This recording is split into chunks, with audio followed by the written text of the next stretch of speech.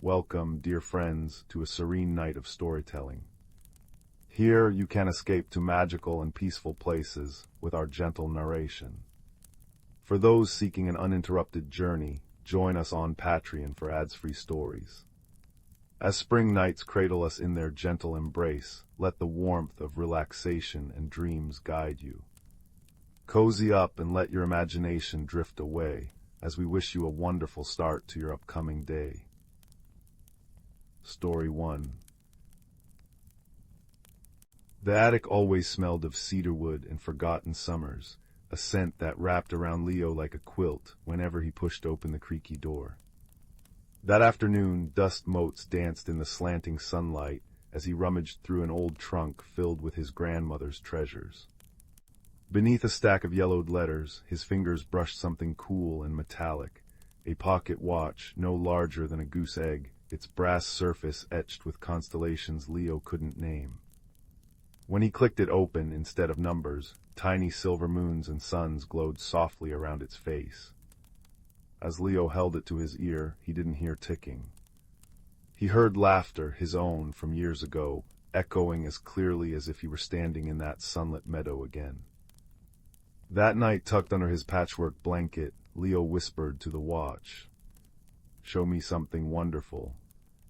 The room filled with the scent of rain-damp earth as the watch glowed, projecting a shimmering path of light across his floorboards, a path leading deep into the whispering woods beyond his village. Leo knew then that this was no ordinary timepiece. It was a memory compass, attuned to moments of pure joy. With a knapsack of oat cakes and a heart full of curiosity, Leo followed the light into the woods at dawn. Almost immediately, the trees closed in like gentle giants, their leaves murmuring secrets. That's when he met Bramble, a badger with a waistcoat of silvery fur and spectacles perched on his snout. "Lost, young traveler." Bramble's voice rumbled like distant thunder. "Or found." He nodded at the compass glowing in Leo's palm. "Ah, it seeks the heartwood glade. Few remember the way." Bramble became Leo's first guide, his claws tracing faded symbols on oak bark, a map only he could decipher. "The compass shows memories," Leo explained as they walked, moss softening their steps. "But why lead me here?" "Because," Bramble said, adjusting his spectacles, "joy is a beacon, and the glade holds the greatest joy of all, the first laugh of the world, but beware the hollow hours." He pointed to a patch of unnaturally still air, where leaves hung suspended mid-fall. "Time grows thin there." Days blurred into a tapestry of wonder. They crossed rivers on bridges woven from living vines, drank from springs that tasted of starlight, and slept in hollows lined with owldown. In a meadow of singing lilies they found Tansy, a dragonfly whose wings shimmered with every color of dusk. "Oh-ho," she chimed, zipping around Leo's head. "The compass-bearer, I've been keeping time for the bluebells. They bloom precisely at the third sunbeam. Shall I weave you a sundial?" Tansy's cheerfulness lifted them through murky swamps where willows wept glass tears. Yet as they neared the heartwood glade, the memory compass flickered wildly. The hollow hours spread like frost, freezing brooks mid-burble and silencing birds mid-song. Within one such bubble, Leo saw his own face, pale and frightened, a future memory. "The compass is unraveling," Tansy fretted, her wings dimming. "Too many sorrows press against this place." Bramble nosed the frozen air. "Long ago, a grief-stricken sorcerer tried to stop time here. His tears became the hollow hours. They feed on forgotten joys." The glade itself was breathtaking, a cathedral of ancient trees cradling a pool where liquid moonlight rippled. At its center grew the chrono bloom, a flower with petals like spun crystal, pulsing with soft light. This was the source of the first laugh, its roots threaded through time. But thorny vines of shadow choked it, and the hollow hours thickened, threatening to swallow the glade whole.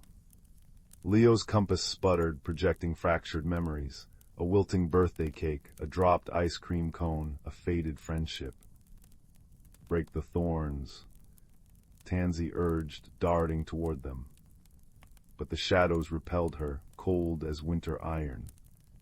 Bramble tried digging, but the thorns regrew faster. Leo's chest tightened. Force wouldn't work. The compass felt heavy in his hand, whispering of the sorcerer's sorrow, a man who'd lost his laughter and sought to imprison time itself. Then Leo understood. The thorns weren't attacked, they were mourning. Closing his eyes, he pressed the compass to his heart. Instead of seeking joy, he let it gather his own small sadnesses, the scraped knee no one kissed, the lonely lunch under the oak tree. The compass glowed not with gold, but with soft blue empathy. "Show him," Leo whispered. The compass projected a beam onto the pool, not of memories, but of moments. The sorcerer as a boy chasing fireflies, sharing jam tarts with a sister long gone, his first clumsy magic sparking wonder in his father's eyes. As the images unfolded, the thorny vines shivered. One by one they retracted, revealing not a monster, but a translucent figure kneeling by the chrono bloom, the sorcerer's spirit, hunched with centuries of grief. "Remember," Leo said gently. "The joy was never lost, it's right here." He placed his palm on the chrono bloom. The crystal petals warmed, releasing a sound like 1,000 bells chiming, the first laugh clear and bright. It washed over the spirit, melting his shadowy form into light. The hollow hours dissolved like mist in sunshine. As the glade breathed again, the chrono bloom shed one radiant petal into Leo's hand. "For the keeper of memories," whispered the sorcerer's voice on the breeze. Bramble polished his spectacles, misty-eyed. Tansy spun a jubilant loop-the-loop. The journey home was a quiet tapestry of contentment. Leo no longer needed the compass's path. The woods felt like an old friend. When he reached his village, the pocket watch now showed both moons and a tiny, blooming flower. That night under his patchwork blanket, Leo opened it. Instead of echoes, it filled his room with the scent of singing lilies and the sound of Bramble's rumbling chuckle. He understood now, the greatest magic wasn't in revisiting joy, but in planting it anew. Years later, villagers would speak of the boy who carried starlight in his pocket and mended broken hours with kindness. But Leo simply tended his garden, where bluebells bloomed precisely at the third sunbeam, and a certain badger often stopped by for chamomile tea.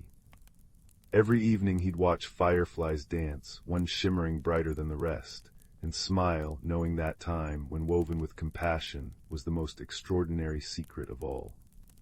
And in the heart of the whispering woods, the chrono bloom glowed a little brighter, its roots forever entwined with a boy's gentle courage.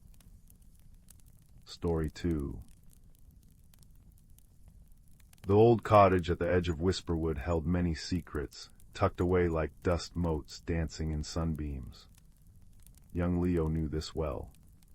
He lived there with his grandfather, a quiet man whose eyes held the twinkle of 1,000 untold stories. Their home was filled with ordinary things, a sturdy oak table, a clock that chimed with a voice like falling pebbles, and a shelf full of mismatched crockery. Among these everyday treasures sat a small, blue porcelain teacup. It was Leo's favorite, despite or perhaps because of a tiny chip on its rim, shaped like a crescent moon. One crisp autumn evening, as Leo washed the dishes after supper, a sliver of soap made the chipped cup slip from his grasp. He caught it just before it shattered on the stone floor, but a bead of his blood welled where the sharp edge of the chip nicked his finger.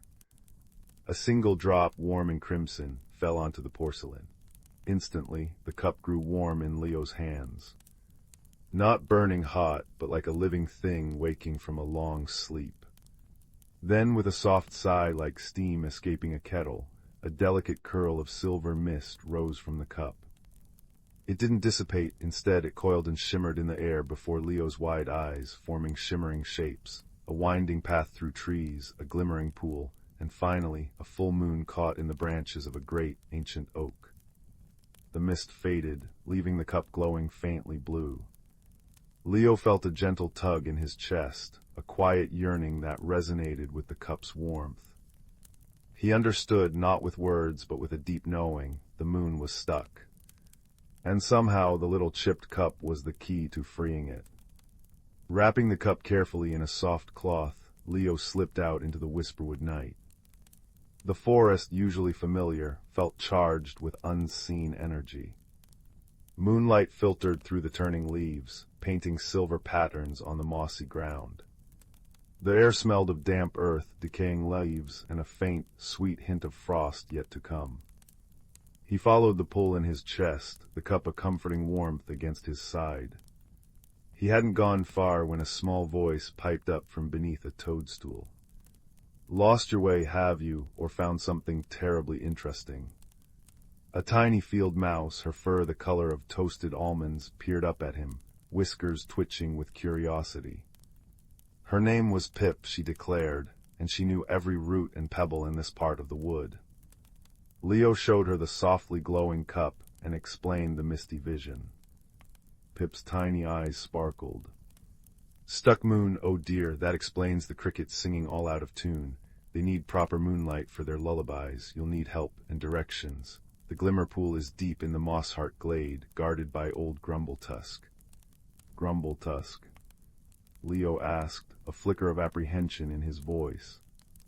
"The ancient badger," Pip explained, scurrying onto Leo's boot for a better view. "Doesn't mean harm, mostly, just terribly protective of his glade and terribly grumbly. But he knows things, deep, rooty things, come on."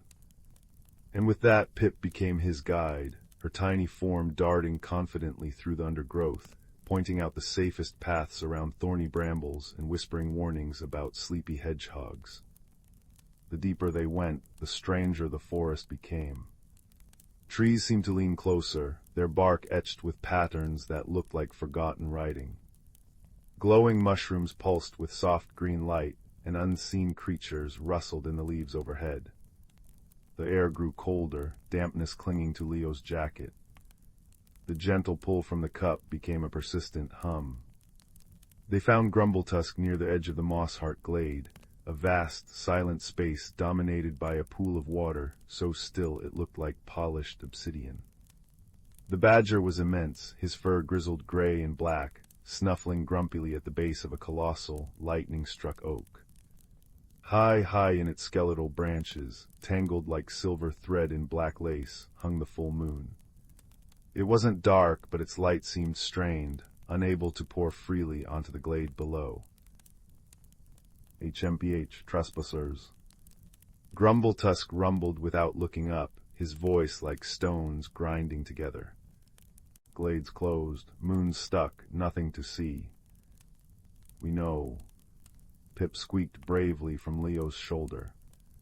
"We've come to help. This is Leo. He has a cup." Leo carefully unwrapped the blue porcelain teacup. Its glow intensified, casting soft blue light on the moss. The crescent-shaped chip seemed to pulse faintly. Grumbletusk finally lifted his heavy head. His dark eyes, deep as the forest earth, fixed on the cup.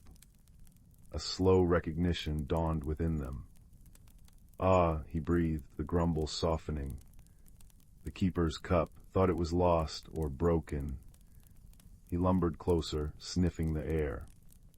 "The chip, it holds the memory of the last moon caught. That's why it called you, boy.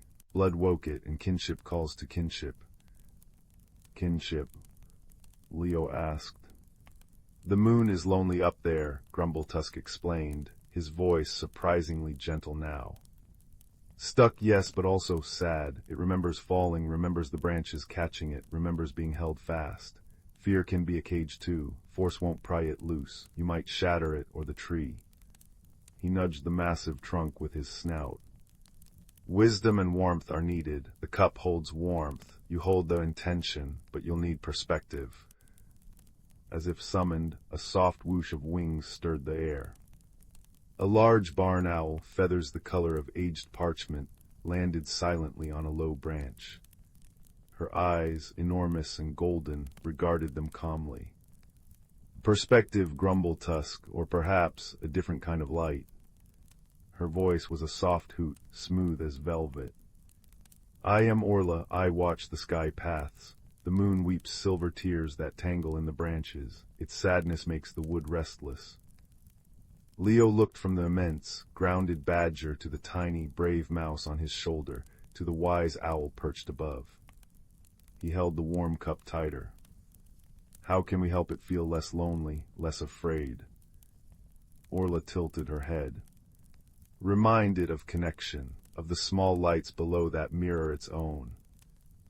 Grumbletusk grunted thoughtfully. Aye, the cup holds warmth, shared warmth. That's its magic, not force but invitation. Pip scampered down Leo's leg. I can gather the fireflies, they're little moons themselves. Orla spread her wings.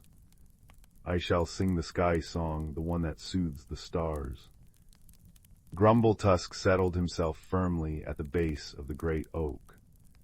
And I shall hold the earth steady, remind the roots to be gentle. Leo understood. He knelt by the still, dark pool, the glimmer pool.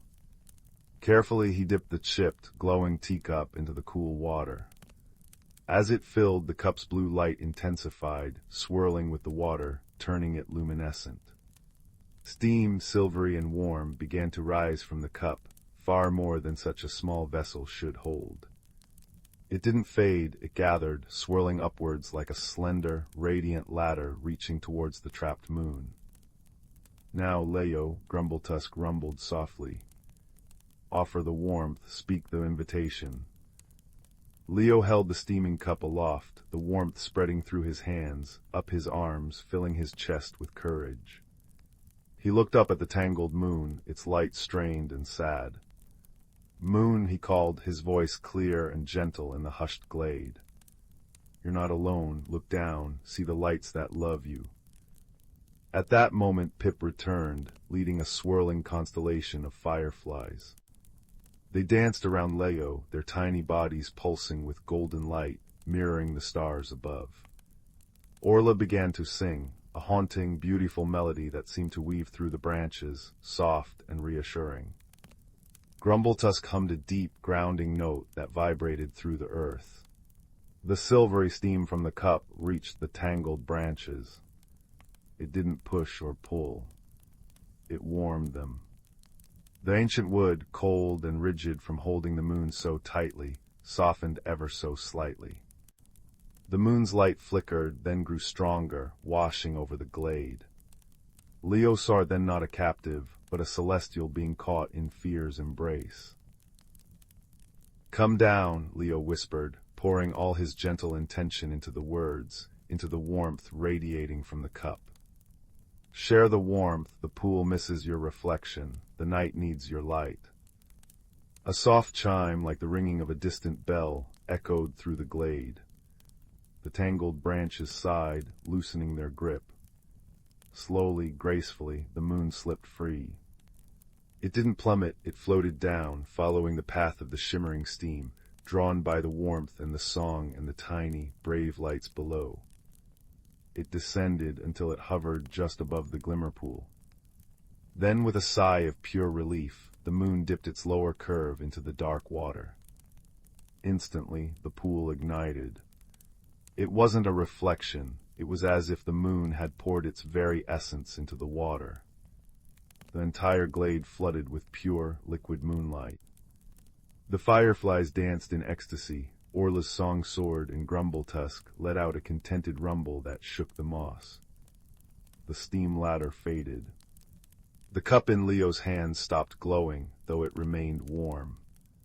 The moon, whole and free, rose gracefully back into the night sky, its light now strong, clear, and joyous, pouring freely over Whisperwood. The crickets immediately resumed their proper, harmonious lullaby. Leo looked at the cup. The crescent moon chip was still there, but it no longer looked like a flaw. It looked like a memory, a tiny, perfect signature of the night's magic. He dipped the cup into the moonlit pool and took a sip. The water tasted like cool starlight and honey, filling him with a profound sense of peace and connection.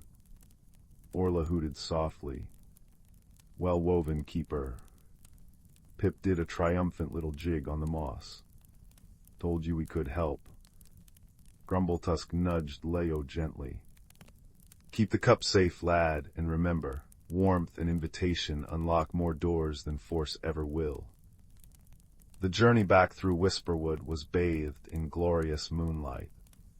Pip chattered excitedly, Orla glided silently overhead, and Grumbletusk padded beside Leo for a while before melting back into the shadows of his glade. When Leo finally crept back into the cottage, the old clock chimed a single, soft note.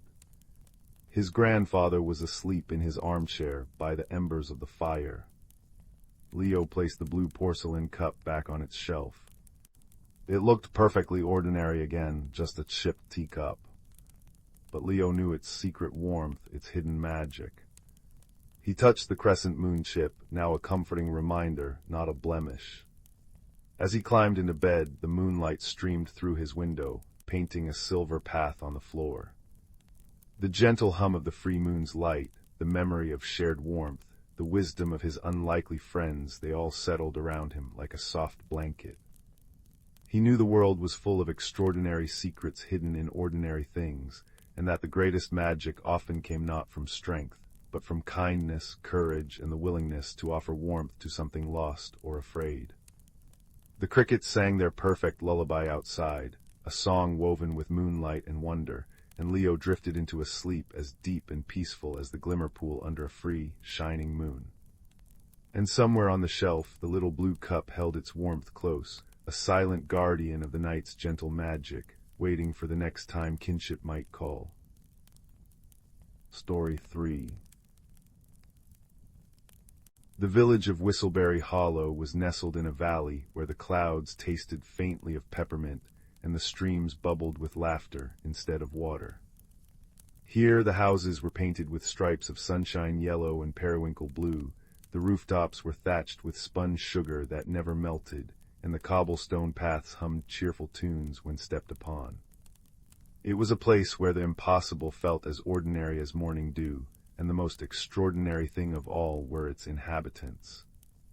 There was Barnaby, a boy perpetually stained with splotches of vibrant, inexplicable colors, indigo from accidentally bumping into a forget-me-not cloud, tangerine from tripping over a grumpy pumpkin vine, and mint green from hugging a particularly affectionate moss-covered rock.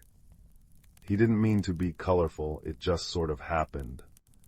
Then there was Pippa, who wore mismatched socks, one patterned with dancing badgers, the other with floating teacups, and possessed the remarkable, slightly damp talent of understanding the complex gossip of snails. Her constant companion was Sir Percival, a rather dapper garden snail who wore a tiny, jaunty hat woven from dandelion fluff and moved just slightly faster than a sleepy tortoise. One crisp, honeyed light morning, a peculiar problem drifted into Whistleberry Hollow on a breeze that smelled faintly of burnt toast. The vibrant colors began to fade. First, the stripes on Barnaby's favorite jumper softened from sunshine yellow to a timid beige. Then the periwinkle blue door of Mrs. Gable's bakery washed out to a watery gray. Even the spun sugar rooftops lost their shimmer, looking dull and grainy. The cheerful hum of the cobblestones dwindled to a mournful sigh. The hollow was losing its magic, one hue at a time, turning into a world sketched in dusty pencil. Panic, as colorful as it was ineffective, fluttered through the village. Mayor Thistledown, a portly badger with spectacles perched precariously on his snout, called an emergency meeting in the town square, now sadly muted. "This is a catastrophe," he boomed, wringing his paws.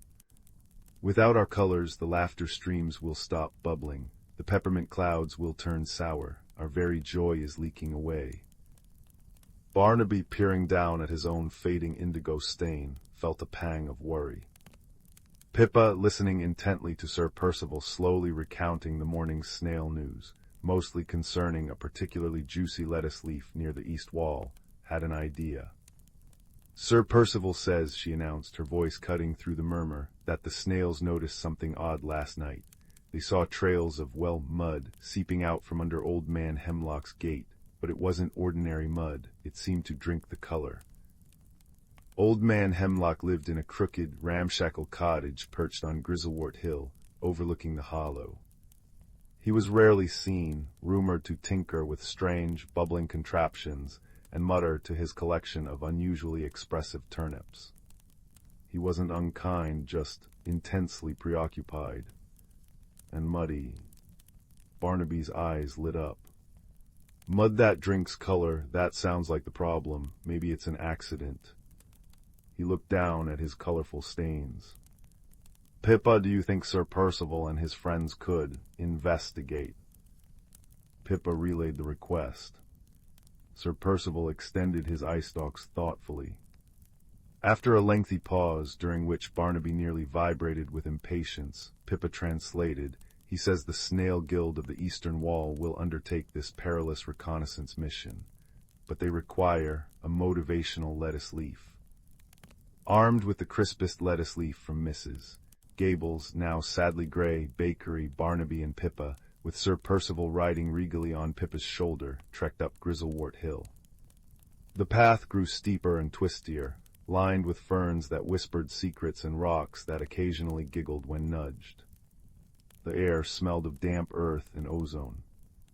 They found Old Man Hemlock's gate oozing thick, iridescent sludge. It pulsed faintly, and wherever it touched the vibrant moss or a cheerful wildflower, the color vanished, leaving behind a monochrome smear.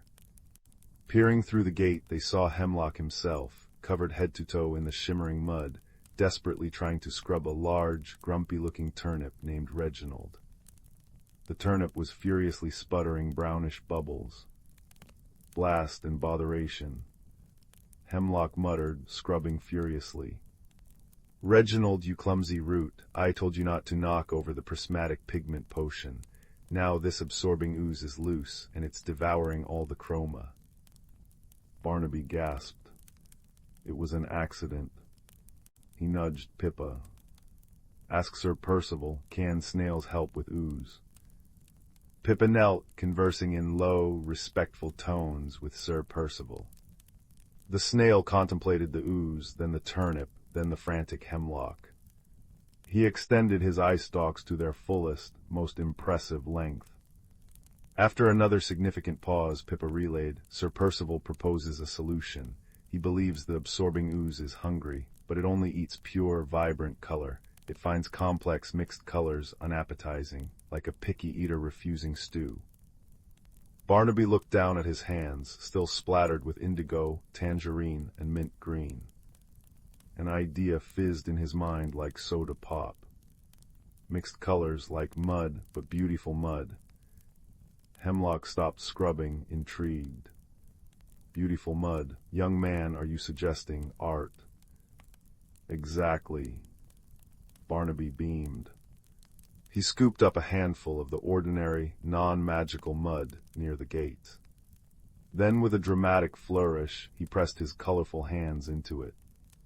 Instantly the plain mud swirled with streaks of indigo, splotches of tangerine, and swirls of mint green. He flung the newly vibrant mud patty towards the shimmering ooze. The ooze pulsed towards it eagerly, then recoiled with a sound like a disappointed slurp. The swirling, mixed colors seemed to confuse it. It nudged the patty suspiciously, but wouldn't absorb it. "It works." Pippa cheered. Sir Percival, call the brigade. Sir Percival let out a low, resonant hum that vibrated through the ground. From under ferns, behind rocks, and along the damp path, dozens of snails emerged striped, spotted, glossy, and plain. Under Sir Percival's slow, deliberate command, they began their mission. Using their strong, muscular feet, they scooped up plain mud, then deliberately slid over patches of remaining vibrant moss, colorful pebbles, or even Barnaby's stained trousers, transferring streaks and dots of pure color onto the mud. Soon the snails were creating a conveyor belt of gloriously messy, multicolored mud patties. Barnaby and Pippa joined in, mixing mud with abandon, creating swirls of lavender from crushed violets, splashes of crimson from berry juice, and daubs of sunflower yellow. Hemlock, inspired, grabbed brushes made of badger hair and started flinging the Technicolor mud with surprising artistic flair, painting swirling patterns onto the gate and nearby trees. Even Reginald the turnip, mollified, rolled through a puddle of blueberry juice and left wobbly azure trails. They flung the vibrant mud patties at the absorbing ooze. Confronted with such riotous, mixed-up hues, the ooze recoiled further, shrinking back with confused little gurgles. It seemed utterly repulsed by the chaotic beauty. It retreated inch by shimmering inch back towards Hemlock's workshop, seeking the neat, orderly darkness under his sink where it belonged. Finally, the last glimmer of ooze vanished beneath the cottage. The iridescent sludge at the gate solidified into a harmless, dull gray crust. A collective sigh of relief went up, punctuated by the slow, satisfied rasp of dozens of snail tongues tasting the air. But the magic wasn't just contained. Something wonderful happened. All the wildly flung, vibrantly mixed mud splattered across Grizzlewort Hill didn't fade. It stuck. The gate was now a masterpiece of swirling rainbows. The trees sported abstract splatters of joyous color. The path glittered with embedded flecks of gem-like mud. Even Old Man Hemlock's apron was a Jackson Pollock explosion of cheerful chaos. And Reginald the turnip wore a jaunty new coat of swirling purple and green. Best of all, as the chaotic color settled, a wave of pure, restored magic rippled down the hill towards Whistleberry Hollow. The sunshine yellow stripes on Barnaby's jumper blazed back to life. The periwinkle blue door of the bakery glowed richly. The spun sugar rooftops sparkled like diamonds. And the cobblestone paths burst into a triumphant, harmonious chorus of giggles and chimes. The village erupted in celebration. Mrs. Gable baked cookies shaped like colorful mud splats, which tasted of chocolate and rainbows. Mayor Thistledown declared a festival of glorious mess, where everyone was encouraged to wear mismatched socks and create art with whatever colorful messes they could find. Barnaby was hailed as the master of mud, his stains now badges of honor. Pippa and Sir Percival received the Order of the Lettuce Leaf for their decisive leadership. And Old Man Hemlock, no longer just the muttering hermit, became the artist of Grizzlewort Hill, his cottage a beacon of whimsical, splattered beauty. That night, as the peppermint clouds glowed softly in the twilight and the laughter streams bubbled contentedly, Barnaby and Pippa sat on a vibrantly splattered rock, sharing mud-splat cookies. Barnaby looked at his hands, now adorned with fresh streaks of emerald green from high-fiving a jubilant fern, and cobalt blue from helping Hemlock clean a paintbrush. "You know," he said, crumbs tumbling down his chin, "maybe getting stained isn't so bad after all." Pippa, adjusting Sir Percival's slightly askew dandelion hat, nodded. "And sometimes," she added, watching a snail leave a shimmering silver trail across a patch of rainbow mud, "the messiest solutions are the most beautiful. Even hungry ooze can't argue with that." High above, a cloud shaped remarkably like a smiling snail drifted across the moon-dappled sky, and the sweet, contented sigh of Whistleberry Hollow settled over the valley like a warm, colorful blanket, perfect for drifting into the happiest, most whimsical of dreams. Story 4.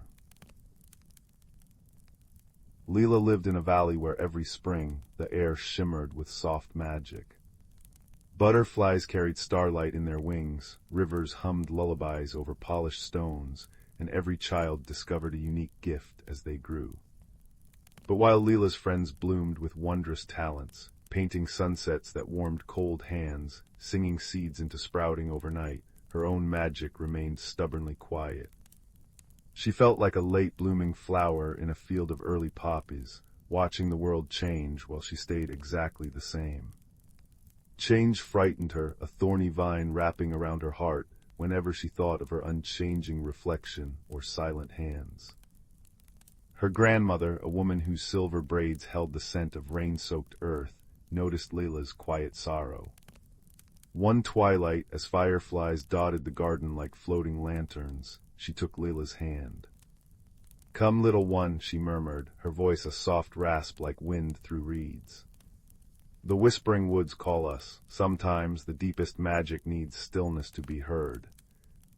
Accompanied by Pip, a bright-eyed squirrel who'd nested in their apple tree since Leela was small, they ventured into the forest. Pip chattered encouragement, dropping acorns into Leela's palm like tiny promises. The woods embraced them with velvety shadows and the sweet rot of autumn leaves underfoot. Moonlight filtered through the canopy, painting silver pathways on mossy stones. Yet with every step, Leela's anxiety grew. Vines curled tighter around her wrists, invisible and cold, a manifestation of her fear that she'd never transform, never belong. Look, grandmother whispered, stopping beside a gnarled oak. Half its branches were lush and green, the other half skeletal and bare. This tree knows both life and loss. See how the withered parts don't frighten the new buds, they simply wait. She placed Leela's palm against the rough bark. A pulse thrummed beneath, steady as a heartbeat. Change isn't a storm to endure, child. It's a rhythm to dance to. That night they camped in a clearing where glow moss carpeted the ground like emerald constellations. As grandmother stirred a pot of lavender-scented tea over a small fire, Pip nuzzled Leela's cheek. You're like the seed I buried last autumn, he squeaked. All quiet and closed up, but underground, tiny roots were stretching, drinking starlight. His words, simple and earnest, loosened a knot in Layla's chest. Days turned into weeks. They tended wounded birds with grandmother's herb lore, mended spiderwebs with threads of dawn light, and sat silently by crystal pools where water sprites wove liquid hymns. Slowly, Leela noticed subtle shifts. When she cupped her hands around a frost-nipped bluebell, her fingertips warmed, not with fire, but with a gentle, golden glow. The flower unfurled, petals brushing her skin like a sigh of relief. It's not grand, she whispered, disappointment tinging her voice. Just warmth. Ah, grandmother smiled, stirring wild honey into their tea. But what is grander than warmth? It coaxes frozen seeds awake and heals brittle hearts. One crisp morning they found a clearing ravaged by windstorms.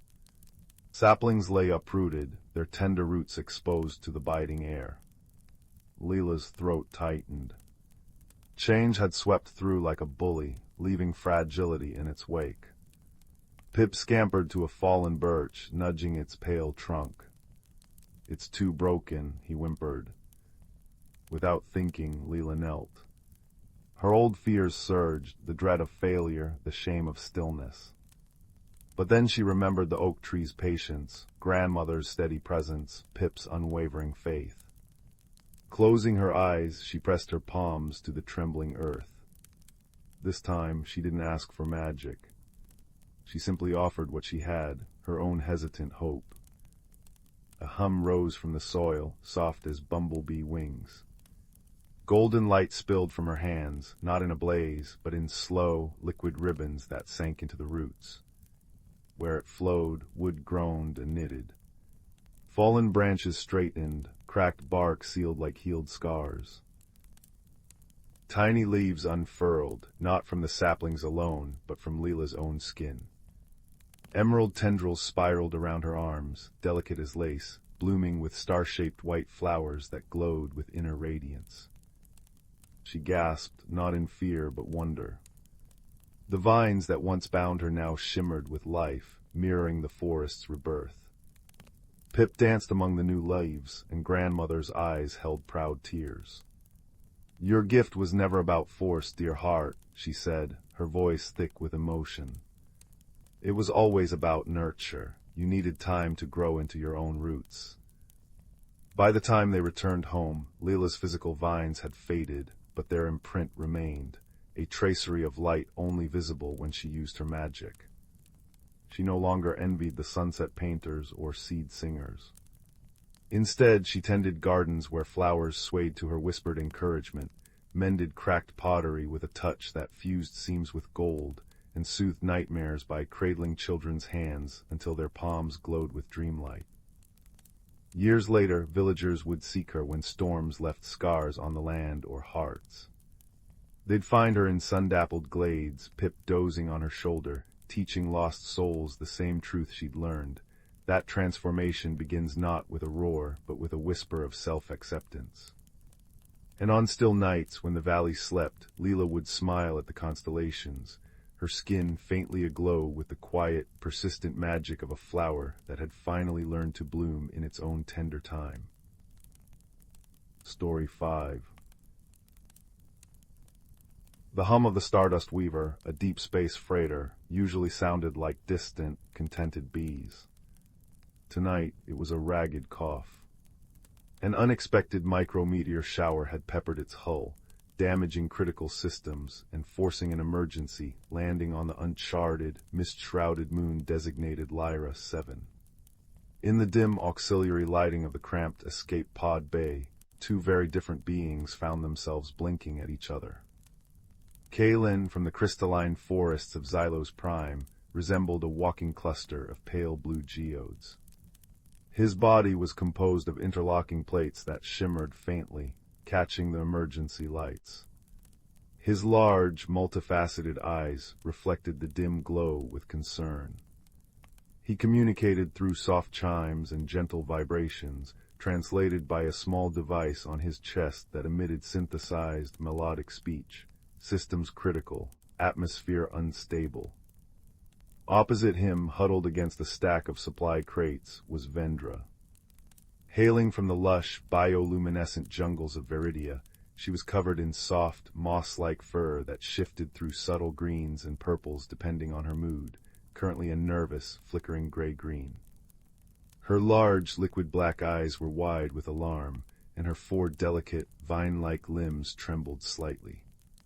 She communicated through complex pheromones and soft whistles, her own translator implant turning them into hesitant words. Too cold, too much metal, can't breathe right. Their first moments were pure misunderstanding. Kaelin, seeing Vendra shiver, extended a crystalline limb, intending to offer warmth through his natural energy field. To Vendra, the sharp, glowing point looked like a weapon. She recoiled, emitting a sharp, frightened whistle that sounded like shattering glass through the translator. Kaelin chimed sadly, retracting his limb. No harm, only help.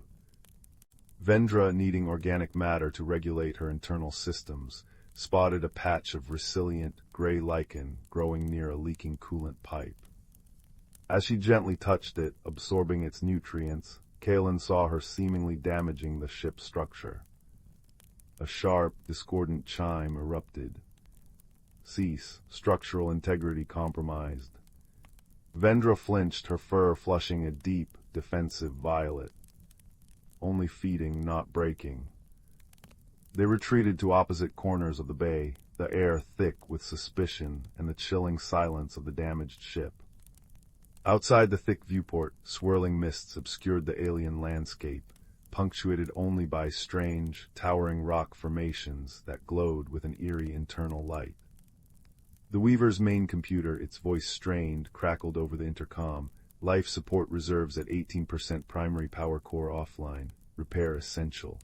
External environment analysis, breathable atmosphere but high concentrations of reactive mineral particulates. Prolonged exposure hazardous to both biological and crystalline life forms. The shared danger was undeniable. They couldn't survive alone. Kaelin approached the main console, his crystalline fingers tapping delicately on the interface, emitting soft, analytical chimes. Power coupling fractured, requires bypass. He pointed a shimmering limb towards a complex nest of wires behind a panel. Vendra, her fear momentarily eclipsed by curiosity, drifted closer. Her sensitive whiskers twitched. Smells burnt, frayed. She pointed a vine-like finger, not at the wires Kaelin indicated, but at a smaller, seemingly insignificant bundle nearby. Here, sour smell, bad energy. Kaelin's facets flickered with surprise. His scanners hadn't detected that. He rerouted his diagnostic beam. Affirmative, secondary regulator failure, primary cause. He turned his multifaceted eyes towards Vendra, a low, appreciative hum vibrating from his core. Perceptive senses, thank you. Vendra's fur warmed to a tentative emerald green. You see the wires good, I smell the bad. Working together became a tentative dance. Kalen, with his precise manipulation and understanding of the ship systems, handled the delicate rerouting. Vendra, with her heightened senses and dexterous limbs, acted as his guide, sniffing out damaged circuits Kalen couldn't see and reaching into tight spaces his crystalline form couldn't access. She noticed Kalen's plates dimming slightly. You fading. Energy low, Kalen chimed softly. Ship's ambient power insufficient for my core resonance. Vendra remembered the glowing rocks outside. The stones, big light like your shine. She pointed out the viewport. Kalen scanned the formations. Compatible crystalline energy source, but external particulates, dangerous for you. Vendra puffed out her mossy chest. I can be quick, like a Viridian flutterbug.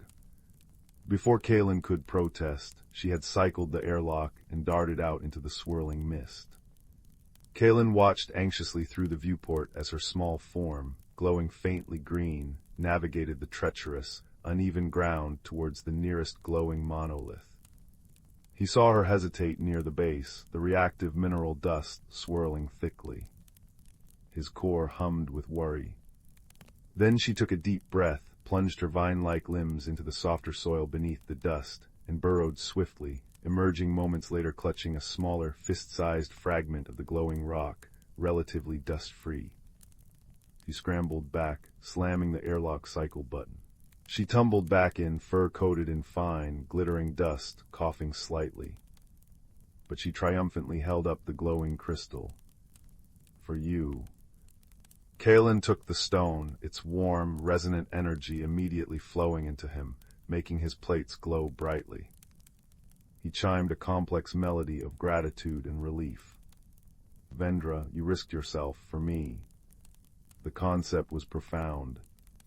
Vendra's fur pulsed a warm gold. You fix ship safe, we safe, together safe. With Kalen revitalized and Vendra's senses guiding them, they worked with renewed focus. They discovered that Kalen's energy field could temporarily neutralize the reactive dust clinging to Vendra after her excursions. Vendra found a patch of native, fast-growing algae near a thermal vent that provided her with sustenance, and surprisingly, secreted a gel that helped seal minor hull breaches better than the ship's standard repair compound. The final challenge was the damaged power core regulator deep within the engine compartment. It was a cramped, intensely hot space filled with unstable energy fluctuations. Kalen's form was too large, and the energy surges interfered with his systems. Vendra's biological form was vulnerable to the heat and radiation. I must go, Vendra whistled bravely, though her fur flickered with apprehension. Small spaces, I know, and the bad energy, I feel it before it hurts. Kalen projected his strongest stabilizing field around her, a cool, blue shimmering aura. I shield, I guide, tell me what you feel. He linked his scanner feed directly to her translator. Vendra took a deep breath, the scent of ozone and hot metal filling her senses, and crawled into the access tunnel. Kalen monitored her vitals and the energy fluctuations intensely, his core humming a low, protective frequency. Vendra's voice came through the link tight but clear. Heat, bad left side, wires, smell like lightning about to strike. Metal, groaning above. Retreat 3 units, focus on lower conduit. Bypass node should be there, Kalen instructed, his voice calm despite his internal tension. Vendra followed his guidance, her sensitive touch locating the crucial node. Found it, but connector fused, can't pull. Use the Viridian gel, Kalen suggested. insulate and lubricate. Vendra applied the sticky gel she'd collected. With a careful twist, the connector loosened. She bypassed the damaged node, her movements precise under Kalen's watchful guidance. Done, she whistled triumphantly, scrambling back out just as a shower of sparks erupted from the panel she'd been working on. Kalen's field absorbed the worst of it. They stumbled back into the main bay, covered in soot and dust, Vendra's fur singed at the tips, Kalen's plate slightly scorched.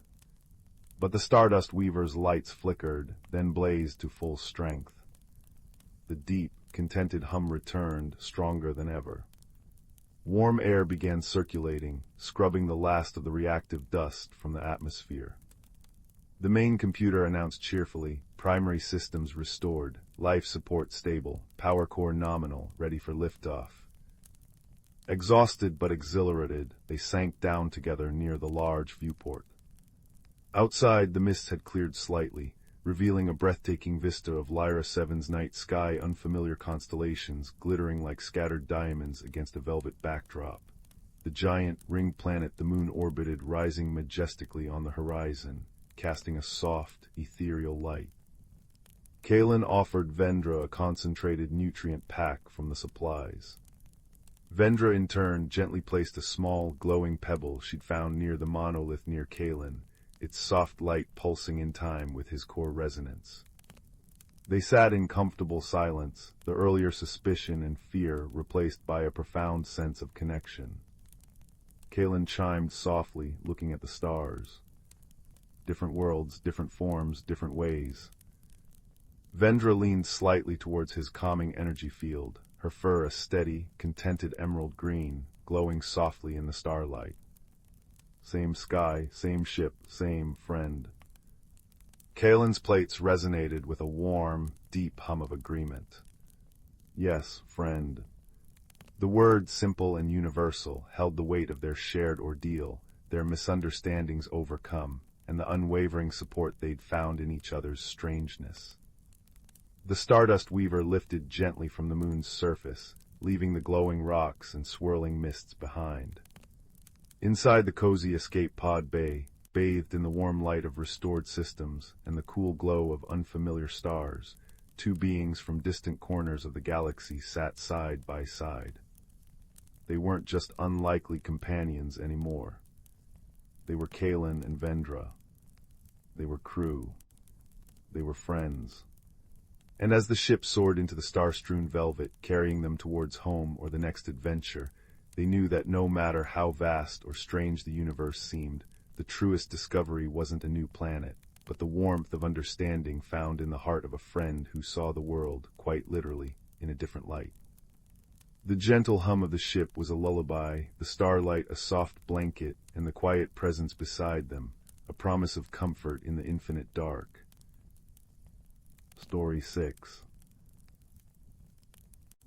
The forest behind Rowan's cottage had always whispered to him, rustling leaves like hushed secrets, wind sighing through branches like a lullaby. But tonight, as the last amber light of sunset bled into violet twilight, Rowan heard something new, a soft, crystalline chime like dew dripping onto silver.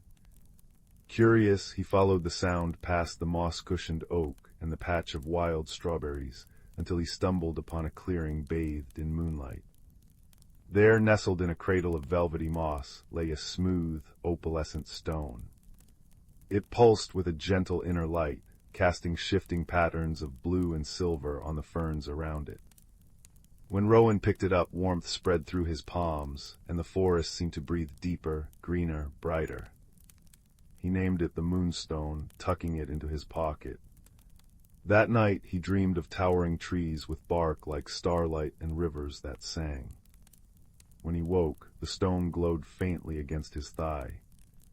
Compelled, he returned to the clearing. To his astonishment, the air shimmered where the moonstone's light touched the old willow's trunk. Tentatively, he stepped through and gasped. He stood in a world woven from magic. Flowers bloomed in constellations, their petals shimmering like captured galaxies. Trees arched into crystalline bridges, and the air hummed with a harmony of unseen creatures. This was the Glimmerwood, a hidden realm where dawn never fully broke, suspended in eternal twilight. As Rowan wandered, marveling at fireflies that trailed comet tails of light, a frantic rustle came from a thicket of moon-pale ferns. A small, quivering creature tumbled out, round as a dandelion puff, with fur like spun moonlight and wide, anxious eyes the color of violets. It chirruped in distress, one paw cradled close. "Oh." Rowan knelt, offering his hand. "You're hurt." The creature flinched but didn't flee. Gently Rowan examined its paw, a thorn embedded deep. "This might sting," he murmured, pulling it free. The creature whimpered, then nuzzled his thumb with a soft, grateful trill. Rowan smiled. "I'm Rowan, what's your name?" The creature blinked, then traced a symbol in the moss with its nose, a spiral. "Spiral suits you." Spiral chirped, scrambling onto Rowan's shoulder, tiny claws pricking like pins. Together they explored. Spiral guided him to streams that flowed with liquid starlight and groves, where trees whispered riddles in the breeze. But as days passed, or what felt like days in the timeless wood, Rowan noticed unsettling changes. Patches of flowers wilted into gray ash. Crystal branches grew brittle, snapping like bone. A creeping chill seeped into the air, and the harmonious hum faltered, replaced by anxious silence. Spiral grew agitated, tugging Rowan toward the heart of the Glimmerwood. There beneath an ancient tree whose roots cradled a pool of still, dark water, they found the source of the blight, a swirling vortex of shadows, leaching color and warmth from everything it touched. The once vibrant clearing was now a monochrome wasteland. Spiral trembled, burying its face in Rowan's collar. "It's stealing the magic," Rowan breathed, the moonstone warming urgently in his pocket. Suddenly a voice like wind through ancient pines echoed in his mind, "Seek the Weaver." Guided by the moonstone's pulsing light, they journeyed deeper, through valleys choked with creeping frost and over hills where the earth crunched despairingly underfoot. Spiral proved invaluable, sniffing out safe paths, chittering warnings when shadow tendrils slithered near, even distracting a hulking, moss-gray beast by bouncing bravely before its nose while Rowan scrambled past. One night, huddled in a hollow tree as the shadows cold gnawed at the edges of their shelter, Rowan confessed his fears. "What if we're not strong enough? I'm just ordinary." Spiral nudged his cheek, then pointed a tiny paw at the moonstone, now glowing fiercely. It traced the spiral symbol again in the dirt, then tapped Rowan's chest. "You are part of this now," the gesture seemed to say. "Ordinary doesn't exist here." Finally, they reached a grove untouched by decay. In its center sat the Weaver, not a person, but a colossal, benevolent spider whose web spanned the canopy like a tapestry of liquid light. Each thread hummed with a different color, weaving stories of growth, starlight, and rain. The Weaver's many eyes, deep and knowing, fixed on Rowan.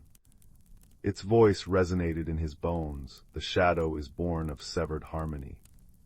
The heartstone you carry holds the Glimmerwood's pulse, but only a bond forged in trust can mend what is torn." Rowan understood. The moonstone, the heartstone, was a key, but Spiral was the lock. He held out the stone. Spiral, without hesitation, placed its tiny paw upon it.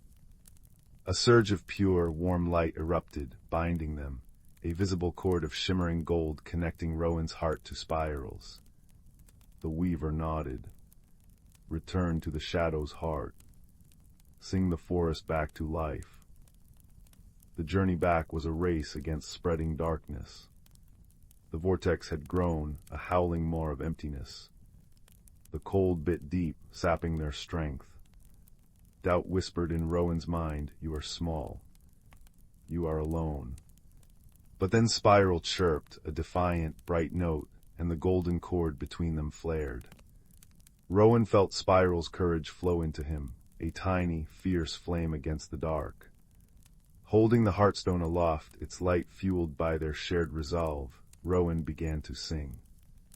Not a practiced melody, but the song of the forest he carried inside, the rustle of leaves, the chuckle of streams, the sigh of wind through branches. Spiral joined in, its chirps and trills weaving counterpoint. Their combined voices, amplified by the heartstone, became a river of light and sound, pouring into the vortex. The shadow recoiled, shrieking. It lashed out, icy tendrils snaking toward them. Rowan faltered, fear chilling his song. But Spiral leapt from his shoulder, placing itself between Rowan and the darkness, singing louder, brighter. The sight of his small friend, fur blazing like a miniature star, facing the abyss for him, it ignited something profound in Rowan. This wasn't about being brave alone. It was about trust, about the strength found in standing together. He poured every ounce of hope, every memory of the Glimmerwood's beauty, every spark of his bond with Spiral into the song. The heartstone blazed like captured noon. Light exploded. Not harsh, but warm, golden, all-encompassing. It washed over the shadow, not destroying it, but unraveling it, transforming its cold hunger into shimmering motes of light that drifted upwards like glowing pollen. Where the light touched, color flooded back, emerald moss, sapphire flowers, amber bark. The air warmed, humming once more with life. The blighted clearing bloomed anew, vibrant and whole. Exhausted but radiant, Rowan scooped up Spiral, who nuzzled his chin, purring like a contented bee. The weaver's voice echoed softly, filled with approval, harmony restored. Remember the strength found in unexpected companions, and the light that blooms when hearts trust. As Rowan stepped back through the shimmering veil into his own world, dawn was breaking over the familiar woods. The moonstone in his pocket was cool and quiet now, just a beautiful stone. Spiral chirped softly, gazing at the rising sun, a sight unseen in the eternal twilight of its home. It traced the spiral symbol one last time on Rowan's palm, then scampered back toward the shimmering veil, pausing at the threshold. A look passed between them, a universe of gratitude and unspoken friendship. Then Spiral vanished into the Glimmerwood. Rowan walked home, the rising sun painting the path gold. He felt different. Not larger, but fuller. The whispers of the forest weren't just sounds now, they were a language he understood a little better. He knew the hidden world breathed alongside his own, protected by bonds like the one he'd forged. That night, as he lay in bed, the moonstone resting on his windowsill catching the moonlight, he wasn't just the boy who listened to the woods. He was the boy who had sung one back to life, guided by a small, brave heart and the unwavering glow of trust. He closed his eyes, the memory of Spiral's defiant chirp a lullaby against the darkness, and drifted into a sleep filled with the deep, peaceful dreams of a world forever touched by magic, and forever held in the gentle palm of friendship. The forest outside sighed contentedly, its leaves rustling a soft, familiar secret just for him, a reminder that even the quietest heart can hold extraordinary light, and that the greatest journeys often begin with a single, trusting step into the unknown. Story 7. The village of Willowbrook nestled in a valley where morning mist clung to the river like silver lace. Chimney smoke curled from cottage roofs scented with pine logs and baking bread, while fireflies danced in the twilight like scattered stardust. In this peaceful corner of the world, young Finn lived above his grandmother's apothecary, where dried herbs hung from the rafters, and the air always smelled of lavender and honey. Finn loved their quiet life, until the week the small, impossible things began. It started with Granny's favorite blue teapot. One dawn, Finn found it perched high in the branches of the old apple tree, steaming gently as if waiting for someone. "Birds don't brew tea," Granny murmured, stroking her whiskery chin. The next day, every doorknob in the village gleamed with fresh-polished buttercup pollen. By the third morning, the cobblestone path leading to the meadow had rearranged itself overnight into a spiraling mosaic of river stones. No one felt afraid. Willowbrook's magic was gentle as a sigh, but puzzlement hummed through the air like a drowsy bee. Finn decided to investigate. With a notebook of pressed clover and a pocket full of walnut cookies, he visited Master Thistle, the elderly clockmaker whose workshop brimmed with ticking wonders. Gilded cuckoos peered from walnut shells, and porcelain songbirds whirred on brass branches. "Ah," said Master Thistle, his spectacles perched like crystal dewdrops on his nose. "When magic misplaces things, it's often trying to whisper. We must listen with more than ears." He handed Finn a slender brass tube, a sound catcher that hummed when mysteries were near. That evening Finn lay in the clover field, sound catcher pressed to the earth. As stars embroidered the sky, a faint melody trembled through the brass, like icicles chiming in a warm wind. Following the vibrations, Finn crept toward Whisperwood, where trees glowed with bioluminescent moss. There beneath a willow trailing luminous tendrils he spotted them, 3 tiny house dragons, no larger than field mice, their scales shimmering like a ballon's shells. They were stacking acorns into a wobbling tower, their wings fluttering with frantic purpose. When the tower collapsed, the smallest dragon whimpered, tears like liquid moonlight pooling in its eyes. Finn approached slowly, offering a crumb of walnut cookie. "Why are you building towers?" he whispered. The dragons chirped in unison, a sound like tiny bells. Using fallen leaves and pebbles, they acted out a story. A family of wind sprites, ethereal beings who rode autumn gusts, had become separated during a storm. The youngest sprite, lost and frightened, could only navigate by spotting patterns on the ground. The dragons, guardians of lost things, were building landmarks to guide her home. But their creations kept crumbling before dawn. Finn gasped. The teapot in the tree, a beacon. The buttercup-polished doorknobs, waypoints. The spiral path, a signal saying this way. But why hadn't it worked? Master Thistle joined Finn at dawn, studying the dragon's fragile acorn towers. "Wind sprites see the world through currents," he mused. "Perhaps our little friend flies too high to spot small things." His eyes twinkled. "We need a landmark that sings to the wind itself." Together, they devised a plan. Finn gathered every villager, bakers, weavers, potters, and fishermen, beneath the great oak at the valley's heart.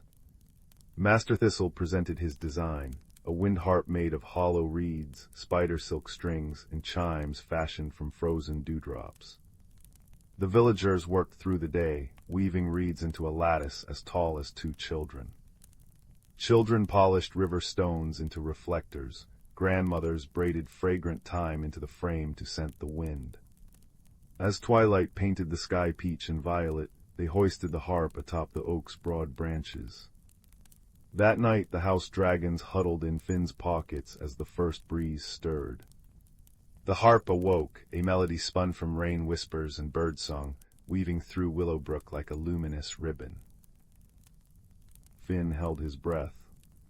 Moments later, a gasp rippled through the crowd. Drifting down from the high currents was a wind sprite, translucent as blown glass, her form shimmering with relief. She'd followed the song. Her family cascaded from the clouds moments after, swirling around her in a joyful vortex of laughter and leaves. The sprites brushed grateful breezes over every cheek before soaring homeward, their path lit by the harp's enduring song. In the days that followed, Finn often visited the oak tree. The wind harp still sang on breezy days, and polished river stones now paved a permanent path to its roots, a testament to kindness woven from mystery. Granny's teapot stayed cheerfully in the kitchen, though occasionally Finn would find a freshly baked seed cake beside it, left by tiny, grateful claws. As Master Thistle wound his clocks each evening, he'd smile at the soft chimes drifting through his window. "Magic isn't in the grand spells, Finn," he'd say, tapping his wise old temple. "It's in the helping." One moonlit night, Finn sat beneath the harp, notebook open. A house dragon curled sleepily in his lap, while another balanced a buttercup on his shoulder. In the distance, wind sprites danced through the stars, their joy woven into the harp's endless lullaby. Finn closed his eyes, breathing in the scent of thyme and river mist. Somewhere a teapot whistled softly in a cozy kitchen, and the world felt perfectly, peacefully whole. Story 8. The rain whispered secrets against Leo's window pane, each drop tracing a shimmering path in the lamplight.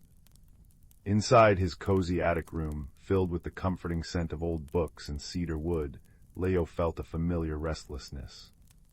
His gaze drifted to the dusty corner shelf, cluttered with forgotten trinkets, a chipped porcelain horse, a smooth river stone, a tarnished brass key. And there, half hidden behind a stack of sketchbooks, lay his great-aunt Agatha's old compass. Its glass face was cloudy, the needle beneath rusted, stubbornly pointing southwest, useless for navigation since he'd found it years ago. Tonight, however, something felt different. A faint, warm hum seemed to emanate from the compass, vibrating gently against the wooden shelf. Intrigued, Leo patted across the worn rug and picked it up. The metal was unexpectedly warm in his hands, not from the room, but from within. As he brushed his thumb over the cloudy glass, the rusted needle gave a tiny, hopeful twitch. Suddenly the needle spun wildly, not settling on a direction, but on him. It pointed directly at Leo's chest, pulsing with a soft, golden light. Startled, he nearly dropped it. The light intensified, forming a thin, shimmering beam that stretched outwards, not towards the door, but through the wall, pointing insistently into the rainy darkness beyond. "This is ridiculous," Leo murmured, his heart thumping a curious rhythm against his ribs. Yet the beam pulsed gently, warm and inviting. Curiosity, that restless companion, won out. Pulling on his worn blue coat and sturdy boots, Leo tucked the humming compass into his pocket. Its beam shone clearly through the thick fabric, guiding him downstairs and out into the damp, fragrant night. The beam led him away from the familiar cobbled streets of Willow Creek, past Mrs. Higgins's bakery, still smelling faintly of cinnamon rolls, and into the whispering embrace of the whispering woods. The rain softened to a mist, catching the compass's light and turning the path ahead into a tunnel of swirling gold. Ancient oaks, their bark etched with time, leaned in as if curious. Ferns unfurled like sleeping dragons, their fronds brushing against his legs with soft sighs. After walking for what felt like both moments and hours, the beam abruptly angled downwards, illuminating a moss-covered stone tucked beneath the sprawling roots of a colossal, ancient oak. Nestled against the stone, looking decidedly grumpy despite his velvety fur, sat a badger. He wore a tiny pair of spectacles perched precariously on his snout, and was meticulously polishing a smooth acorn with a scrap of cloth. "HMPH," the badger grumbled without looking up. "Took you long enough, lad. Knew that old trinket would fetch someone eventually. Name's Mr. Bramble, and you're late. The moon moth's been waiting." Leo blinked. "Late moon moth, I didn't know I had an appointment." Mr. Bramble finally looked up, his beady eyes shrewd behind the spectacles. "Appointment, ha, destiny doesn't punch a time clock, boy. That compass," he nodded towards Leo's pocket, where the light still glowed, "only wakes for someone who needs to find something lost, or someone." He tucked the polished acorn into a small satchel slung across his chest. "Now, come along. Mistress Flutter gets impatient, and an impatient moon moth makes the moss grow sideways. Very inconvenient." The beam shifted again, now pointing deeper into the woods, guided by Mr. Bramble's surprisingly brisk waddle. As they walked, the air grew cooler and filled with the sweet scent of night-blooming jasmine. The trees thinned, revealing a small, moonlit clearing. In its center stood a creature of breathtaking beauty. She was as tall as Leo's shoulder, her wings vast and luminous, not like a butterfly's, but like spun moonlight and stardust. They shimmered with soft blues, silvers, and hints of violet, casting a gentle glow around her. Her large, multifaceted eyes regarded Leo with ancient kindness. "Welcome, Seeker," her voice chimed like tiny silver bells. "I am Mistress Flutter. The compass of whispers has chosen well. You carry a quiet heart, Leo, one that listens." She gestured with a delicate antenna-like limb towards the compass beam, which now pointed directly at a patch of unusually dark, thorny brambles growing at the clearing's far edge. They seemed to absorb the moonlight, radiating a palpable sense of cold sadness. There lies the source of the wood's unease. The heart thorn. Leo shivered not from cold, but from the sorrow emanating from the brambles. "What is it? How do we stop it?" "Stop it." Mistress Flutter's wings rippled gently. "We do not stop sadness, young seeker, we understand it. The heart thorn grows from a wound of forgotten sorrow buried deep beneath this clearing long ago. Its thorns snag happy memories, its darkness chills the warmth, it feeds on loneliness." "Mr." Bramble huffed, adjusting his spectacles. "Tried pruning it, thorns just grew back thicker, tried singing to it, gave me a headache, need something softer." Leo looked at the compass in his hand. It hummed warmly, its beam unwavering on the dark mass. "The compass, it pointed to me first, then to Mr. Bramble, then to you, Mistress Flutter, now to the thorn. Why?"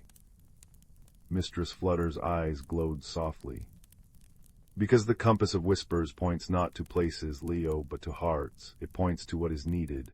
It sensed your capacity for kindness, Mr. Bramble's steadfastness, my connection to hidden things and the thorn's deep pain.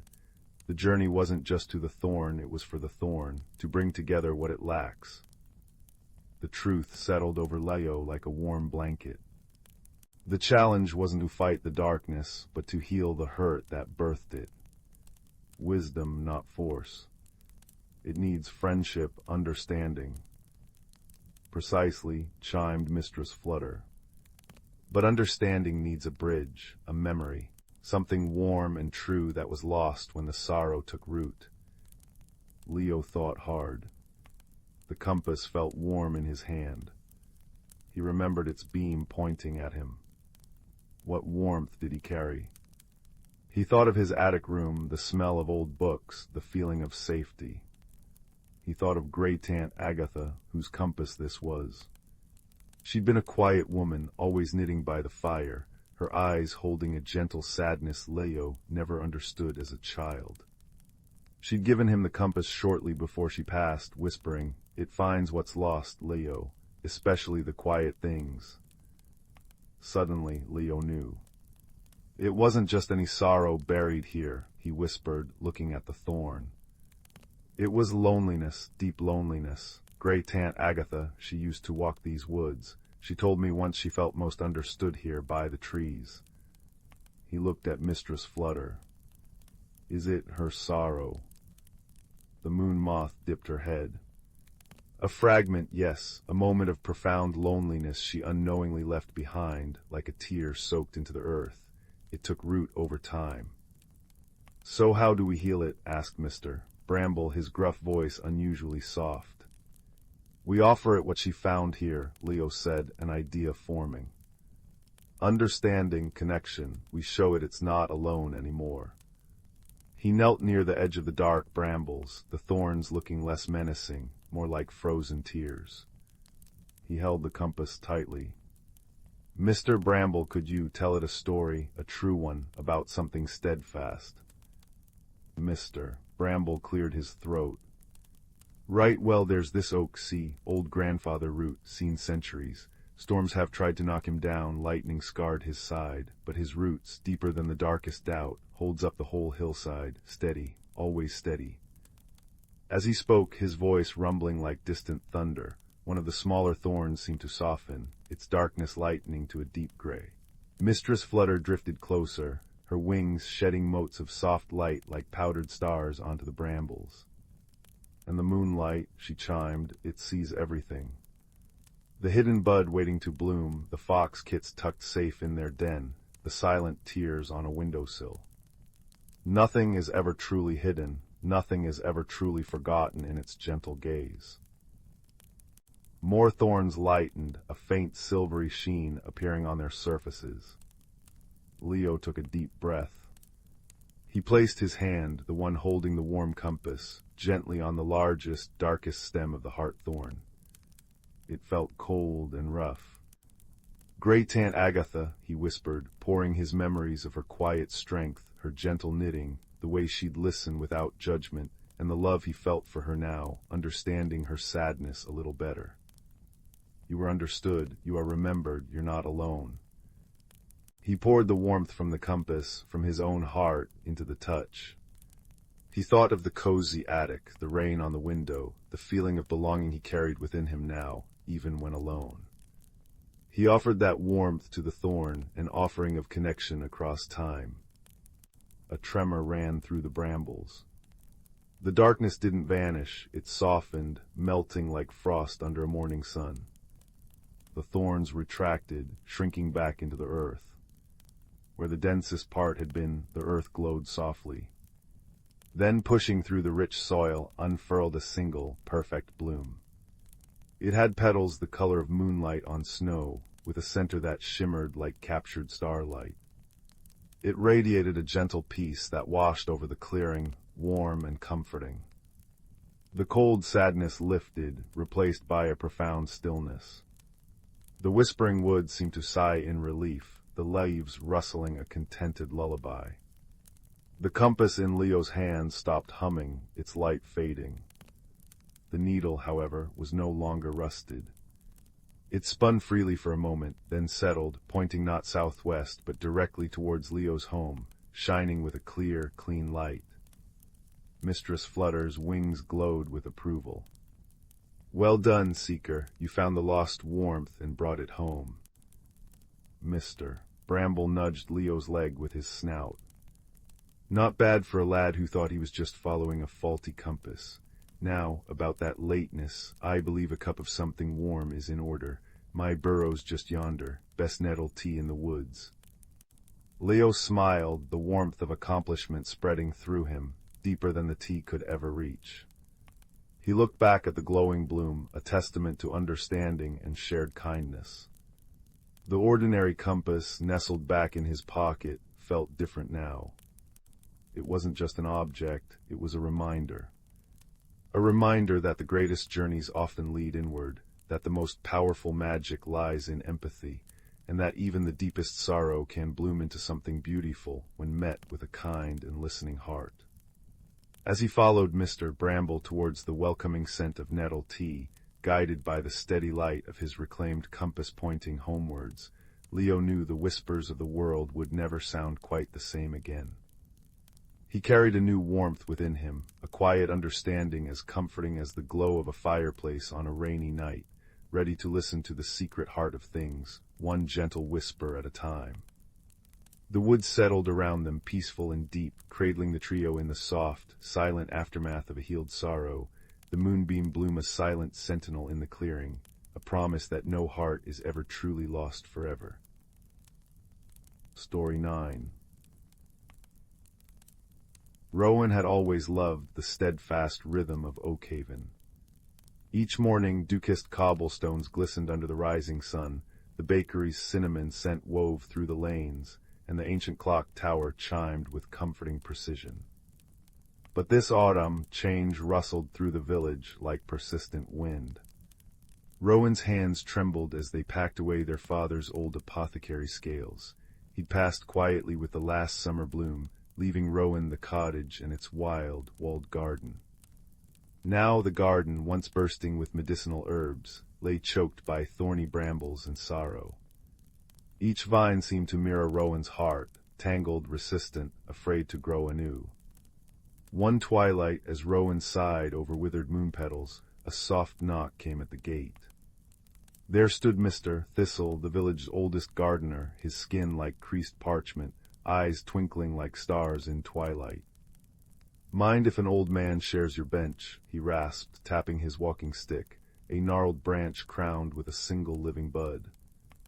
Rowan nodded mutely. Gardens grieve too, Thistle murmured, gazing at the brambles. See how they guard the soil, fearful of what new seeds might ask of them. He patted Rowan's shoulder. But earth remembers how to heal, so do hearts. That night Rowan dreamed of silver roots pulsing beneath the garden, whispering in time with their own heartbeat. Come dawn, a discovery. Near the bench, one moon petal had unfurled anew, its petals shimmering with dewdrops that glowed like liquid starlight. When touched, warmth spread up Rowan's arm, and the brambles nearby shivered, retreating an inch. It's responding to you, chirped a voice.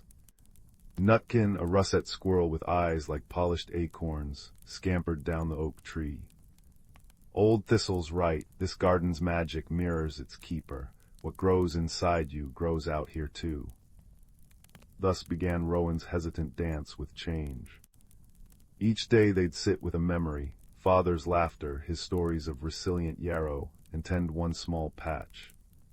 When frustration flared, thorns pricking, weeds stubborn, Nutkin would nudge hazelnuts into Rowan's palm or chatter about forest creatures adapting their nests for winter. Even the river changes its song when stones shift, he'd squeak. Magical echoes bloomed with each effort. Where Rowan nurtured patience, violets sprouted in fractal patterns. Where they whispered forgiveness, brambles softened into flowering jasmine. Yet doubt lingered. One frosty evening, Rowan slumped before a frost-bitten rosemary bush, a symbol of remembrance now dying. Why try, they whispered. Some roots won't take. A shadow glided overhead, Hoot, the great horned owl, alighting silently on the garden wall. Her feathers held the colors of twilight, deep indigo and burnt gold. Child, she hooted, her voice a low, resonant hum, growth is not a straight path. Even stars fade before they shine brightest. She gestured with a wing toward the moon petal. You've nurtured light where darkness ruled. Trust the unseen roots. Inspired, Rowan gathered villagers, not to fix the garden but to share stories. Millie the baker brought saffron buns, her scarred hands kneading dough as she spoke of rebuilding her oven after a fire. Finn the blacksmith hummed while planting ironweed, its metallic blooms clinking softly as he recalled learning to forge anew when his sight dimmed. Together, they wove memories into the soil. Rowan's hands no longer shook as they placed father's scales beneath the old oak, whispering, "Thank you." That solstice night, magic surged. Rowan stood barefoot on the earth, breathing in petrichor and possibility. Moonlight drenched the garden, and where they stepped, luminescent moss spread like emerald constellations. Withered rosemary erupted into silver-blue flames that warmed without burning. Moon petals floated upward, becoming gentle lanterns. The brambles transformed into arches of golden honeysuckle, humming with contented bees. Rowan laughed, a sound like wind chimes, as their own skin glimmered faintly, inner peace made visible. Come spring, Oakhaven marveled. Rowan's garden was now a sanctuary where herbs healed with doubled potency, where anxious hearts found calm under the whispering oak. Rowan still kept the cottage rhythms, but with newfound grace, teaching village children how whispering kindness to seeds made them sprout faster, or how tea brewed from moon petals eased bad dreams. Change, they realized, wasn't an ending, but the soil where deeper roots could grow. And on quiet evenings, Rowan would sit with Thistle, Nutkin dozing in their lap, Hoot watching from the oak, all soothed by the garden's song, a lullaby of resilience, sung by the wind through blossoming vines. Here, in the tender balance between loss and hope, Rowan had discovered the gentlest magic of all, the one that blooms when we dare to grow. Story 10. The scent of warm earth and honeysuckle hung thick in the twilight air as Juniper pushed open the creaking gate to Nana's garden. It wasn't just any garden, it was a sprawling, rambling kingdom of green tucked behind the old stone cottage, a place where sunflowers stood like silent sentinels and roses whispered secrets to the breeze. Juniper, feeling small and a little lonely after the bustle of the city, craved its familiar embrace. Nana was inside, humming over a pot of lavender tea, leaving Juniper to the hushed symphony of crickets and rustling leaves. Wandering down a path lined with velvety lamb's ear, Juniper noticed something unusual. Nestled amidst the roots of the ancient weeping willow, its branches trailing like silver-green hair into the pond, was a stone. But this wasn't an ordinary pebble. It pulsed with a faint internal light, shifting colors like captured sunset deep rose, molten gold, cool aquamarine. It felt warm to the touch, humming with a quiet energy that vibrated up Juniper's arm. Entranced, Juniper picked it up. Instantly the air around the willow seemed to shimmer, like heat haze off summer pavement, but cool and inviting. A low archway, woven seamlessly from willow branches and draped in shimmering moss, appeared where only solid trunk had been before. Holding the warm stone tightly, heart pounding with a mixture of fear and exhilarating curiosity, Juniper stepped through the arch. The world dissolved and reformed. Gone was Nana's garden. Juniper stood in the Glimmerroot hollow. Above, instead of sky, was a vast, intricate canopy of glowing roots, thick as ancient trees, pulsing with soft golden and emerald light. Bioluminescent fungi dotted the ground like fallen stars, casting long, dancing shadows. The air smelled of damp earth, crushed mint, and something sweet and unfamiliar, like crystallized sunlight. Gentle waterfalls cascaded down moss-covered rocks into clear, singing streams. It was breathtakingly beautiful, a hidden world humming with quiet magic. A soft hum came from nearby. Juniper jumped, clutching the glowing stone. Peering out from behind a cluster of enormous, luminous mushrooms was the most peculiar creature. It stood about knee-high, covered in soft, velvety moss of deep forest green. Its eyes were large, round, and the color of polished amber, blinking with surprising intelligence. Instead of feet, it had sturdy root-like appendages that seemed to sink comfortably into the earth. It wore a tiny waistcoat woven from dried lily petals, and held a walking stick whittled from a glowing twig. Hello," Juniper whispered, afraid to scare it. The creature tilted its head, its mossy brow furrowing slightly. "Greetings, surface dweller," it said in a voice like rustling leaves and trickling water. "You hold the heartstone, curious, very curious." It stepped forward cautiously. "I am Mosscloak, keeper of the whispering moss, and unofficially, observer of unusual occurrences." Juniper looked down at the stone, now pulsing a soft, steady blue in the creature's presence. I found it under the willow." "Ah, the sentinel willow," Mosscloak nodded sagely.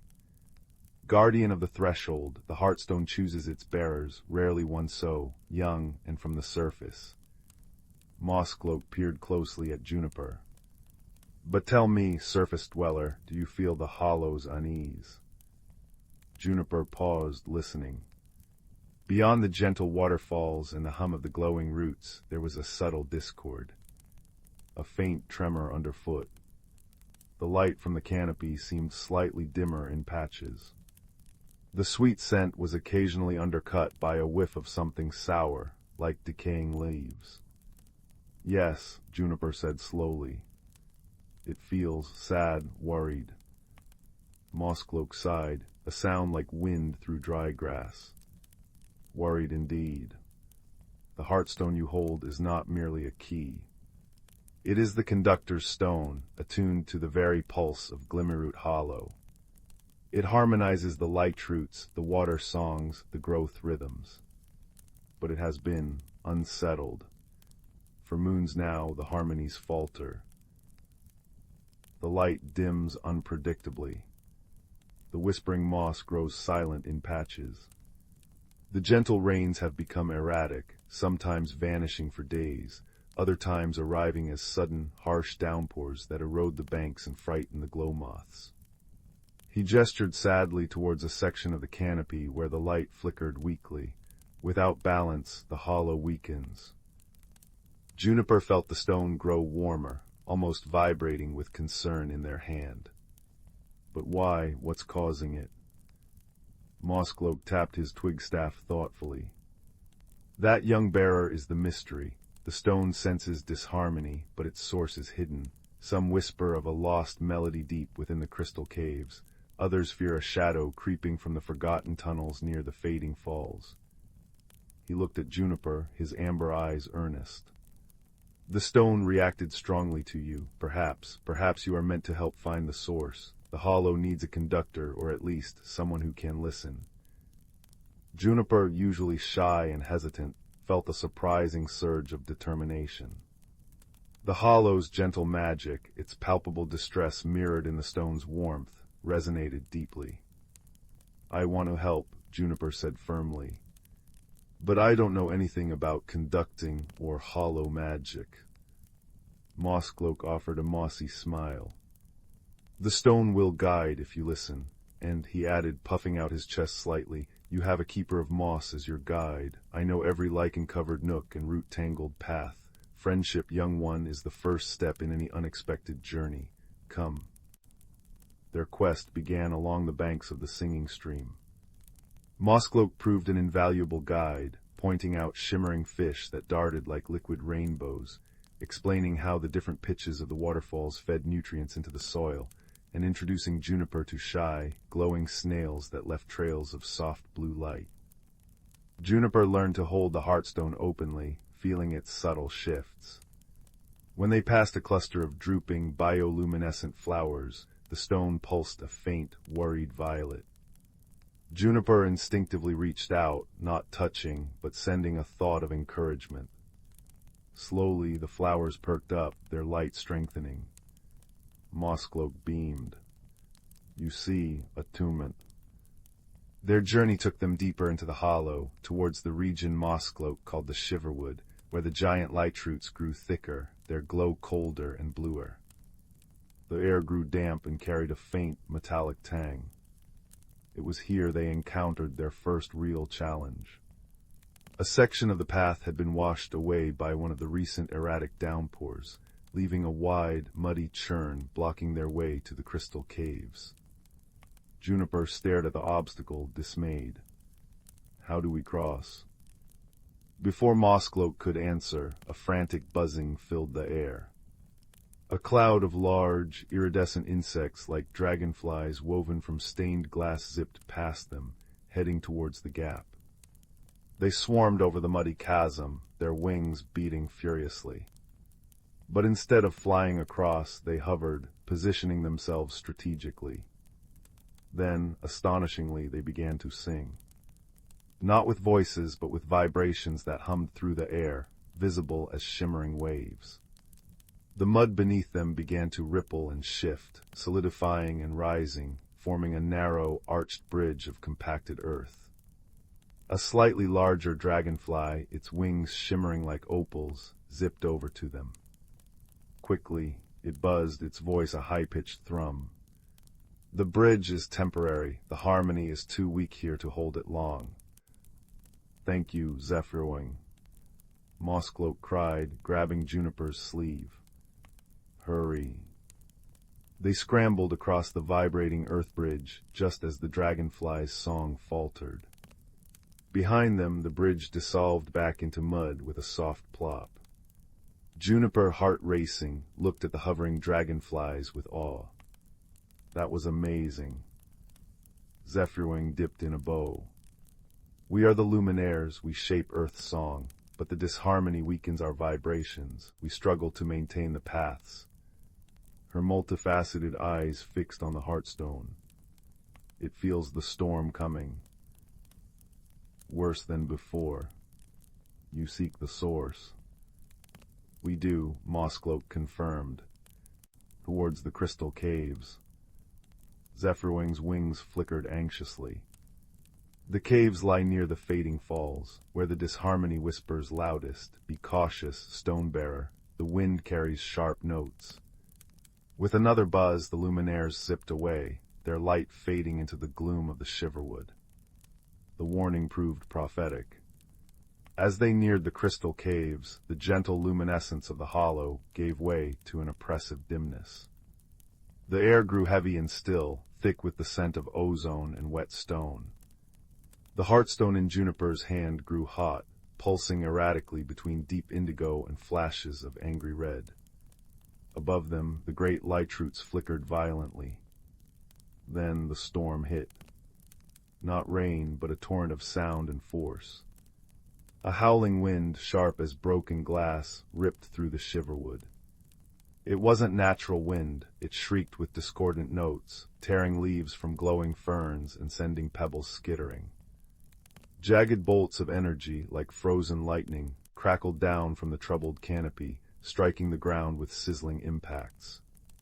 Juniper cried out, shielding their eyes, the heartstone blazing almost too hot to hold. To the cave mouth.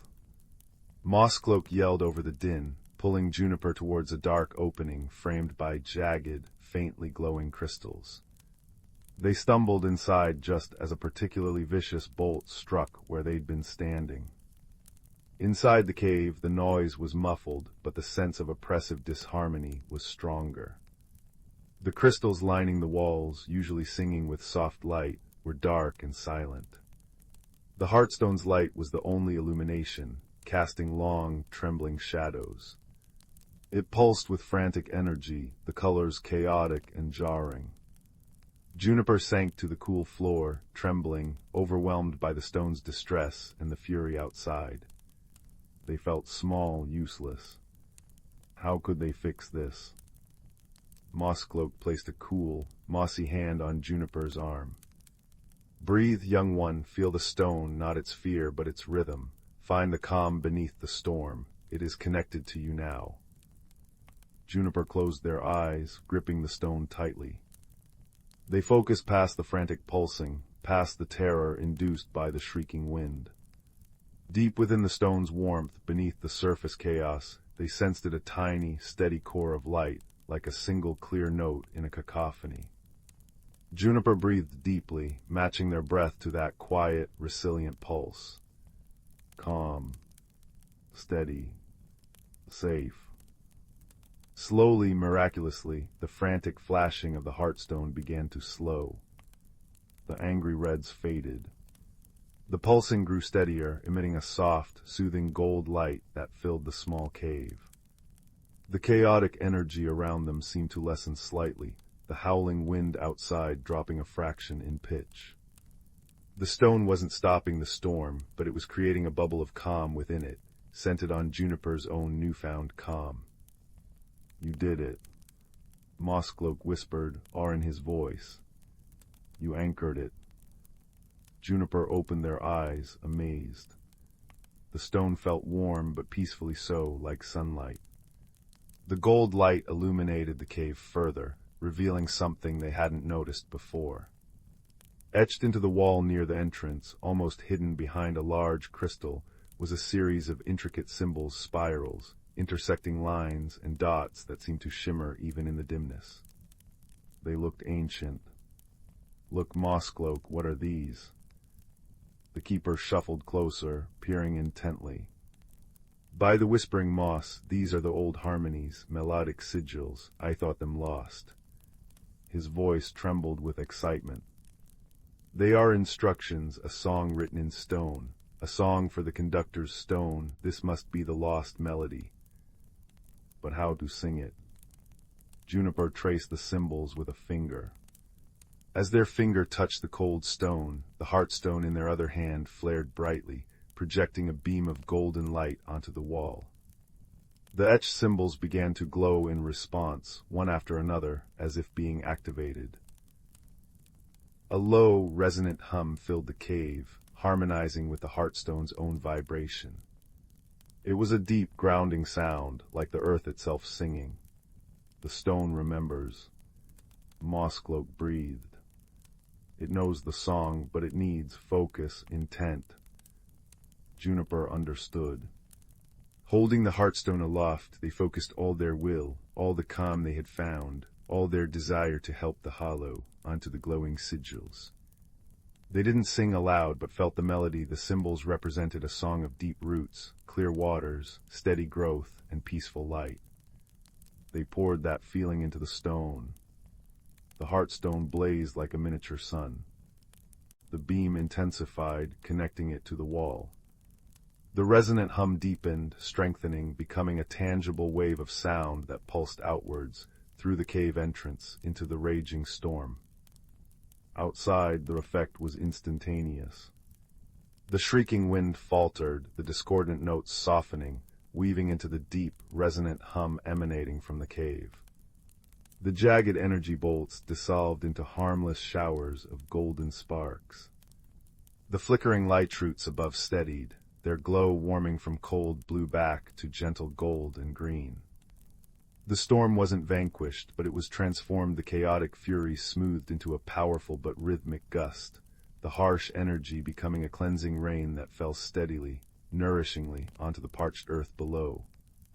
As the last discordant shriek faded, replaced by the steady drumming of rain and the returning hum of the hollow's natural magic, Juniper lowered the stone, exhausted but exhilarated.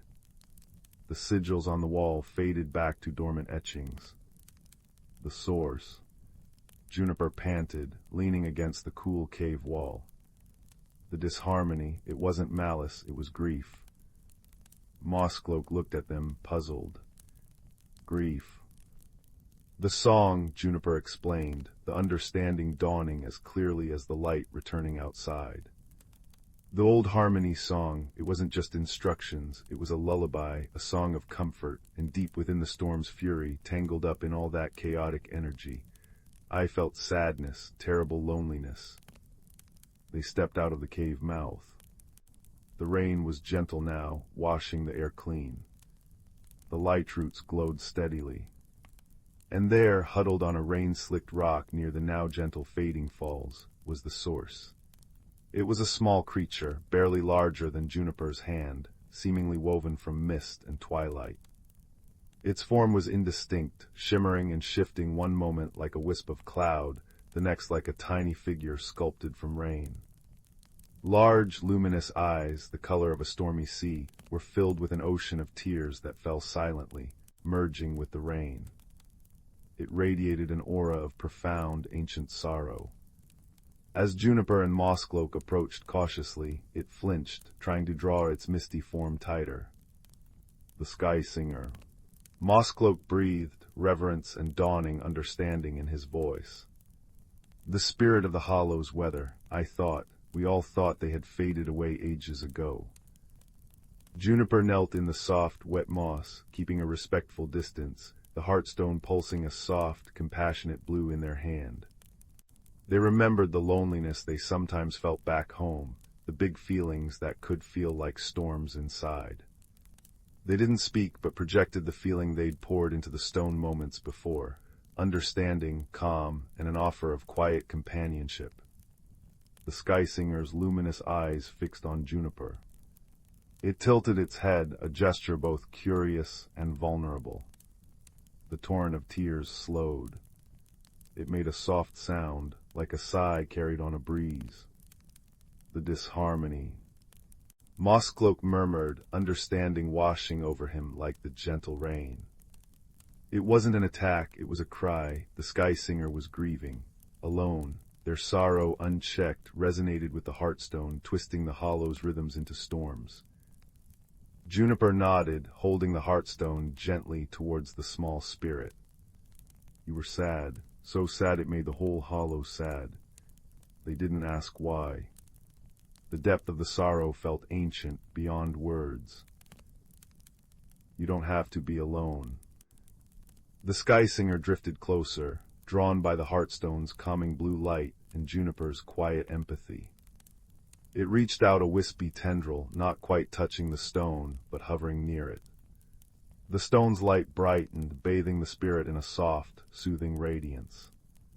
The last of the storm clouds in its eyes seemed to clear, replaced by a fragile, hopeful glimmer. It made another soft sound, a questioning chime. Mosscloak stepped forward, his mossy face kind. The old harmonies are remembered, Sky Singer, the song of comfort. The stone bearer sang it for the hollow, and for you, you are part of the harmony. Your song, even the sad notes, belongs. The transformation was subtle but profound. The sky singer's form solidified slightly, gaining definition still ethereal, but less like fading mist and more like delicate living vapor. Its color shifted from stormy gray to a soft, luminous silver. It drifted upwards slightly, no longer huddled but poised. Then it began to sing. Not a loud song, but a whisper on the wind, a melody woven from the patter of rain, the sigh of the breeze through the newly cleansed leaves, and the distant chime of the waterfalls. It was a song of lingering sorrow, yes, but also of memory, of connection, and the fragile, returning hope. It was heartbreakingly beautiful. As the sky singer sang its quiet song, the heartstone pulsed in perfect, gentle harmony. The light roots above glowed with a warm, steady radiance. The rain fell soft and nourishing. The whispering moss on the ground shimmered with renewed vitality, its soft rustling forming a whispering counterpoint to the spirit's melody. The luminaires, drawn by the restored harmony, zipped through the air, their wings humming a soft bass note. Zephyrwing circled above, dipping her wings in salute. Balance had returned not by force, but by understanding, friendship, and the gentle acceptance of a long-ignored voice. Juniper knew their time in the hollow was ending. The heartstone felt cooler, its connection to them softening, ready to return to its true purpose. They stood before the sentinel willow's shimmering archway, moss cloak and the sky singer beside them. The spirit, now a constant, gentle presence near the fading falls, pulsed with soft silver light. "You brought back the harmony," Stonebearer Mosscloak said, his voice thick with emotion. "Not just with the stone, but with your heart. You listened. You befriended the unexpected. You found the calm within the storm, both yours and the hollow's." The sky singer drifted close, a cool, comforting brush against Juniper's cheek, like a gentle mist. A silent thank you, filled with the music of rain and peace. Juniper placed the heartstone gently back amongst the roots of the sentinel willow. It pulsed once, a deep, contented gold, and sank into the earth, its light dimming, but its presence a steady warmth beneath their feet. The shimmering archway flickered. "Will I see you again?"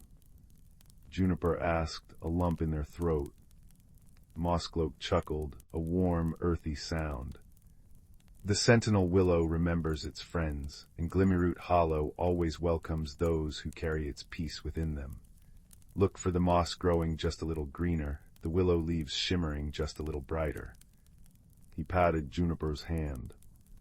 "Remember the quiet strength, remember the song." With a final wave, Juniper stepped back through the arch.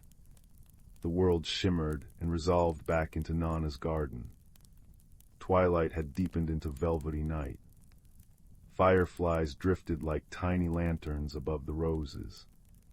The air was sweet with honeysuckle and the distant scent of Nana's lavender tea.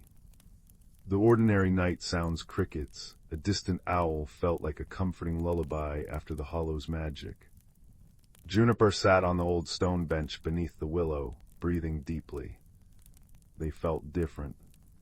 Not bigger but calmer, stronger inside, like a deep-rooted tree. They touched the spot on their cheek where the sky singer had brushed them. It felt cool and peaceful. They looked up at the weeping willow. Was it just the moonlight, or did its trailing leaves shimmer with a faint, ethereal silver light, mirroring the soft rain beginning to fall, a gentle, harmonious shower that smelled clean and sweet? Inside, Nana called out, her voice warm as the hearth fire. "Juniper, time for tea, love." Juniper smiled, a quiet, knowing smile. They took one last look at the willow, at the spot where the stone had been, feeling the echo of the sky singer's song and Mosscloak's wisdom in their heart. The hidden world was safe, its harmony restored. And they carried a piece of its magic within them, the understanding that true strength often lies in quiet listening, in unexpected friendship, and in finding the calm melody beneath life's storms. The gentle rain kissed their face as they walked towards the warm, welcoming light of the cottage, carrying the peace of the hollow into the quiet night, ready for sweet dreams and the comforting rhythm of home. The garden, washed clean and glowing softly, whispered its own lullaby of roots and rain, a promise that magic, kindness, and balance were always closer than they seemed, just waiting to be found. Story 11. Leo had always been fascinated by the old pocket watch passed down through his family. Its bronze casing bore intricate carvings of twisting vines, and when held just so in the moonlight, the vines seemed to shift like living things. But the true magic lay within. When Leo pressed the tiny latch hidden beneath the winding crown, the watch didn't tell time. Instead, it showed fleeting glimpses of the future, a dropped teacup shattering, a fledgling's first flight, the exact moment rain would begin pattering against the window pane. Leo called it his maybe mirror, for its visions were never certain, only possibilities shimmering like mirages. One crisp autumn evening, as fireflies usually danced in the meadow behind his cottage, Leo noticed an unsettling silence. The air hung heavy, devoid of their golden flicker. Peering through the maybe mirror, he saw only swirling gray mist where the firefly's light should be, a void that chilled him. Determined to understand, he tucked the watch into his pocket and ventured into the whispering woods bordering his home. Ancient oaks arched overhead, their leaves murmuring secrets in the breeze, while moss cushioned his steps like velvet. Yet the deeper he walked, the more the woods felt wounded. Ferns curled brown at the edges, streams ran sluggish and silent, and an unnatural chill seeped into his bones. Suddenly, a small, trembling creature darted from behind a mushroom cluster. It stood no taller than Leo's knee, with bark-like skin, luminous moss-green eyes, and twiggy fingers clutching a wilted clover. "You see it too," it stammered, voice like rustling leaves. The fading. Its name was Twig, a wood sprite whose very essence was tied to the forest's health. As they spoke, Leo learned that Twig's kind were guardians of natural balance, but an unknown blight was draining the wood's vitality, silencing the fireflies first. Though distrustful of humans, Twig recognized the maybe mirror's magic, a fragile bridge between their worlds. "The heart of the woods is weeping," Twig whispered. "We must find the source stone before the last light fades." Their journey led them to a hidden threshold, a waterfall cascading over ivy-choked stones. At Twig's touch, the water parted like liquid glass, revealing a cavern glittering with bioluminescent fungi. Beyond lay Sylvan Hollow, a realm where time flowed like honey and reality bent like willow branches. Giant luminescent moths drifted through air scented of petrichor and wild mint, while trees bore crystal fruits humming with soft light. Yet even here decay crept in. Patches of sky showed through crumbling leaves like torn parchment, and the hollow's song had a mournful cadence. Guided by Twig's connection to the land, they navigated challenges that tested their burgeoning friendship. When thorn vines lashed out from a blighted oak, Leo used the maybe mirror to foresee their strikes seconds before they landed, dodging while Twig soothed the tree with ancient woodland melodies. At the singing marsh, where deceptive melodies lured travelers into sinkholes, Twig taught Leo to listen with his feet, feeling the true rhythm of the earth beneath the false notes. Leo, in turn, shared his watch's visions, helping them avoid collapsing crystal bridges and pockets of temporal instability where minutes stretched into hours. Through shared dangers, a run-in with territorial glow wasps, a treacherous climb up a shale slope, their bond deepened. Leo marveled at Twig's quiet wisdom. Twig admired Leo's quick compassion when he fashioned a splint for a wounded hedge pipit using his own scarf. The mystery unraveled at the Grove of Echoes, where memories of the forest pooled in silver ponds. Gazing into one, they witnessed the blight's origin. Generations ago, humans had mined the source stone, a geode pulsing with the wood's life force, to power their machines. Though the mining ceased, the stone's fracture had never healed. Now, as human towns expanded, Their collective worry and haste were seeping into Sylvan Hollow like poison, accelerating the decay. The vision clarified Twig's fear. Human disregard was the root. "But you're different," Twig said, placing a twiggy hand on Leo's wrist. "Your heart beats with the wood's rhythm." At the hollow's core they found the source stone. Once radiant, it now lay cracked and dim, its light guttering like a dying candle. Around it, the air throbbed with the weight of human anxiety, a palpable fog of rushing thoughts and forgotten promises to the earth. Leo understood. His own reliance on the maybe mirror's futures had often stolen his joy in the present. As despair threatened to overwhelm them, Twig pressed a handful of glowing spores into Leo's palm. "The stone answers to belief," the sprite urged. "Show it what we fight for." Leo closed his eyes, pouring into the spores not visions of what might be, but memories of what was. Dew-kissed spiderwebs at dawn, his grandmother's laugh as she tended her roses, the first time he'd seen fireflies weave light into the dusk. Twig added the forest's own dreams, the sigh of saplings reaching skyward, the chatter of streams reuniting after rain, the steadfast patience of mountains. Together they pressed the spores into the stone's largest fissure. A warm pulse radiated outward. The cracks began to mend, not with stone, but with living roots and veins of light. Overhead, the crumbling canopy knitted itself whole, stars winking back into existence as the hollow's song swelled into a triumphant chorus. As Sylvan Hollow healed, so did the whispering woods beyond the waterfall. Ferns unfurled vibrant green, streams giggled over stones, and that very night fireflies returned, not just to the meadow, but in a dazzling cascade that lit the path home. At the forest's edge, Twig gifted Leo a seed from the source stone, cool and humming with potential. "Plant it where your heart feels most at peace," Twig said. "It will grow into a bridge between our worlds." Back in his cottage, Leo placed the maybe mirror on his windowsill. He'd glance at it still, but no longer to chase tomorrows.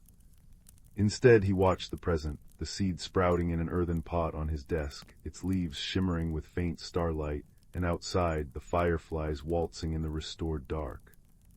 He'd learned that wonder bloomed not in glimpses of what could be, but in tending to what was, the steadfast magic of now, the quiet strength of roots deepening in shared soil, and the luminous truth that even the smallest friendship could mend a fractured world. As he drifted to sleep, the watch's vines seemed to curl protectively around its face, and the woods whispered a lullaby only he could hear, a song of roots and resilience forever intertwined. Story 12. In the Valley of Gentle Whispers, where the clouds tasted faintly of cinnamon and the rivers flowed with liquid moonlight, lived Bartholomew Fizzlebottom. Bartholomew wasn't an ordinary wizard. He specialized in minor magics and major mishaps. His greatest talent was conjuring things he didn't strictly need, like a teapot that poured endless streams of miniature, singing rainbows, or slippers that tap-danced whenever he felt particularly pleased. His best friend and frequent voice of reason was Penelope Pippin, the village clockmaker.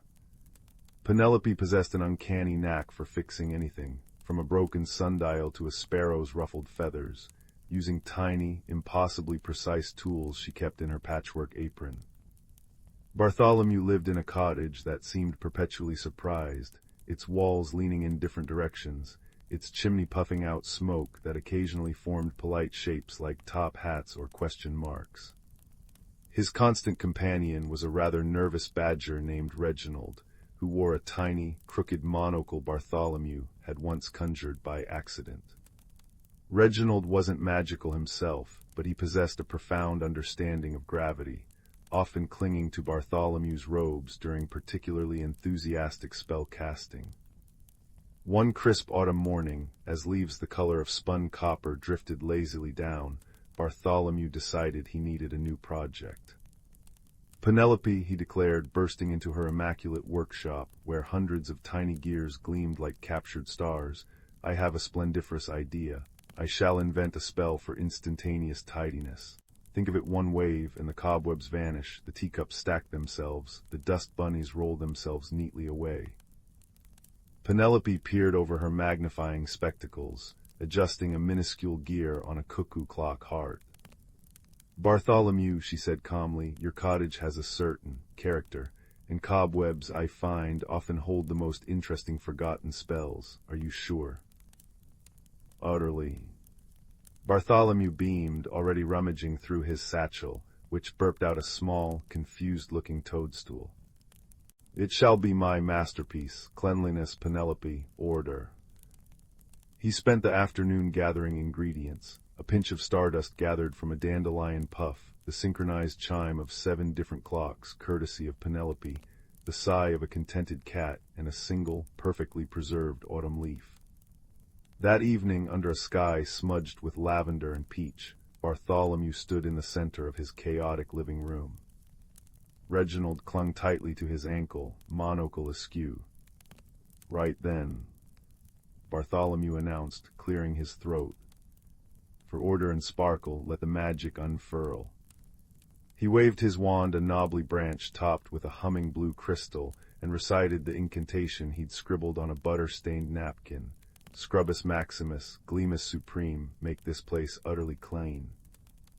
A dazzling burst of sapphire light erupted, filling the cottage. It felt like being inside a giant, fizzy bubble. Teacups rattled, books flapped their covers like startled birds, and the dust bunnies under the sofa gave a collective squeak of alarm. Then silence. The light faded. Bartholomew blinked.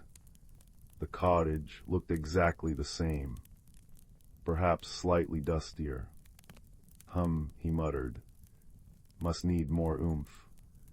He raised his wand again. "Bartholomew, wait." Penelope cried, rushing in, but it was too late. He gave the wand another vigorous wave and repeated the spell. This time the light was blindingly white, accompanied by a sound like 1,000 tiny brooms sweeping furiously. The air crackled. When it cleared, Bartholomew gasped. The cottage was clean. Impossibly clean. Gleaming. Sterile. But that wasn't the problem. The problem was that everything was moving in slow motion. A dropped biscuit crumb drifted towards the floor like a lazy feather. A bubble from Bartholomew's perpetually bubbling cauldron hung suspended mid-air, shimmering. Penelope's warning cry stretched into a deep, resonant hum. Reginald, trying to scratch his ear, moved with the agonizing slowness of a glacier. "Oh, crumbs," Bartholomew whispered, his own voice sounding thick and syrupy. "I think I tidied up time." Indeed, Bartholomew's overzealous spell hadn't just cleaned. It had attempted to impose absolute order on everything within the cottage, including the flow of time itself. Time was now thick and sluggish, like cold honey. Outside the cottage window, the world moved at its normal pace. Birds zipped past, leaves fell swiftly, but inside, everything was trapped in molasses. Penelope, with immense effort, managed to turn her head slowly towards Bartholomew. Her voice, when it finally came, was a low, drawn-out drone. "Bartholomew, this is not ideal." Reginald emitted a slow-motion whimper that sounded like a deflating bagpipe. Bartholomew tried to think, but even his thoughts felt sticky. How could he reverse a spell that affected time itself? He couldn't move fast enough to grab his spellbooks. His wand felt heavy as lead. Despair began to creep in, as slow and cold as the time around them. Then Penelope did something remarkable. With agonizing slowness, she reached into her apron pocket. It took what felt like hours for her fingers to emerge clutching one of her smallest, most delicate screwdrivers. She began, with infinite, painstaking care, to adjust the tiny gears on the nearest object, Bartholomew's singing rainbow teapot. Watching her, Bartholomew had a revelation. Penelope wasn't trying to fix the teapot. She was using its inherent, chaotic magic, the magic of endless, unpredictable rainbows, as a focal point. She was attempting to introduce a controlled element of joyful disorder into the oppressive tidiness of the slowed time. Inspired, Bartholomew focused all his will. Moving his arm felt like pushing through wet cement, but he managed to point his wand not at the spell itself, but at Reginald's crooked monocle. He poured not power, but intention, the intention of Reginald's steadfast loyalty and slightly wonky perspective. A tiny warm beam of amber light, slow but steady, emanated from the wand and touched the monocle. It glowed faintly. Meanwhile, the chaotic energy Penelope was coaxing from the teapot began to manifest. One slow, shimmering rainbow bubble escaped the spout. Then another. They floated through the thick air, leaving faint trails of iridescent sparkles. Where they passed, the molasses time seemed to thin ever so slightly. The biscuit crumb fell a fraction faster. It was working, but it was agonizingly slow. They needed more chaos, more joy, more of the untidy vibrancy of life. Bartholomew's gaze fell upon the dust bunnies huddled fearfully under the now gleaming sofa. An idea, ludicrous and perfect, formed. With monumental effort, he sent out a pulse of warmth, encouraging magic not to cling, but to invigorate. Dust bunnies brave, no longer glum, awaken now and have some fun. The effect was instantaneous, relatively speaking. The dust bunnies, infused with unexpected energy and Bartholomew's chaotic charm, began to stir.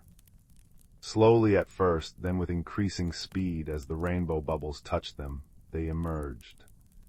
They weren't tidied away, they were transformed. One sprouted tiny roller skates made of lint and began zooming in slow arcs across the floor. Another fashioned itself a minuscule top hat and started juggling floating breadcrumbs. A third began tap dancing in time with Bartholomew's slippers, which had started their own slow, rhythmic shuffle. The cottage filled with slow-motion merriment. The tap-dancing bunny, the juggling bunny, the roller-skating bunny, the bubbling rainbows, the warm glow from Reginald's monocle, and Penelope's precise tinkering it was a symphony of gentle, joyful disorder. The oppressive, sterile tidiness began to crack. The slowed time started to ripple.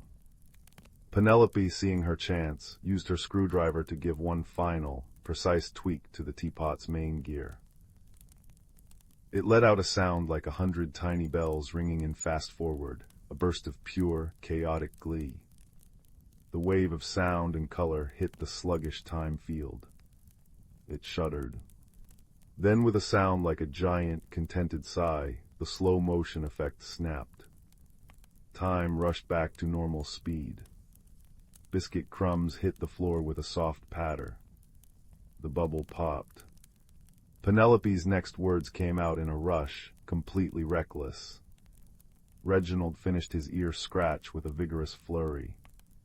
The dust bunnies, caught mid-juggle and tap-dance, tumbled in a fluffy heap, squeaking in surprise. Silence fell, followed by a burst of laughter from Bartholomew and Penelope. The cottage was still clean, but now it felt lived in again. Rainbows still shimmered from the teapot, the dust bunnies were giggling and untangling themselves, and Reginald looked immensely relieved. "Well," Penelope chuckled, brushing a speck of glitter, a remnant of the rainbows, from her apron, "I believe your instantaneous tidiness spell had some unintended consequences, but it certainly made things interesting." Bartholomew scooped up a giggling dust bunny. "Indeed, and look, they're splendid, much better than boring old cleanliness." He beamed at the organized chaos, the gleaming surfaces now adorned with playful dust bunnies and lingering rainbow lights. Perhaps, he mused, absolute tidiness isn't the goal. Perhaps the goal is perfectly imperfect balance with a dash of whimsy. News of the great time-slowing incident spread through the valley of gentle whispers, told with much laughter. Bartholomew never attempted the instantaneous tidiness spell again. Instead, he focused on smaller, safer magics, like conjuring socks that never got lost. They tended to hum cheerful tunes instead, or making Reginald's monocle change color with his mood. Penelope kept her clock shop running with impeccable precision, but her favorite place to be was in Bartholomew's cheerfully untidy cottage, sipping tea poured by the rainbow teapot, watching the roller-skating dust bunnies perform elaborate, slow-motion ballets just for fun now, and listening to the comfortable creak of the leaning walls. And as the real moon, not the liquid kind, rose over the valley, casting long, peaceful shadows, the cottage glowed with a warm, welcoming light. Inside, surrounded by the gentle chaos of friendship, magic, and contentedly tap-dancing slippers, Bartholomew, Penelope, Reginald, and even the dust bunnies felt a deep sense of cozy rightness. The world outside might demand order, but here, in the heart of the whimsical valley, there was always room for a little joyful mess, a sprinkle of slow-motion wonder, and the comforting certainty that even the grandest mishaps could lead to the happiest, most perfectly imperfect resolutions. And with that warm thought, the valley settled into a deep, dreamless slumber, filled with the faint scent of cinnamon and the soft echo of a badger's contented sigh. Story 13. Maya had always felt the woods behind her cottage held secrets. While other children chased butterflies in the sun-drenched meadows, she'd linger near the ancient oak with roots like gnarled fingers clutching the earth, sensing a whisper in the rustling leaves that others couldn't hear. One crisp autumn evening, as amber light slanted through the trees and the smell of wood smoke clung to the air, that whisper became a call. Nestled amongst velvety moss at the oak's base, something glowed with a soft, internal light, a smooth river stone, no larger than her palm, pulsing with colors like trapped moonlight in dawn. When Maya touched it, warmth flooded her fingers, and the world tilted. Suddenly she wasn't beneath the oak, but standing on a path woven from luminous silver moss, winding through a forest unlike any she'd known. Trees shimmered with bark like mother-of-pearl, leaves chimed softly like crystal bells in a breeze smelling of rain-washed lilacs and sun-warmed earth. Above, instead of sky, a vast canopy of intertwined light blues, violets, and soft golds shifted like liquid auroras. She'd found it, Atheria, the hidden world whispered of in the village's oldest, half-forgotten tales. Clutched tightly in her hand, the lumen stone hummed gently, its light now a steady, guiding beacon. Atheria was breathtakingly beautiful, yet Maya quickly sensed an undercurrent of unease. The chiming leaves held a faint, discordant tremor. Patches of the luminous moss were dull and brittle. The very light above seemed thinner in places, revealing unsettling glimpses of a dark, starless void beyond. Her journey began along the silver path, the lumenstone's warmth a comforting anchor. Soon the path dipped into a valley where giant, bioluminescent flowers sighed softly. There she encountered her first puzzle, a bridge of pure light spanning a chasm filled with swirling, iridescent mist, fractured and flickering erratically. As she approached, a small, frantic figure darted near the crumbling edge. It stood barely knee-high, its body seemingly woven from shifting shadows and flecks of starlight, with large, luminous eyes the color of amethysts currently wide with panic. It was trying to repair a fraying strand of the bridge with its tiny, insubstantial hands, but the light resisted its touch, sputtering dangerously. "Oh, shimmering sorrows," it warbled, its voice like wind chimes tangled in silk. The glimmer weave unravels. Maya knelt, careful not to startle the creature. "Can I help?" she asked softly, holding out the lumen stone. Its light washed over the fraying strand. The shadowy creature gasped, its starlight body flaring brighter. "The Heartstone, you bear the Heartstone." It introduced itself as Flicker, a weave spinner of Atheria, whose task was maintaining the light paths. Flicker explained that Atheria's light was fading, the glimmer weave weakening, and the source, the crystal heart deep within the luminous caves, was dimming. Flicker's kind, the Umbra sprites, were mistrusted by the other Atherian folk, the Luminari, who blamed them for the fading, believing shadows consumed light. Yet, Flicker was desperately trying to mend what it could. Here was Maya's first unexpected friendship, a creature of shadow, blamed for the darkness, striving to save the light. Guided by the lumen stone's pulse and Flicker's knowledge of hidden paths, they set off towards the caves. Their journey became a tapestry of challenges and deepening camaraderie. They navigated the whispering canyons, where echoes took physical form, shimmering phantoms of laughter or sighs that threatened to lead them astray. Maya learned to focus the lumen stone's beam, dispersing confusing echoes while Flicker, nimble and quick, scouted safe routes through the treacherous terrain. In the grove of echoing blooms, giant flowers amplified every sound into deafening roars. Flicker, understanding the language of vibrations, guided Maya in silent, deliberate steps, while she used the stone to gently dampen the bloom's sensitivity. They learned each other's strengths, Maya's calm observation and the stone's power, Flicker's agility and intrinsic connection to Atheria's subtle energies. The mystery deepened with each step. They found patches of the vibrant world inexplicably frozen in time, a cascade of liquid light halted mid-fall, a flock of crystalline birds suspended mid-flight, silent testaments to the spreading decay. They encountered wary luminari, graceful beings of solidified light who moved with a dancer's poise. Seeing Flicker, they recoiled, their forms flickering defensively. Shadow Stealer, one hissed, its voice like cracking ice. But Maya stepped forward, the lumen stone held high. Its pure, warm light, so different from their own cool brilliance, gave them pause. Maya spoke of Flicker's repairs, their shared journey.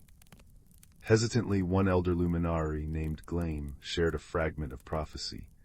When the heart weakens, the stone shall awaken, born by one who walks between worlds, guided by light and shadow entwined.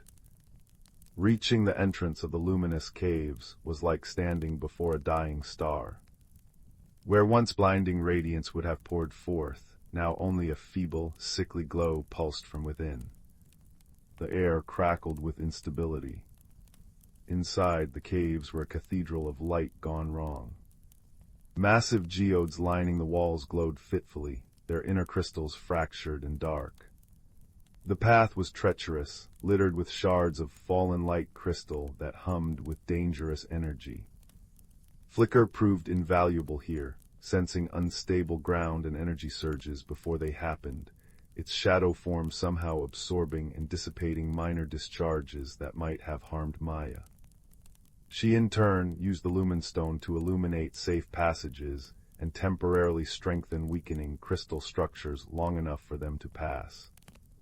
Deep within the cavernous heart, they found the crystal heart itself. It wasn't a gem, but a colossal, intricate latticework of pure energy suspended midair, its core rhythm slow and faltering. Tendrils of deep, cold shadow, unlike Flicker's warm starlight, writhed around its base, leeching its vitality. This was the source of the corruption, not natural shadow, but a creeping void taint. Standing before it, radiating malice, was a being formed of concentrated void, the Shade Weaver. It was the embodiment of the imbalance, feeding on the heart's despair, twisting the natural shadows of Atheria into instruments of decay. Foolish Flicker, it hissed, its voice a grating absence of sound. You cling to light that rejects you, and you, little world walker, your stone is but a spark against the coming night. The confrontation wasn't a battle of force, but of essence. The Shade Weaver lashed out with tendrils of chilling void. Flicker, terrified but resolute, darted forward, not to fight the darkness, but to weave. Using its innate connection to shadow, it attempted to spin the attacking tendrils away from the heart, redirecting them, tangling them in threads of harmless starlight. It was a desperate, dangerous dance, Flicker's small form shuddering with the effort. Meanwhile, Maya focused the lumen stone's beam, not on the Shade Weaver directly, but on the crystal heart. The pure, warm light of the stone washed over the lattice. Where it touched, the frantic pulsing calmed, the fractures glowed faintly, resisting the void's pull. But the stone alone wasn't enough. The heart needed balance restored, not just light reinforced. Remembering the prophecy, guided by light and shadow entwined, Maya understood. The Luminari feared shadow, but shadow wasn't the enemy. The void born of imbalance was. Atheria needed both. Flicker, she called, her voice echoing in the cavern. The weave, mend the weave with the light. Holding the lumen stone high, she poured her hope, her belief in Flicker and Atheria, into its glow. The beam intensified, bathing Flicker and the base of the heart. Flicker, bathed in the heartstone's radiance, didn't dissolve, it blazed. Its shadow starlight form became a tapestry of dark and brilliant threads. With newfound strength and purpose, it didn't repel the void tendrils, it wove them. Using the lumen stone's light as its loom and its own essence as the thread, Flicker began stitching the fraying light energy of the heart back together, incorporating the chaotic void tendrils, not as enemies, but as necessary contrasts, transforming them into stabilizing patterns within the luminous lattice.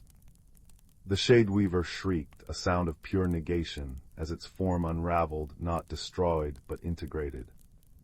The cold, consuming void dissipated, replaced by deep, velvety shadows that now pulsed in harmony with the restored light. The crystal heart flared, not with blinding fury, but with a warm, steady, rainbow-hued radiance that exploded outwards in a silent wave. It washed through the caves, healing the fractured geodes, filling them with vibrant, stable light. It surged out into Atheria. Maya and Flicker emerged from the caves onto a world reborn. The aurora canopy blazed with renewed depth and color, the silver moss path glowed with resilient health, and the chiming leaves sang in perfect, harmonious clarity. The frozen patches were released, liquid light cascaded, crystalline birds soared in joyful loops. The Luminari gathered, their forms radiant with awe and remorse. Gleam approached, bowing low first to Maya, then deeply and sincerely to Flicker. Weave spinner, Gleam chimed, forgive our blindness. You are not Shadow's child, but Balance's guardian. Atheria is whole because of you both. Maya's transformation was profound. The quiet girl who felt out of place now carried the quiet certainty of one who had walked between worlds and mended a broken heart. She understood her village wasn't stifling, just different, and her sensitivity wasn't odd, but a bridge. Flicker, no longer an outcast but a revered guardian, pressed the lumen stone back into Maya's hand. Its light was softer now, a contented hum. The heart is strong, Flicker chimed, its amethyst eyes warm. The stone belongs with its keeper, the walker between. Atheria's light is your light now, too. The silver moss path led Maya back to the ancient oak, just as the first stars pricked the twilight sky above her own world. The woods felt familiar, yet forever changed. She could hear the deeper song now, the rustle of leaves holding echoes of Atheria's chimes, the scent of earth mingling with phantom lilacs. She tucked the warm lumen stones safely under her pillow that night.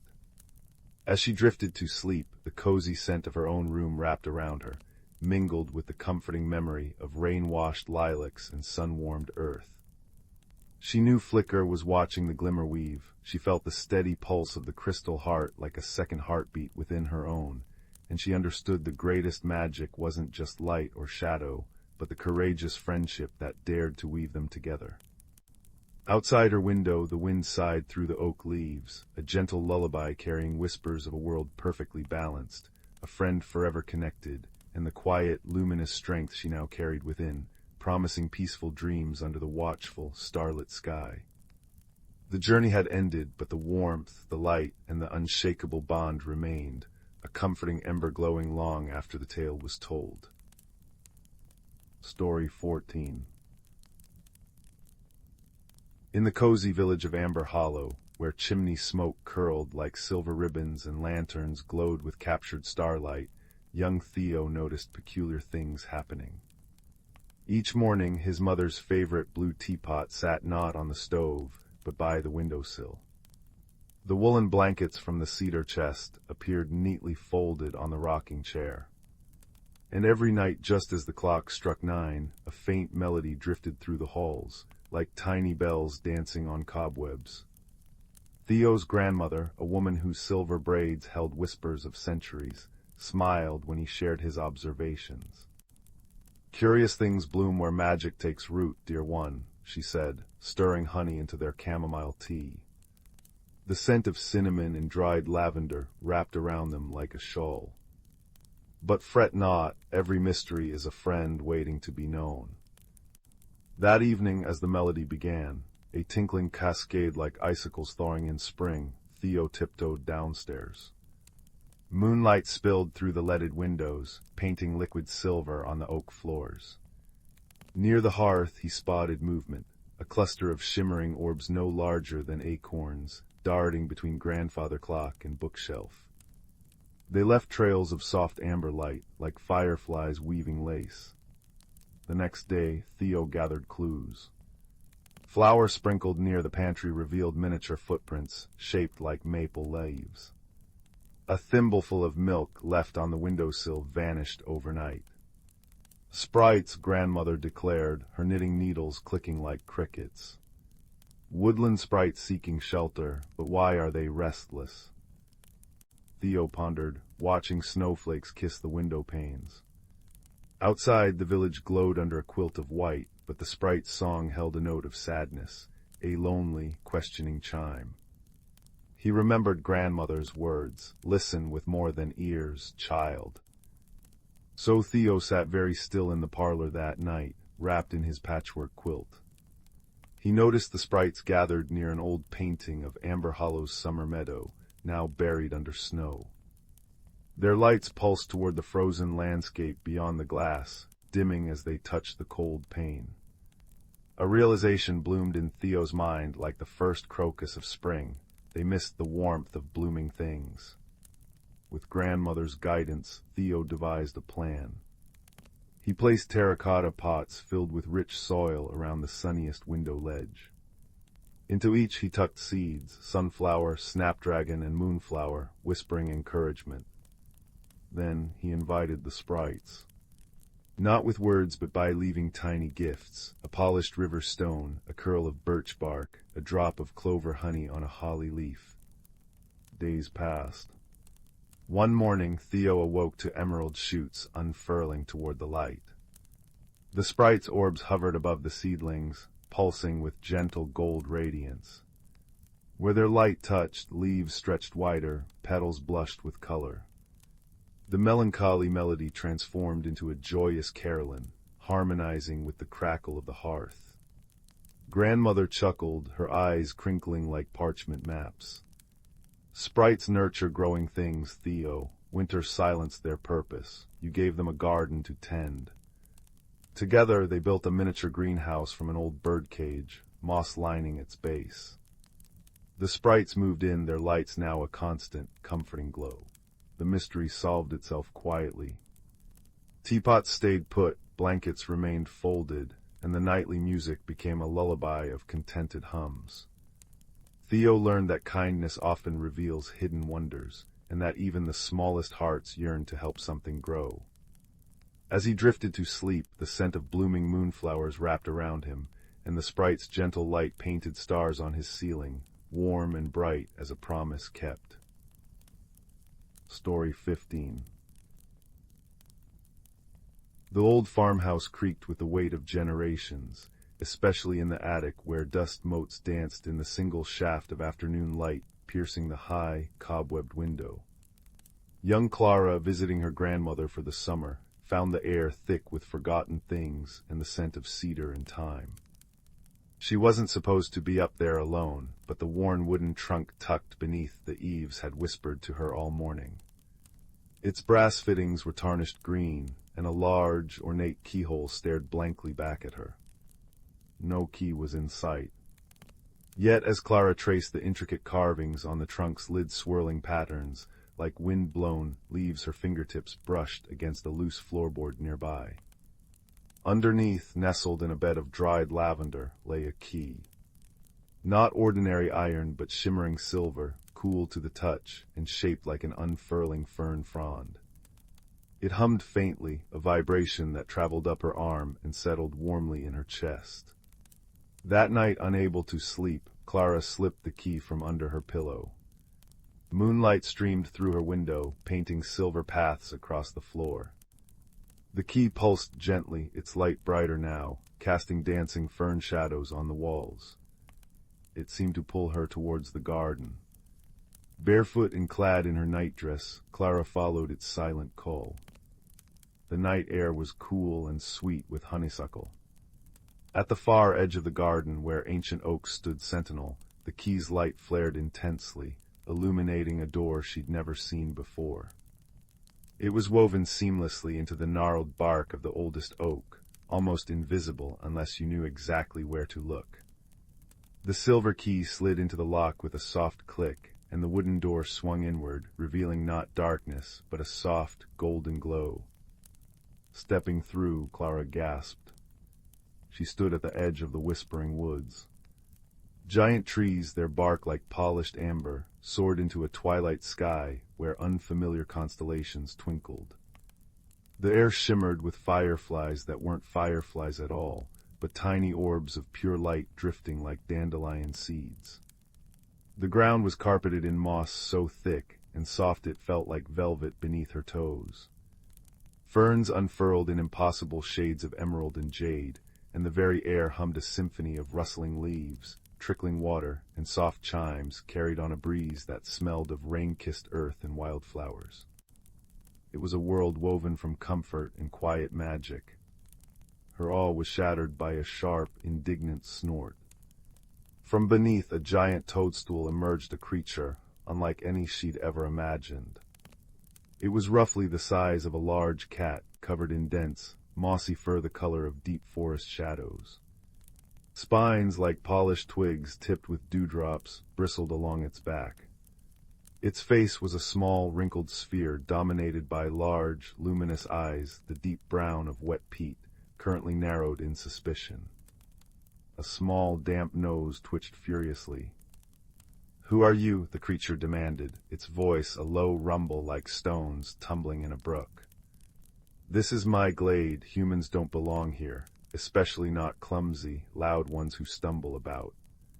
It shuffled backwards, spines rattling like dry leaves. Clara, heart pounding, held up the glowing key. I'm Clara. I found this key. It brought me here. I didn't mean to intrude." The key's light seemed to soften the creature's glare slightly. "HMPH, a key of unfolding," it muttered, peering closer. "Haven't seen one of those in, well, a very long time. Usually finds those who are lost." It tilted its head. "Are you lost, human?" Clara thought of the quiet farmhouse, the absence of other children, the feeling of not quite fitting in. "Sometimes," she admitted softly. The creature studied her for a long moment, its peat-brown eyes unreadable. Finally, it gave a curt nod. "Name's Thistle, Moss Spriggle, guardian of this glade, or I was." A flicker of sadness crossed its wrinkled face. "Things aren't right in the Whispering Woods. The heart tree, it's fading." Thistle explained that the heart tree, the ancient source of the wood's magic and life, stood deep within the forest. Its roots connected everything, its leaves sang the songs of seasons. But a creeping shadow, born of forgotten fears and loneliness seeping in from the edges of both worlds, had begun to wither it. The light orbs were dimming, the whispers of the trees turning anxious, and patches of the vibrant moss were turning gray and brittle. Without the heart tree, the whispering woods would fade into silence, and the door Clara had found might vanish forever. Thistle, once a proud guardian, felt powerless against the encroaching gloom and had retreated, becoming prickly and solitary. "The key of unfolding," Thistle said, pointing a tiny clawed finger at the silver fern in Clara's hand, "doesn't just open doors between worlds. It can unfold hidden paths and hidden truths, especially memories, happy ones, strong ones. The heart tree feeds on joy and connection. That's what the shadow fears most." A spark of desperate hope lit in Thistle's eyes. Maybe together."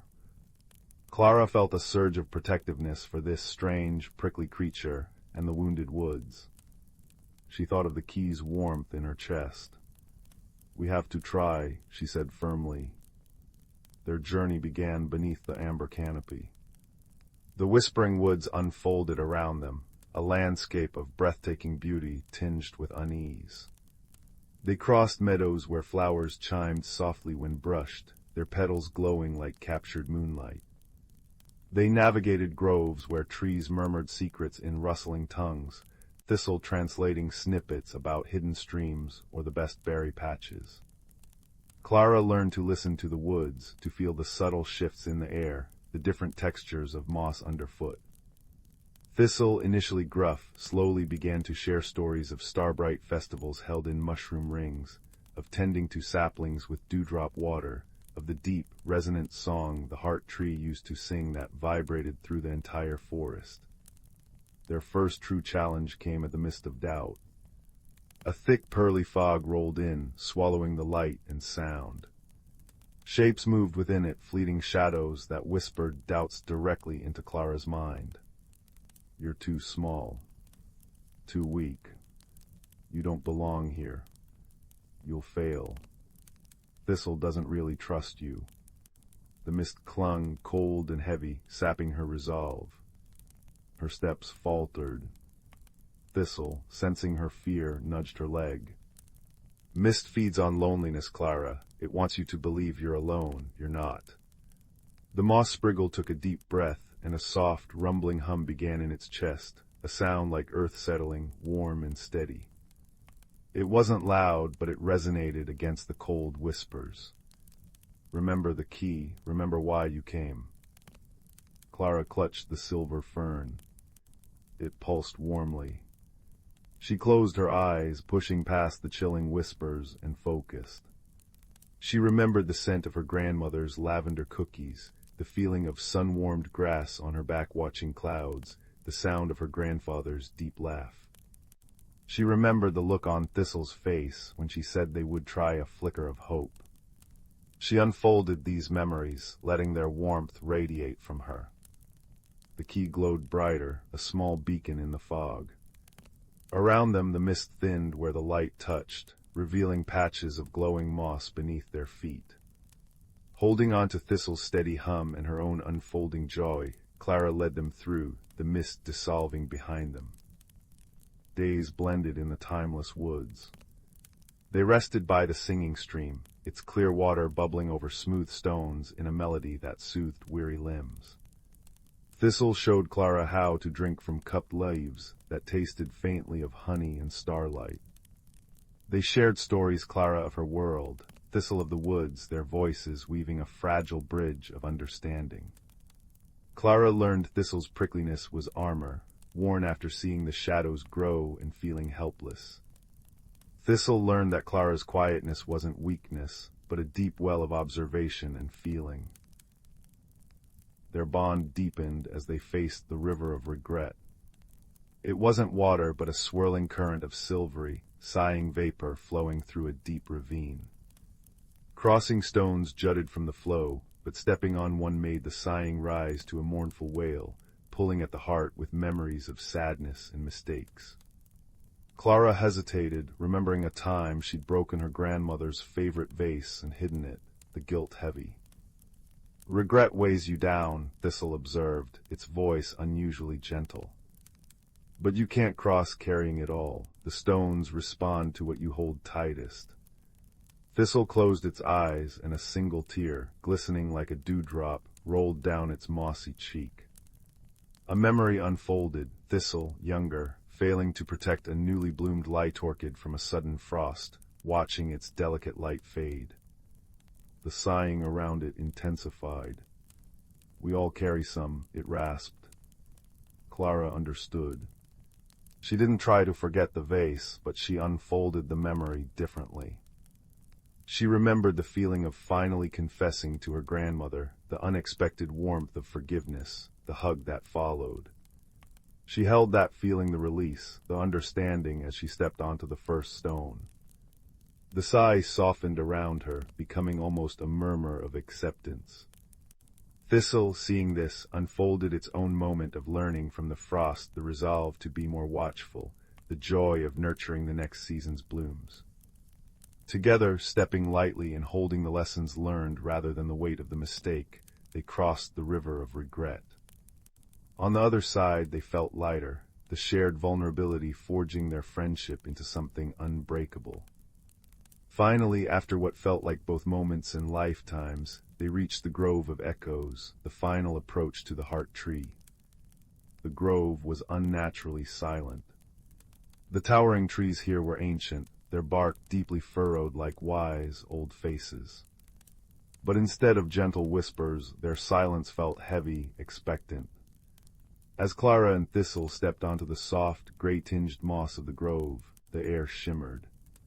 Figures formed from dappled shadows and shifting light stepped out from behind the massive trunks.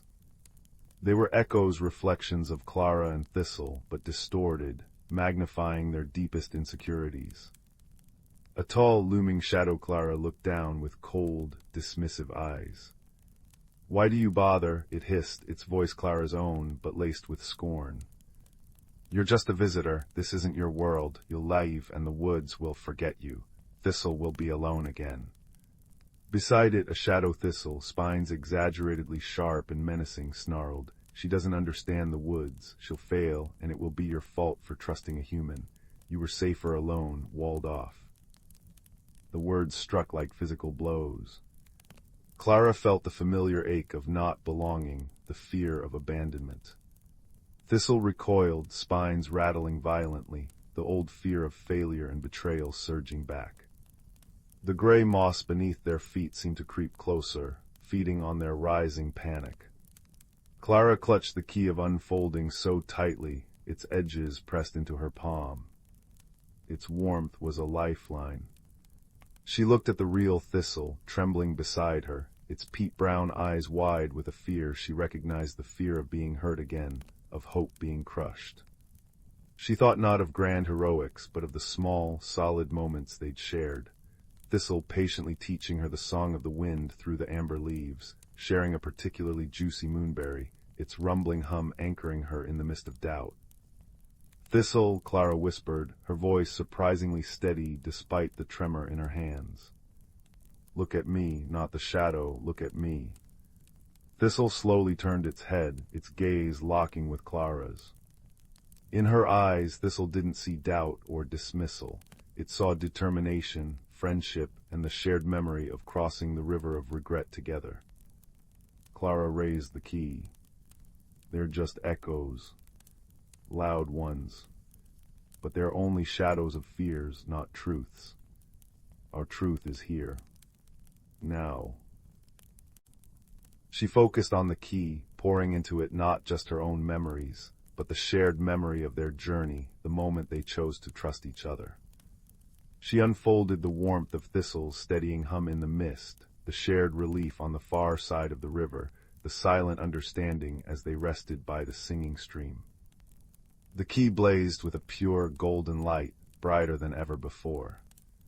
It wasn't just her light or Thistle's, it was the light of their friendship. The radiance washed over the shadow figures. The towering shadow Clara flinched, its form flickering. The snarling shadow Thistle shrank back with a whimper.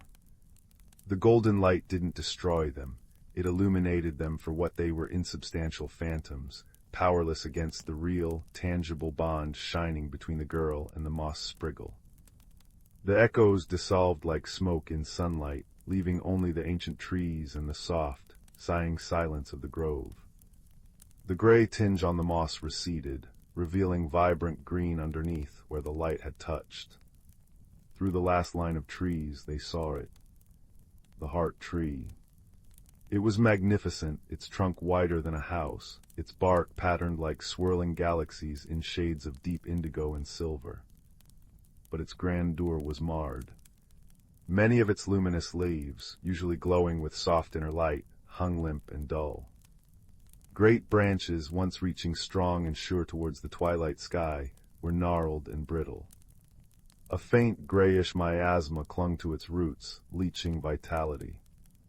The air around it hummed not with life, but with a low, sorrowful thrum that resonated deep in Clara's bones. This was the source of the wood's fading song. Approaching reverently, Clara felt the key of unfolding vibrate intensely, pulling her towards the immense roots that rose from the earth like sleeping dragons. Thistle stayed close, a low, protective growl rumbling in its chest. At the base of the trunk, where the largest roots intertwined, Clara saw a dark, pulsing knot, the physical manifestation of the shadow curse. It throbbed like a diseased heart. The memories, Thistle urged, its voice thick with emotion. The strongest ones, the ones filled with pure joy, shared warmth. Unfold them here. Clara took a deep breath, the scent of ancient wood and damp earth filling her lungs. She closed her eyes and reached deep within herself, guided by the key's gentle pull. She didn't just recall her own happiest moments, she sought the essence of joy and connection. She unfolded the memory of her grandmother teaching her to bake those lavender cookies, the warmth of the kitchen, the shared laughter over flour-dusted noses. She unfolded the feeling of her grandfather lifting her onto his shoulders to see a parade, the world vast and wonderful from that height, his hand steadying her ankle. She unfolded the quiet peace of reading by the farmhouse window, sunlight streaming in, the cat purring in her lap. But most importantly, she unfolded the memories forged in the whispering woods, the awe of first stepping through the door, the shared triumph of crossing the river of regret, the quiet comfort of resting beside Thistle by the singing stream, the fierce, protective warmth she felt when Thistle hummed against the mist of doubt. She poured the memory of Thistle's reluctant trust, its growing hope, its mossy fur soft under her tentative touch. She poured the memory of her own courage blooming, nurtured by their unexpected friendship. The key blazed not just light, but pure, resonant emotion pouring forth like liquid gold. It flowed over the dark knot at the heart tree's base. The shadow pulsed violently, resisting, trying to swallow the light. Tendrils of darkness lashed out, cold and menacing. Clara flinched but held firm, focusing on the warmth, the connection. Thistle pressed against her leg, adding its own strength, its own memories of tending growing things, of forest celebrations, of the deep, abiding love it held for its home. Its low hum joined the key's resonance, a grounding note of earthy strength. The golden light intensified, wrapping around the pulsing shadow. Where light touched darkness, there was no explosion, but a gentle unraveling. The shadow writhed, thinning, dissolving like ink in clear water. As it faded, a sound filled the grove, a deep, resonant sigh that seemed to come from the earth itself. It wasn't sorrowful, it was a sigh of profound relief. The effect was immediate and breathtaking. The dull leaves on the heart tree shimmered, their inner light rekindling, glowing softly like captured starlight. New buds, tiny points of brilliant green light, swelled along the brittle branches. The gray miasma vanished, replaced by a shimmering aura of pure, vibrant life. The sorrowful thrum transformed into a deep, resonant hum, a sound of profound peace and strength that vibrated through the ground and up through Clara's bare feet, filling her with warmth. Around them, the whispering woods seemed to exhale. The trees rustled with renewed vigor, their whispers turning to songs of joy. The light orbs glowed brighter, bobbing happily in the air. The very moss beneath their feet radiated a soft, emerald light. Thistle let out a choked sound, part sob, part laugh. It looked up at the rejuvenated heart tree, its peat-brown eyes wide with wonder and tears like liquid amber. It sings again, it breathed, its voice thick with awe. The heart tree sings. Clara lowered the key of unfolding. It was warm but no longer pulsing, its silver fern shape glowing with a soft, steady light. She felt drained, yet filled with a profound sense of peace and accomplishment.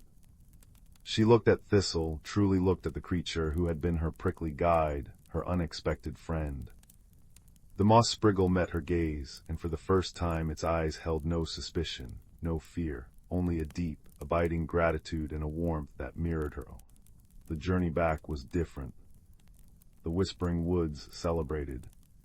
Flowers chimed brighter melodies, streams bubbled with laughter, and light orbs danced intricate patterns around them. They walked slowly, savoring the restored magic, the deep peace that now permeated the air. Thistle pointed out things Clara had missed before: a family of glowing beetles building a tiny lantern nest, a tree whose bark shifted colors like a living painting. There was no hurry, only the shared comfort of a world healed and a friendship forged in the heart of it. Too soon they stood before the woven door in the ancient oak. The twilight sky of the whispering woods was deepening into a velvety night scattered with luminous stars. Thistle shuffled its paws on the velvety moss. "The door, it will stay open now," it said quietly. "The heart tree is strong, the connection is renewed." Clara knelt, her nightdress brushing the soft moss. Will you visit in my garden?" Thistle's eyes crinkled at the corners. "A guardian has duties," it rumbled, but there was a playful spark in its gaze. "But a guardian can also have friends, and friends visit." It nudged her hand with its damp nose. "Look for the fireflies that glow just a little too brightly, or the patch of moss that feels extra soft and warm." Clara smiled, tears pricking her eyes, but they were happy tears. She unfolded one last memory, the feeling of this moment, of Thistle's mossy fur under her fingers, the deep song of the heart tree, the warmth of their victory, and poured it into the key, then gently touched it to Thistle's forehead. The moss spriggle shivered, its eyes widening as the shared joy flowed into it. "So you remember too," Clara whispered. Thistle nodded, unable to speak for a moment. Then it straightened, spines rustling softly. "Go on, Clara, your world awaits, but remember the whispering woods, remember your friend." With one last look at the glowing forest and the small, mossy guardian standing proudly beneath the amber trees, Clara stepped back through the woven door. It swung shut behind her with a soft sigh, seamlessly blending back into the oak's bark. She stood in her grandmother's moonlit garden, the familiar scent of roses and damp earth replacing the wildflower rain scent of the woods. The silver key in her hand was cool, its light dimmed but still present, a constant, gentle warmth against her skin. Back in her bed, the farmhouse silent around her, Clara curled under her quilt. The ordinary sounds of the night, an owl hooting, the creak of old timbers were comforting now, not lonely. She held the key of unfolding close. She wasn't just Clara who visited her grandmother anymore. She was Clara who had walked in an amber forest, who had befriended a moss spriggle, who had helped heal a heart tree. The memory of Thistle's trusting eyes, the resonant song of the woods, and the warmth of the key filled her with a quiet courage and a deep, abiding sense of belonging that stretched beyond the walls of the farmhouse, into a world of whispering trees and steadfast friendship. As sleep gently pulled her under, she knew she wasn't lost. She was found, and she carried a whole, wonderful world within her, just a silver key away. And outside in the moonlit garden, a patch of moss beneath the ancient oak glowed with a soft, persistent emerald light, warmer than any stone. Story 16. The village of Willowbrook nestled in a valley where seasons danced with particular grace. Autumn painted the hills in fiery hues, but this year the changes seemed to unsettle young Finn more than usual.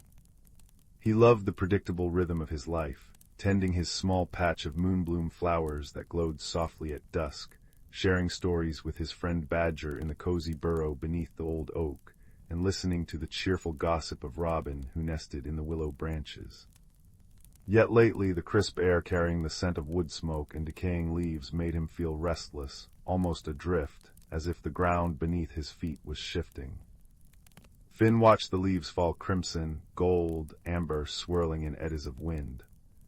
"It feels like everything is leaving," he murmured to Badger one afternoon, tracing the intricate veins of a fallen maple leaf. His own moonblooms were fading, their soft silver light dimming. Summer was so warm and full, now it's all emptying, Badger, wise and slow-moving, stirred the embers of his small hearth with a clawed paw.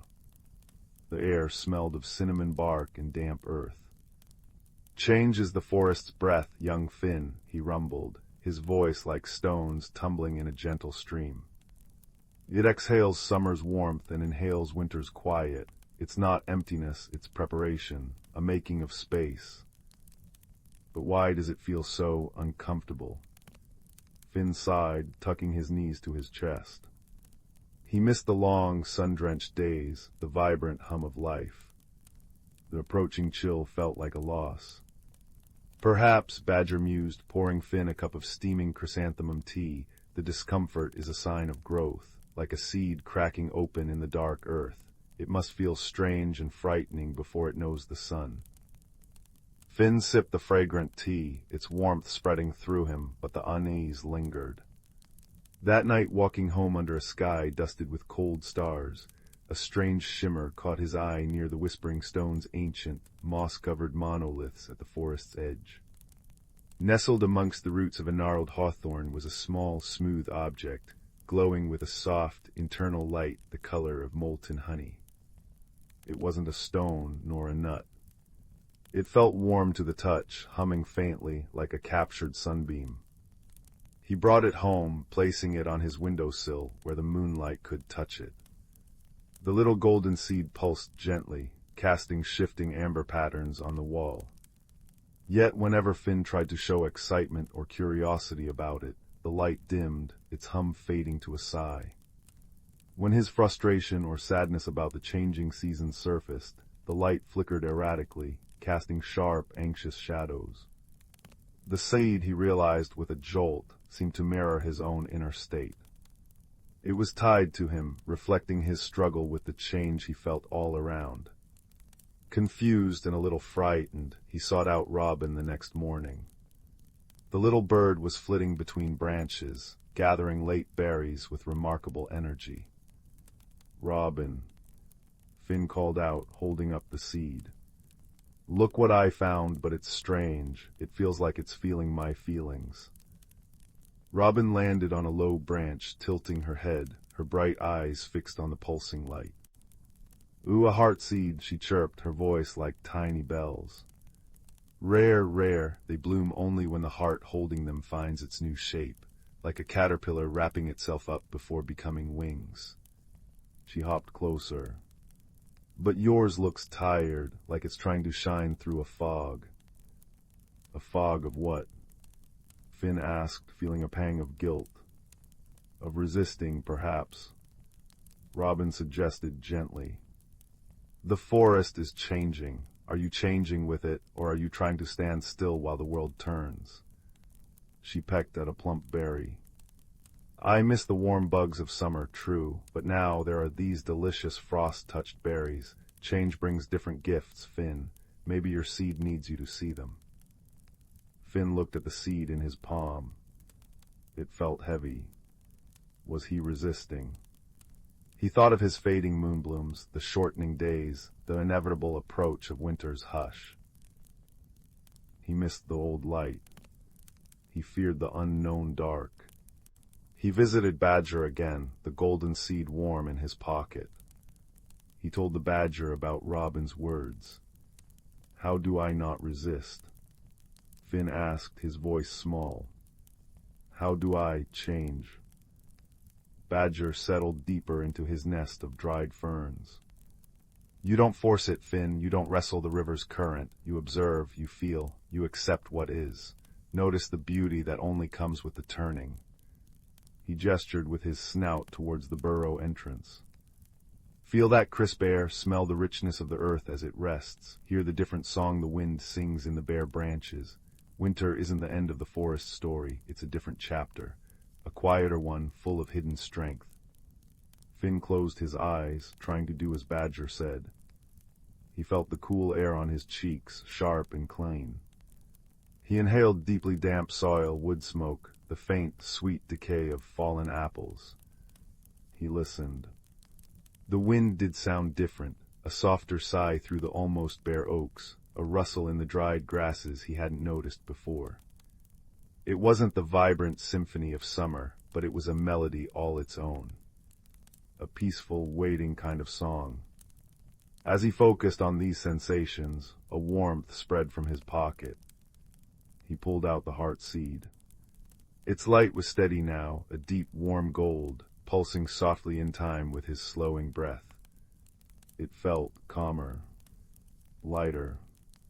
"Ah," Badger rumbled, a smile in his voice. "There you are, and there it is." Finn began to practice. Instead of mourning his fading moonblooms, he carefully gathered their silvery seed pods, promising himself to plant them again come spring. He noticed the intricate beauty of frost patterns on his window pane at dawn, like fragile lace woven by unseen sprites. He helped Badger gather extra nuts and roots, finding satisfaction in the preparation, in the shared purpose. He listened to Robin's winter songs, sharper and clearer in the cold air. The golden seed responded. When Finn felt a pang of sadness for the lost warmth, its light would flicker, but if he then consciously sought out a new beauty, the stark silhouette of a hawk against the gray sky, the comforting weight of a thick woolen scarf, the way the setting sun set the icy puddles ablaze, the seed's glow would deepen, becoming richer, more substantial. It was growing, slowly, feeding on his acceptance and his budding appreciation for the season's unique gifts.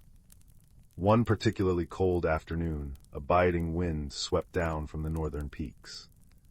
Finn was checking on the whispering stones, the heart seed now a constant, warm companion in his hand. He saw Robin struggling, her usual berry bushes were stripped bare, and the wind threatened to toss her tiny body off course. Finn remembered the cache of seeds and dried berries he and Badger had stored. Without hesitation, he hurried back, filled a small pouch, and hung it securely in Robin's willow tree. "Oh, Finn," Robin chirruped, fluttering down gratefully.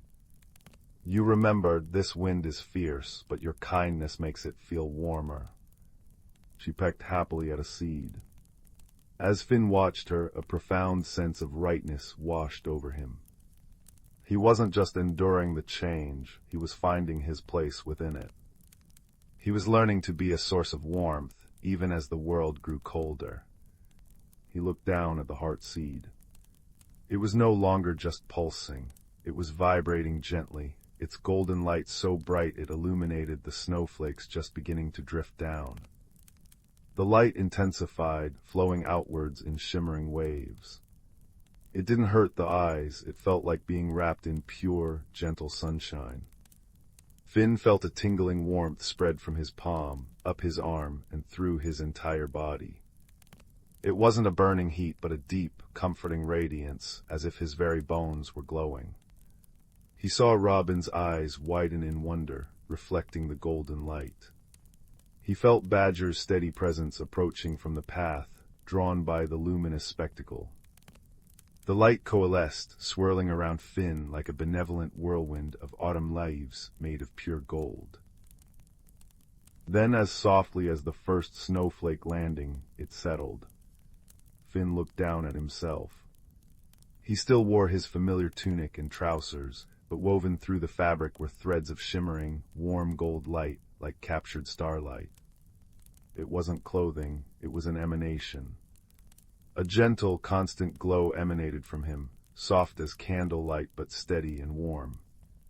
The heart seed was gone, but its essence was now a part of him. He raised his hand. The golden light flowed with his movement, leaving faint, sparkling trails in the air. He touched a bare, frost-covered branch.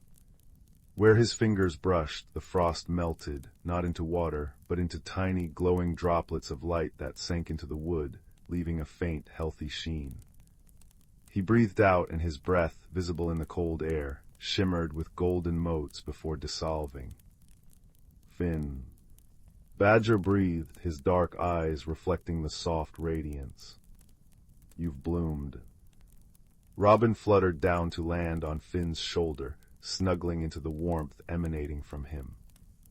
"Ooh, it's like having a little sun perched here, so cozy."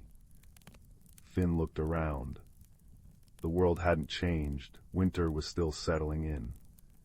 The air was cold, the trees were bare, the ground was hardening. But he had changed. The resistance, the fear, the clinging to what was gone, it had melted away with the frost under his touch, replaced by this profound inner warmth and light. He saw the stark beauty of the winter landscape with new eyes. The silence wasn't empty, it was peaceful. The cold wasn't harsh, it was invigorating. The changes weren't losses, they were transformations, necessary and beautiful in their own way. His personal winter had birthed an inner sun. He understood now. The magical transformation wasn't about defying the season.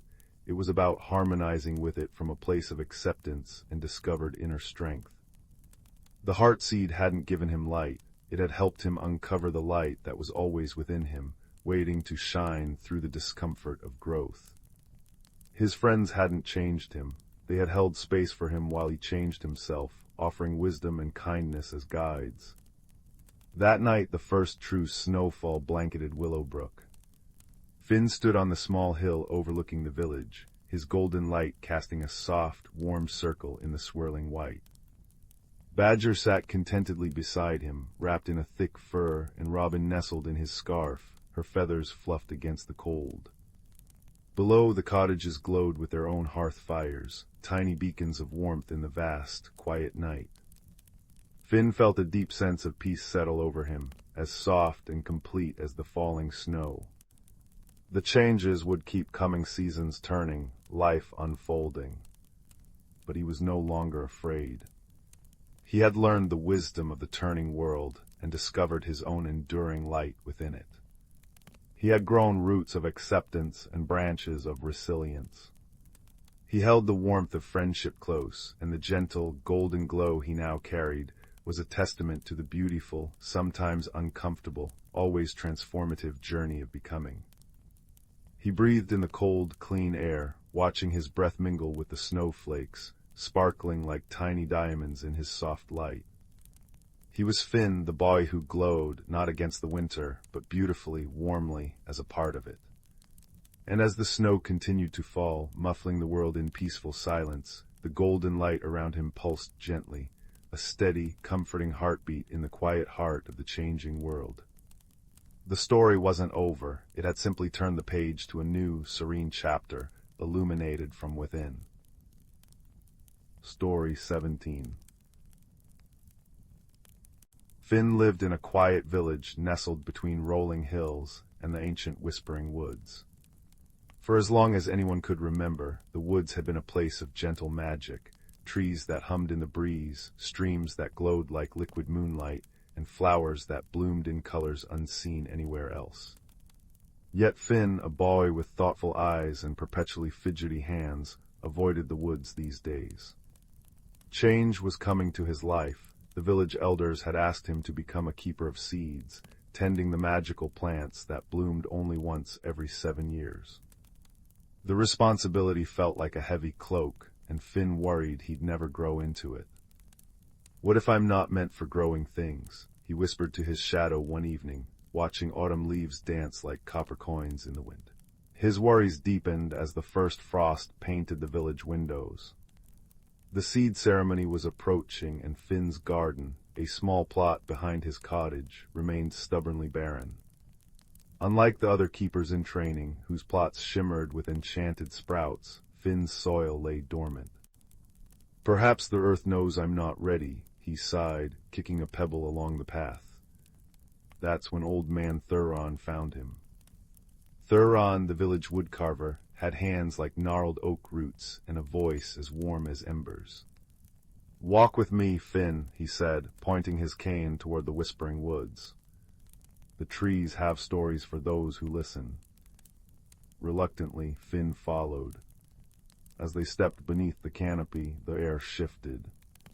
It smelled of damp moss and distant thunderstorms, and the trees seemed to lean closer, their leaves rustling secrets. Finn shivered. "Everything here feels alive." Thuron chuckled. "It mirrors what's inside us, lad. See that birch?" He pointed to a slender tree whose silver bark was peeling away like old parchment. It sheds its skin to grow, hurts a bit, I imagine, but necessary. Finn touched the birch's trunk. It felt fragile, yet beneath his fingers, new bark glowed faintly green. Days passed, and Finn returned to the woods alone. One afternoon he found a clearing where the ground sparkled with frost-dusted ferns. In the center stood a single, withered sapling, its branches brittle as dried bones. Finn's heart ached. It looked as lost as he felt. He knelt, scooping rich, dark soil around its roots. "I know how you feel," he murmured. As he worked, a girl's voice chimed behind him. "That's a memory tree." Lily, the village herbalist's daughter, bounded over, her apron pockets overflowing with luminous petals. "They only grow when someone shares a kindness. Here." She tucked a glowing blue flower into the soil. Moon petals help them remember they are loved. Finn visited the sapling daily. He brought rainwater in cupped hands, sang it old planting songs, and told it stories of brave little snails climbing rain-slicked stalks. Slowly, miraculously, the tree responded. One twilight, as Finn shared his fear of failing as a keeper, a single bud unfurled, a tiny pearl-white blossom that pulsed with soft light. "It's growing because you are," Lily whispered, appearing beside him with a basket of star-shaped mushrooms. "Change is just the world's way of helping us bloom." But winter's grip tightened. An unseasonal blizzard swept the hills, burying paths and silencing the wood's whispers. Finn woke to find his sapling buried under ice, its light dimmed. Panic clawed at his throat. He stumbled through the snow to Thuron's workshop, where the old man was carving a badger from cedar wood. "It's dying," Finn gasped. Thuron set down his chisel. "Nothing in these woods truly dies, boy. It transforms." He handed Finn a small, warm stone. "This is a hearthstone. It holds summer's heat. Trust the magic beneath the ice." Finn raced back. He placed the hearthstone at the sapling's base, then began scooping away snow with bare, reddened hands. Hours passed. His fingers grew numb, and doubt whispered coldly in his mind. What if he wasn't strong enough? What if some changes were too hard? Then a crackle. The hearthstone glowed amber, melting the ice in slow, shimmering rivulets. Beneath it, roots had deepened, spreading like veins of light through the soil. The sapling's branches, once frail, now stood sturdy, and its blossoms multiplied, dozens of pearly lights humming like contented bees. As Finn watched, breathless, the flowers released tiny sparks that floated upward, joining the stars. On the morning of the seed ceremony, Finn entered the village square holding a single bloom from his sapling. His garden, once barren, now brimmed with luminous memory trees, their canopies weaving a tapestry of light. The elders smiled as he placed the seedling among the ancient seed-keeper plants. "How," murmured the head elder. Finn touched a leaf velvety with new growth. "I learned that change isn't about becoming someone else. It's about uncovering who you've always been, with a little help from friends." Thuron winked, Lily beamed, and even the whispering woods seemed to sigh in approval, their branches heavy with ice-melt diamonds glittering in the dawn. That night Finn sat by his window, watching the memory trees glow softly in the dark. Their light mirrored the warm certainty in his chest. Change, he realized, was like the woods, sometimes whispering, sometimes storming, but always, always leading you home to yourself. And as the village slept under a quilt of stars, Finn whispered a promise to the sapling now rooted in his heart: "Grow at your own pace. I'll be here, watering your dreams." Outside, the first spring breeze stirred, carrying the scent of thawing earth and endless possibilities, gentle as a lullaby. Story 18. The forest surrounding the village of Meadowhaven was ancient, its towering oaks draped in velvet moss and crowned with rustling leaves that whispered secrets to those who listened. 10-year-old Leo often lingered at its edge, long after the other children had scampered home for supper. While they chased frogs in the creek or played raucous games of tag, Leo would sit cross-legged beneath the oldest oak, sketching ferns in his notebook or simply breathing in the rich scent of damp earth and pine resin. He felt the forest's heartbeat in a way others didn't, a subtle hum beneath the wind's sigh, a shimmer in the dappled sunlight. It was here one cool autumn twilight that Leo discovered the acorn. Not an ordinary acorn, this one. It lay nestled in a cradle of emerald moss, glowing with a soft, buttery light that pulsed like a tiny heart. Warmth radiated from it, seeping into Leo's palm when he scooped it up. The surface wasn't smooth wood, but etched with delicate silver swirls that seemed to shift and dance. As Leo held it, the forest's whispers grew clearer, gentle murmurs of lumina carried on the breeze. That night, tucked beneath his patchwork quilt, the acorn's glow intensified until it cast dancing amber shadows on the walls. It tugged at Leo's hand, insistent as a friend's whisper. Slipping on his boots and woolen jacket, Leo followed its pull into the moonlit woods. The familiar path dissolved into mist. Trees bent inward, their branches weaving a living archway Leo had never seen. Guided by the acorn's light, he stepped through and gasped. Lumina unfolded before him, a world bathed in perpetual twilight, where flowers bloomed with petals of liquid starlight, rivers flowed like molten silver, and mushrooms glowed like tiny lanterns lining moss-soft paths. The air tasted of honey and rain, and a chorus of crickets hummed melodies that vibrated in Leo's bones. But beneath the beauty, something was wrong. The light felt thin, strained. Patches of shadow clung stubbornly to tree trunks, and the silver rivers flowed sluggishly, as if weary. "Hello," Leo called softly. A rustle came from a thicket of luminous ferns. Out hopped a creature no taller than Leo's knee, with fur the color of twilight moss and enormous, liquid-dark eyes that held galaxies of worry. Two twig-like antennae twitched atop its head. "You've come," it chirped, its voice like wind chimes. "I'm Thistle, and you're holding the sunseed." Thistle explained the acorn was a key to Lumina, a fragment of the heartstone, a crystal deep in the forest's core that sustained all light and life. "The heartstone is fading," Thistle fretted, wringing small paws. Shadows grow bold, the gloom moss spreads. Their quest began at dawn's first shimmer. Thistle navigated with quiet confidence, pointing out paths only visible when the sunseed pulsed, a faint trail of golden dust only Leo could see. They crossed the river of whispers on stepping stones that sang beneath their feet, their melody faltering whenever the sunseed dimmed.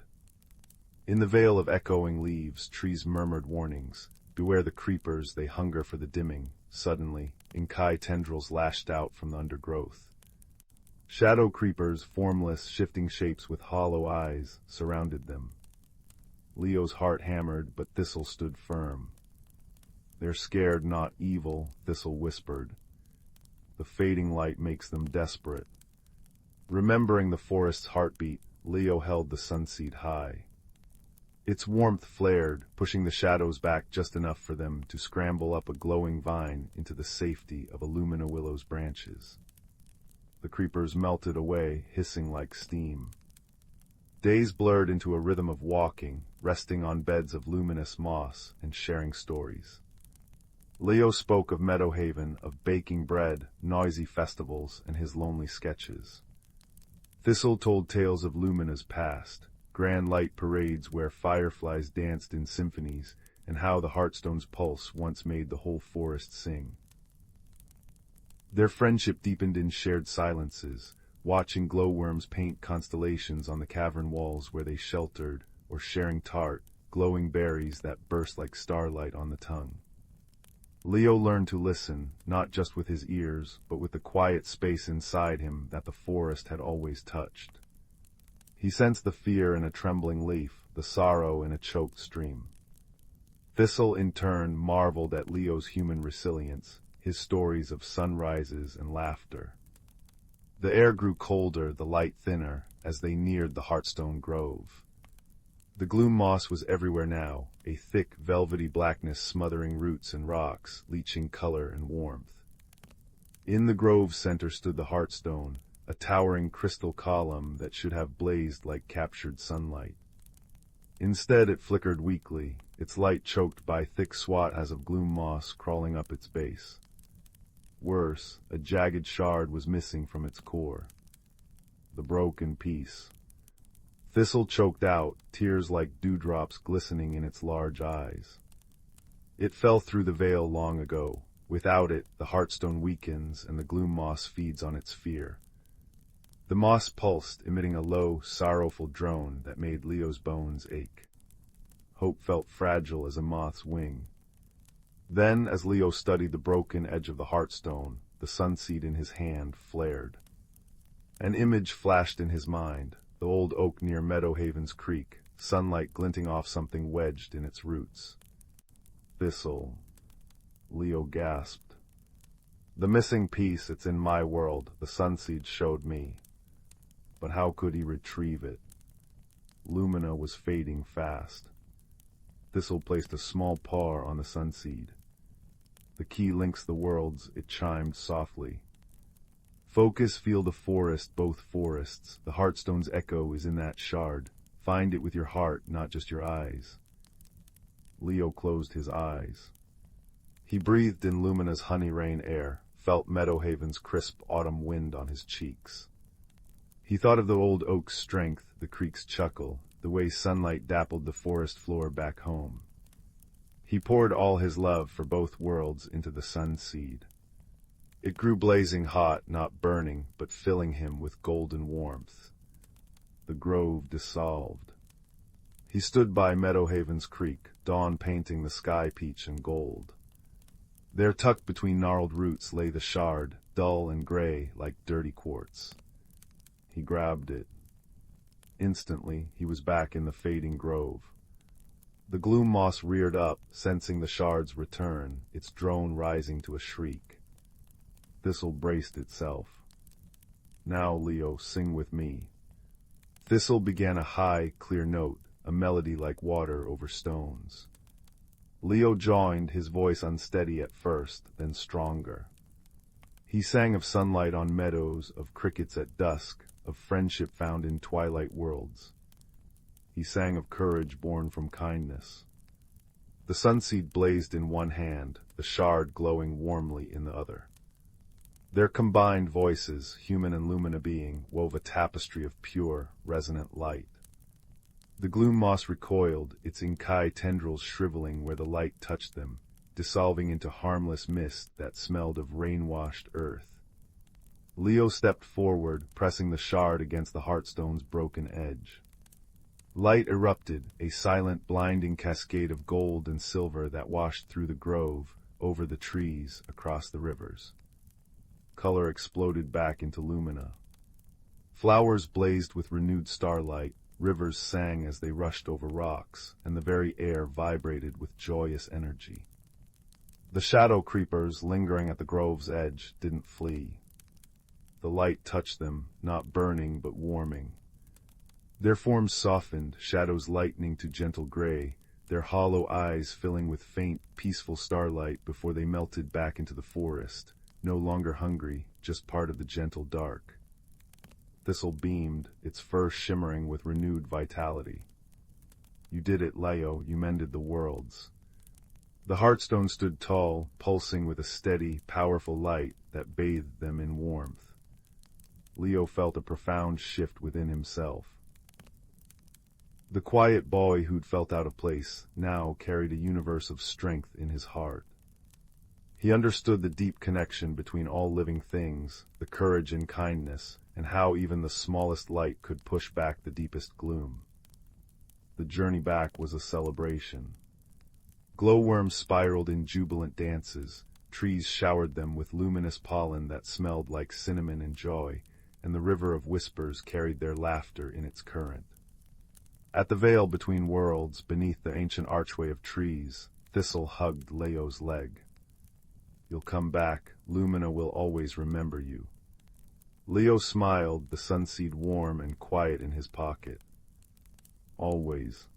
He stepped through the mist, finding himself back beneath the old oak at Meadowhaven's edge, dawn just breaking. Life in the village continued, but Leo was changed. He walked taller, his quietness now radiating a calm confidence. He started sketching again, not just plants, but the hidden magic he now saw, the way sunlight caught dew like tiny diamonds, the secret language of birdsong, the patient wisdom in the old oak's bark. He shared his sketches with the other children, not boasting, but inviting them to see. He led them to the forest's edge, pointing out the intricate web of a garden spider glistening with rain, the hidden den of a gentle fox, the way the wind composed different songs in different trees. Slowly, they began to listen, to see the wonder he saw. The boisterous games still happened, but now they were often punctuated by moments of shared quiet awe beneath the trees. Years passed. Leo grew, but he never forgot. On clear nights, he'd sit beneath the old oak, the sunseed a comforting warmth in his pocket.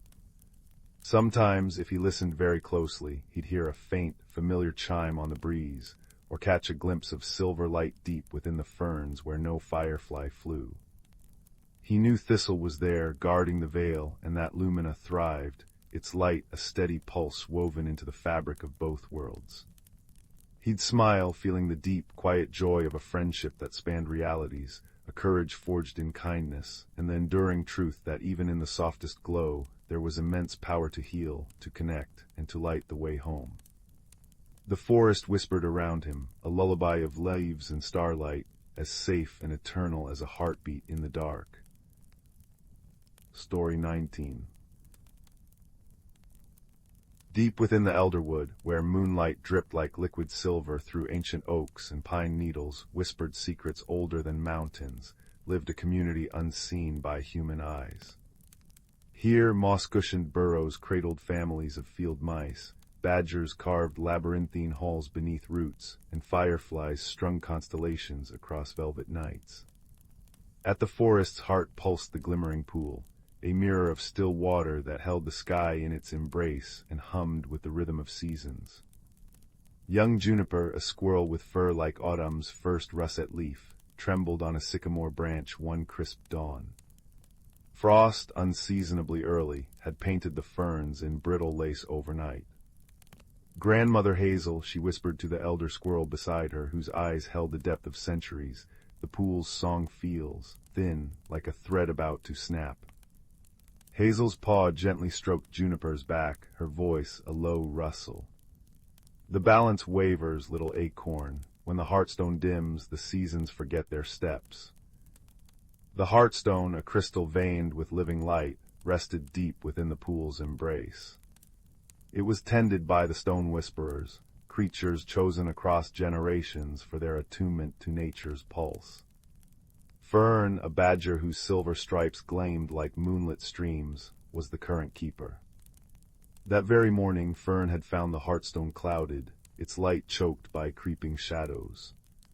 The earth groans, Fern confided to Juniper and Hazel, her claws tracing a fracture in the stone's base. A rockslide in the northern crags has blocked the crystal springs. Without their song, the stone weakens and winter's breath comes too soon. Juniper's heart clenched as she watched a family of field mice shiver, their pantry of seeds still unripe. Bluebells bowed under frost, their perfume stifled. Even the wind carried a mournful note. Yet Hazel's gaze remained steady. Harmony is woven by many paws, she murmured. We must mend the springs. Fern nodded. But the path is treacherous. Only the smallest can squeeze through the rockfall's cracks. So Juniper volunteered, her bushy tail flicking with resolve. Guided by the wisdom of elders and the encouragement of friends, like Pip, a quick-witted rabbit who knew every hidden trail, she embarked at dawn. Dew soaked her paws as she scurried past toadstool villages, where mushroom-dwelling beetles waved antennae in encouragement. She crossed the singing brook, its waters hushed and sluggish without the spring's vigor, tasting of cold metal on her tongue. The northern crags loomed like broken teeth, scarred by the recent slide. Granite boulders, sharp as wolves' fangs, barred the spring's entrance. Juniper's nose twitched at the scent of crushed earth and stagnant water. "Here," Pip called from a crevice, his ears flat against the stone. "A passage, but it's tighter than a snail's shell." Juniper wriggled through darkness, the rock scraping her fur, the air thick with the damp chill of disturbed soil. Deeper she crawled until a faint drip-drip echoed, the springs reduced to a whimper. Suddenly a glint caught her eye. Quartz sparrows, crystalline birds who nested in mineral veins, fluttered weakly in the gloom. Their song, usually a chime that strengthened the springs, was a frail sigh. "The rocks trapped our flock," their leader, Shard, trilled. "Without our melody, the water cannot dance." Juniper understood. The balance needed all voices. She gnawed at tangled roots clogging the sparrow's perch, while Pip dug at loose gravel from outside. Together they freed the birds. As Shard's first clear note rang out, magic stirred. The sparrow's chorus swelled, a symphony of chimes that vibrated in Juniper's bones. Water bubbled, then gushed, a silver ribbon weaving through the rocks. Outside, Fern stood by the glimmering pool, her paws pressed to the heartstone. As the spring's song returned, the stone's fractures sealed with threads of light. Warmth radiated, melting frost from ferns. Sunlight pierced the canopy, dappling the forest floor in gold. That evening the elderwoods celebrated beneath a sky embroidered with stars.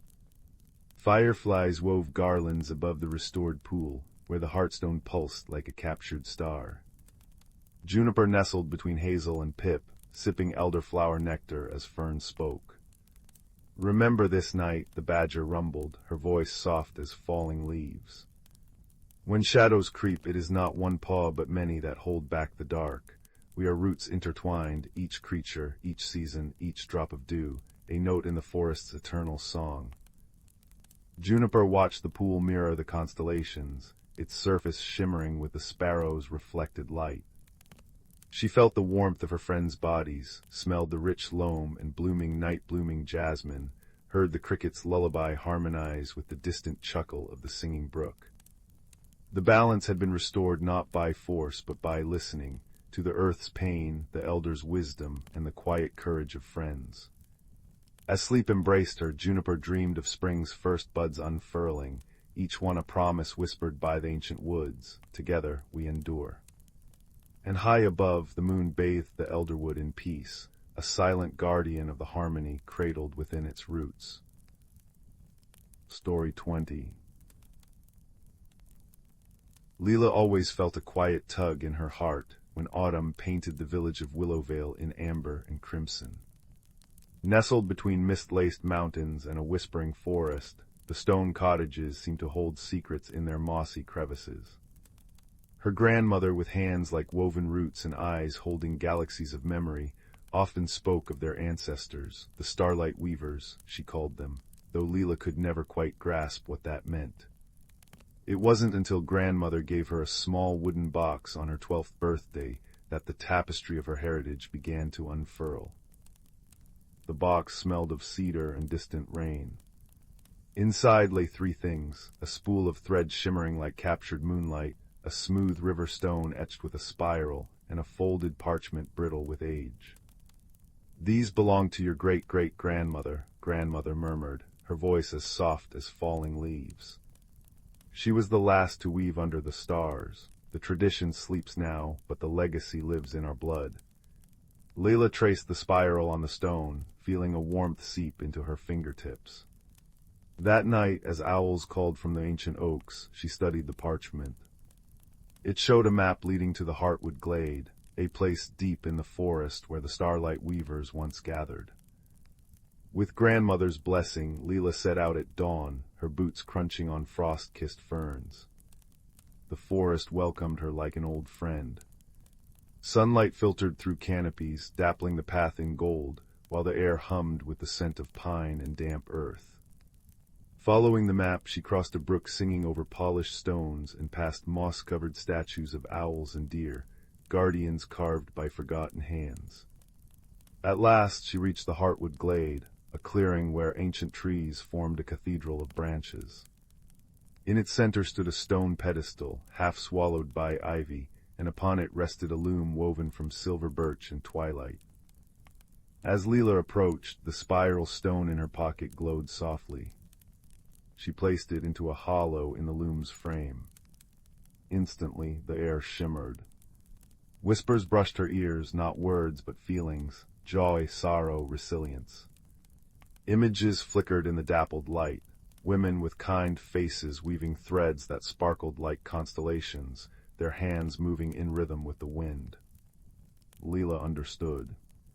The starlight weavers hadn't just made cloth. They'd woven stories, dreams, and the very essence of their people into tapestries that comforted the village during long winters and celebrated its springs. The thread in her box was starlight itself, spun from the Milky Way on clear nights. But why had they stopped? The whispers grew somber. A tapestry materialized in the air, a great storm tearing through Willowvale, the loom damaged, the last weaver too heartbroken to continue. The legacy faded, not from neglect but grief. Tears pricked Leela's eyes. She touched the shimmering thread, and a surge of courage filled her. Her ancestors hadn't abandoned their art, they'd entrusted it to the future. Guided by the whispers, Leela threaded the loom. As she wove, the forest held its breath. Fireflies drifted like fallen stars, and the loom hummed a lullaby older than the mountains. With each pass of the shuttle, memories bloomed in the fabric, a harvest moon over golden fields, children laughing by the brook, grandmother's smile by the hearth. She felt countless gentle hands guiding hers, generations of weavers reminding her that endings were only pauses, and love could mend what time unraveled. When the last thread was tied, a small tapestry glowed in her hands, depicting Willowvale cradled by stars and forest. It radiated warmth like sunlight on stone, and the whispers settled into a contented sigh. The lesson echoed in her bones. Heritage wasn't just about remembering the past, it was about carrying its light into the present. Their strength, their joy, their resilience, it all lived in her. Leela returned as twilight painted the sky lavender. Grandmother waited by the fireplace, knitting needles still. Without a word, Leela laid the tapestry in her lap. Grandmother's tears fell onto the woven stars, and she pulled Leela into an embrace that smelled of rosemary and home. "You woke the legacy, child," she whispered. That winter, the tapestry hung above the hearth. Villagers gathered around it, their faces bathed in its gentle glow. They shared stories of their own ancestors, bakers, gardeners, star readers, and Leela understood that every family in Willowvale was a thread in a grander design. She taught others to weave starlight, mending the broken tradition with patience and laughter. Years later, Leela would sit with her own granddaughter in that same firelit room, passing down the spiral stone. Outside, snowflakes danced like lost stars finding their way home.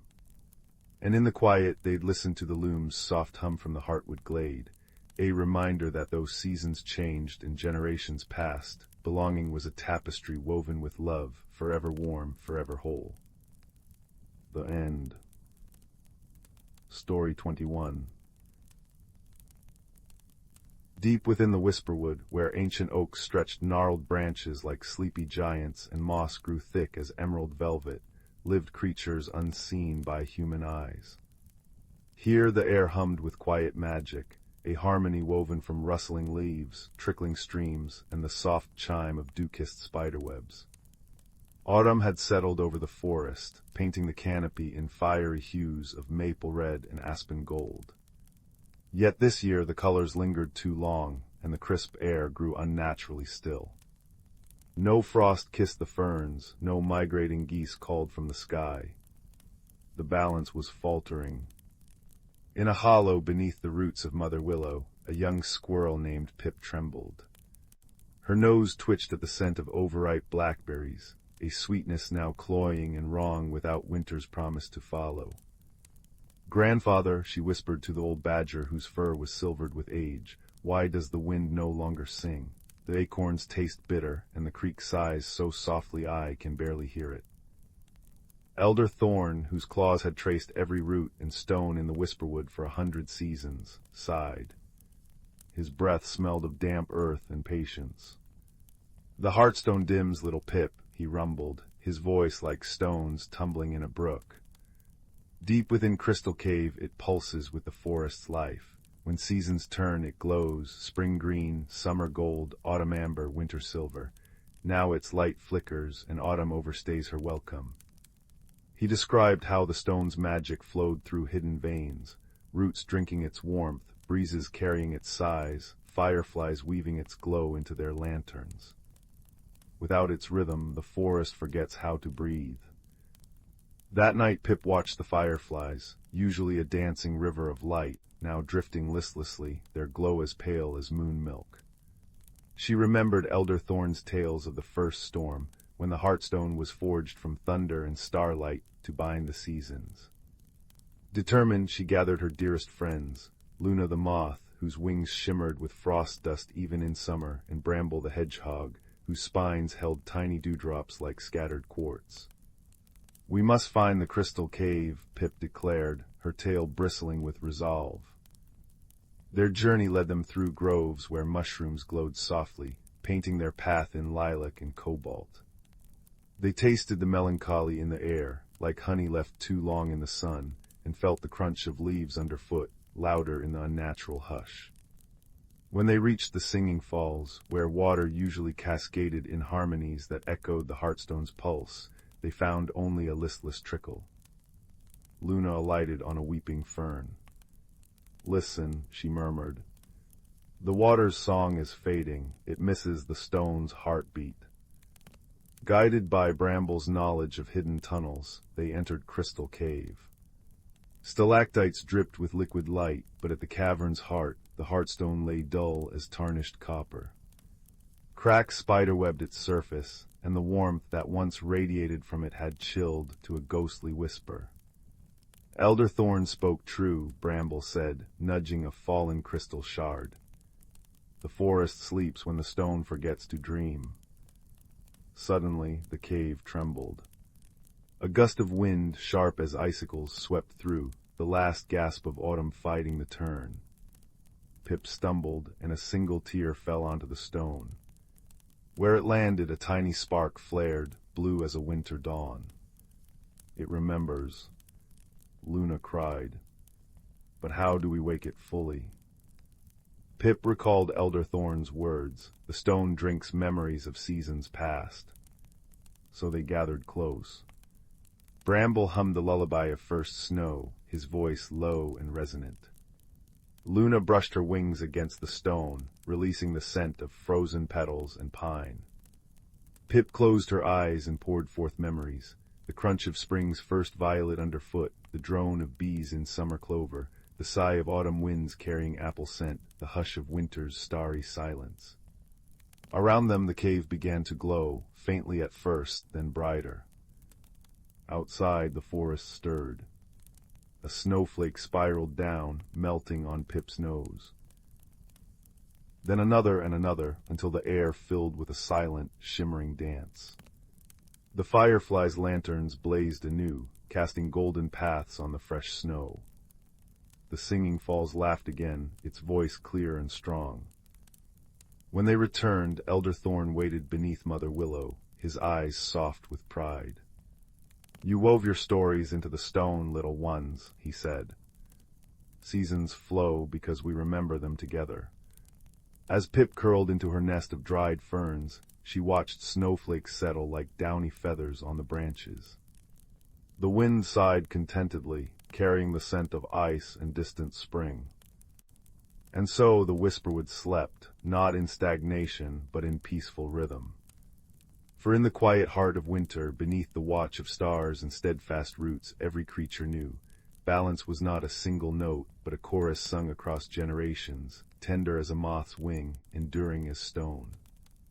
And Pip dreamed of violets pushing through snow, her whiskers dusted with frost, warm in the certainty that harmony, once nurtured, would always bloom anew. Story 22. In the village of Mosswood Hollow, where cobblestone paths wound like sleepy serpents between cottages with thatched roofs, a gentle mystery began to unfold just as autumn painted the leaves in cinnamon and gold. Young Finn, with hair the color of wheat fields and a patchwork satchel always slung over his shoulder, first noticed it when the village's famous moonpetal flowers, which usually glowed soft silver at dusk, began blooming a peculiar shade of turquoise at noon. Then the baker's cinnamon rolls, famed for rising like fluffy clouds, emerged from the oven flat as river stones. Lastly, the Brookstone Bridge's chimes, which always sang in harmony with the wind, started tinkling out-of-tune nursery rhymes at midnight. No one was frightened, for Mosswood Hollow was a place where troubles dissolved like sugar in tea, but a ripple of curiosity stirred the air. Finn, whose favorite pastime was sketching the world in his pocket journal, decided to investigate. He began by sitting beneath the ancient whispering willow at the village square, nibbling a misshapen cinnamon roll and sketching the odd turquoise petals. "Something's borrowing our magic," murmured a voice like rustling parchment. Finn looked up to see Old Man Hemlock, the village gardener, whose beard was woven with living ivy and whose eyes held the patience of centuries. He tended the enchanted gardens, where every plant hummed with quiet sentience. "Borrowing?" Finn asked, offering the old man a crumbly bite. Hemlock accepted it with a chuckle. "Magic flows like a river, dear boy. When it changes course, there's usually a creature nudging it aside for a wee adventure." He pointed a gnarled finger at Finn's journal. "Draw what you feel, not just what you see. The truth often hides in the gaps." Finn took the advice to heart. That evening, as the turquoise moon petals cast eerie shadows, he sat by the brook and sketched not the flowers, but the silence between their shimmers. There a faint honey-gold thread of light, thin as spider silk, drifting toward the northern woods. The next day he studied the flat cinnamon rolls at the bakery. While others lamented, Finn sketched the steam rising from them. Hidden in the swirls, he spotted that same honey-gold thread, vanishing like a sigh. Guided by Hemlock, Finn ventured into the Whisperwood, where trees murmured secrets and fireflies carried lanterns of stardust. "Seek the glimmer folk," Hemlock advised. "They mend magic's frayed edges, but they're shy as dewdrops." Deep in the woods, Finn found a clearing carpeted in luminous moss. There, perched on a toadstool, was Pip, a thumb-sized glimmerfolk with dragonfly wings and eyes like molten amber. Pip trembled, clutching a tiny satchel bulging with stolen magic, a silvery petal glow, a puff of baking warmth, a fragment of the bridge's song. Pip was building a nest, explained a badger named Bramble, who emerged from the ferns, his fur dusted with starlight. Winter comes early for glimmerfolk. Pip feared the cold and gathered sunshine to keep warm. He nudged the tiny creature gently. "But borrowed magic always unravels, little one, like knitting with fog." Finn knelt, opening his satchel. He pulled out a sketch of Pip's clearing, a cozy nook beneath a maple root, bathed in imagined sunlight. "What if we help you build a real warm nest?" he asked softly. Pip's wings quivered with hope. Together they devised a plan. Finn gathered dried lavender and sun-warmed stones from the brook. Hemlock contributed a handful of everheat seeds, which glowed with gentle warmth. Bramble dug a snug burrow lined with thistledown. As they worked, Pip fluttered around them, returning the stolen magic. The turquoise petals softened back to silver, the baker's rolls plumped up like proud pillows, and the bridge's chimes sighed back into harmony. On the first frosty morning, Pip curled contentedly in the new nest, radiating natural warmth as the everheat seeds pulsed like tiny hearts. The mystery woven from fear and kindness had unraveled into friendship. Finn returned to the village, where the baker gifted him a perfect cinnamon roll, its sweetness melting on his tongue like gratitude. That night, under a sky dusted with stars, the bridge's chimes played a lullaby just for him, a melody of restored balance. Old Man Hemlock joined Finn by the brook, watching the moon petals shimmer. "Magic isn't in the taking, but in the sharing," he said, placing a honey-gold everheat seed in Finn's palm. It glowed warmly, a tiny sun against the twilight. Finn smiled, tucking it into his journal beside a sketch of Pip's nest. In Mosswood Hollow, even mysteries ended with embers of comfort, reminding all that every borrowed worry could be returned with a gentler solution, as long as hearts stayed open and eyes observed the spaces in between. And as the village slept, the wind carried the bridge's song, a soft, resolved hum that whispered, "All is well." Story 23. The village of Willowbrook nestled in a valley where mist curled like sleepy cats each dawn, and fireflies painted the dusk with tiny, hopeful lights. In a cottage draped with honeysuckle lived a quiet boy named Leo, whose greatest joy was exploring the dusty corners of the village attic or the sun-dappled edges of the whispering woods. He wasn't one for loud games. He listened to the creak of old floorboards, the sigh of the wind through leaves, and the gentle drip of the rain barrel. He believed deep down that the world hummed with secrets waiting to be heard. One rainy afternoon, while helping his grandmother tidy the cluttered attic, Leo discovered an old teapot tucked behind a box of moth-eaten scarves. It wasn't grand, just plain earthenware, the color of dried clay, with a simple, slightly chipped spout. But as Leo brushed off a layer of dust, a faint, warm vibration hummed through his fingertips, like the purr of a contented cat. He lifted it closer, and a soft, almost imperceptible whisper seemed to emanate from its depths. It wasn't words, not exactly, but a feeling, a quiet melody of comfort and forgotten sunshine. "Grandma," Leo called down the attic ladder, his voice hushed with wonder. "What's this old teapot for?" His grandmother, her face kind and lined like a well-loved map, peered up. "Oh, that old thing belonged to your great-great-aunt Sylvie. She always said it brewed the quietest thoughts. Never saw anything special about it myself, dear. Just a teapot." She returned to her knitting, the needles clicking a steady rhythm. But Leo knew. This wasn't just a teapot. That night, by the soft glow of his bedside lamp, he filled it with water from the rain barrel. It felt right, somehow, and placed a single dried chamomile blossom he'd saved inside. He didn't light a fire, he simply cupped the teapot in his hands, listening. The faint vibration grew stronger, warmer. Steam carrying the scent of chamomile and something else, like sun-warmed stone and distant cinnamon, began to curl from the spout. And then the whispers coalesced into a soft, clear voice, like pebbles tumbling in a gentle stream. "Seeker of whispers," the teapot murmured. "The heartwood glade weeps, its song is tangled, choked by thorny sorrow. Find the glimmer root, only its light can untie the knots." Leo's heart thumped against his ribs. The whispering woods held the heartwood glade, a place villagers spoke of in hushed tones, a clearing where the oldest trees stood guard. But it was deep in the woods, a journey he'd never dared. Yet the teapot's voice held no fear, only a gentle urgency and profound sadness. He knew he had to go. The next morning, under a sky the color of pale forget-me-nots, Leo tucked the teapot carefully into his worn satchel. The whispers guided him towards the deeper paths, where sunlight filtered through the canopy in dusty gold shafts.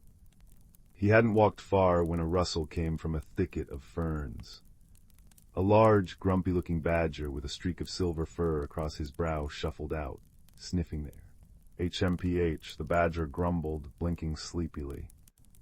Youngling blundering about, disturbing the dew. "What business have you in the deep quiet?" Leo, startled but remembering the teapot's gentle tone, bowed slightly. "I seek the heartwood glade, Sir Badger, the glimmer root. Something is hurting it." The badger, named Thorn for his prickly nature, tilted his head. He wasn't used to politeness from humans. He sniffed Leo's satchel, his wet nose twitching. Carrying old magic are you? Smells like quiet mornings and patience. Very well. The path twists like a knotted root. I know the ways. Follow, but step lightly. The woods are listening. Thorn became Leo's gruff but surprisingly patient guide, pointing out hidden animal trails and warning of loose stones. Deeper they ventured, where the air grew cool and moss carpeted the ground like emerald velvet. The teapot's whispers grew softer, sadder. The thorns bite deep, the light fades. Suddenly, a flash of iridescent blue shot past Leo's ear. A starling, her feathers shimmering like oil on water, landed on a low branch, cocking her head. Lost little listener, she chirped, her voice bright as a silver bell. Or found, you hum with purpose, like a bee to a hidden bloom. I'm looking for the glimmer root, Leo explained, encouraged by her cheer. For the heartwood glade. The starling, named Pip for her quick, chattering nature, fluttered her wings. Ooh, the sad place, the big trees sigh so loud it ruffles my feathers. I've seen flashes, deep in the thicket where the brambles are fiercest. A light trying to push through, but the thorns, sharp, sharp, they snag the sky. Pip, with her keen eyesight, became their aerial scout, flitting ahead to spot clearings and report on the densest patches of undergrowth. Finally, after what felt like hours of careful travel, guided by Thorn's knowledge and Pip's reconnaissance, they reached the heartwood glade. It was a wide clearing, dominated by ancient, towering oaks whose gnarled roots formed natural benches. But instead of peace, a palpable sorrow hung heavy in the air. The very light seemed dimmed. And at the center, where a small, crystal-clear spring usually bubbled, grew a monstrous thicket of blackberry brambles, tangled and vicious, thorns gleaming like dark needles. Trapped deep within its heart pulsed a faint, struggling golden light, the glimmer root. The sorrow grew thorns, the teapot sighed in Leo's mind, its voice thick with shared grief. Grief untended choked the light. Leo felt a wave of sadness wash over him, understanding. This wasn't malice, it was deep, unspoken pain made manifest. He looked at the formidable thicket. He had no axe, no strength to force his way through. Thorn growled low, ready to charge, but Leo placed a gentle hand on the badger's broad head. No, Thorn, fighting the thorns will only make them bite deeper. The teapot, it whispered of untying knots, of wisdom. He remembered the feeling the teapot gave him, quiet, patient listening. He sat down on a mossy root, the teapot warm against his chest. He closed his eyes, not shutting out the world, but focusing on its subtle hum. He listened past the rustle of leaves, past Pip's worried chirps, past Thorn's low breathing. He listened to the deep sigh of the ancient oaks, the choked gurgle of the hidden spring, and most importantly, the ragged, frightened pulse of the glimmer root trapped within the thorns. He listened to the thorny brambles themselves, a dense chorus of sharp, defensive pain, born from some long-ago hurt the glade had absorbed and never released. Slowly, guided by the teapot's quiet resonance, Leo began to hum.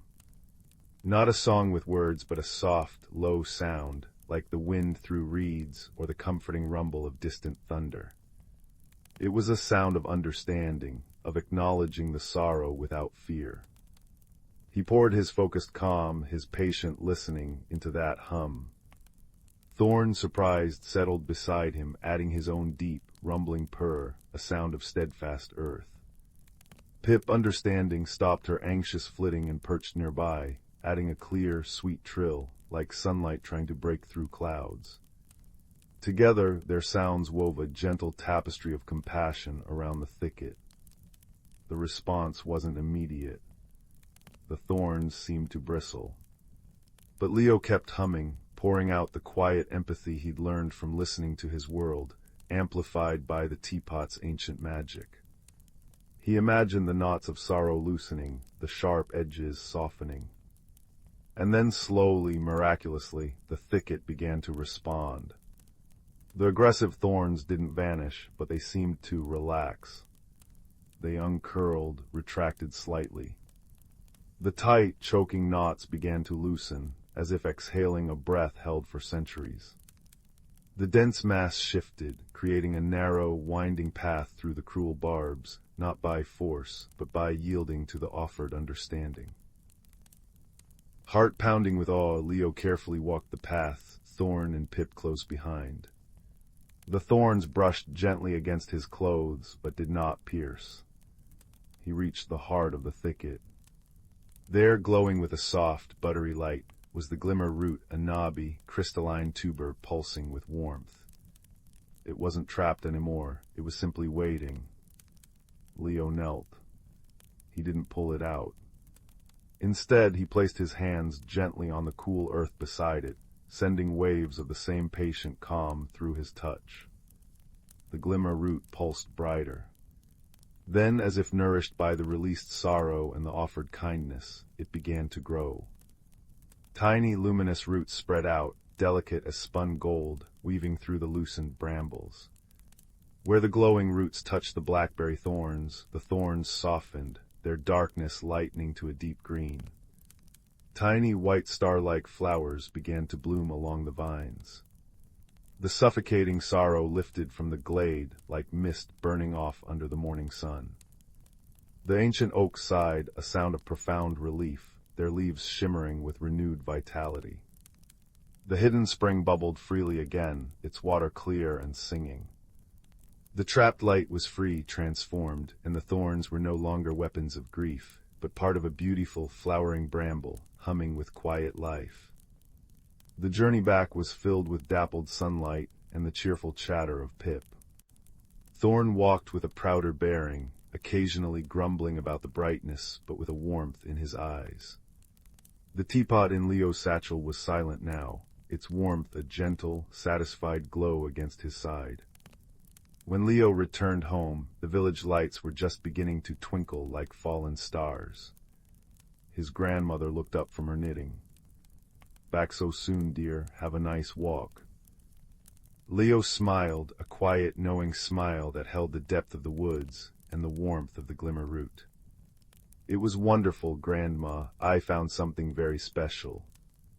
He placed the teapot on the kitchen table. It looked just as plain as before. But when his grandmother absent-mindedly filled it with water later that evening, the steam carried the scent of chamomile, sun-warmed stone, cinnamon, and something new, the sweet, clean fragrance of star-like flowers blooming amidst deep green leaves. And the tea.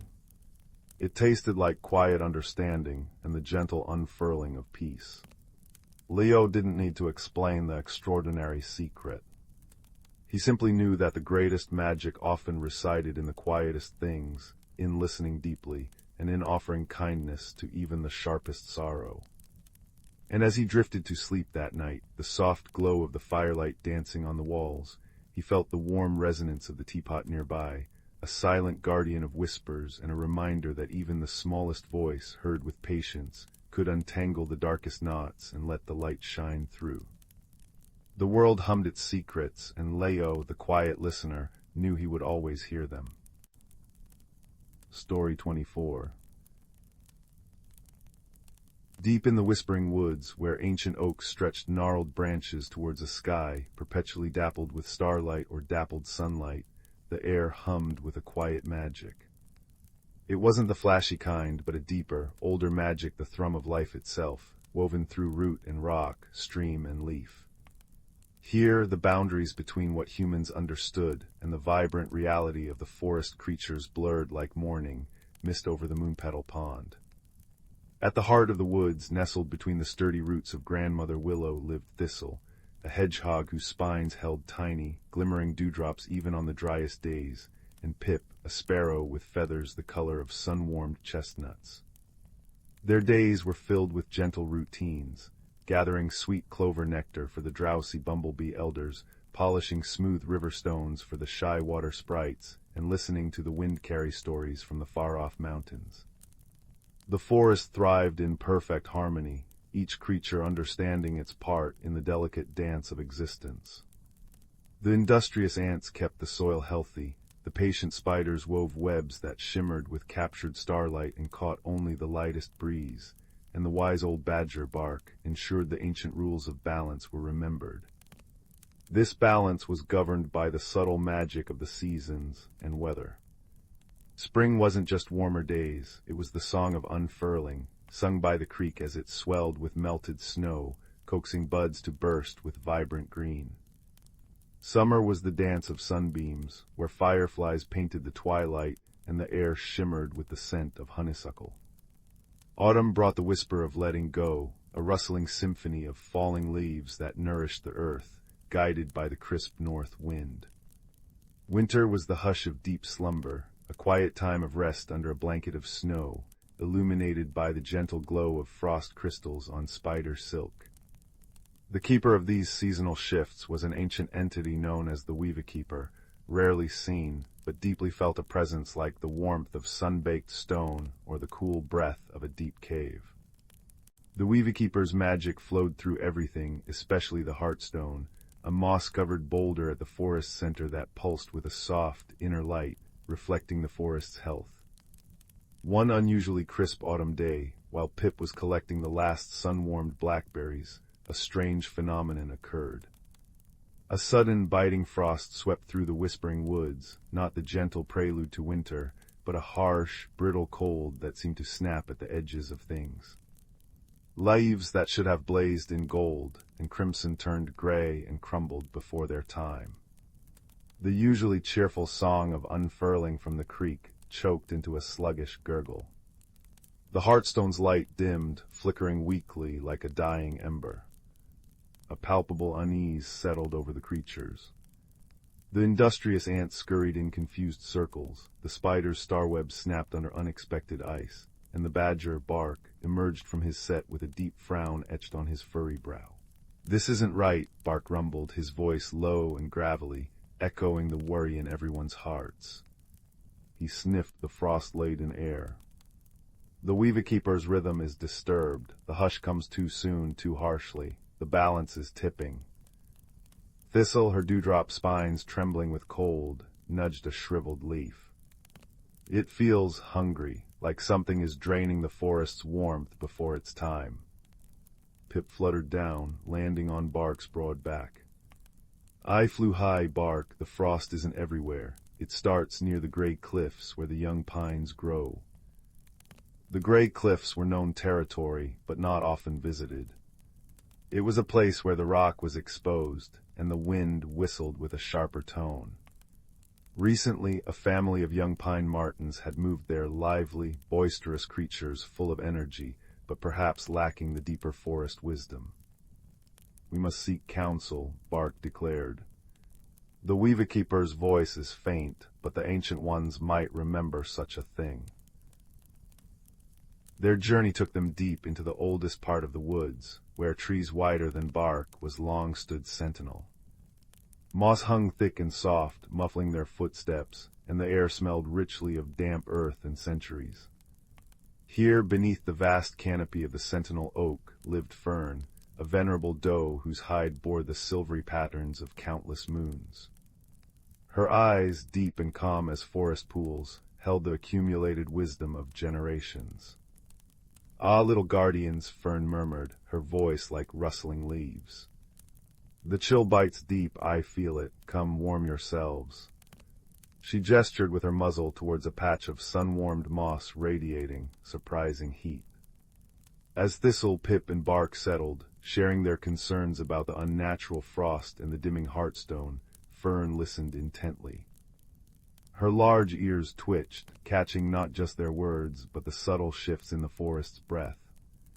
"This frost, it tastes of impatience," she finally said. "Not malice, but haste, a disruption born of misunderstanding, not ill will." "Misunderstanding," Pip chirped. Fern nodded slowly. The Weaver-keeper's magic flows strongest when the creatures understand their place within the great tapestry.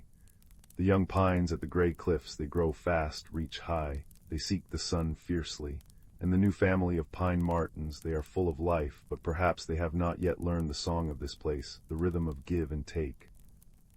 Bark grunted in understanding. They take the warmth, drain the land. Not intentionally, Fern corrected gently. Think of the young pine trees. Their roots are shallow, eager. They drink deeply, pulling moisture and warmth from the earth faster than it can be replenished in this season of gentle letting go. And the pine martens, in their joyful energy, they build large, warm dens high in those young pines, unknowingly concentrating their own life heat and perhaps disrupting the earth's deeper slumber beneath them. It is a knot in the weave. A place where the natural flow is tangled. The weave keeper's magic strains against it, causing this backlash this sharp. Unnatural cold. The lesson was clear. Harmony required understanding and respect for the existing rhythm, not just enthusiastic participation. Taking without awareness of the whole could unravel the delicate balance. So we must help them understand. Thistle asked, her small voice filled with determination. Yes, little thorn, Fern said. Not with scolding, but with sharing. Show them the song of the woods, the wisdom in the slow turn. Help them find their place within the weave, not against it. Armed with Fern's wisdom and a sense of purpose, the trio set off for the gray cliffs. The journey was colder here, the frost clung stubbornly, and the wind carried a mournful whistle. They found the young pine martens maple, cedar, and little nutmeg shivering despite their thick fur, huddled in a large, intricate den woven into the swaying branches of the tallest young pines. Below, the earth around the pines was hard and barren, starved of the nourishing leaf fall that carpeted the rest of the forest floor in autumn. Hello, Pip called out brightly, landing on a lower branch. Brrr, it's certainly crisp today. Maple, the eldest marten, peered out, her bright eyes wide. It came so suddenly. Our den is warm inside, but the ground, it feels wrong, and the trees seem tired. Thistle trundled forward. The forest feels it too, the balance is upset. We spoke with Fern, the wise doe. She explained Fern's insight gently, describing the Weaver-keeper's magic and the importance of the seasonal rhythm. She spoke of the deep roots of older trees sharing warmth, of the fallen leaves creating a blanket that nurtured the earth for spring, of the need for all creatures, even eager young trees and energetic new families, to listen to the ancient song of the woods. Bark added his deep, reassuring rumble. Your energy is a gift, young ones. But like a stream finding its path, it must flow with the land, not against it. These young pines reach high, but their roots need time to deepen, to learn to share the earth's bounty. Your warm den high up concentrates heat, but the ground below grows cold and hungry.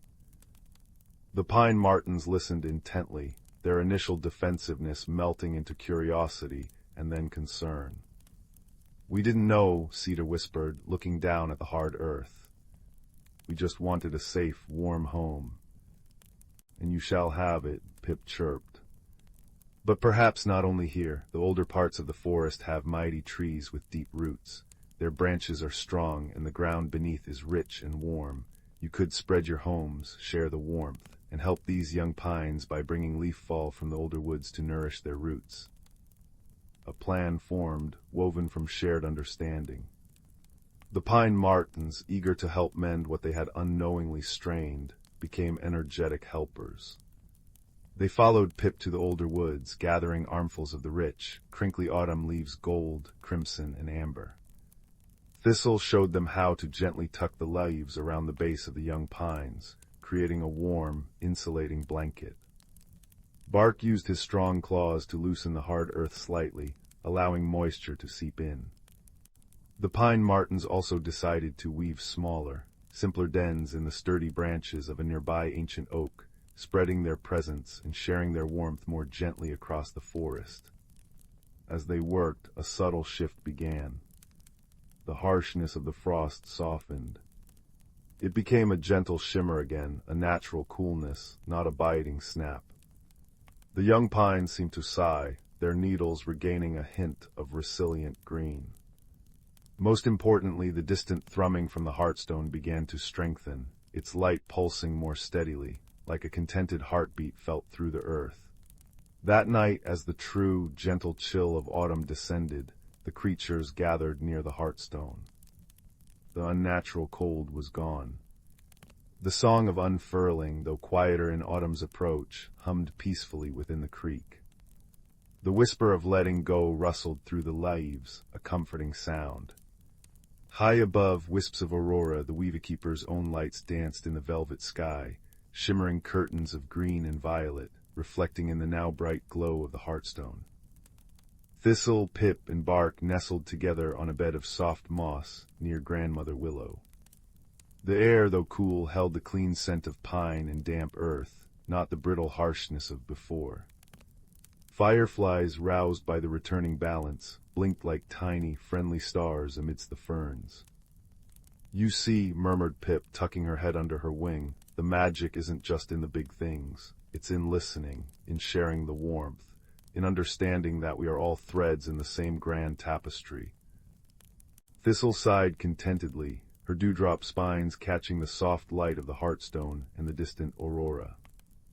"And even the youngest thread," she added, thinking of the pine martens now happily exploring their new dens near the ancient oak, "can learn the song if someone shares it kindly."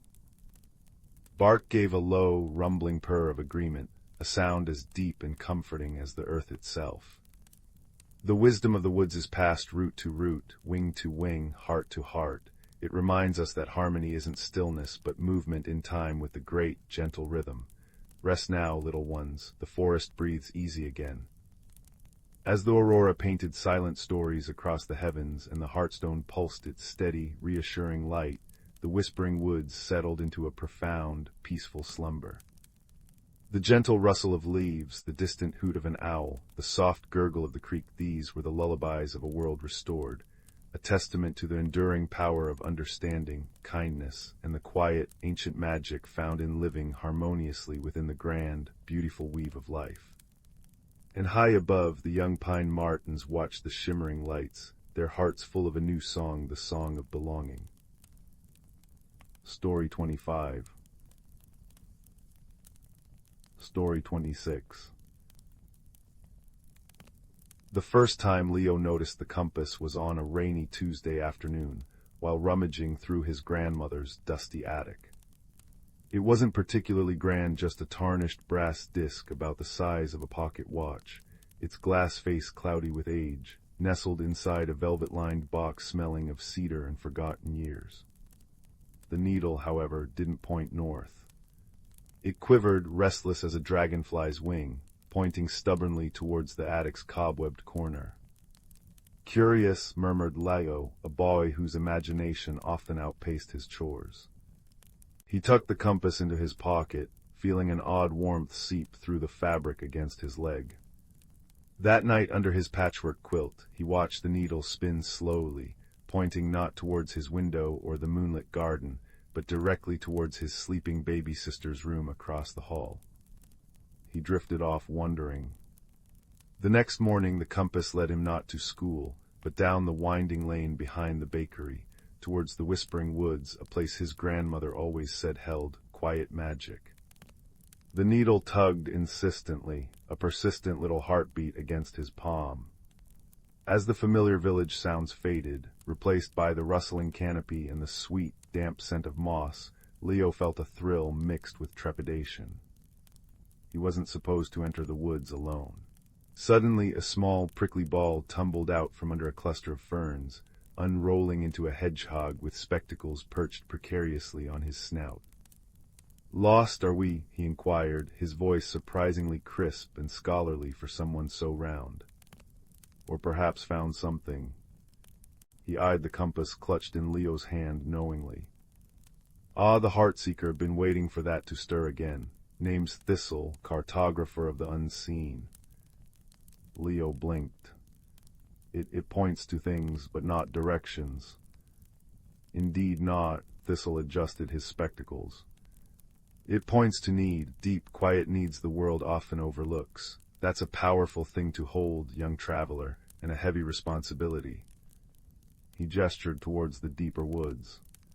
"Seems it's leading you somewhere. Best not keep it waiting, and you shouldn't wander alone, may I?" Grateful for the company, Leo nodded. Thistle scurried alongside him, his tiny claws making soft tick-tick sounds on the fallen leaves. The woods deepened, sunlight filtering through the emerald canopy in dappled patterns. The compass needle shifted, pointing towards a towering, ancient oak draped in silvery moss.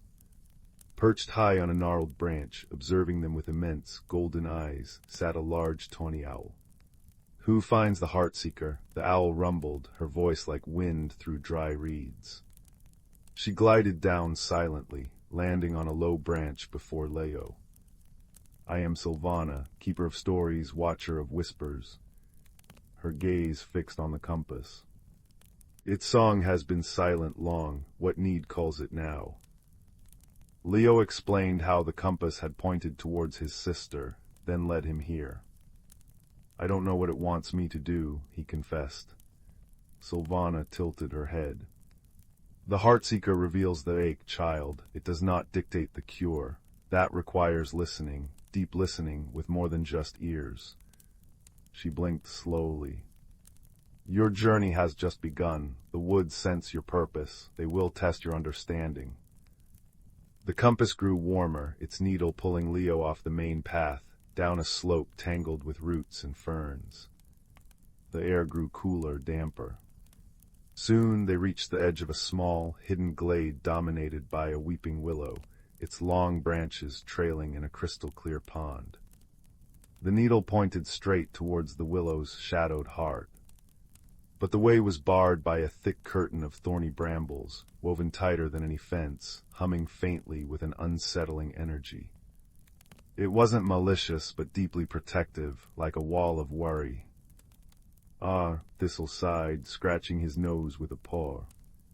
"The bramble barrier grows where deep sadness takes root. Tough customer, trying to push through would just make it angrier and pricklier." Sylvana hooted softly. "Force is useless here, Leo. This barrier feeds on fear and confusion. It guards something precious and hurting. You must speak its language." Leo stared at the humming thorns. The compass pulsed warmly against his skin, not towards the barrier itself, but towards the weeping willow beyond. He remembered Sylvana's words, deep listening.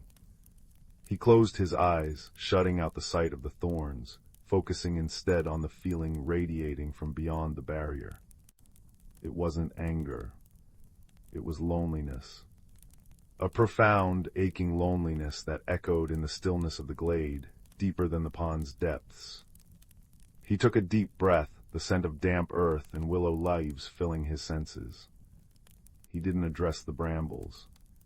Instead, he spoke softly towards the hidden heart of the willow, his voice gentle, like he used when comforting his sister after a bad dream. "Hello," he called out barely above a whisper. "It's okay, we're not here to hurt anything. We felt you were sad, really sad, and alone." The humming of the brambles faltered. Thistle nudged Leo's ankle encouragingly. Sylvana remained a silent, watchful presence. "My name's Leo," he continued, taking a small step closer. The thorns didn't lash out. "This is Thistle and Sylvana. We found this compass. It led us here because it felt your need. Maybe you don't have to be alone with it." A long moment of silence stretched, filled only by the drip of water from willow leaves. Then, from deep within the curtain of branches and thorns, came a sound, a soft, heartbroken sob. It was the loneliest sound Leo had ever heard. The brambles shivered. Slowly, almost hesitantly, a small gap appeared near the ground, just large enough for Leo to crawl through. The thorns retracted, like fingers uncurling from a fist. Leo looked at his companions. Thistle nodded. Sylvana blinked once, slowly. Taking another steadying breath, Leo crouched down and crawled through the opening. Inside the willow's embrace, the light was soft and green. Moss carpeted the ground, cool and velvety under his knees. And there, curled into a tight, trembling ball of gray fur beside the still pond, was a badger. Not an ordinary badger. Her fur shimmered with faint streaks of moonlight, even in the dappled shade, and her eyes, when she lifted her head, held the deep, sorrowful blue of twilight. Tears traced silver paths down her muzzle. "I am Nissa," she whispered, her voice trembling like a leaf in a breeze. "Keeper of the moon pool." She gestured weakly towards the pond, its surface reflecting the willow branches like fractured glass. "Its light feeds the dreaming roots of the whispering woods, but my song is broken. My mate Orin, he faded with the last crescent moon." A fresh sob escaped her. "My sorrow dimmed the pool's light, the brambles grew from my grief, pushing everyone away. I am so alone, and the woods grow darker." Leo's heart ached. The compass hadn't pointed him to treasure, but to this profound sadness. He understood now. The challenge wasn't to fight the brambles, it was to reach the loneliness behind them. He sat down on the moss beside Nissa, not too close, but near enough. "I'm so sorry about Orin," he said softly, echoing the compassion he'd learned from his grandmother. "It must hurt terribly." Thistle waddled through the gap, followed by Sylvana gliding silently to perch on a low branch. "Loss is a heavy stone to carry alone, Nissa," Sylvana murmured. "The woods feel your sorrow, but they also hold memories of Orin's light. Can you feel them?" Nissa sniffled, looking around the green bower. He loved this glade. He used to weave starlight into the willow strands. And remember his great laugh. Thistle added, polishing his spectacles. "Rumbled like distant thunder, it did, startled the acorns right off the trees." A faint, watery smile touched Nissa's muzzle. "He did." She looked at the dim moon pool. "He wouldn't want the light to fade, or for me to be lost in the dark." Leo remembered the warmth of the compass, the feeling of his sister's presence across the hall. Maybe the light doesn't have to come only from you, or only from memories." He looked at Sylvana and Thistle. "Could we help together?" Understanding dawned in Sylvana's golden eyes. "A shared song," she breathed. "A song of remembrance, not just of loss, but of love. That is the language the moon pool understands."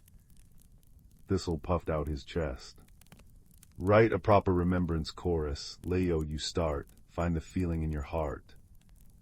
Leo felt nervous, but he looked at Nissa's sorrowful eyes and the dim pool. He thought of his grandmother's smile, his sister's giggle, the comforting warmth of his quilt. He hummed softly at first, a simple, gentle melody that rose from his chest like warmth from a hearth. It was a sound of comfort, of quiet presence. Thistle joined in not with a hum, but with a rhythmic tick-tick-tick of his claws on a smooth stone, steady as a heartbeat. Sylvana closed her eyes and began a low, resonant hooting, deep and wise, weaving through Leo's melody like wind through trees. It sounded like stories told by firelight, like the rustle of ancient pages. Nissa listened, tears still falling, but the terrible tightness in her chest began to ease. Hesitantly, she lifted her muzzle. From deep within her grief, a sound emerged, not a cry, but a soft, keening note. It was raw, filled with sorrow, but also with love. It joined the others, weaving into Leo's comfort, Thistle's rhythm, Sylvana's wisdom. As their combined song filled the willow bower, the boy's gentle hum, the hedgehog's steady beat, the owl's ancient tones, and the badger's bittersweet melody, something extraordinary happened. The moon pool began to shimmer. Not with its former brilliance, but with a soft, silvery light, gentle as moonbeams on snow. It pulsed in time with their shared song. The light filtered through the willow branches, touching the protective brambles. The thorns glowed softly, then slowly, gracefully began to unravel, shrinking back into the earth from whence they came, leaving only soft ferns and moss. The barrier was gone. The glade was open, filled with their shared song and the moon pool's renewed, gentle radiance. Nissa uncurled, her fur no longer dull, the streaks of moonlight glowing softly. She wasn't healed completely. Grief takes time, but the crushing loneliness had lifted. She wasn't alone. The light, she whispered, gazing at the pool. It remembers us. She looked at Leo, her blue eyes filled with profound gratitude. You listened past the thorns, past the fear, to the heart of the need. Leo felt the compass in his pocket. It was warm but quiet now, the needle resting peacefully. The extraordinary journey hadn't led him to gold or glory, but to a shared moment of healing. He understood the compass now. It pointed not just to need, but to connection.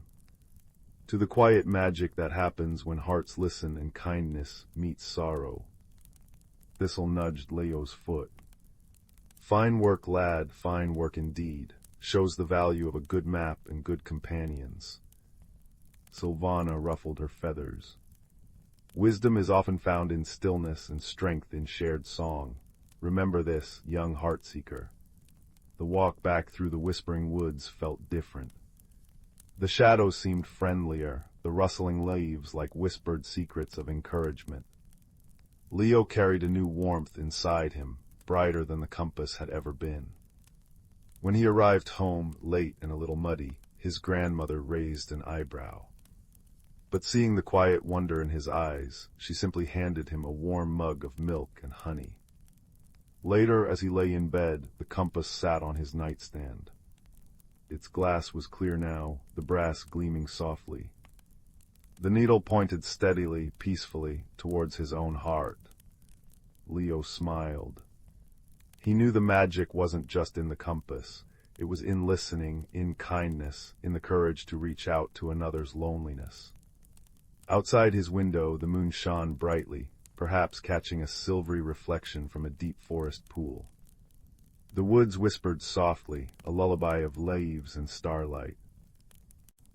Leo closed his eyes, the comforting warmth of his discovery, the gentle hum of shared song still echoing within him, lulling him into a peaceful, dream-filled sleep, where moonlight danced on water and kind voices spoke of love remembered. Rest your curious head now, little traveler, for the world is full of quiet wonders waiting for a listening heart. Sleep deep. Story 27. Story 27. Deep within the valley where fireflies dance like fallen stars, there lived a curious child named Leo. One evening, as twilight painted the sky in lavender and peach, Leo discovered a path they'd never seen before. It was woven from moonbeam threads and bordered by mushrooms that glowed with soft blue light.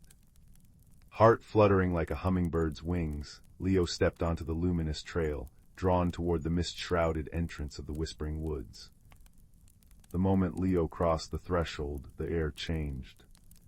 It smelled of rain-kissed ferns and ancient parchment, cool against their skin. Trees arched overhead like cathedral pillars, their bark etched with silver runes that pulsed gently. Leaves rustled not with wind, but with voices, gentle murmurs that spoke of forgotten stories. Hello. Leo called softly, and the woods answered, a chorus of sighs that swirled around them like invisible silk. Ahead, the path split around a pond where water flowed upward in shimmering spirals, defying gravity. Tiny creatures with bodies of dandelion fluff and wings like stained glass darted through the liquid ribbons. Skyfish, whispered a voice beside Leo.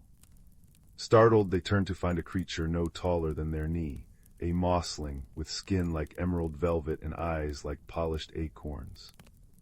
They drink starlight, the mossling explained, offering Leo a walnut shell filled with honeydew nectar. I'm Fern, you've come to see the Heartstone, haven't you? Leo nodded, sipping the sweet nectar. What's the Heartstone? Fern's eyes crinkled. The gem that keeps our woods singing, but the path is tricky now. The gloom moths have dimmed its light.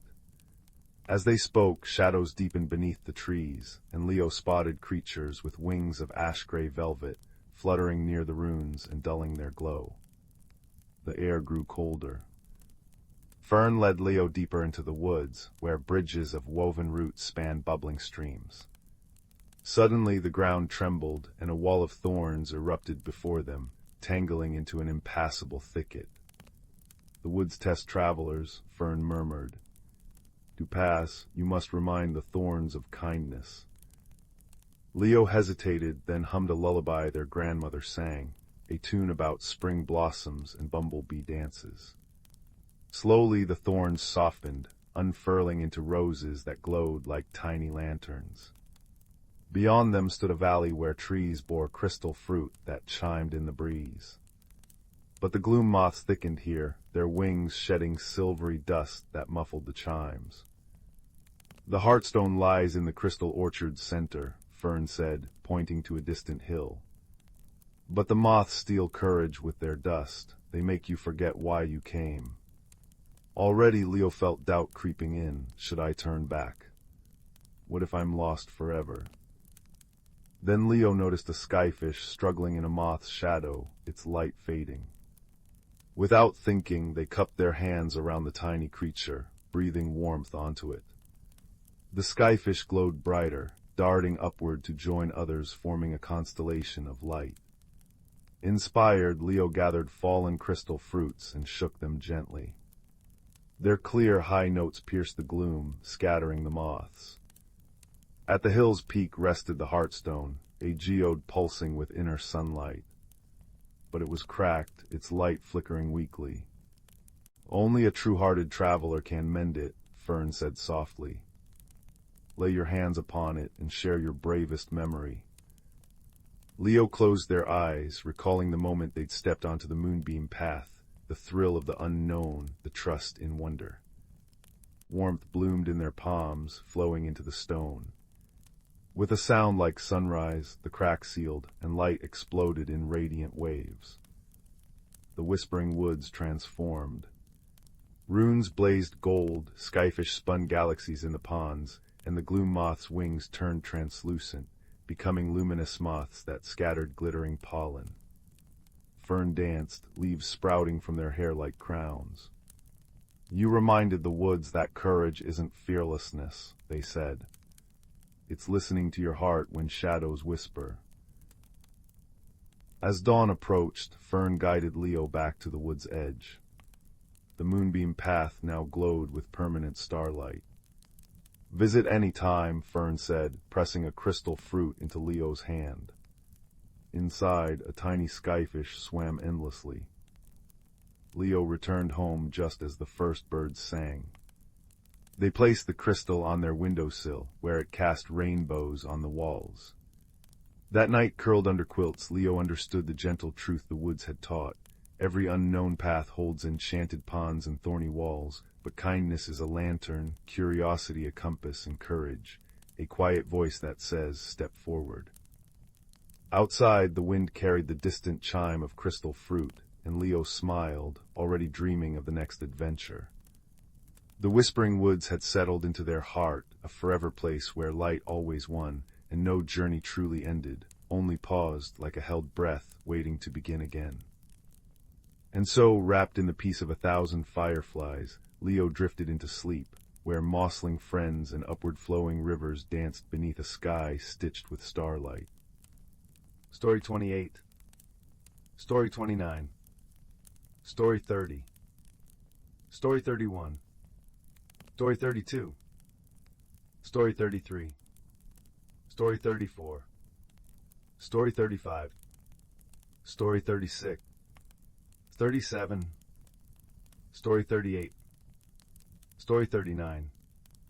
Story 40. Story 41. Story 42. Story 43. Story 44. Story 45. Story 46.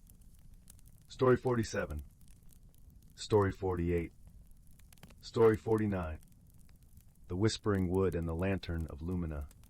The sun had begun its descent beyond the horizon, painting the sky in hues of lavender and gold. The village of Brambleton nestled comfortably in the valley, surrounded by rolling hills and the dense, ancient forest known as the Whispering Wood. It was a place of legend, where tales of magic and mystery were as old as the trees themselves. In the heart of the village, a small cottage exuded warmth and welcome. The aroma of freshly baked bread mingled with the scent of lavender from the garden, inviting all who passed by to linger a moment longer. Inside, by the flickering light of a crackling fireplace, sat a young girl named Lila. Her eyes sparkled with curiosity, a reflection of the adventurous soul that resided within her. Lila had always been drawn to the whispering wood, its secrets whispering to her through the rustle of leaves and the songs of birds. The villagers often spoke of a magical artifact hidden within its depths, the Lantern of Lumina. Legend had it that this lantern possessed the power to illuminate the truth, revealing hidden paths and unseen wonders. On this evening, as the fire danced and shadows played across the walls, Lila's grandmother, a wise and gentle soul, shared stories of the lantern. "It is said," she began, her voice a soothing melody, "that the Lantern of Lumina was forged from the first light of dawn, capturing the essence of hope and truth. Many have sought it, yet few have ventured beyond the familiar trails." Lila leaned closer, captivated by the tale. "What does it look like, Grandmama?" she asked, her voice a mixture of awe and determination. "Ah, my dear," her grandmother replied, "it is said to be a simple lantern, yet when it is lit, its light is like no other, a soft, gentle glow that warms the heart and guides the lost." Lila's imagination soared, picturing the lantern's glow illuminating the darkened paths of the whispering wood. As the fire crackled and the evening deepened, she made a quiet vow to herself. She would find the Lantern of Lumina and discover its secrets. The following morning dawned crisp and clear, the air carrying the scent of pine and earth. Lila set out with a small satchel, filled with provisions and a map her grandmother had drawn, a map detailing what little was known of the forest's hidden trails. Her heart brimmed with excitement and a hint of apprehension. The path into the whispering wood was dappled with sunlight, the trees towering above like ancient guardians. As Lila ventured deeper, the forest began to hum with life. The chatter of squirrels, the distant call of a woodpecker, and the whisper of leaves created a symphony that accompanied her every step. As Lila walked, she marveled at the vibrant tapestry of the forest. The ground was carpeted with moss, soft and springy beneath her feet. Ferns unfurled their fronds in elegant spirals, and wildflowers added splashes of color to the verdant landscape. She paused to admire a particularly beautiful cluster of bluebells, their delicate fragrance filling the air. It was then that Lila noticed a small creature watching her, a fox with eyes as bright as amber. The fox tilted its head as if inviting her to follow. Intrigued, Lila stepped closer, and the fox turned, leading her off the well-trodden path and into the heart of the forest. The journey led Lila through winding trails and across babbling brooks, each step taking her deeper into the unknown. She followed the fox through sun-dappled glades and shadowed hollows, her senses alive with the magic of the forest. As they journeyed, Lila felt a connection with the whispering wood, as if the forest itself was guiding her. She paused to rest by a crystal-clear stream, its waters singing a gentle lullaby. The fox sat by her side, its presence comforting and familiar. "Thank you," Lila whispered, reaching out to gently stroke the fox's soft fur. The fox regarded her with a knowing gaze, as if understanding her every word. With renewed determination, Lila continued her journey, the fox ever by her side. The forest seemed to embrace her, its secrets whispering on the breeze. As the sun began its descent, casting long shadows across the forest floor, Lila felt a sense of anticipation building within her. It was then that she saw it, a soft, ethereal glow emanating from a clearing ahead. Her heart quickened as she approached, the fox leading the way. In the center of the clearing stood the Lantern of Lumina, its gentle light casting a warm, inviting glow. Lila's breath caught in her throat as she reached out, her fingers brushing the cool metal of the lantern. The light within flickered and danced, illuminating the clearing with a soft, golden radiance. In that moment, Lila understood the true power of the lantern. It was not merely a guide through the forest, but a beacon of hope and truth. As she held the lantern, Lila felt a profound sense of peace and clarity. The forest around her seemed to come alive, its beauty and wonder revealed in the lantern's glow. She realized that the journey had changed her, opening her heart to the magic of the world and the wisdom within.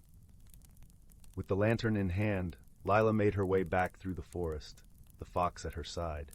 Her journey had taught her the value of friendship and trust, and the importance of listening to the whispers of the world. As she emerged from the whispering wood, the village of Brambleton came into view, the lantern's light guiding her home. Lila's heart swelled with gratitude, knowing that she had discovered more than just a magical artifact. She had found a deeper connection to the world and a newfound sense of purpose. The villagers welcomed her return with open arms, their faces alight with curiosity and wonder. Lila shared her story, the lantern's gentle glow illuminating the hopes and dreams of all who gathered around. And so, the tale of the Lantern of Lumina became a cherished part of Brambleton's history, a reminder of the magic that resides in friendship, the wisdom of the natural world, and the transformative power of a journey undertaken with an open heart. As the night deepened and the stars twinkled above, Lila sat by the fireplace once more, the lantern's glow casting a warm, comforting light. She closed her eyes, listening to the whispers of the forest carried on the evening breeze, and drifted into a peaceful, contented sleep. The journey had come full circle, and with it, Leela had found her place within the timeless tapestry of the Whispering Wood. The lantern's light continued to shine, a beacon of hope and truth, guiding all who sought its wisdom and wonder. In the heart of the forest, the fox watched over the clearing, its eyes reflecting the lantern's glow. It knew that the Whispering Wood would continue to weave its magic, nurturing the dreams and stories of all who ventured into its embrace. And so, the tale of Lila and the Lantern of Lumina lived on, a testament to the enduring power of friendship, courage, and the magic that resides within us all. As the fire crackled softly and the night deepened, the story whispered on the breeze, a lullaby of hope and wonder, guiding the dreams of all who listened. In the quiet of the night, the lantern's light flickered gently, casting its glow across the village, a beacon of warmth and peace. Its story became a cherished memory, passed down through generations, a reminder that the magic of the world is always within reach for those who dare to seek it. And so, with the whisper of the wind and the glow of the lantern, the story of Lila and the Whispering Wood continued to inspire, a timeless tale of wonder and discovery, illuminating the path for those who followed in her footsteps. As the sun rose once more, its golden light kissed the village of Brambleton, heralding a new day filled with promise and the enduring magic of the world. In the heart of the Whispering Wood, the fox lay curled beneath the trees, its amber eyes glowing softly in the dawn light. It knew that the forest held countless stories yet to be told, each one a thread in the rich tapestry of life. The lantern's light continued to shine, a beacon of hope and truth, guiding all who sought its wisdom and wonder. Thus, the tale of the Lantern of Lumina and the Whispering Wood became a cherished part of Brambleton's history, a reminder of the magic that resides in friendship, the wisdom of the natural world, and the transformative power of a journey undertaken with an open heart. And in the quiet moments of the night, when the stars twinkled like diamonds in the sky, the whispers of the forest could still be heard, carrying the story of Lila and the Lantern of Lumina to all who listened, a timeless lullaby of hope and wonder, guiding the dreams of those who dared to dream. As the fire crackled softly and the night deepened, the village of Brambleton lay in peaceful slumber, held in the embrace of the Whispering Wood and the gentle glow of the lantern. The story lived on, a testament to the enduring magic of the world and the power of friendship, courage, and the wisdom of the heart. With the first light of dawn, the forest awoke once more, its beauty and mystery revealed in the soft glow of the morning sun. The fox stretched and yawned, its amber eyes reflecting the promise of a new day. It knew that the Whispering Wood would continue to weave its magic, nurturing the dreams and stories of all who ventured into its embrace. And so, the story of Lila and the Lantern of Lumina continued to inspire, a timeless tale of wonder and discovery, illuminating the path for those who followed in her footsteps. As the sun rose once more, its golden light kissed the village of Brambleton, heralding a new day filled with promise and the enduring magic of the world. In the heart of the Whispering Wood, the fox lay curled beneath the trees, its amber eyes glowing softly in the dawn light. It knew that the forest held countless stories yet to be told, each one a thread in the rich tapestry of life. The lantern's light continued to shine, a beacon of hope and truth, guiding all who sought its wisdom and wonder. Thus, the tale of the Lantern of Lumina and the Whispering Wood became a cherished part of Brambleton's history, a reminder of the magic that resides in friendship, the wisdom of the natural world, and the transformative power of a journey undertaken with an open heart. And in the quiet moments of the night, when the stars twinkled like diamonds in the sky, the whispers of the forest could still be heard, carrying the story of Lila and the Lantern of Lumina to all who listened, a timeless lullaby of hope and wonder, guiding the dreams of those who dared to dream.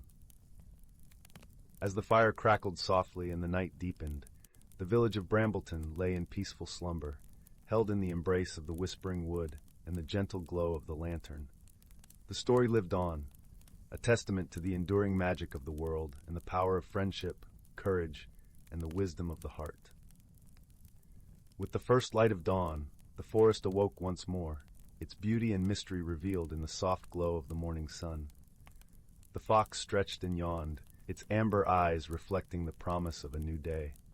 It knew that the whispering wood would continue to weave its magic, nurturing the dreams and stories of all who ventured into its embrace. And so the story of Lila and the Lantern of Lumina continued to inspire, a timeless tale of wonder and discovery, illuminating the path for those who followed in her footsteps.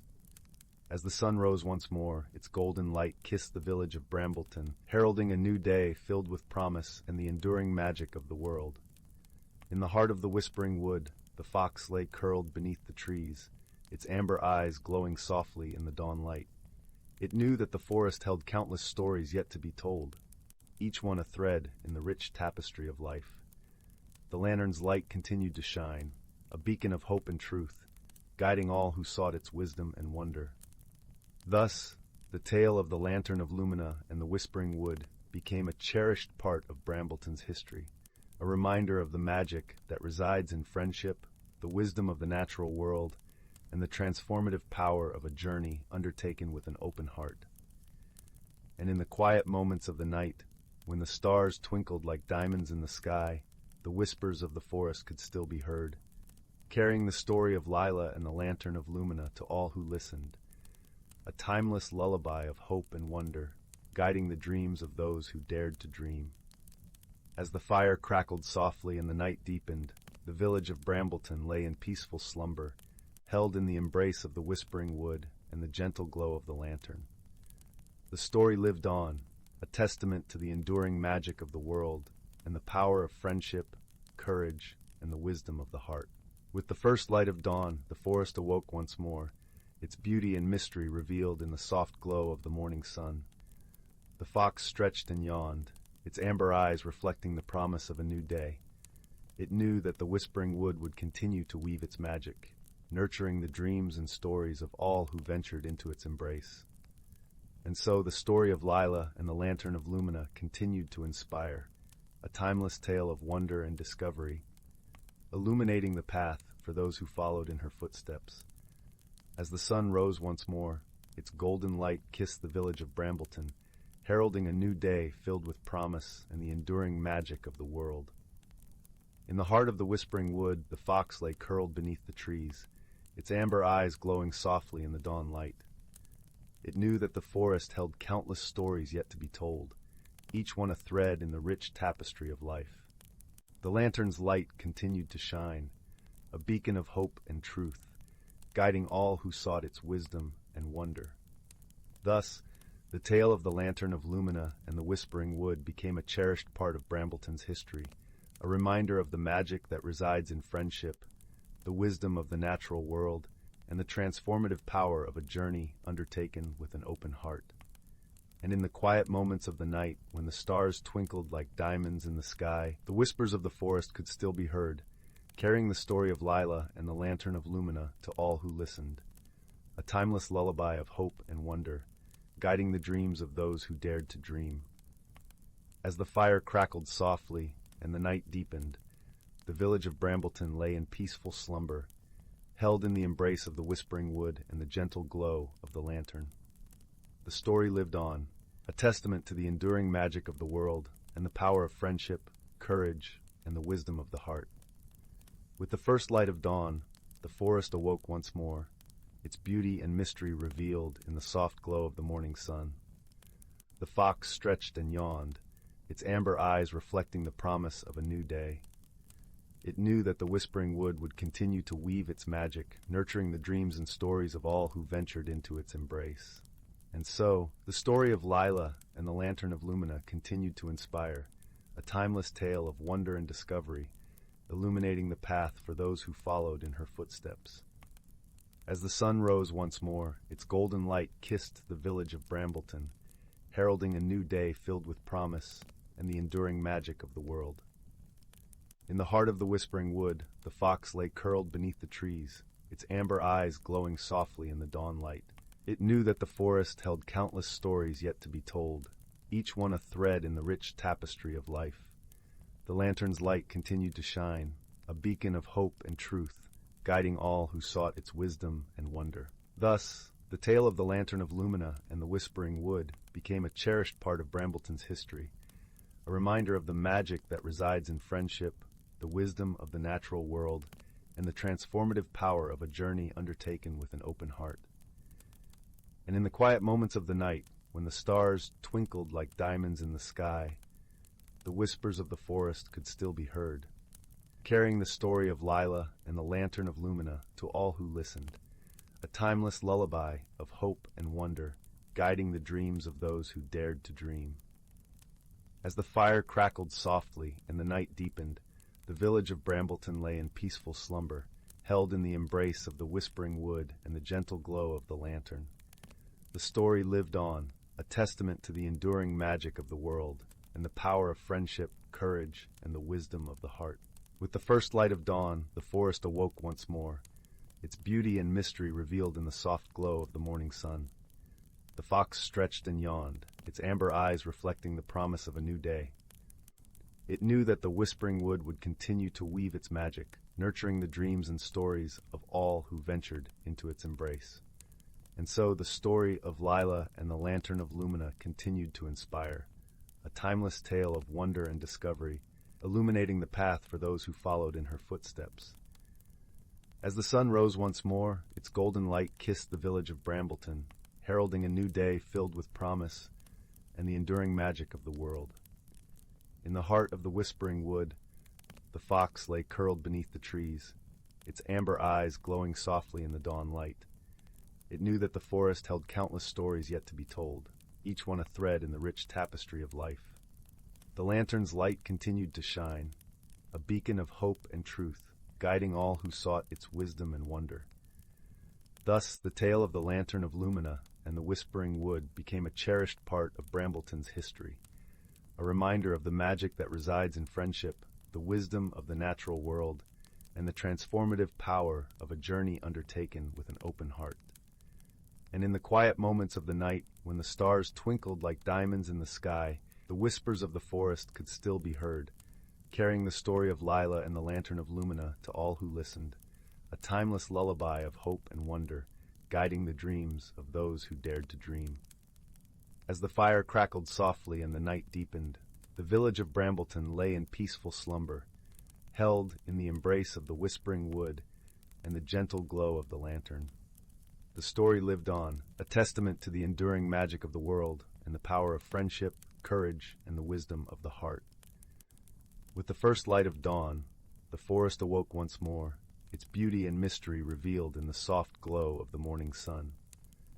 The fox stretched and yawned, its amber eyes reflecting the promise of a new day.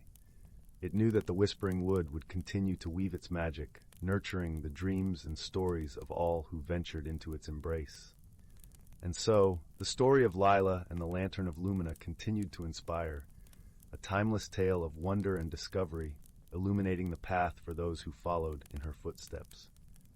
As the sun rose once more, its golden light kissed the village of Brambleton, heralding a new day filled with promise and the enduring magic of the world. In the heart of the whispering wood, the fox lay curled beneath the trees, its amber eyes glowing softly in the dawn light. It knew that the forest held countless stories yet to be told, each one a thread in the rich tapestry of life. The lantern's light continued to shine, a beacon of hope and truth, guiding all who sought its wisdom and wonder.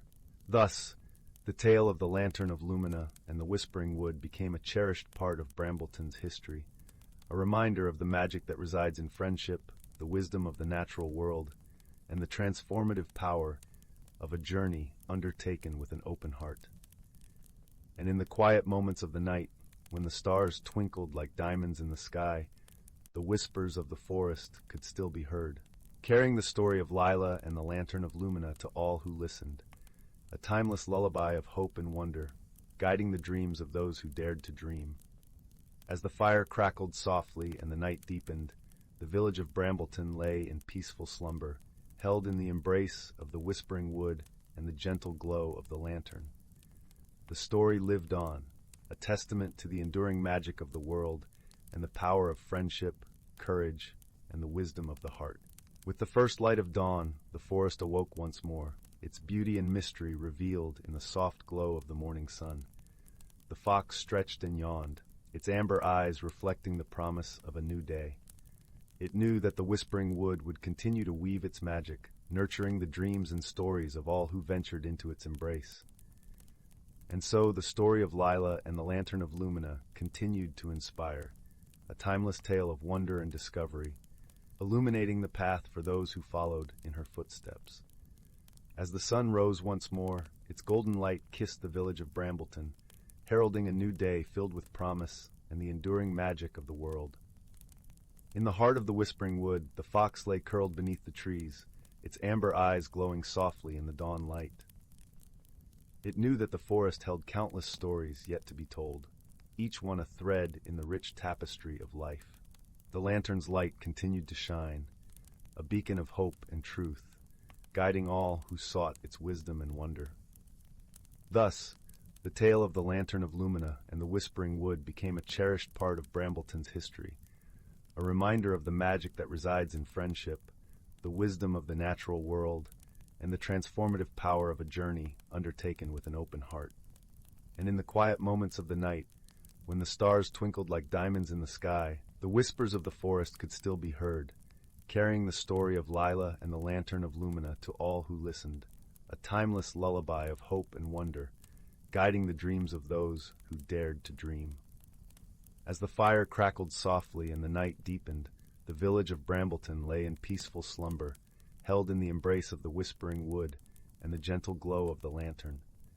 The story lived on, a testament to the enduring magic of the world and the power of friendship, courage, and the wisdom of the heart. With the first light of dawn, the forest awoke once more, its beauty and mystery revealed in the soft glow of the morning sun. The fox stretched and yawned, its amber eyes reflecting the promise of a new day. It knew that the whispering wood would continue to weave its magic, nurturing the dreams and stories of all who ventured into its embrace. And so, the story of Lila and the Lantern of Lumina continued to inspire, a timeless tale of wonder and discovery, illuminating the path for those who followed in her footsteps. As the sun rose once more, its golden light kissed the village of Brambleton, heralding a new day filled with promise and the enduring magic of the world. In the heart of the whispering wood, the fox lay curled beneath the trees, its amber eyes glowing softly in the dawn light. It knew that the forest held countless stories yet to be told, each one a thread in the rich tapestry of life. The lantern's light continued to shine, a beacon of hope and truth, guiding all who sought its wisdom and wonder. Thus, the tale of the Lantern of Lumina and the Whispering Wood became a cherished part of Brambleton's history, a reminder of the magic that resides in friendship, the wisdom of the natural world, and the transformative power of a journey undertaken with an open heart. And in the quiet moments of the night, when the stars twinkled like diamonds in the sky, the whispers of the forest could still be heard, carrying the story of Lila and the Lantern of Lumina to all who listened, a timeless lullaby of hope and wonder, guiding the dreams of those who dared to dream. As the fire crackled softly and the night deepened, the village of Brambleton lay in peaceful slumber, held in the embrace of the whispering wood and the gentle glow of the lantern.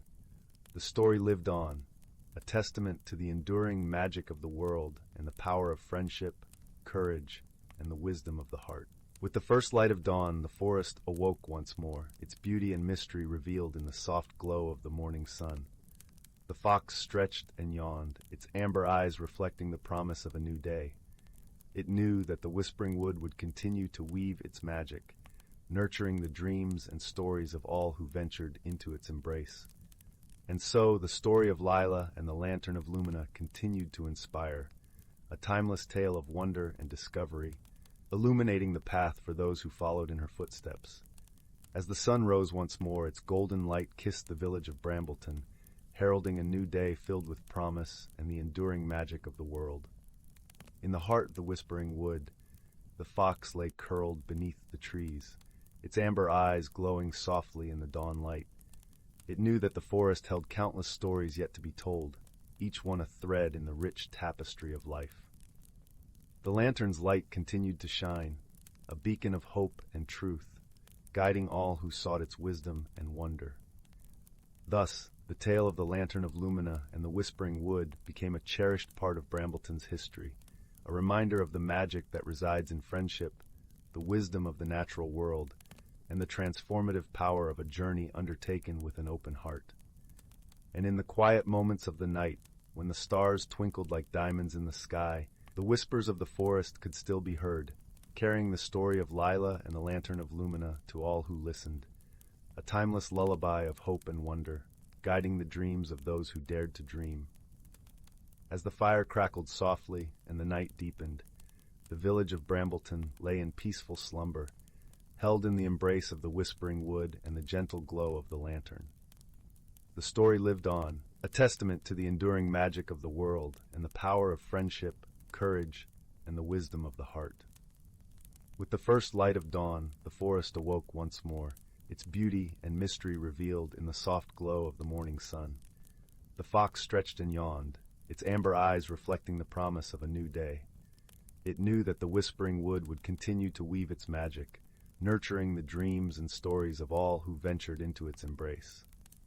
And so, the story of Lila and the Lantern of Lumina continued to inspire, a timeless tale of wonder and discovery, illuminating the path for those who followed in her footsteps.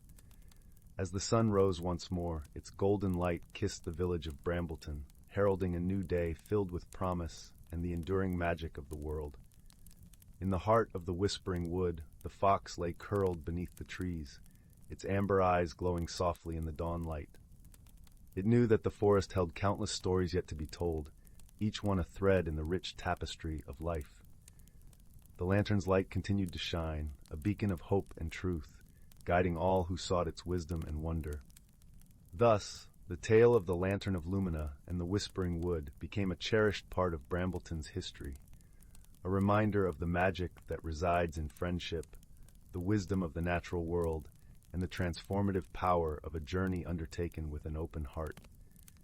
And in the quiet moments of the night, when the stars twinkled like diamonds in the sky, the whispers of the forest could still be heard, carrying the story of Lila and the Lantern of Lumina to all who listened, a timeless lullaby of hope and wonder, guiding the dreams of those who dared to dream. As the fire crackled softly and the night deepened, the village of Brambleton lay in peaceful slumber, held in the embrace of the whispering wood and the gentle glow of the lantern. The story lived on, a testament to the enduring magic of the world and the power of friendship, courage, and the wisdom of the heart. With the first light of dawn, the forest awoke once more, its beauty and mystery revealed in the soft glow of the morning sun. The fox stretched and yawned, its amber eyes reflecting the promise of a new day. It knew that the whispering wood would continue to weave its magic, nurturing the dreams and stories of all who ventured into its embrace. And so the story of Lila and the Lantern of Lumina continued to inspire, a timeless tale of wonder and discovery, illuminating the path for those who followed in her footsteps. As the sun rose once more, its golden light kissed the village of Brambleton, heralding a new day filled with promise and the enduring magic of the world. In the heart of the whispering wood, the fox lay curled beneath the trees, its amber eyes glowing softly in the dawn light. It knew that the forest held countless stories yet to be told, each one a thread in the rich tapestry of life. The lantern's light continued to shine, a beacon of hope and truth, guiding all who sought its wisdom and wonder. Thus, The tale of the Lantern of Lumina and the Whispering Wood became a cherished part of Brambleton's history, a reminder of the magic that resides in friendship, the wisdom of the natural world, and the transformative power of a journey undertaken with an open heart.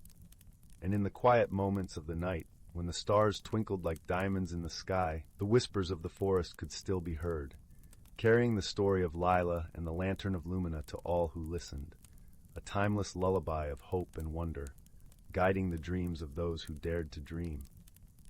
As the fire crackled softly and the night deepened, the village of Brambleton lay in peaceful slumber, held in the embrace of the whispering wood and the gentle glow of the lantern. The story lived on, a testament to the enduring magic of the world and the power of friendship, courage, and the wisdom of the heart. With the first light of dawn, the forest awoke once more, its beauty and mystery revealed in the soft glow of the morning sun. The fox stretched and yawned, its amber eyes reflecting the promise of a new day.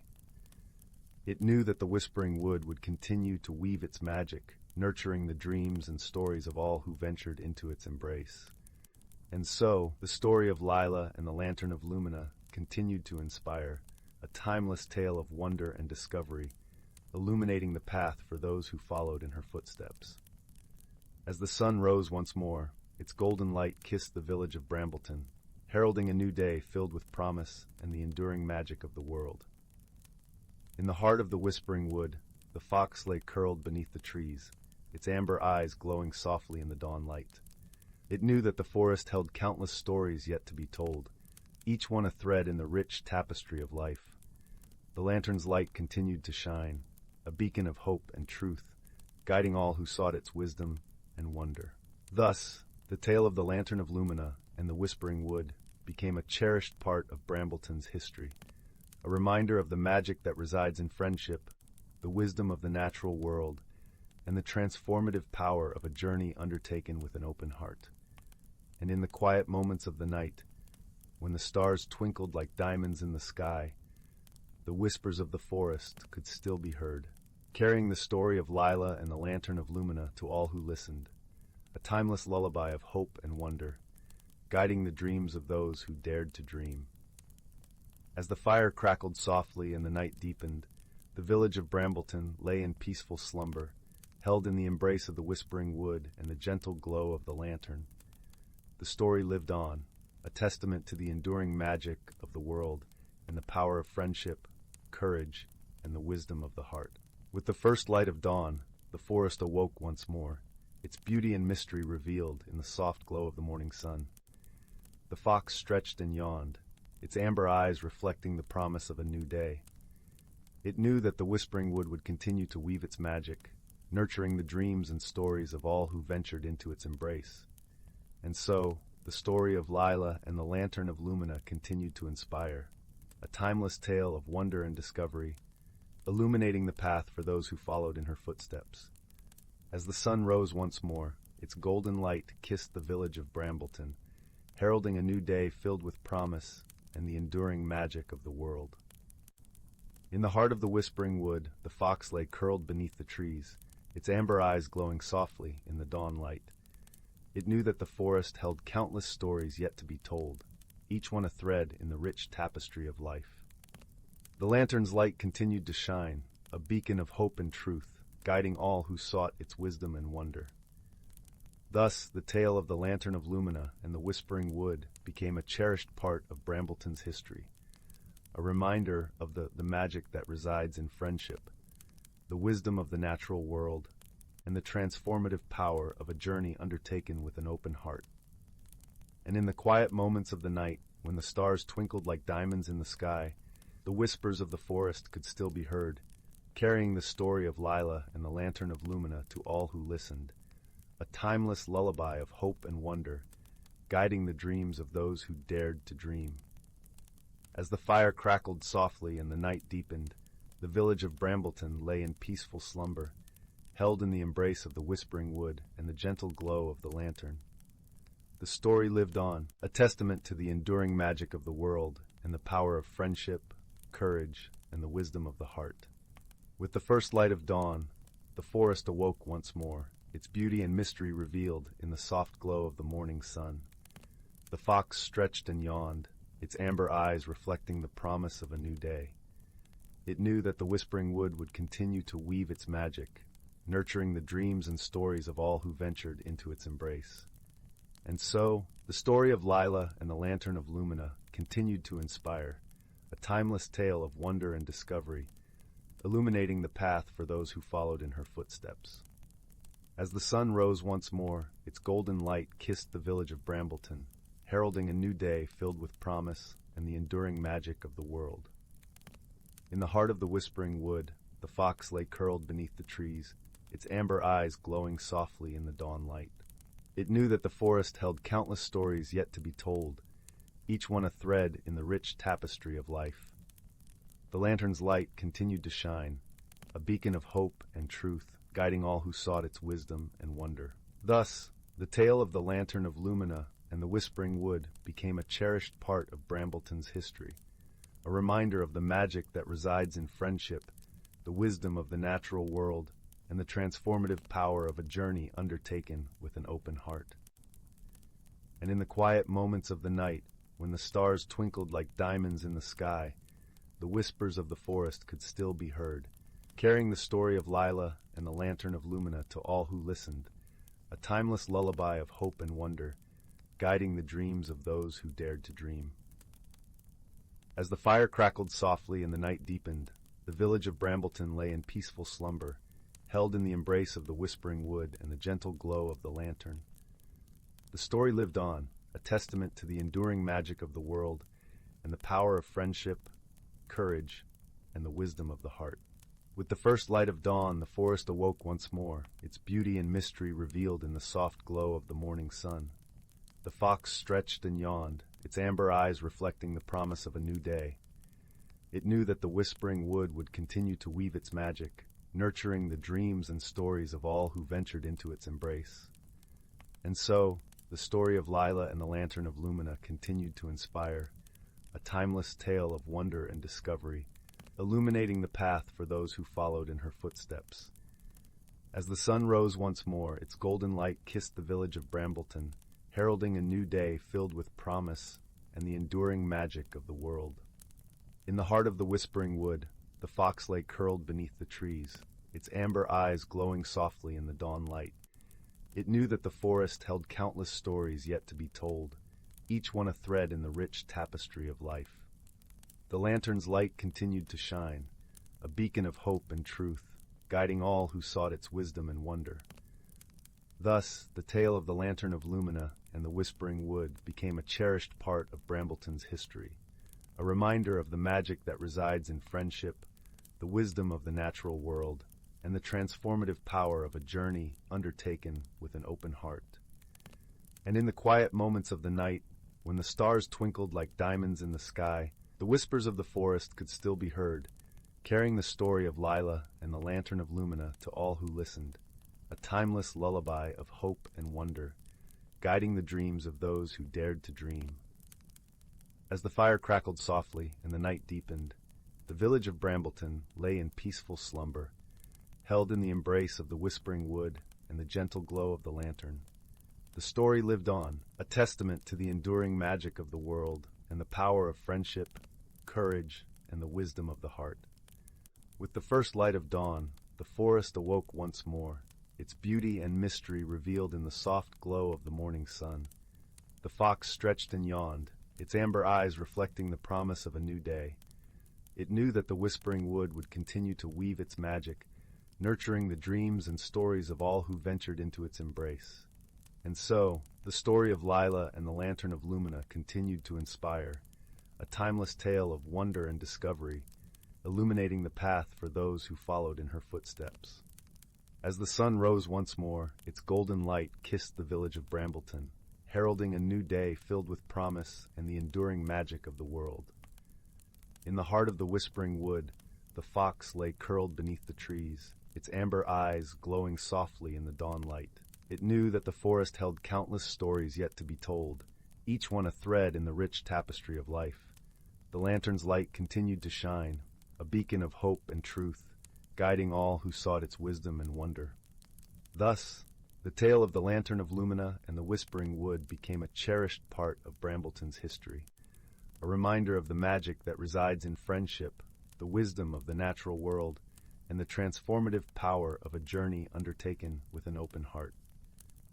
And in the quiet moments of the night, when the stars twinkled like diamonds in the sky, the whispers of the forest could still be heard, carrying the story of Lila and the Lantern of Lumina to all who listened, a timeless lullaby of hope and wonder, guiding the dreams of those who dared to dream.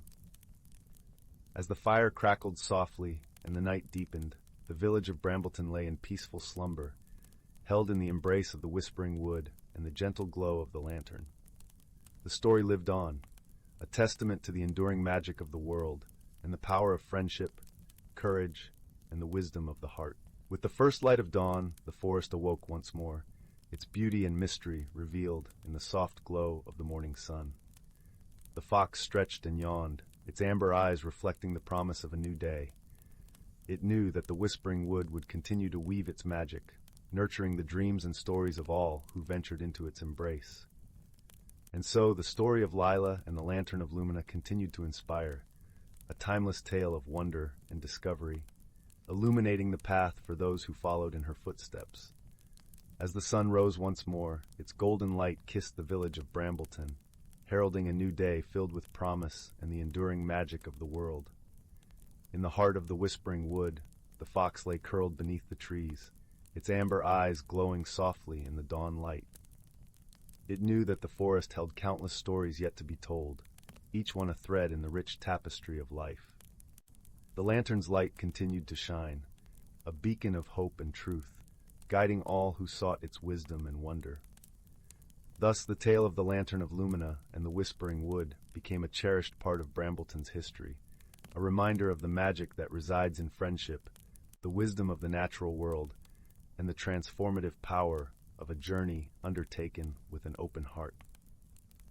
And in the quiet moments of the night, when the stars twinkled like diamonds in the sky, the whispers of the forest could still be heard, carrying the story of Lila and the Lantern of Lumina to all who listened, a timeless lullaby of hope and wonder, guiding the dreams of those who dared to dream. As the fire crackled softly and the night deepened, the village of Brambleton lay in peaceful slumber, held in the embrace of the whispering wood and the gentle glow of the lantern. The story lived on, a testament to the enduring magic of the world and the power of friendship, courage, and the wisdom of the heart. With the first light of dawn, the forest awoke once more, its beauty and mystery revealed in the soft glow of the morning sun. The fox stretched and yawned, its amber eyes reflecting the promise of a new day. It knew that the whispering wood would continue to weave its magic, nurturing the dreams and stories of all who ventured into its embrace. And so, the story of Lila and the Lantern of Lumina continued to inspire, a timeless tale of wonder and discovery, illuminating the path for those who followed in her footsteps. As the sun rose once more, its golden light kissed the village of Brambleton, heralding a new day filled with promise and the enduring magic of the world. In the heart of the whispering wood, the fox lay curled beneath the trees, its amber eyes glowing softly in the dawn light. It knew that the forest held countless stories yet to be told, each one a thread in the rich tapestry of life. The lantern's light continued to shine, a beacon of hope and truth, guiding all who sought its wisdom and wonder. Thus, the tale of the Lantern of Lumina and the Whispering Wood became a cherished part of Brambleton's history, a reminder of the magic that resides in friendship, the wisdom of the natural world, and the transformative power of a journey undertaken with an open heart. And in the quiet moments of the night, when the stars twinkled like diamonds in the sky, the whispers of the forest could still be heard, carrying the story of Lila and the Lantern of Lumina to all who listened, a timeless lullaby of hope and wonder, guiding the dreams of those who dared to dream. As the fire crackled softly and the night deepened, the village of Brambleton lay in peaceful slumber, held in the embrace of the whispering wood and the gentle glow of the lantern. The story lived on, a testament to the enduring magic of the world and the power of friendship, courage, and the wisdom of the heart. With the first light of dawn, the forest awoke once more, its beauty and mystery revealed in the soft glow of the morning sun. The fox stretched and yawned, its amber eyes reflecting the promise of a new day. It knew that the whispering wood would continue to weave its magic, nurturing the dreams and stories of all who ventured into its embrace. And so, the story of Lila and the Lantern of Lumina continued to inspire, a timeless tale of wonder and discovery, illuminating the path for those who followed in her footsteps. As the sun rose once more, its golden light kissed the village of Brambleton, heralding a new day filled with promise and the enduring magic of the world. In the heart of the whispering wood, the fox lay curled beneath the trees, its amber eyes glowing softly in the dawn light. It knew that the forest held countless stories yet to be told, each one a thread in the rich tapestry of life. The lantern's light continued to shine, a beacon of hope and truth, guiding all who sought its wisdom and wonder. Thus, the tale of the Lantern of Lumina and the Whispering Wood became a cherished part of Brambleton's history, a reminder of the magic that resides in friendship, the wisdom of the natural world, and the transformative power of a journey undertaken with an open heart. And in the quiet moments of the night, when the stars twinkled like diamonds in the sky, the whispers of the forest could still be heard, carrying the story of Lila and the Lantern of Lumina to all who listened, a timeless lullaby of hope and wonder, guiding the dreams of those who dared to dream. As the fire crackled softly and the night deepened, the village of Brambleton lay in peaceful slumber, held in the embrace of the whispering wood and the gentle glow of the lantern. The story lived on, a testament to the enduring magic of the world and the power of friendship, courage, and the wisdom of the heart. With the first light of dawn, the forest awoke once more, its beauty and mystery revealed in the soft glow of the morning sun. The fox stretched and yawned, its amber eyes reflecting the promise of a new day. It knew that the whispering wood would continue to weave its magic, nurturing the dreams and stories of all who ventured into its embrace. And so, the story of Lila and the Lantern of Lumina continued to inspire, a timeless tale of wonder and discovery, illuminating the path for those who followed in her footsteps. As the sun rose once more, its golden light kissed the village of Brambleton, heralding a new day filled with promise and the enduring magic of the world. In the heart of the whispering wood, the fox lay curled beneath the trees, its amber eyes glowing softly in the dawn light. It knew that the forest held countless stories yet to be told, each one a thread in the rich tapestry of life. The lantern's light continued to shine, a beacon of hope and truth, guiding all who sought its wisdom and wonder. Thus, the tale of the Lantern of Lumina and the Whispering Wood became a cherished part of Brambleton's history, a reminder of the magic that resides in friendship, the wisdom of the natural world, and the transformative power of a journey undertaken with an open heart. And in the quiet moments of the night, when the stars twinkled like diamonds in the sky, the whispers of the forest could still be heard, carrying the story of Lila and the Lantern of Lumina to all who listened, a timeless lullaby of hope and wonder, guiding the dreams of those who dared to dream. As the fire crackled softly and the night deepened, the village of Brambleton lay in peaceful slumber, held in the embrace of the whispering wood and the gentle glow of the lantern. The story lived on, a testament to the enduring magic of the world and the power of friendship, courage, and the wisdom of the heart. With the first light of dawn, the forest awoke once more, its beauty and mystery revealed in the soft glow of the morning sun. The fox stretched and yawned, its amber eyes reflecting the promise of a new day. It knew that the whispering wood would continue to weave its magic, nurturing the dreams and stories of all who ventured into its embrace. And so, the story of Lila and the Lantern of Lumina continued to inspire, a timeless tale of wonder and discovery, illuminating the path for those who followed in her footsteps.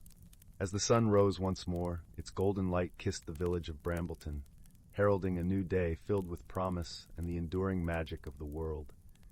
In the heart of the whispering wood, the fox lay curled beneath the trees, its amber eyes glowing softly in the dawn light. It knew that the forest held countless stories yet to be told, each one a thread in the rich tapestry of life. The lantern's light continued to shine, a beacon of hope and truth, guiding all who sought its wisdom and wonder. Thus, the tale of the Lantern of Lumina and the Whispering Wood became a cherished part of Brambleton's history, a reminder of the magic that resides in friendship, the wisdom of the natural world, and the transformative power of a journey undertaken with an open heart.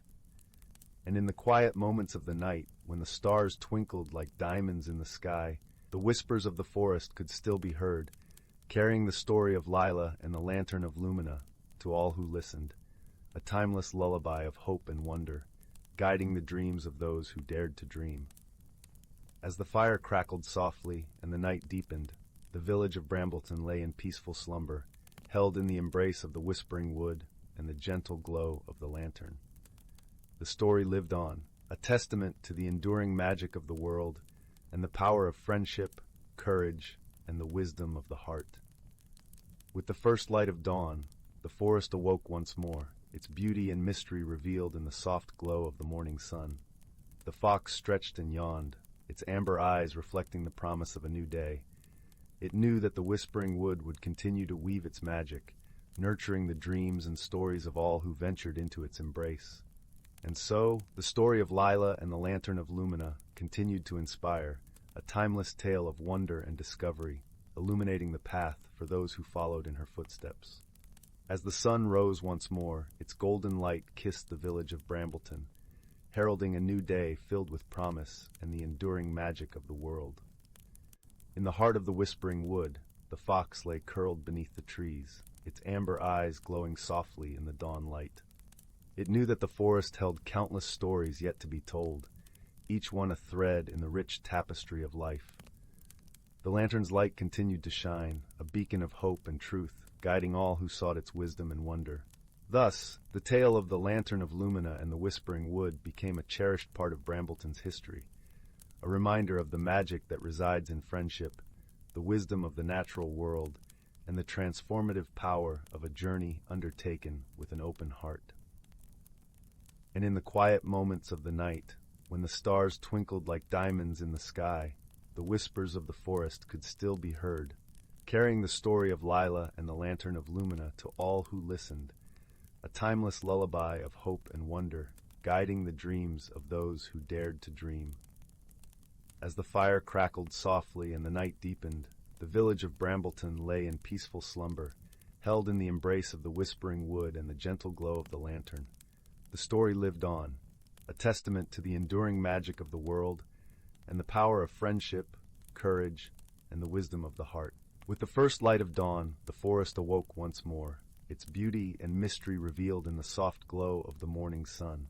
The fox stretched and yawned, its amber eyes reflecting the promise of a new day. It knew that the whispering wood would continue to weave its magic, nurturing the dreams and stories of all who ventured into its embrace. And so the story of Lila and the Lantern of Lumina continued to inspire, a timeless tale of wonder and discovery, illuminating the path for those who followed in her footsteps. As the sun rose once more, its golden light kissed the village of Brambleton, heralding a new day filled with promise and the enduring magic of the world. In the heart of the whispering wood, the fox lay curled beneath the trees, its amber eyes glowing softly in the dawn light. It knew that the forest held countless stories yet to be told, each one a thread in the rich tapestry of life. The lantern's light continued to shine, a beacon of hope and truth, guiding all who sought its wisdom and wonder. Thus the tale of the Lantern of Lumina and the Whispering Wood became a cherished part of Brambleton's history, a reminder of the magic that resides in friendship, the wisdom of the natural world, and the transformative power of a journey undertaken with an open heart. And in the quiet moments of the night, when the stars twinkled like diamonds in the sky, the whispers of the forest could still be heard, carrying the story of Lila and the Lantern of Lumina to all who listened, a timeless lullaby of hope and wonder, guiding the dreams of those who dared to dream. As the fire crackled softly and the night deepened, the village of Brambleton lay in peaceful slumber, held in the embrace of the whispering wood and the gentle glow of the lantern. The story lived on, a testament to the enduring magic of the world and the power of friendship, courage, and the wisdom of the heart. With the first light of dawn, the forest awoke once more, its beauty and mystery revealed in the soft glow of the morning sun. The fox stretched and yawned, its amber eyes reflecting the promise of a new day. It knew that the Whispering Wood would continue to weave its magic, nurturing the dreams and stories of all who ventured into its embrace. And so, the story of Lila and the Lantern of Lumina continued to inspire, a timeless tale of wonder and discovery, illuminating the path for those who followed in her footsteps. As the sun rose once more, its golden light kissed the village of Brambleton, heralding a new day filled with promise and the enduring magic of the world. In the heart of the Whispering Wood, the fox lay curled beneath the trees, its amber eyes glowing softly in the dawn light. It knew that the forest held countless stories yet to be told, each one a thread in the rich tapestry of life. The lantern's light continued to shine, a beacon of hope and truth, guiding all who sought its wisdom and wonder. Thus, the tale of the Lantern of Lumina and the Whispering Wood became a cherished part of Brambleton's history, a reminder of the magic that resides in friendship, the wisdom of the natural world, and the transformative power of a journey undertaken with an open heart. And in the quiet moments of the night, when the stars twinkled like diamonds in the sky, the whispers of the forest could still be heard, carrying the story of Lila and the Lantern of Lumina to all who listened, a timeless lullaby of hope and wonder, guiding the dreams of those who dared to dream. As the fire crackled softly and the night deepened, the village of Brambleton lay in peaceful slumber, held in the embrace of the Whispering Wood and the gentle glow of the lantern. The story lived on, a testament to the enduring magic of the world and the power of friendship, courage, and the wisdom of the heart. With the first light of dawn, the forest awoke once more, its beauty and mystery revealed in the soft glow of the morning sun. The fox stretched and yawned, its amber eyes reflecting the promise of a new day. It knew that the Whispering Wood would continue to weave its magic, nurturing the dreams and stories of all who ventured into its embrace. And so, the story of Lila and the Lantern of Lumina continued to inspire, a timeless tale of wonder and discovery, illuminating the path for those who followed in her footsteps. As the sun rose once more, its golden light kissed the village of Brambleton, heralding a new day filled with promise and the enduring magic of the world. In the heart of the Whispering Wood, the fox lay curled beneath the trees, its amber eyes glowing softly in the dawn light. It knew that the forest held countless stories yet to be told, each one a thread in the rich tapestry of life. The lantern's light continued to shine, a beacon of hope and truth, guiding all who sought its wisdom and wonder. Thus, the tale of the Lantern of Lumina and the Whispering Wood became a cherished part of Brambleton's history, a reminder of the magic that resides in friendship, the wisdom of the natural world, and the transformative power of a journey undertaken with an open heart. And in the quiet moments of the night, when the stars twinkled like diamonds in the sky, the whispers of the forest could still be heard, carrying the story of Lila and the Lantern of Lumina to all who listened, a timeless lullaby of hope and wonder, guiding the dreams of those who dared to dream. As the fire crackled softly and the night deepened, the village of Brambleton lay in peaceful slumber, held in the embrace of the Whispering Wood and the gentle glow of the lantern. The story lived on, a testament to the enduring magic of the world and the power of friendship, courage, and the wisdom of the heart. With the first light of dawn, the forest awoke once more, its beauty and mystery revealed in the soft glow of the morning sun. The fox stretched and yawned, its amber eyes reflecting the promise of a new day. It knew that the Whispering Wood would continue to weave its magic, nurturing the dreams and stories of all who ventured into its embrace. And so, the story of Lila and the Lantern of Lumina continued to inspire, a timeless tale of wonder and discovery, illuminating the path for those who followed in her footsteps. As the sun rose once more, its golden light kissed the village of Brambleton, heralding a new day filled with promise and the enduring magic of the world. In the heart of the Whispering Wood, the fox lay curled beneath the trees, its amber eyes glowing softly in the dawn light. It knew that the forest held countless stories yet to be told, each one a thread in the rich tapestry of life. The lantern's light continued to shine, a beacon of hope and truth, guiding all who sought its wisdom and wonder. Thus, the tale of the Lantern of Lumina and the Whispering Wood became a cherished part of Brambleton's history, a reminder of the magic that resides in friendship, the wisdom of the natural world, and the transformative power of a journey undertaken with an open heart. And in the quiet moments of the night, when the stars twinkled like diamonds in the sky, the whispers of the forest could still be heard, carrying the story of Lila and the Lantern of Lumina to all who listened, a timeless lullaby of hope and wonder, guiding the dreams of those who dared to dream. As the fire crackled softly and the night deepened, the village of Brambleton lay in peaceful slumber, held in the embrace of the whispering wood and the gentle glow of the lantern. The story lived on, a testament to the enduring magic of the world and the power of friendship, courage, and the wisdom of the heart. With the first light of dawn, the forest awoke once more, its beauty and mystery revealed in the soft glow of the morning sun. The fox stretched and yawned, its amber eyes reflecting the promise of a new day. It knew that the whispering wood would continue to weave its magic, nurturing the dreams and stories of all who ventured into its embrace.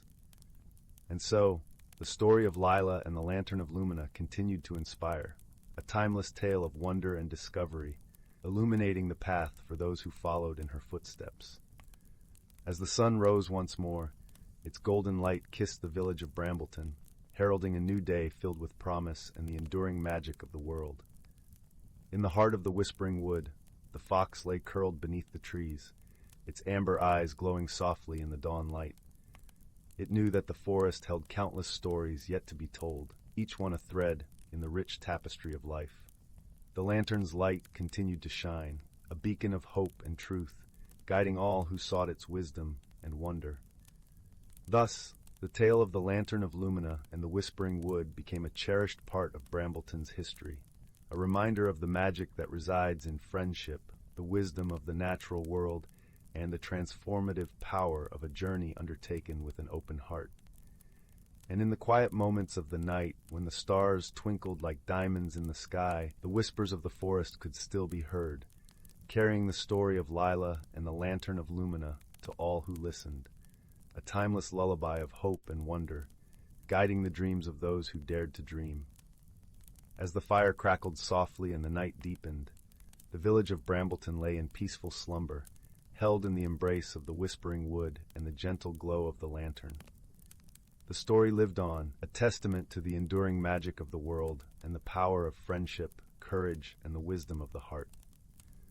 With the first light of dawn, the forest awoke once more, its beauty and mystery revealed in the soft glow of the morning sun. The fox stretched and yawned, its amber eyes reflecting the promise of a new day.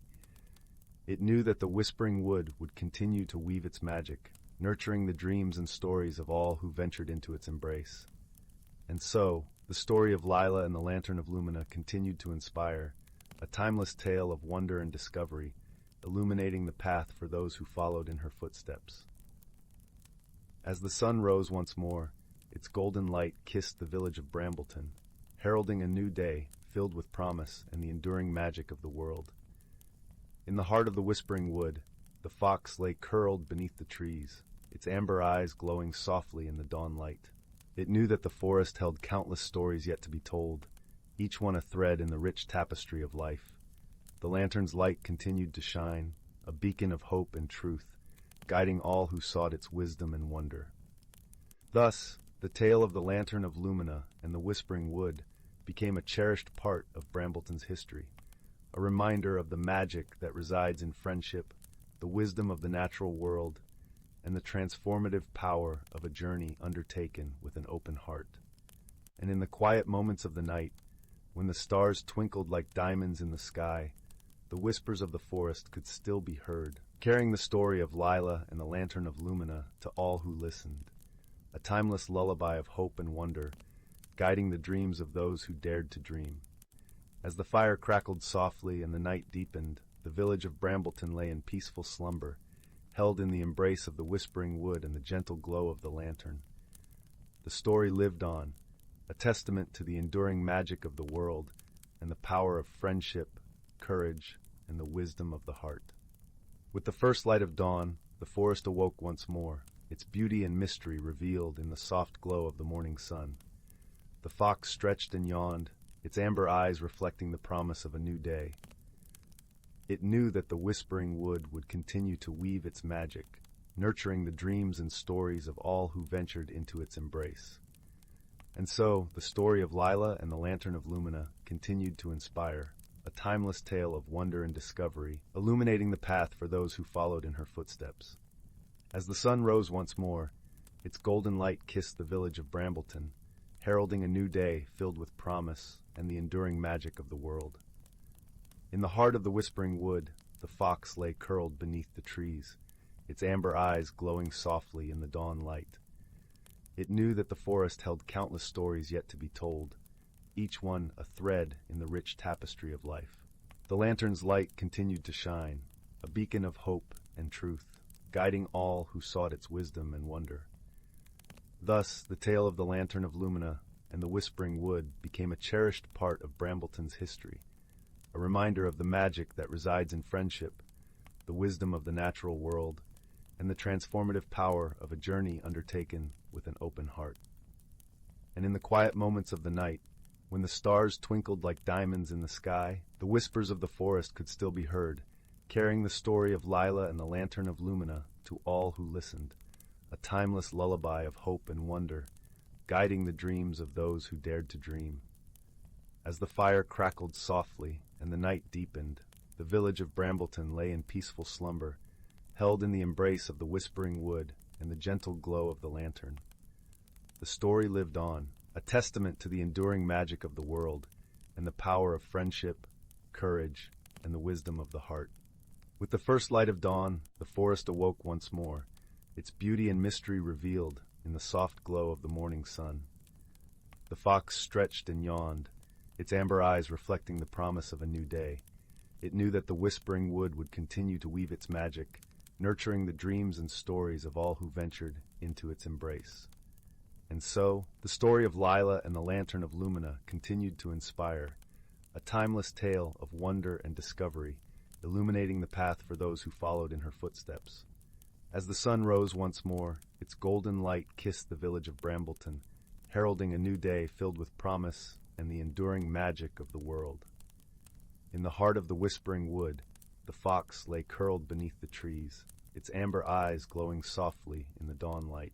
It knew that the forest held countless stories yet to be told, each one a thread in the rich tapestry of life. The lantern's light continued to shine, a beacon of hope and truth, guiding all who sought its wisdom and wonder. Thus, the tale of the Lantern of Lumina and the Whispering Wood became a cherished part of Brambleton's history, a reminder of the magic that resides in friendship, the wisdom of the natural world, and the transformative power of a journey undertaken with an open heart. And in the quiet moments of the night, when the stars twinkled like diamonds in the sky, the whispers of the forest could still be heard, carrying the story of Lila and the Lantern of Lumina to all who listened, a timeless lullaby of hope and wonder, guiding the dreams of those who dared to dream. As the fire crackled softly and the night deepened, the village of Brambleton lay in peaceful slumber, held in the embrace of the whispering wood and the gentle glow of the lantern. The story lived on, a testament to the enduring magic of the world and the power of friendship, courage, and the wisdom of the heart. With the first light of dawn, the forest awoke once more, its beauty and mystery revealed in the soft glow of the morning sun.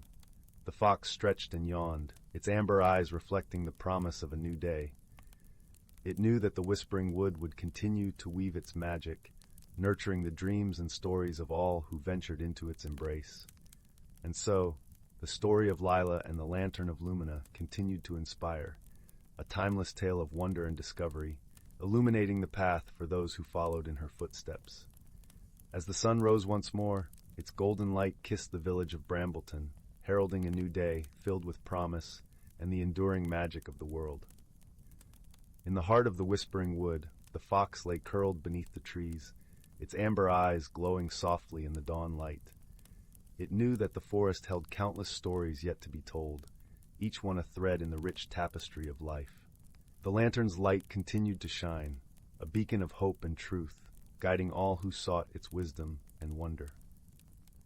Thus, the tale of the Lantern of Lumina and the Whispering Wood became a cherished part of Brambleton's history, a reminder of the magic that resides in friendship, the wisdom of the natural world, and the transformative power of a journey undertaken with an open heart.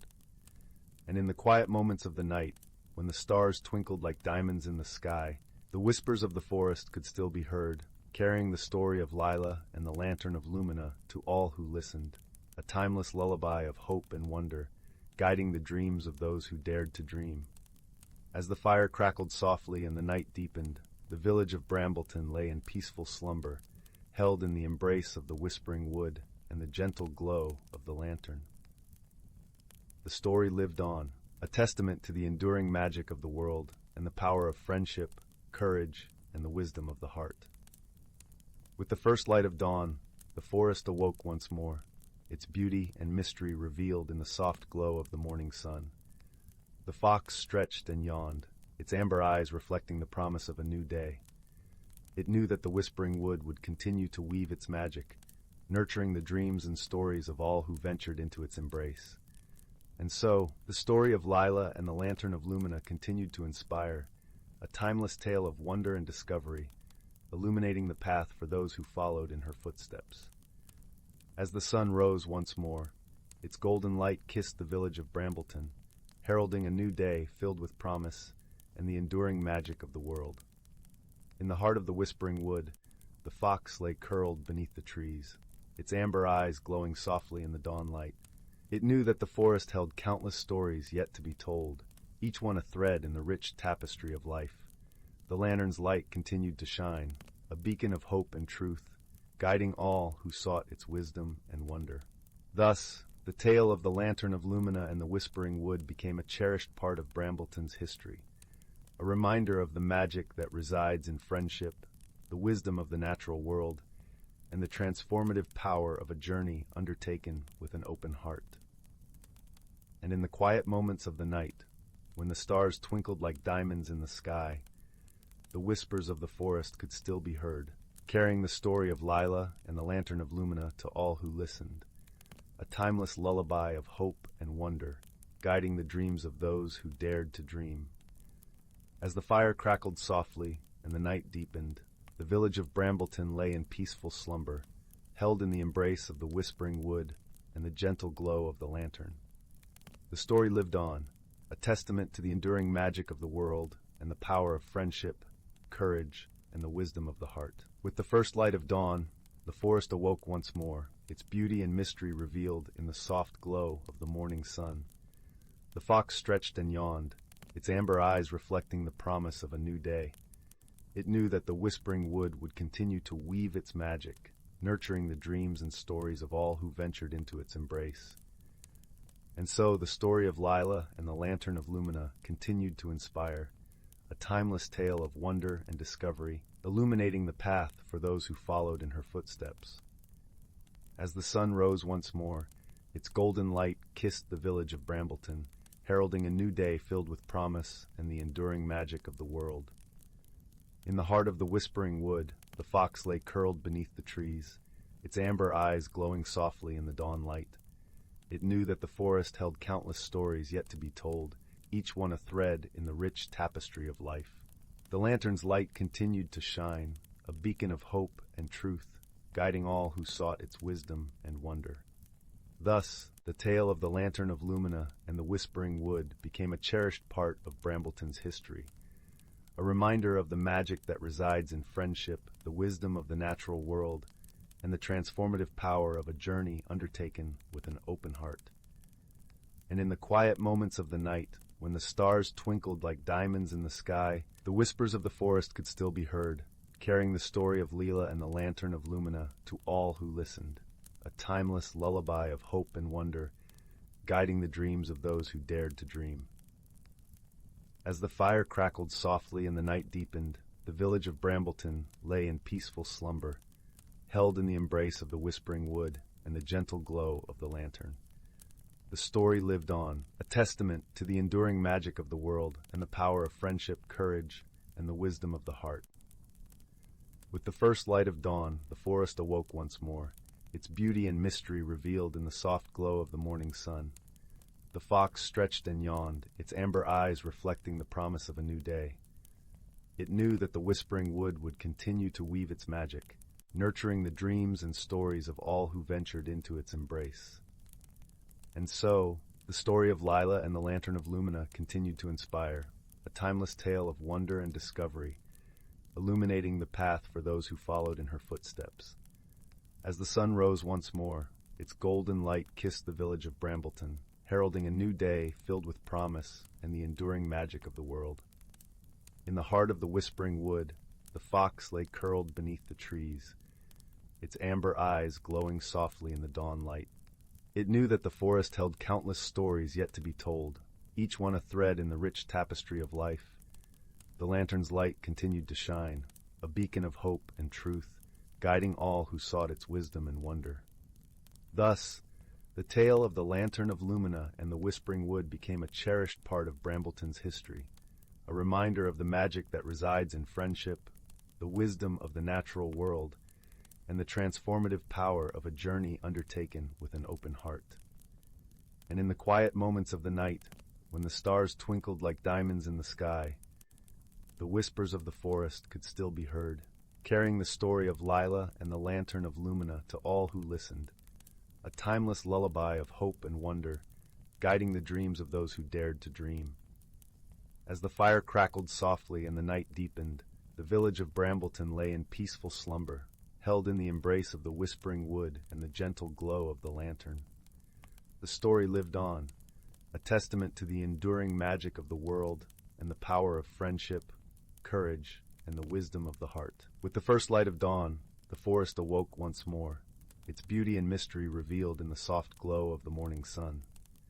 The fox stretched and yawned, its amber eyes reflecting the promise of a new day. It knew that the whispering wood would continue to weave its magic, nurturing the dreams and stories of all who ventured into its embrace. And so, the story of Lila and the Lantern of Lumina continued to inspire, a timeless tale of wonder and discovery, illuminating the path for those who followed in her footsteps. As the sun rose once more, its golden light kissed the village of Brambleton, heralding a new day filled with promise and the enduring magic of the world. In the heart of the whispering wood, the fox lay curled beneath the trees, its amber eyes glowing softly in the dawn light. It knew that the forest held countless stories yet to be told, each one a thread in the rich tapestry of life. The lantern's light continued to shine, a beacon of hope and truth, guiding all who sought its wisdom and wonder. Thus, the tale of the Lantern of Lumina and the Whispering Wood became a cherished part of Brambleton's history, a reminder of the magic that resides in friendship, the wisdom of the natural world, and the transformative power of a journey undertaken with an open heart. And in the quiet moments of the night, when the stars twinkled like diamonds in the sky, the whispers of the forest could still be heard, carrying the story of Lila and the Lantern of Lumina to all who listened, a timeless lullaby of hope and wonder, guiding the dreams of those who dared to dream. As the fire crackled softly and the night deepened, the village of Brambleton lay in peaceful slumber, held in the embrace of the whisper. Story 50. Story 51. Story 52. Story 53. Story 54. Story 55. Story 56. Story 50. Story 58. Story 59. The Whispering Woods and the Lantern of Truth. Once upon a time, nestled in the heart of the lush and rolling hills of Oakshire, lay a small, quaint village known as Willowbrook. This village was surrounded by an ancient forest, known to all as the Whispering Woods. The woods were a place of mystery and enchantment, where the trees seemed to murmur secrets to the wind, and the leaves danced in the gentle breeze like 1,000 tiny fairies. In Willowbrook, there lived a young girl named Anwen. With her auburn hair and bright green eyes, she resembled the very woods she loved to wander. Anwen was known for her kind heart and boundless curiosity. She often spent her days exploring the edges of the forest, collecting wildflowers and listening to the gentle symphony of nature.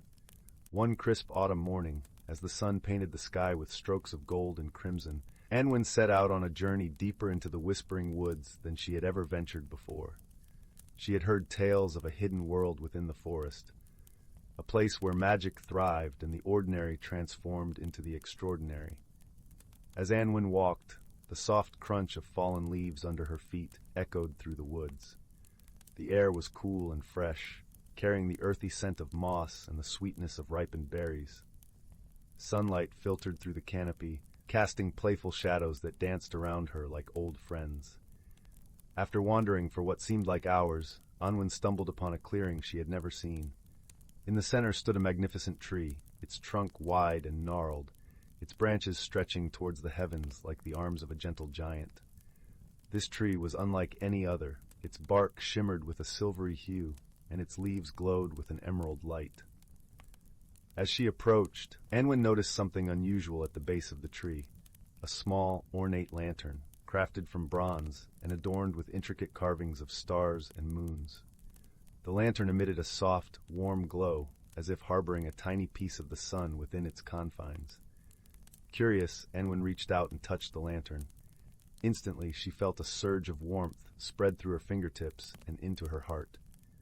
The forest around her seemed to hold its breath, as if waiting for something wondrous to unfold. In that moment, the lantern spoke, its voice as gentle as a whisper, yet as profound as a distant echo. "Anwen," it said, "you have found the lantern of truth. With it comes the power to see into the hearts of others and unveil the truths hidden within their souls. But tread carefully, for truth can be both a blessing and a burden." Anwen, though taken aback, was not afraid. She felt a sense of purpose and a quiet determination growing within her. She knew that with great power came great responsibility, and she vowed to use the lantern's gift wisely. As Anwen journeyed back to Willowbrook, the woods seemed to come alive with a newfound energy. Birds sang with greater fervor, and the wind rustled the leaves in a melodious chorus. Anwen felt as if she were part of a grander story, one that was just beginning to unfold. In the days that followed, Anwen learned to wield the lantern of truth with care and compassion. She discovered that truth had the power to heal, to mend broken relationships, and to bring understanding where there was once confusion. With each revelation, Anwen's heart swelled with empathy and wisdom. But as time went on, Anwen also learned that truth could be painful. It could reveal hidden wounds and unearth memories long buried. She realized that not everyone was ready to embrace the truths the lantern unveiled, and she had to learn the delicate art of patience and timing. One evening, as the sun dipped below the horizon and the village was bathed in the soft glow of twilight, Anwen found herself by the village pond. The water was as smooth as glass, reflecting the myriad stars that began to pepper the sky. As she sat there, the lantern of truth by her side, Anwen noticed a figure approaching. It was Rowan, a boy from the village who was known for his quiet demeanor and gentle nature. Rowan and Anwen often shared stories by the pond, their friendship blossoming like the wildflowers that grew along its banks. Tonight, however, Rowan seemed troubled. His brow was furrowed, and his usually bright eyes were clouded with worry. Anwen sensed that something weighed heavily on his heart. "Rowan," she said softly, "what troubles you so?" Rowan hesitated, his gaze fixed on the rippling water. "Anwen," he began, his voice barely a whisper, "there are things I have kept hidden, things I fear might change the way you see me."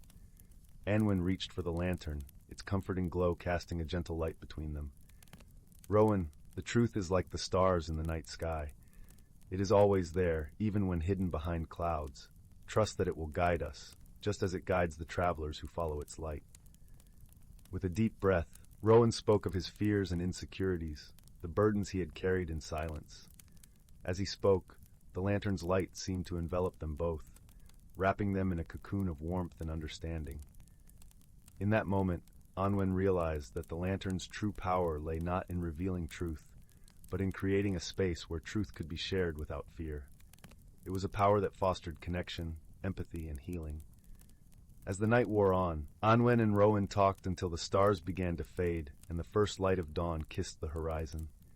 They spoke of dreams and fears, of hopes and past regrets, their hearts growing lighter with each word shared. From that day forward, Anwen used the lantern of truth not as a tool, but as a bridge, connecting hearts, mending rifts, and fostering friendships that transcended the boundaries of expectation.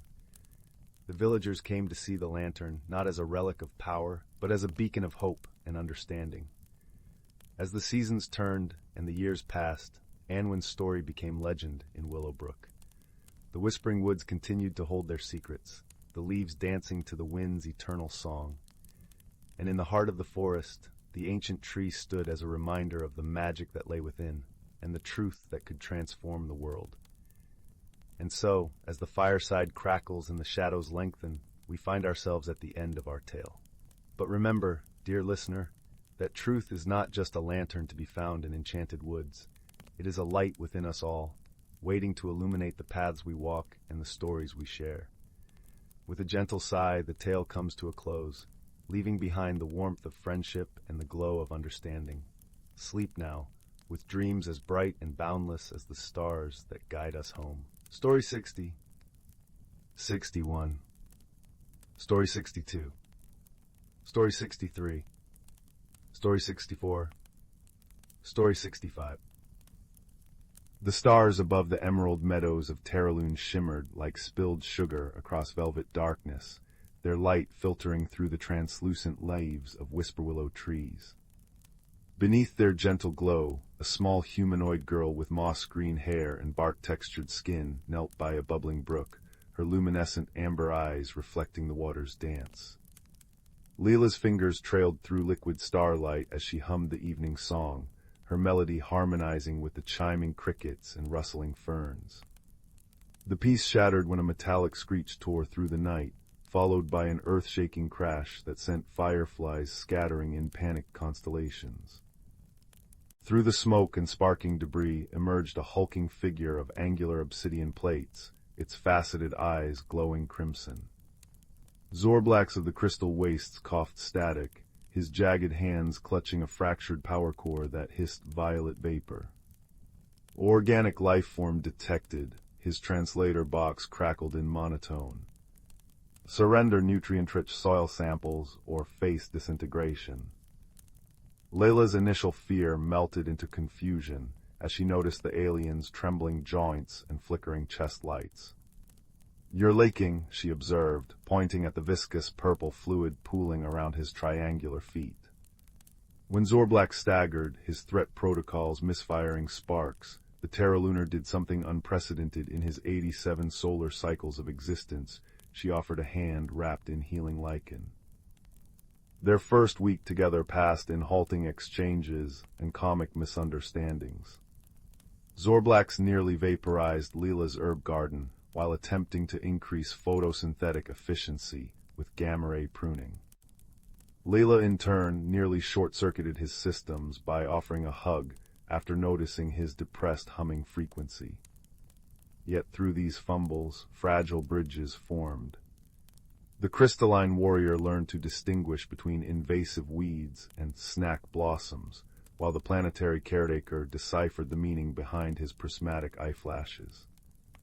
The true test came when ancient defense drones awakened beneath Terraloon's crust, their rusted cannons targeting both native and alien as equal contaminants. During a frantic retreat through glowing mushroom caves, Layla's ankle twisted in a crystal fissure. To her astonishment, Zorblax abandoned his prized plasma sawblade to carry her, his normally efficient speech patterns glitching with unfamiliar urgency. "Friend unit integrity. Paramount," he stuttered, shielding her body with his own as energy bolts sizzled against his backplates. In the smoldering aftermath, Leela tended his scorched armor with bioluminescent salve. "Why risk yourself?" she whispered. Zorblax rotated his trapezoidal head, studying the way moonlight refracted through her tear-filled eyes. Calculation: 73% probability of mutual destruction if separated, 27% chance of... His vocal emitter crackled, then emitted a sound like grinding quartz that she somehow recognized as laughter. Revised analysis: some variables defy quantification. Their final alliance against the drone hive became legend across 3 spiral arms. Leela's knowledge of subterranean route networks guided them through labyrinthine tunnels, while Zorblax's combat algorithms predicted attack patterns. Victory came not through force, but when the mismatched pair jury-rigged an empathic pulse transmitter, combining his neutron battery with her neural connection to the planet's mycelial network. As the ancient machines stilled, their visual sensors finally perceiving the world's beauty, Leela noticed Zorblax's new habit of collecting iridescent pebbles for optimal tactical arrangements that suspiciously resembled terralunar wind chimes. On the dawn of his repaired ship's departure, the crystalline warrior stood awkwardly at the meadow's edge, his shadow stretching across dewy grass. Conclusion: this unit's mission parameters have expanded, he announced, extending a clawed hand holding a tiny sapling potted in recycled armor plating. Proposal: designate Terraloon as secondary maintenance hub, frequency indefinite. Leela's answering smile outshone the rising sun as she pressed a seed capsule into his buzzing palm. Translation: friends are family we choose across the stars. Now, when meteor showers dance above Terraloon, villagers smile at the glinting object in synchronous orbit, part warship, part greenhouse, its prismatic sails tuned to sing harmonies with the evening song. And across the galaxy, a certain ambassador teaches that understanding blooms brightest not through sameness, but in the spaces where jagged edges and tender roots intertwine. Story 66. Story 67. Story 68. Story 69. Story 70. In a distant corner of the galaxy, where the stars shimmered like scattered diamonds across the velvet sky, lay a small, verdant planet named Luminara. It was a world of gentle hills cloaked in emerald grasses, and rivers that sang softly as they wove through forests of towering, silver-barked trees. The air was perpetually tinged with the sweet fragrance of blooming flowers that carpeted the land in vibrant hues of pink and gold. On this peaceful planet lived a creature named Nara, a luminarian, with skin that glowed faintly like moonlight and eyes the color of the sky at dawn. Nara was a gentle soul, content with the simple pleasures of life, harvesting the sweet fruits that grew abundant on her family's orchard and listening to the wind whisper stories through the leaves. Meanwhile, across the vastness of space, on a planet named Aegis, a very different life existed. Aegis was a world of towering crystalline spires and bustling energy fields. Its skies were perpetually aglow with the vibrant hues of its many moons, and the constant hum of technological marvels filled the air. Here lived a being called Zeke, an Aegisan, with a body of shimmering metallic hues and eyes that flickered with the iridescent light of distant galaxies. Zeke was a curious inventor, always tinkering with gadgets and dreaming of the vastness beyond his own planet. His heart yearned for adventure, for the stories hidden among the stars. One day, while testing a new starship engine, an unexpected surge of energy hurled Zeke across the galaxy, landing him, rather unceremoniously, on the tranquil plains of Luminara. The crash was gentle, as far as landings go, cushioned by the soft grasses and the forgiving earth of Luminara. Nara, tending to her orchard, heard the distant thud and decided to investigate. As she approached the strange, gleaming vessel, she saw Zeke emerging, looking bewildered and a little charred around the edges.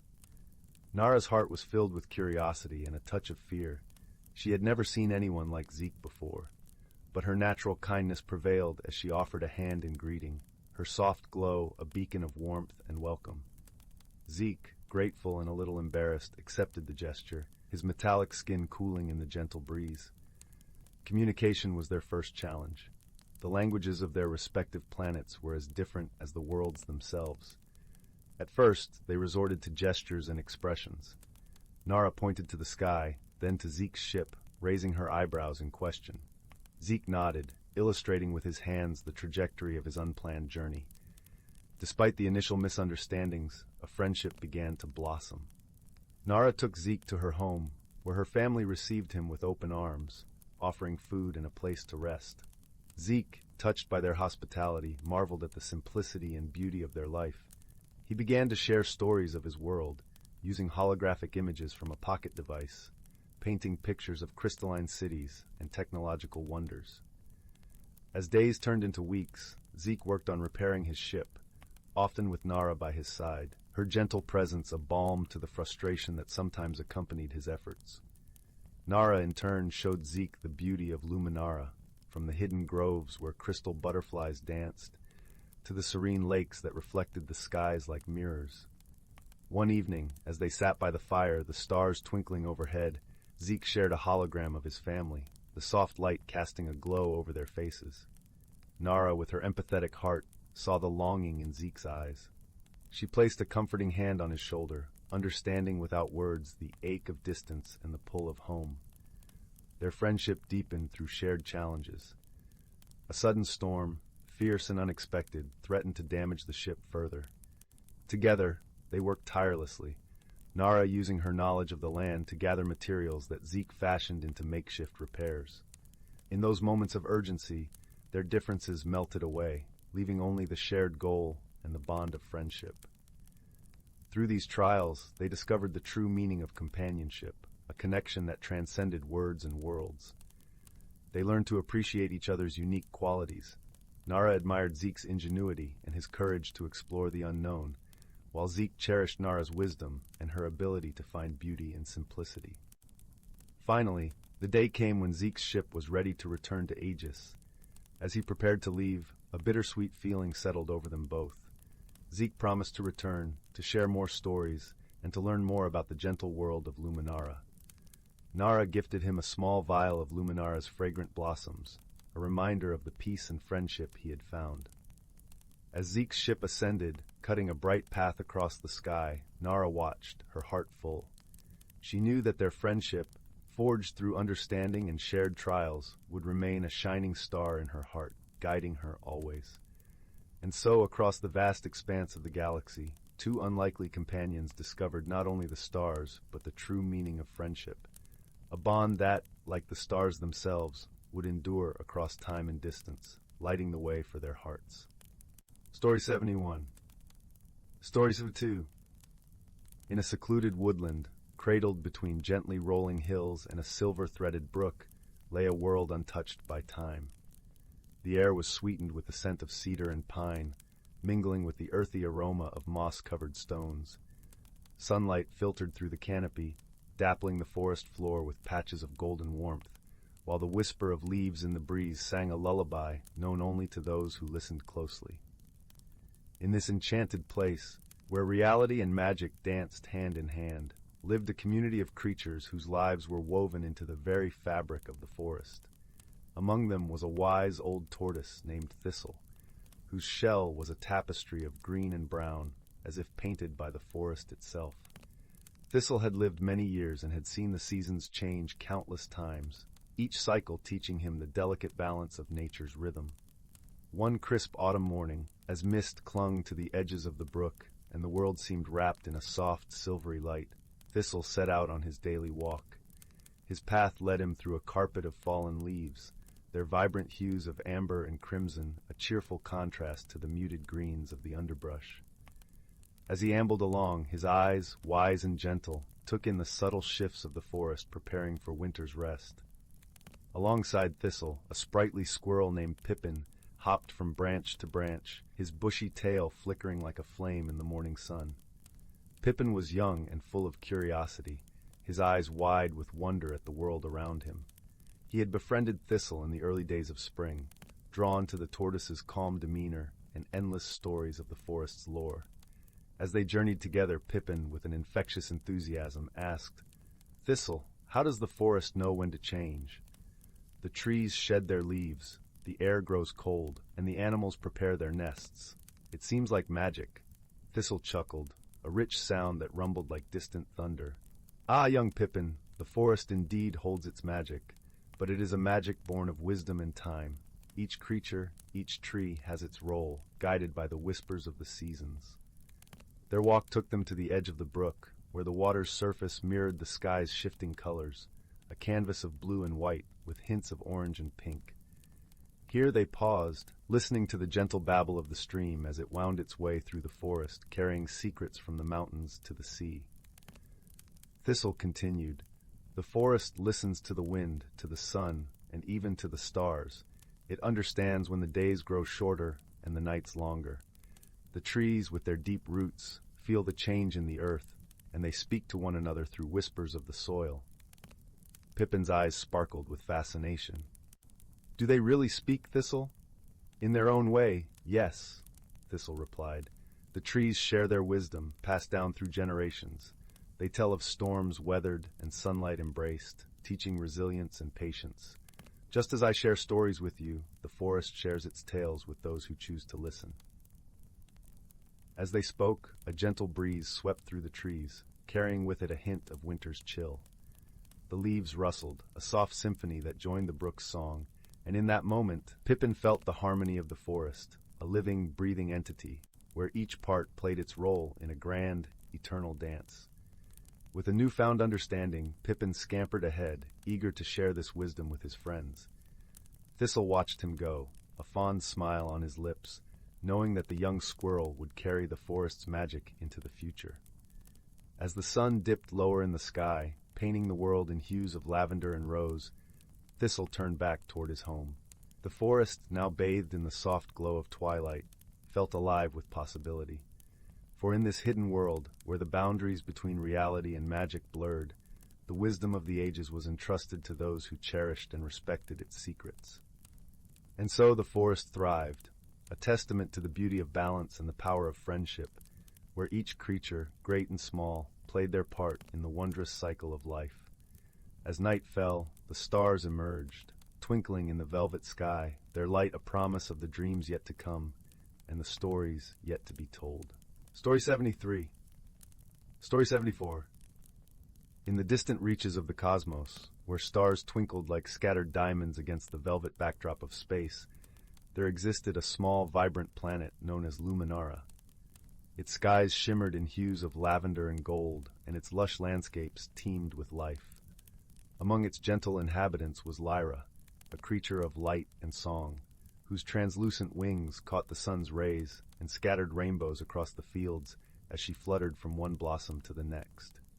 On a nearby planet shrouded in twilight and mystery lived Corin, a towering being of earth and stone. His world, Taros, was a place of deep valleys and echoing caverns, where the ground whispered ancient secrets.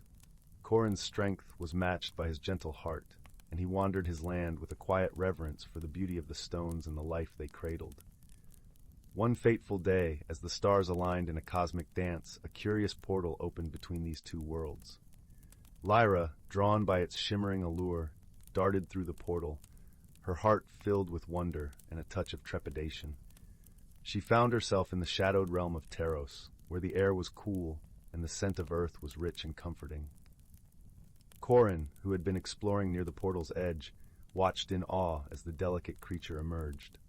Her light was a stark contrast to the muted tones of his world, and for a moment they simply stared at one another, two beings from different worlds, brought together by the whims of the universe.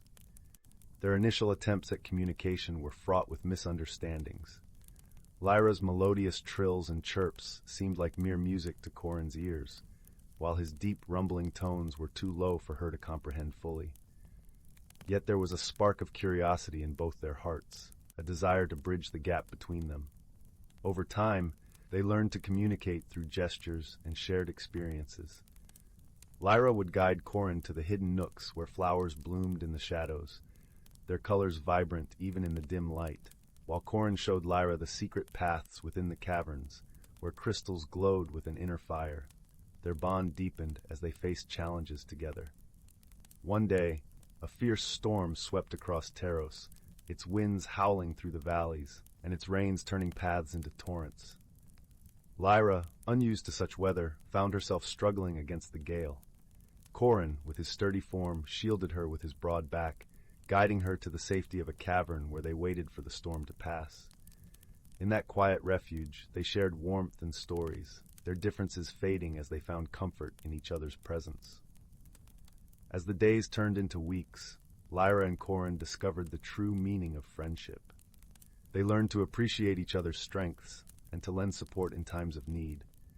Lyra taught Corin the joy of laughter, her tinkling giggles echoing through the caverns, while Corin showed Lyra the beauty of silence, the way it allowed the heart to listen more deeply.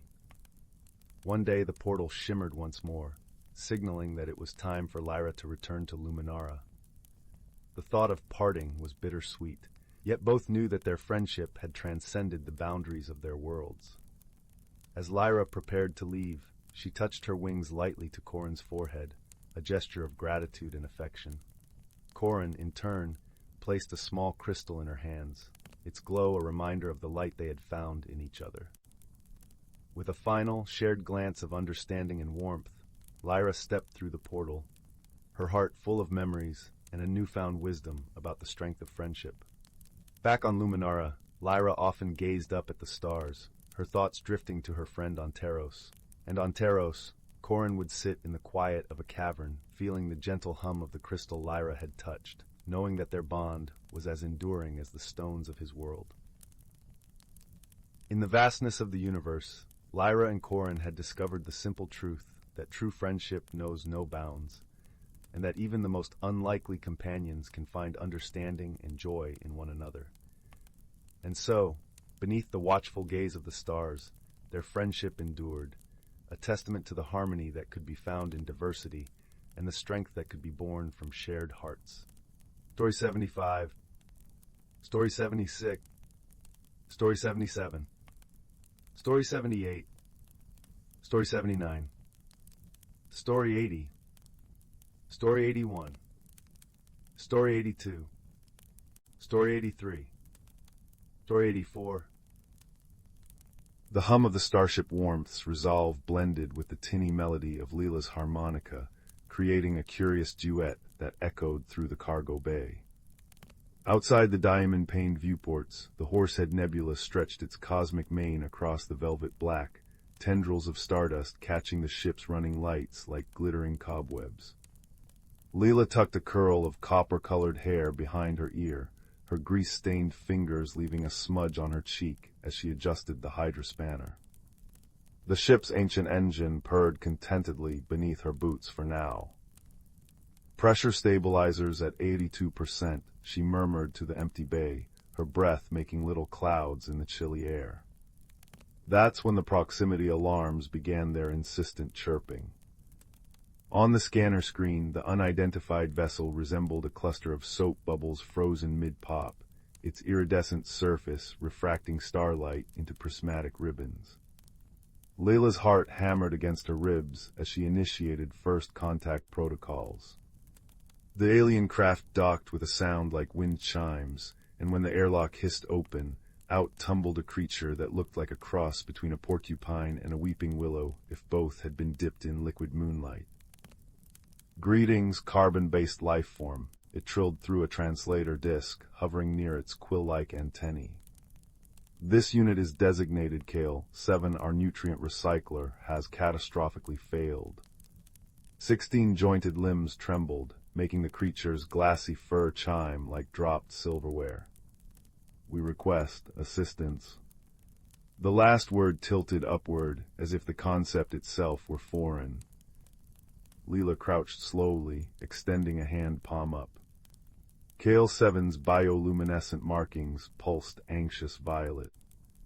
I'm Layla, let's see what we can do. The misunderstanding began with the recycler's interface. Kale 7's species communicated through scent-marked light patterns. Layla relied on blinking LED indicators. When she adjusted what she thought was a filtration setting, the entire chamber began vibrating at a frequency that made both their teeth ache. Stop, you're agitating the photon broth. Kale 7's quills flared, casting kaleidoscopic shadows. I thought you said it was a nutrient processor. Broth is nutrient. Your people don't sublimate memories into consumable light. Leela stared at the swirling colors inside the chamber. We chew things. A beat of silence. Then Kale 7 made a sound like a tea kettle giggling. How delightfully grotesque. Over the next 3 ship days, their collaboration became a dance of trial and error. Layla learned to read Kale 7's emotional states through the cadence of their crystalline fur. Kale 7 discovered that human laughter made their anti-gravity nodes tingle pleasantly. Together, they jury-rigged a solution using spare warp coil filaments and the ship's backup cookie synthesizer. You ingest recreational nutrients. Fascinating. The real test came when passing through the chrysalis belt. Meteoroid fragments peppered the warmth's resolve, triggering a cascade failure in the port thrusters. Alarms wailed as the ship listed dangerously toward a rogue gas cloud. Gravitational shear will tear us apart in 23 minutes, Kale 7 reported, their usual musical tones gone flat. Leela already had the deck plates up, her arms buried in circuitry. I need to manually recalibrate the injectors. Can you handle navigation? A quill-tipped limb hesitated over the unfamiliar controls. Our spatial perception operates in 11 dimensions. Your interface is quaintly linear. Just keep us from becoming space dust. What followed was a symphony of mismatched competencies. Layla shouted coordinates through gritted teeth as cosmic radiation made the console screens sizzle. Kale 7 manipulated controls with 4 limbs while using 3 others to stabilize Layla's lurching form. When a conduit burst, spraying supercooled gel across the bridge, Kale 7 instinctively shielded Leela with their own body, the glassy fur hardening into a protective carapace. Your quills, Leela gasped. Half of Kale 7's luminous filaments had frozen and shattered. A replaceable component. The alien's voice buzzed with static. Unlike your absurdly fragile water-based cells. They emerged from the gas cloud, trailing a glittering wake of broken quills and determination. With systems stabilizing, Layla insisted on repaying the debt. Using medical nanobots meant for human tissue repair, she painstakingly fused new quill growths from salvaged observation window fragments. You're incorporating silica into our crystalline matrix, Kale 7 observed as the makeshift forge glowed. Figured it might make them sturdier, and she held up a prism, refracting light into rainbows across the walls. Thought you liked the colors. When the time came to part ways at Gamma Station, the station's arboreal docking bays hummed with the chatter of 100 species. Kale 7's repaired quills shimmered with captured starlight and flecks of gold from Leela's emergency foil blankets. Your methods are chaotic, Kale 7 announced, their translator disk flickering with new emotional subroutines, but this unit would appreciate continued collaboration, if agreeable. Layla smiled, holding up a newly replicated harmonica. Thought you'd never ask, how do you feel about duets? As their mismatched ships departed, one trailing rainbows, the other humming an off-key rendition of Danny Boy through its thrusters, the station's old quartermaster chuckled to himself. He adjusted the thermal coils on his favorite Nebula tea kettle, watching the odd pair's energy signatures fade into the starfield. Funny thing, he murmured to his pet tardigrade. The vacuum's cold, but it's the cracks between us that let the warmth in. Somewhere in the dark between stars, a human mechanic and a crystalline philosopher began composing a new kind of language, one made of wrench turns and light pulses, cookie crumbs and shared silence. It wasn't perfect. It wasn't supposed to be. But in the fragile space where their worlds overlapped, they'd built something sturdier than quills and warmer than starlight. And if sometimes, during quiet moments between crises, you'd glimpse the tiny ship with mismatched parts orbiting a nameless moon, well, you might have heard it to the soft, off-key harmony of two very different hearts learning the same song. Story 85. Story 86. Story 87. Story 88. Story 89. Story 90. Story 91. Story 92. Story 93. Story 94. Story 95. Story 96. Story 97. Story 98. Story 99. In a small, sleepy village nestled between rolling hills and whispering woods, where the air was always fragrant with the scent of wildflowers and the gentle hum of bees, lived a young girl named Ada. Her home, a quaint cottage with a thatched roof and weathered stone walls, stood at the edge of the village, where the forest began and secrets lingered in the shadows of ancient trees. Ada was known for her bright eyes and curious spirit, always eager to uncover the stories hidden in the rustle of leaves or the babbling of the brook that wound its way through the village. Yet, despite her love for tales of yore, Ada knew little of her own family's past. Her grandmother, the village's storyteller, had always hinted at a legacy rich with wonder, but Ada had never heard the full tale. One serene autumn afternoon, as the golden leaves danced in the crisp breeze and the sun dipped low in the sky, Ada found herself drawn towards the attic of her cottage, a place she seldom ventured. The attic was a realm of dust and shadows, filled with treasures and trinkets from generations past, each with its own story to tell. There, hidden beneath an old quilt, she discovered a wooden chest engraved with swirling patterns that seemed to shimmer in the dim light. The chest, she knew, had belonged to her grandmother's grandmother, a woman whispered to have been wise beyond her years. With a heart full of anticipation, Ada opened the chest and uncovered a collection of artifacts, a delicate amulet of silver and turquoise, a bundle of letters bound with a faded ribbon, and a small, intricately carved flute. Each item seemed to hum with a quiet magic, and Ada felt a strange warmth spreading through her fingers as she touched them. Her grandmother, hearing the gentle creak of the attic door, climbed the stairs and joined Ada, her eyes soft with memories. "Ah, you found it," she said, her voice a gentle melody. "Our family's legacy." As they sat together in the fading light, her grandmother began to weave the story of their ancestors. She spoke of a time long ago when their family had been the keepers of an ancient tradition, tasked with preserving the harmony between the village and the forest. The amulet, she explained, was a symbol of their bond with nature, its turquoise stone a gift from the river spirits. The letters written by their ancestors contained wisdom and tales of courage and kindness. The flute, with its sweet, haunting melody, was used to call upon the forest creatures in times of need. Ada listened, her heart swelling with pride and wonder. She realized that the legacy she had uncovered was not just a tale of the past, but a guiding light for her own journey. The artifacts were not merely relics. They were symbols of the values her family cherished: wisdom, harmony, and a deep connection to the natural world. With newfound understanding, Ada felt a sense of belonging she had never known before.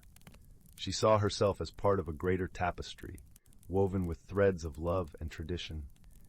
The lessons from her ancestors resonated with her, teaching her that true strength lay in gentleness, and that the bonds we share with others and with the world around us are the greatest treasures of all. As the stars began to twinkle in the velvety night sky, casting a soft glow over the village, Ada and her grandmother descended the stairs from the attic. Together, they sat by the hearth, where the flames danced and crackled, casting a warm, comforting light. Ada took the flute in her hands and played a simple, sweet tune. The music flowed through the open window, mingling with the night breeze, and for a moment, it seemed as if the entire forest paused to listen. In that serene moment, Ada felt the presence of her ancestors, their love and wisdom enveloping her like a warm embrace. From that day forward, Ada cherished her family's legacy, not as a burden, but as a gift. She shared the stories and the music with the villagers, fostering a renewed appreciation for the bonds that connected them all. And as the seasons turned and the years passed, Ada became the village's storyteller, a gentle guardian of the tales that had shaped her life and the lives of those who came before. In the quiet of the night, as the village slumbered under a blanket of stars, Ada knew that she was exactly where she was meant to be, rooted in her heritage, enveloped in love, and forever connected to the ancient legacy that whispered through the leaves and sang in the heart of the forest. Deep within the whispering woods, where ancient oaks wore beards of moss and sunlight dripped like liquid gold through the canopy, lived a community unseen by human eyes. Here the breeze carried secrets on its breath, and the roots of the world hummed with old magic. Among the hollows and fern-carpeted clearings, a young squirrel named Pip scampered. His fur was the russet brown of autumn leaves, and his eyes held the restless spark of perpetual curiosity. One crisp morning, as Pip chased a spiraling maple seed, he noticed something amiss. The crystal brook, which usually sang a merry tune over polished stones, ran sluggish and murky. Silverfish darted erratically instead of their graceful dances, and the luminous moon petals by the water's edge had wilted overnight. A chill hung in the air, unnatural for late spring, when warmth should have kissed the forest floor. Pip's nose twitched at the sour tang of decay beneath the usual perfume of pine and wild honeysuckle. Guided by worry, Pip sought out Elder Thistle, a tortoise whose shell bore intricate patterns like a map of constellations. Thistle resided beneath the grand willow, whose branches wept shimmering strands of silver moss. The air here thrummed with the willow's low, soothing hum, and the ground felt soft as velvet beneath Pip's paws. "Grandfather," Pip whispered, nuzzling Thistle's weathered neck, "the brook is sick, and the cold bites like winter's ghost." Thistle's eyes, deep as forest pools, grew solemn. "Ah, little one, you sense the season not." He explained how the whispering woods thrived on balance, guarded by the heartstone, a gem hidden in the oldest oak, pulsing with the rhythm of the seasons. When harmony falters, the stone's magic phrase, cold seeps where warmth belongs, life withers where it should bloom. Long ago, Thistle recounted, the forest creatures learned to tend the heartstone together. Fireflies polished its surface with dewlight at dawn, earthworms loosened the soil around its roots, and songbirds fed it melodies to strengthen its pulse. But lately the northern winds had grown fierce, scattering the fireflies and silencing the birds. Without their rituals, the stone's energy dimmed. Determined to help, Pip gathered his dearest friends, Luna, a moth with wings like frosted starlight, and Bramble, a badger whose gentle strength could move mountains. Under Thistle's guidance, they embarked on a quest to mend the season knot. Their journey wove through landscapes alive with magic, fields where bluebells chimed like tiny bells when touched, caves where glowworms painted constellations on damp walls, and meadows where dandelion seeds rode thermal winds like golden chariots. As they traveled, Pip noticed subtle wonders, the way spiderwebs glittered with captured rainbows after a shower, the earthy scent of truffles rising from Bramble's careful digging, the velvet brush of Luna's wings against his ear as she navigated moonlit paths. Each sensory detail was a thread in the forest's living tapestry. Their first challenge came at the Misty Falls. Here the water usually cascaded in liquid diamond sheets, but now it oozed thick and silent. "The falls are clogged with sorrow moss," Luna observed, her antennae drooping. "It feeds on imbalance." Bramble used his powerful claws to clear the rocks while Pip and Luna gathered bundles of sun-kissed thistledown, a natural remedy Thistle had taught them. As they laid the down upon the moss, it dissolved like sugar in tea, and the falls sighed back into music. Next they faced the silent glade, where the songbirds had ceased their chorus. A bitter frost coated the wild roses, stealing their scent. Luna fluttered to the highest branch, her wings dusting the air with iridescent powder that melted the ice. Pip scampered up, offering acorns filled with nectar from the last blooming honeysuckle. One by one, robins and wrens emerged, their voices tentative at first, then swelling into a symphony that shook dew from the leaves. Finally they reached the elder tree, its trunk wide as a hill, roots cradling the heartstone. The gem, usually ablaze with shifting colors, spring grain, summer gold, autumn amber, winter blue, now flickered weakly. Frost crept up its sides. "The wind spirits are distressed," Thistle murmured. "They feel unheard." Pip remembered his grandmother's tales. Wind spirits danced to the laughter of young creatures. So he did something bold. He scurried to the highest twig and spun in dizzying circles, tail whirling like a pinwheel, chittering a playful tune. Luna joined, looping figure eights in the air, while Bramble drummed a joyful rhythm on a hollow log. Their mirth rang like bells. From the north, a single breeze spiraled down, tentative at first, then whirling into a gale of giggles. More winds gathered, weaving through the trees in ribbons of cool air that smelled of distant snowmelt and alpine flowers. As they danced, the frost on the hearthstone melted.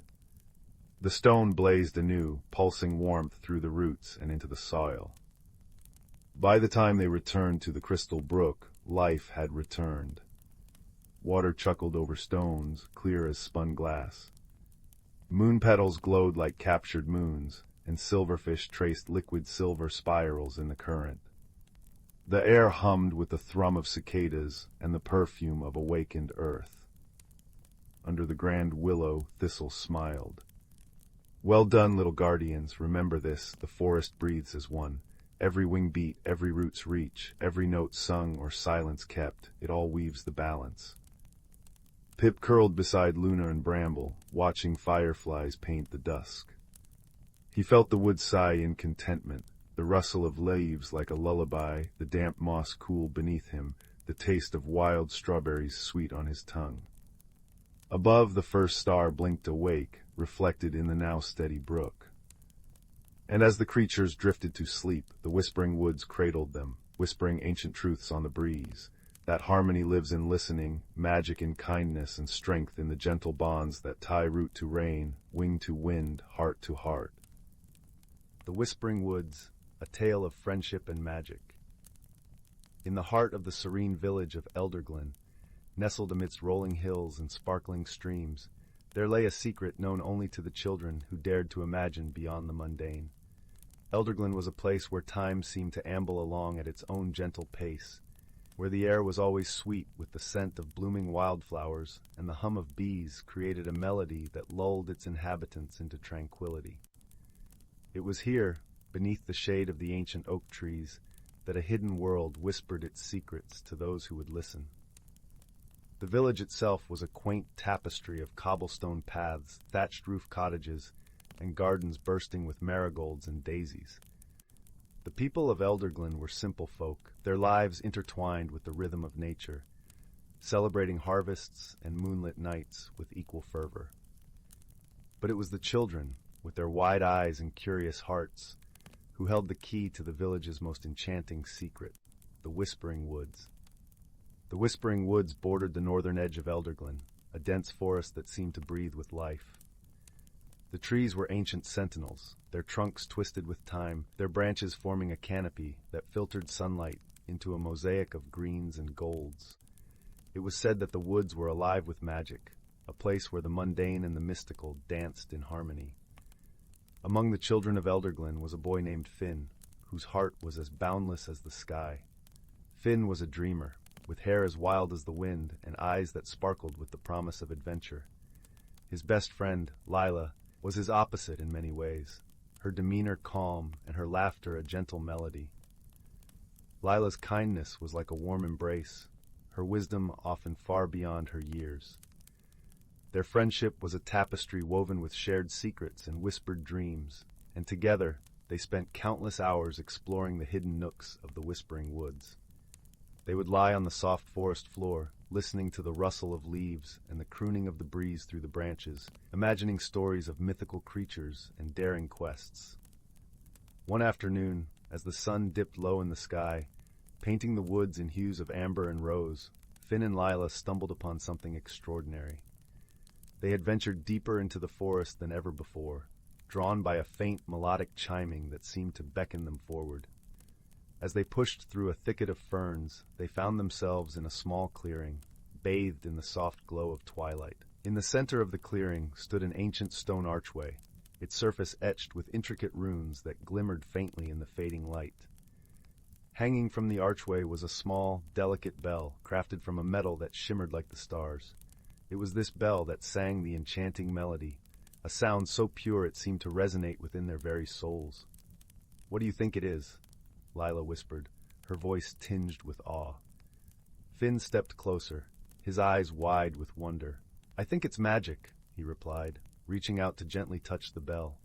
As his fingers brushed against it, the bell rang out with a clear, sweet note that echoed through the clearing. In that moment, the air around them shimmered, and the forest seemed to hold its breath.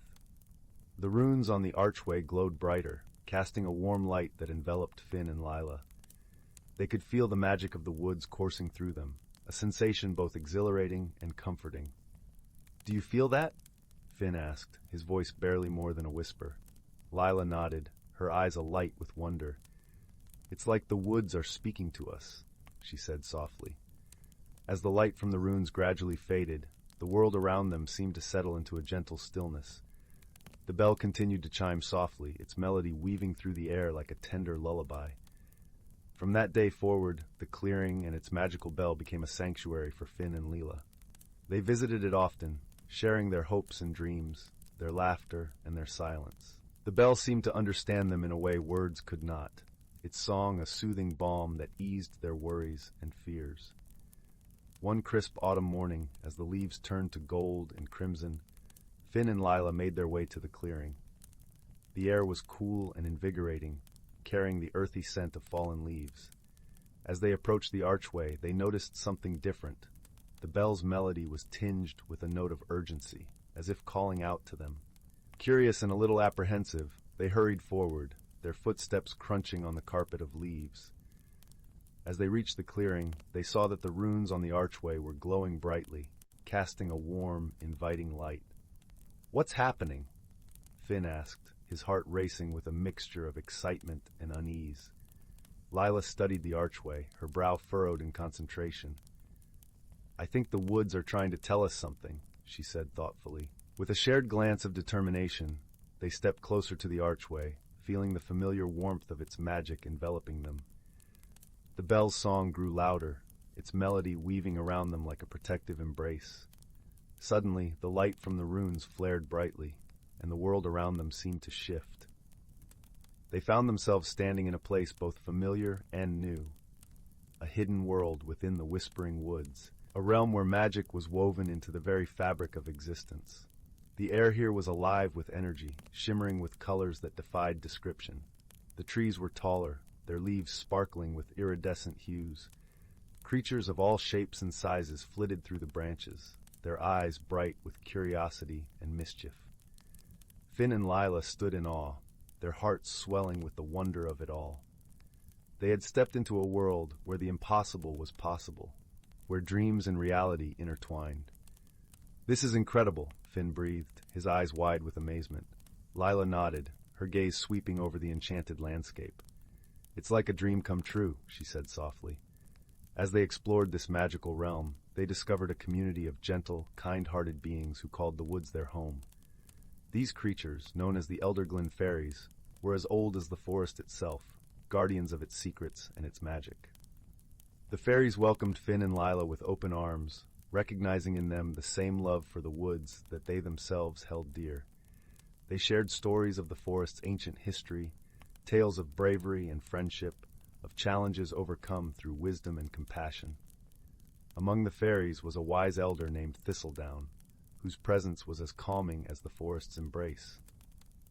Thistledown took a special interest in Finn and Lila, seeing in them the potential to become protectors of the Whispering Woods. "You have a rare gift," Thistledown told them one evening, as they sat beneath the branches of a great willow tree.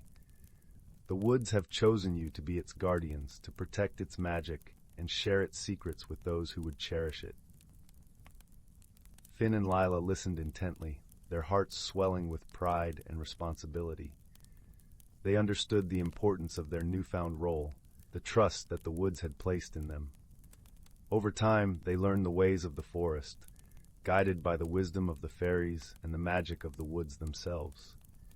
They discovered how to listen to the whispers of the trees, to feel the pulse of the earth beneath their feet. They learned to see the beauty in every leaf and stone, to hear the music in the rustle of the breeze. Their friendship, too, deepened and grew, rooted in the shared bond of their magical journey. They learned to lean on each other, to draw strength from their differences and find comfort in their shared dreams. But as with all tales of magic and wonder, challenges arose that tested their resolve. One stormy night, as thunder rumbled through the sky and rain lashed against the trees, a dark shadow crept into the Whispering Woods, a shadow that threatened to unravel the very fabric of the enchanted realm. The shadow was a creature of malice, drawn to the forest's magic with a hunger that knew no bounds. It sought to consume the light and wonder of the woods, to turn it into a place of fear and darkness. The fairies were powerless against such a force, their magic unable to repel the creature's malevolent presence. It was then that Finn and Lila, guided by the bell's urgent song, stepped forward to protect the woods they loved. With the wisdom they had gained and the strength of their friendship, they devised a plan to confront the shadow. They knew that only by working together, by combining their unique gifts, could they hope to banish the darkness and restore the forest's light. The battle was fierce, the air crackling with energy as the shadow writhed and howled in defiance. But Finn and Lila stood strong, their hearts united in purpose, their determination unwavering. With each step they took, the forest rallied around them, lending its magic to their cause. The trees whispered words of encouragement, the fairies sang songs of hope, and the bell's melody wove through it all, a beacon of light in the darkness.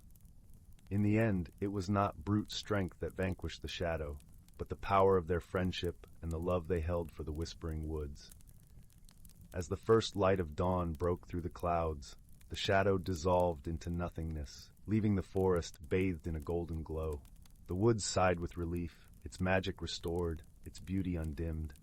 The fairies rejoiced, their songs filling the air with joy and gratitude. And Finn and Lila, though weary from their ordeal, felt a deep sense of fulfillment, a knowledge that they had done something truly meaningful. From that day forward, they continued to protect the Whispering Woods, their bond with the forest and its inhabitants unbreakable. They shared their story with the villagers of Elderglen, inviting those with open hearts to discover the magic that lay hidden within the woods. As the years passed, Finn and Lila grew into wise and gentle souls, their lives intertwined with the rhythms of the forest. They carried with them the lessons of their journey, the importance of friendship, the power of love, and the magic that could be found in the most unexpected of places. And so, the Whispering Woods remained a place of enchantment, a haven for dreamers and believers, its secrets whispered on the breeze for those who dared to listen. And Finn and Lila, the guardians of its magic, stood watch over it all, their hearts forever entwined with the forest they called home. In the cozy glow of the village hearths, where stories were told and dreams took flight, the tale of Finn and Lila and the Whispering Woods lived on, a gentle reminder that in the heart of nature, true magic could always be found. In the heart of the misty blue forest, where trees wore coats of moss and squirrels played hide-and-seek with the sunbeams, there lay a tiny, bustling village known as Twinklewood Hollow. This was no ordinary village, for its inhabitants were as unique and whimsical as the forest itself.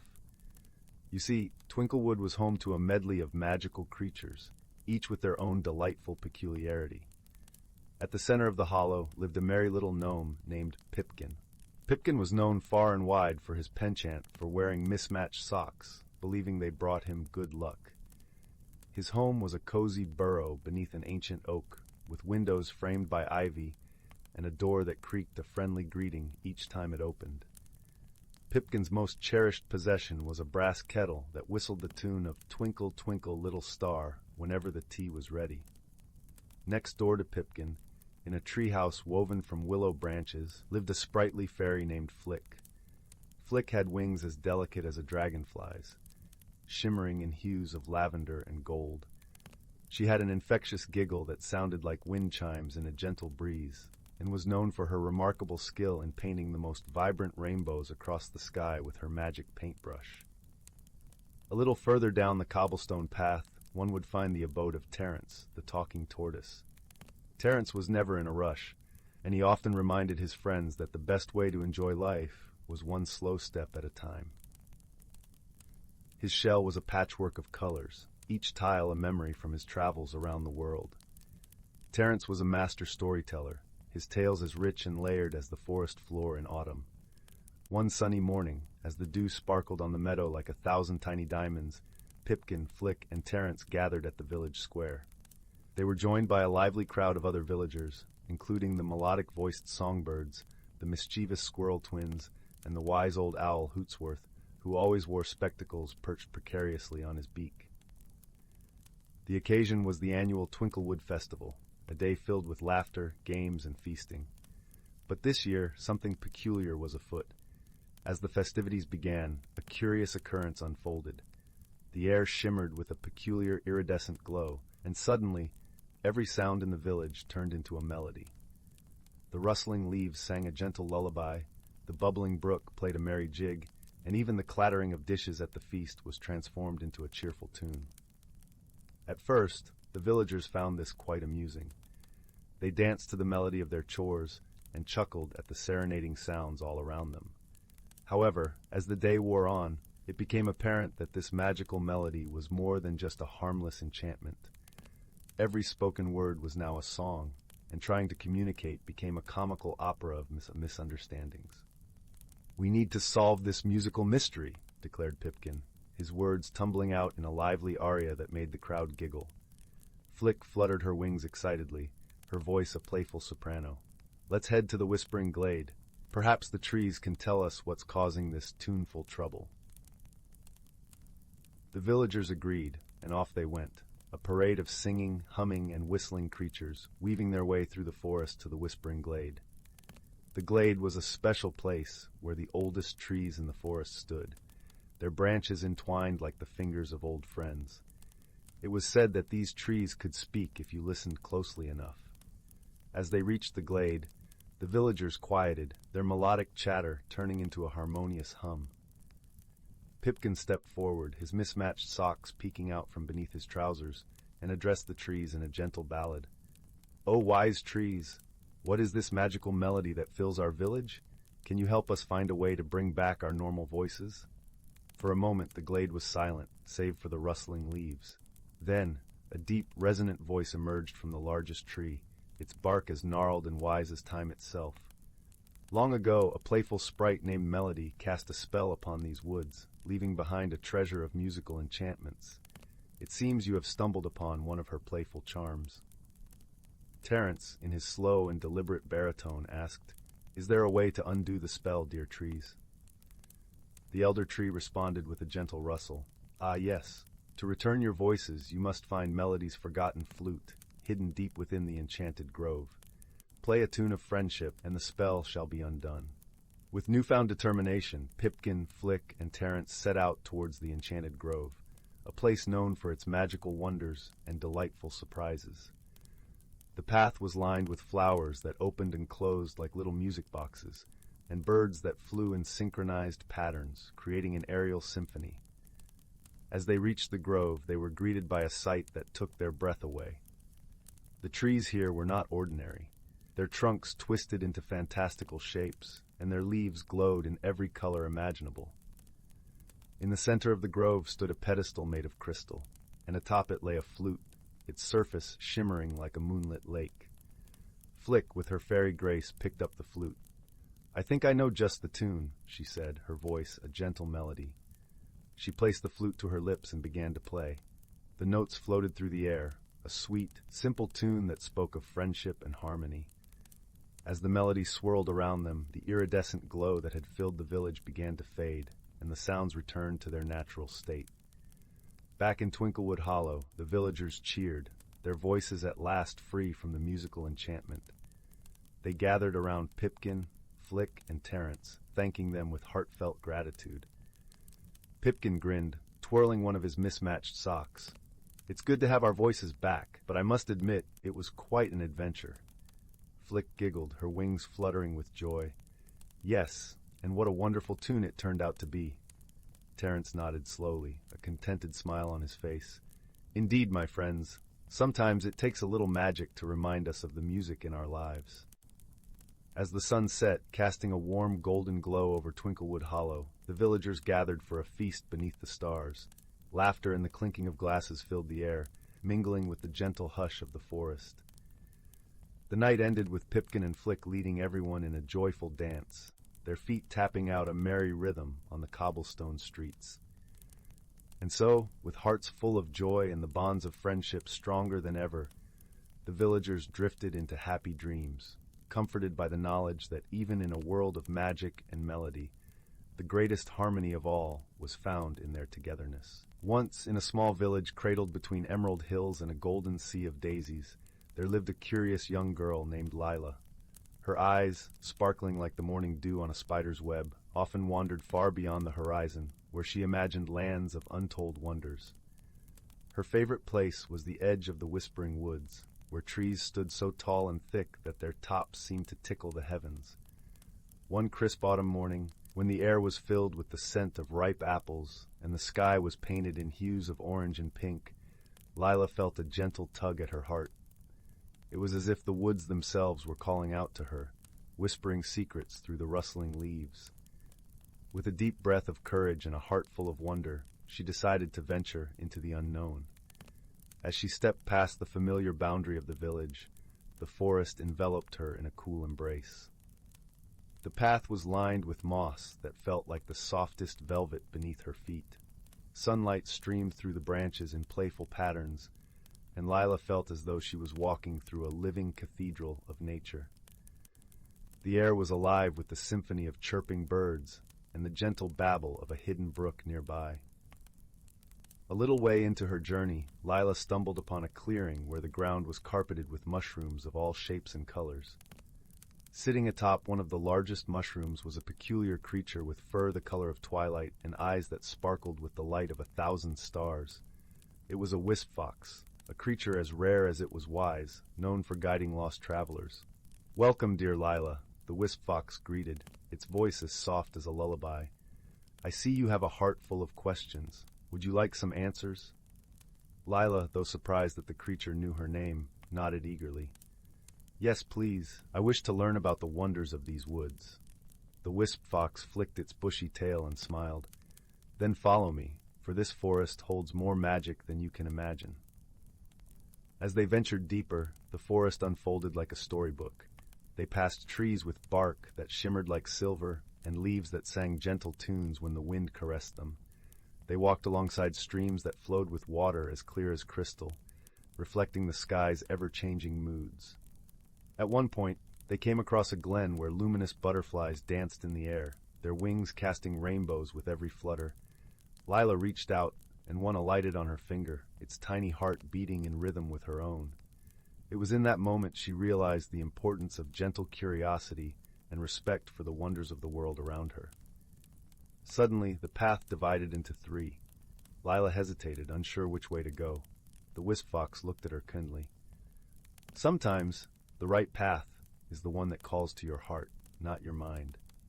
Remembering the gentle tug she felt that morning, Lila chose the path to the right, which was lined with glowing fungi that lit up under her steps like warm, welcoming lights.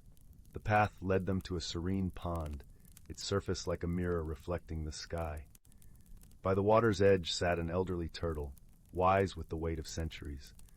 The turtle looked up and spoke slowly. "Every journey brings new lessons, young one. It's the courage to take the first step that shapes who we become." Lila pondered the turtle's words, feeling a warmth spread through her. She realized that it was her curiosity and bravery that had brought her here, and that sometimes simply daring to explore could be the most rewarding adventure of all. As the sun began to dip behind the trees, painting the sky with strokes of lavender and gold, Lila knew it was time to return home. The wisp fox led her back to the edge of the forest, where the village lay in the gentle embrace of twilight. "Thank you for guiding me," Lila said, her heart full of gratitude and newfound wisdom. The wisp fox nodded, its eyes twinkling. "Remember, Lila, the world is full of wonders waiting to be discovered. Keep your heart open and your spirit curious." With one last look at the enchanting forest, Lila stepped back into the familiar world of her village. The evening air was cool and comforting, and the first stars began to appear in the sky. She felt a peaceful contentment, knowing that the magic of the whispering woods would always be with her, in her heart and in her dreams. And so, with a smile and a heart full of dreams, Lila returned home, ready to share tales of her wondrous journey, to inspire others to listen to the whispers of the world and explore the magic waiting just beyond the horizon. Once upon a timeless eve, nestled deep within the ancient elderwood forest, a wondrous tale unfolded. a story as eternal as the towering pines and whispering streams that grace this enchanted realm. In a cozy burrow beneath the gnarled roots of an ancient oak, a family of rabbits stirred to welcome the first rays of dawn. Willow, the matriarch, nuzzled her kits awake with a gentle nudge, her soft fur glistening with dewdrops like diamonds in the morning light. "Wake up, my little ones," she cooed, her voice as soothing as the babbling brook nearby. The forest awakens, and with it, a world of magic awaits. Blinking away the remnants of sleep, the kits scampered out of their burrow, their tiny noses twitching with curiosity. The forest floor was a tapestry of emerald moss and wildflowers, each petal glistening with crystalline beads of dew. As the family ventured deeper into the woodland, the air seemed to hum with an ancient melody, the harmonious symphony of nature itself. Willow's ears twitched, and she paused, her eyes alight with wonder. "Listen closely, my kits," she whispered. "Can you hear the heartbeat of the forest?" The kits stilled, their eyes wide with awe as the gentle thrum of life pulsed around them. The rustling of leaves, the gurgle of the stream, the song of birds, all woven together in a tapestry of sound that echoed the very essence of the elderwood. Willow led her family through a maze of ferns and mushroom rings, her paws leaving no trace upon the mossy ground. As they ventured deeper, the forest seemed to come alive with magic. Glimmering sprites danced among the branches, their gossamer wings scattering stardust in their wake. A family of deer materialized from the mist, their graceful forms ethereal and otherworldly. The kits gasped in delight, their eyes sparkling with childlike wonder. "Behold the guardians of the forest," Willow murmured, her voice reverent. "They walk between the realms, ensuring the delicate balance of nature remains undisturbed." As the sun crept higher in the sky, the forest hummed with the rhythms of life. Squirrels chattered from their lofty perches, and butterflies flitted from blossom to blossom, their wings a kaleidoscope of color. In a secluded glade, a crystal-clear pool shimmered like liquid moonlight, its waters infused with the magic of the ancient wood. Willow gestured for her kits to approach, her eyes sparkling with mischief. "Watch closely, my little ones," she whispered. With a flick of her paw, she conjured a ripple upon the surface of the pool. Instantly, the water transformed into a shimmering mirror, reflecting not their physical forms, but the very essence of their spirits, glowing orbs of pure energy, pulsing with the vibrant hues of life itself. The kits gasped in wonder, their eyes wide with amazement. "How is this possible, Mother?" one kit asked, his voice tinged with awe. Willow smiled, her whiskers twitching with delight. "The magic of the elderwood is as ancient as the forest itself," she explained. "It flows through every living thing, connecting us all in a tapestry of life." As the day wore on, the family basked in the warmth of the sun's golden rays, their bellies full from a hearty feast of berries and succulent greens. Willow regaled her kits with tales of the forest's ancient wisdom, passed down through countless generations of rabbits before them. She spoke of the changing seasons, each one a symphony of transformation and renewal. The vibrant greens of spring, the fiery hues of autumn, the crystalline blanket of winter, each held its own unique magic, woven into the very fabric of the elderwood.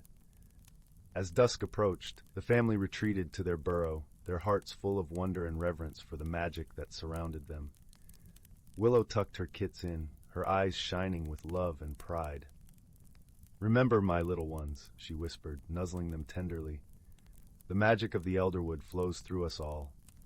It is our sacred duty to protect and cherish this wondrous realm, for it is the very heartbeat of life itself." And as the moon rose high above the ancient canopy, the forest seemed to hum with a contented sigh, its secrets guarded by those who walked in harmony with nature's eternal dance.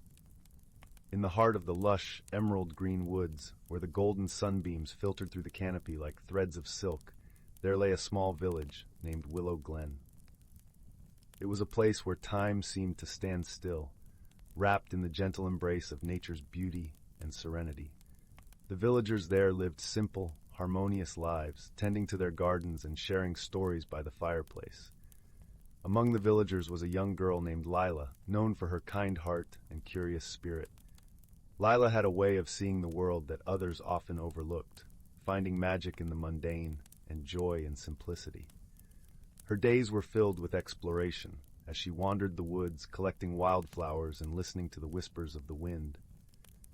One day, while following a particularly curious-looking butterfly with wings the color of a late-afternoon sky, Lila stumbled upon something extraordinary. Nestled beneath the roots of an ancient oak tree was a small, intricately carved wooden box.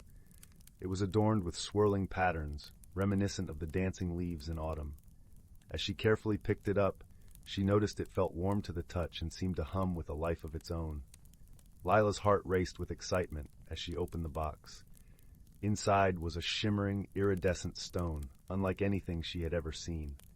It glowed softly, casting a gentle light that danced in her eyes.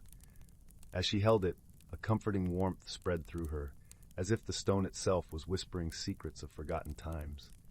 Intrigued by her discovery, Lila hurried back to the village to show her best friend Finn. Finn was a gentle soul with a mind as sharp as a fox's and a heart as vast as the ocean. Together they had shared countless adventures, each one more thrilling than the last. "Lila, where have you been?" Finn called out as she approached, his eyes lighting up with curiosity. "Finn, you won't believe what I found!" Lila exclaimed, holding out the stone for him to see. As Finn took the stone in his hands, his eyes widened in awe. "It's beautiful, Lila. But what is it?" he asked, turning the stone over to admire its luminescent surface. "I don't know," Lila admitted, "but I think it's special. It feels alive." The two friends sat beneath the shade of a willow tree, discussing the stone's origins and pondering its purpose. As they spoke, the stone seemed to pulse softly, as if responding to their words. It was then that Finn noticed something remarkable. "Lila, look!" he said, pointing to the ground. As they watched, the grass around them began to shimmer with the same iridescent glow as the stone, forming a delicate pathway leading deeper into the woods. With hearts full of wonder and a sense of adventure, Lila and Finn decided to follow the glowing path. It twisted and turned through the forest, leading them to places they had never seen before. The air was filled with the scent of wildflowers, and the sounds of birdsong accompanied their journey. As they walked, they noticed that the path seemed to guide them through a hidden world, one that existed just beyond the veil of the ordinary. Trees with leaves of silver and flowers that sang in the breeze surrounded them, and they marveled at the beauty of it all. Eventually, the path led them to a clearing bathed in golden light. In the center stood a magnificent tree, its branches stretching toward the heavens, adorned with blossoms that glowed like stars. "This must be the heart of the forest," Finn whispered, his voice filled with awe. Lila nodded, her eyes shining with wonder. "It's like a dream," she said softly. As they approached the tree, the stone in Lila's hand began to glow brighter, and a gentle voice filled the air around them. It spoke not in words, but in feelings and images, conveying a sense of warmth and belonging. "You have found the stone of harmony," the voice seemed to say.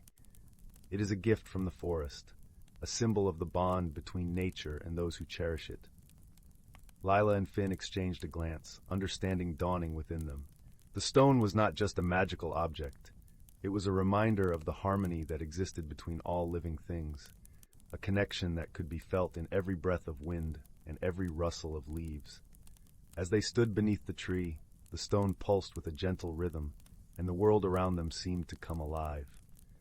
The whispers of the forest became clearer, speaking of ancient stories and timeless wisdom.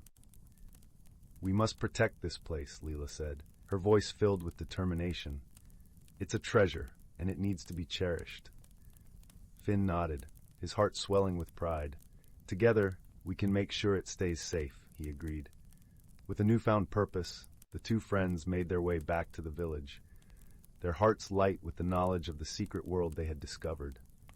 They shared their tale with the villagers, who listened with rapt attention and vowed to help protect the forest and its hidden wonders.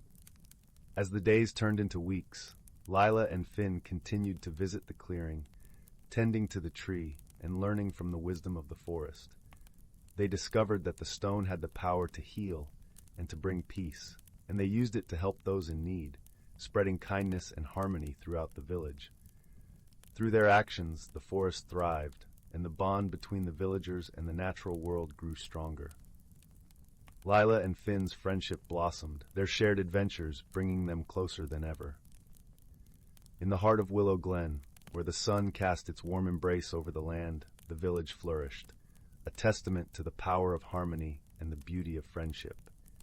And in the depths of the forest, beneath the shade of the ancient tree, the stone of harmony continued to glow, a beacon of hope and peace for all who dared to dream. As the years passed, Lila and Finn grew older, their lives rich with the memories of their adventures and the joy of the world they had helped to protect. And though they eventually passed the Stone of Harmony on to the next generation, its magic remained, a timeless reminder of the bonds that connected them all. And so, in the quiet moments as dusk settled over the village, the whispers of the forest could still be heard, telling tales of a young girl and her friend who had found the heart of the world and learned that true magic lay not in the stone itself, but in the love and friendship that it inspired. The end. In a quiet village nestled between hills that hummed with the secrets of ancient stones, there lived a shy girl named Marisol who collected lost buttons. Her pockets jingled with porcelain discs and mother-of-pearl orbs, each rescued from muddy puddles or dusty corners of the general store. But on the eve of her 11th birthday, as she climbed the creaking ladder to the rarely visited attic, Marisol discovered a button that didn't belong to any coat or cardigan in existence. It glowed faintly in the amber afternoon light slipping through the cobwebbed window, a circle of what seemed to be solidified moonlight, its edges threaded with silver veins. When she brushed her thumb across its surface, the air shimmered like heat over a summer road, and suddenly Marisol stood not in the dusty attic, but at the edge of a twilight forest where trees whispered in a language of rustling leaves and creaking boughs.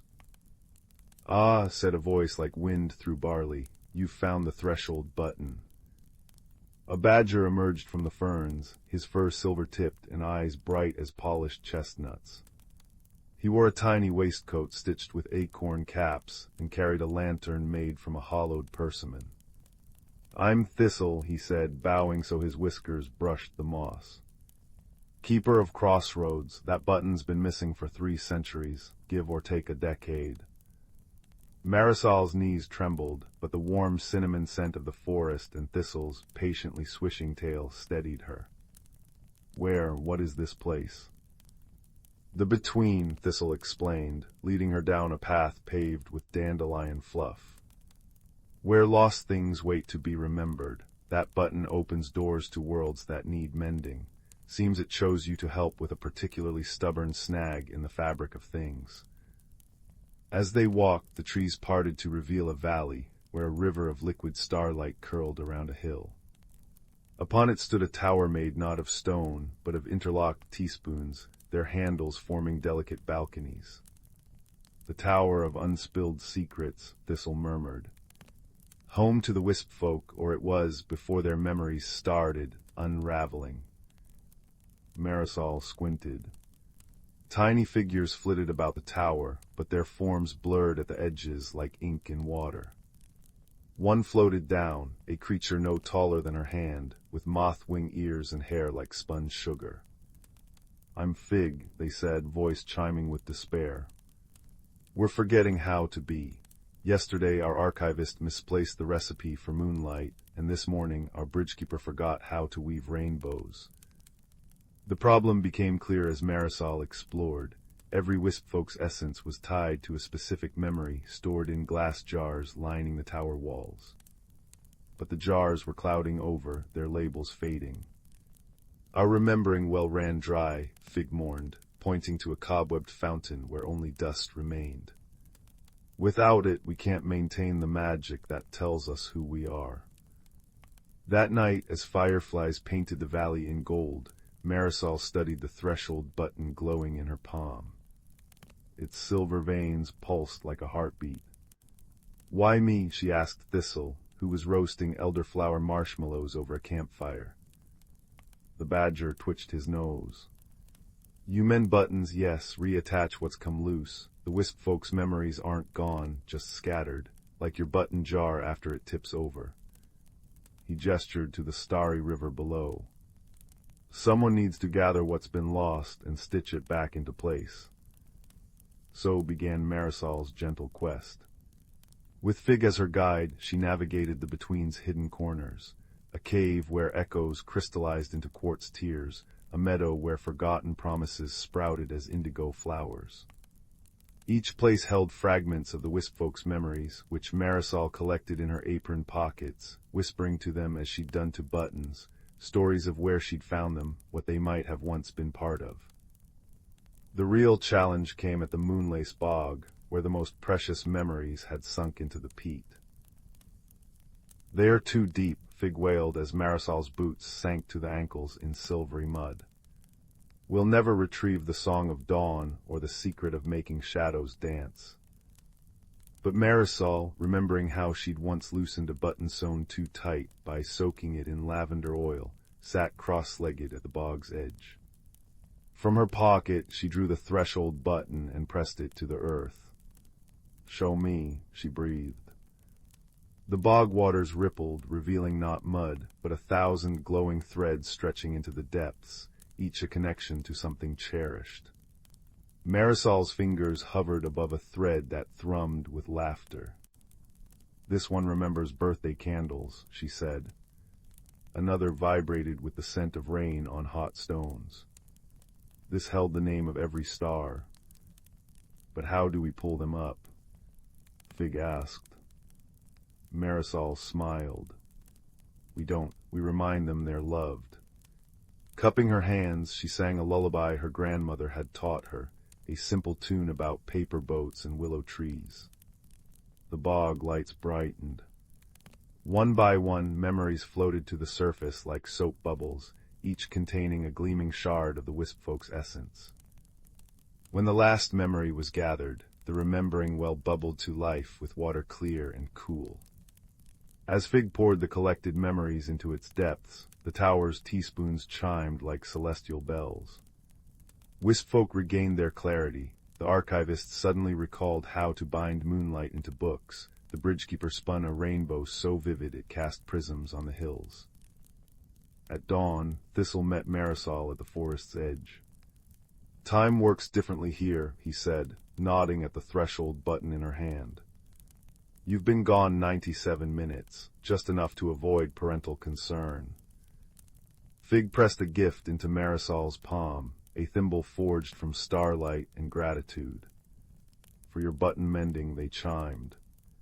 "Now you'll always feel when something needs tending, even before it's lost." The return was simpler than the departure. A click of the threshold button, a swirl of cinnamon-scented air, and Marisol stood again in the attic, moonlight pooling around her shoes. Downstairs her mother called, "Marisol, your hot cocoa's ready." Years later, villagers would speak of the girl who could find anything. A widow's missing wedding ring lodged behind a dresser, a child's beloved chalk drawing erased by rain. Marisol kept the thimble in her button jar, its warmth guiding her to what others thought gone forever.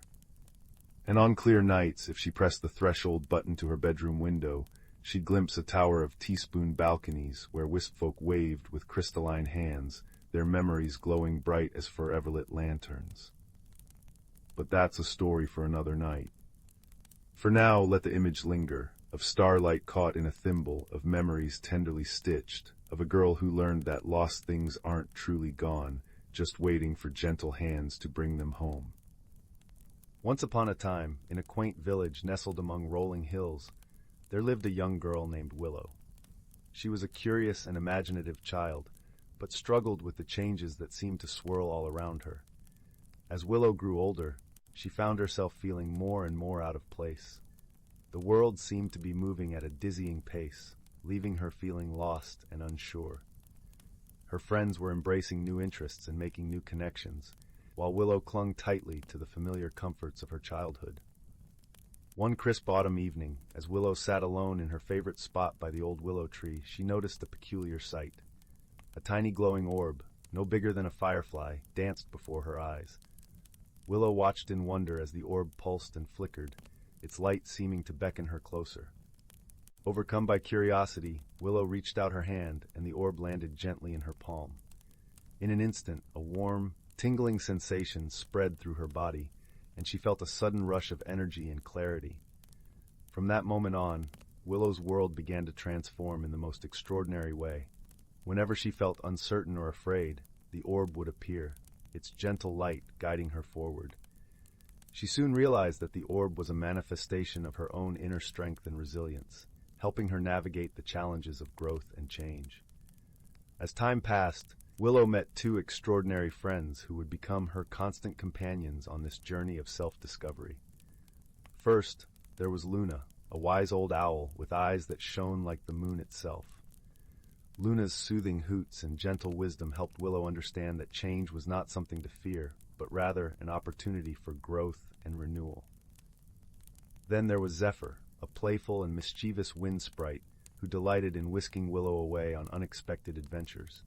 Zephyr taught her to embrace the unpredictable and to find joy in the present moment, no matter how turbulent the winds of change might be. Together, Willow, Luna, and Zephyr embarked on countless magical escapades, each one revealing a new lesson about the beauty and necessity of personal growth. They soared over breathtaking landscapes, explored enchanted forests, and even danced among the stars, all the while strengthening the bonds of their friendship.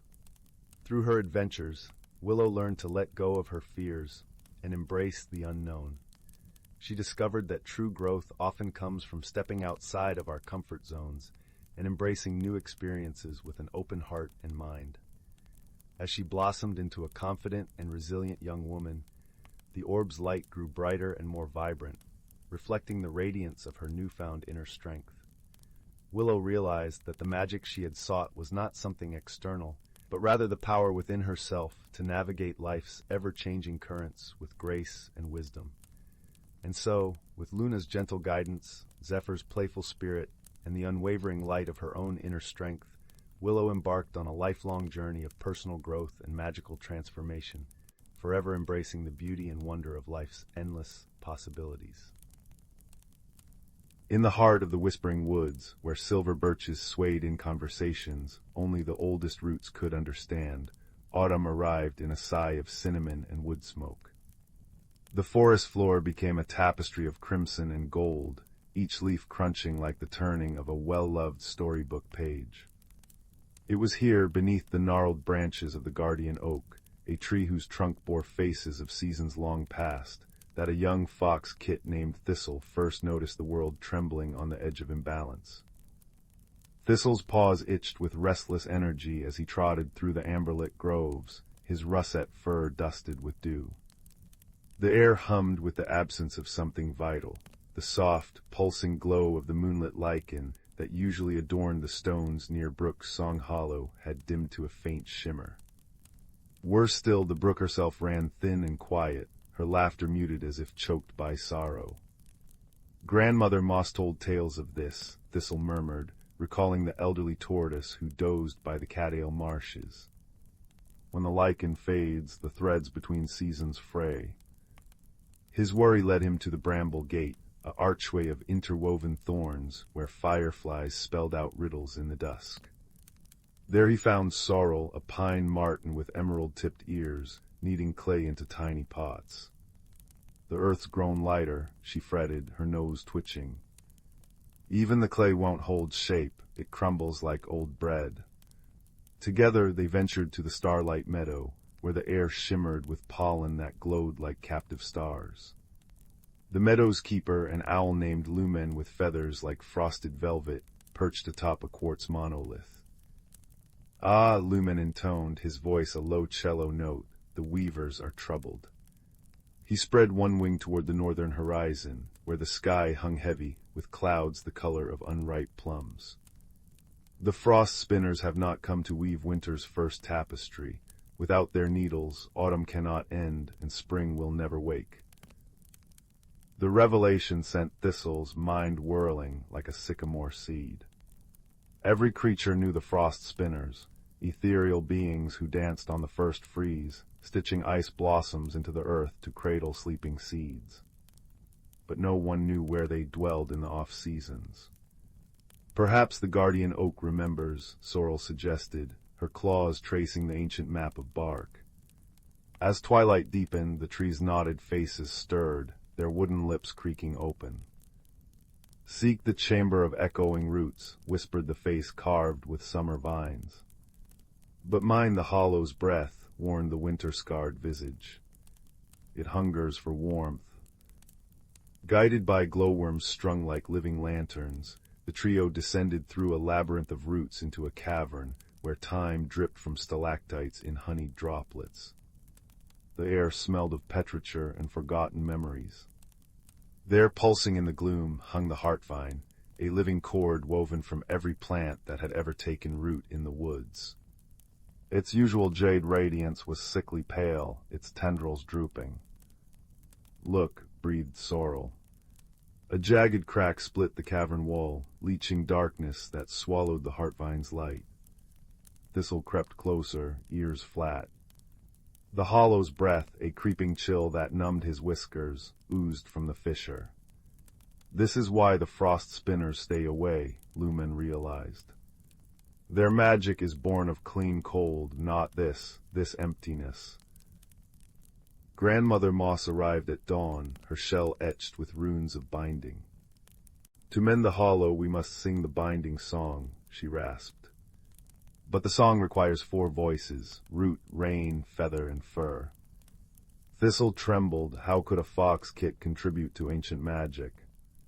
Yet as Sorrel pressed her paw to the heartvine, as Lumen beat his wings in rhythm, as Grandmother Moss chanted words that shook loose stones into dust, Thistle understood. Closing his eyes, he poured his yearning for the forest's laughter into a wordless melody. The response was immediate. Moss bloomed over the crack, violets erupting through its edges as if stitching a wound. The heartvine blazed anew, its light rippling outward through the soil. High above, the clouds broke. Not with rain, but with a shower of crystalline threads, the frost spinners descending at last, their needle-like fingers trailing frost that glittered like diamond dust. By the next moonrise, Brooksong Hollow brimmed with water clear as liquid sky.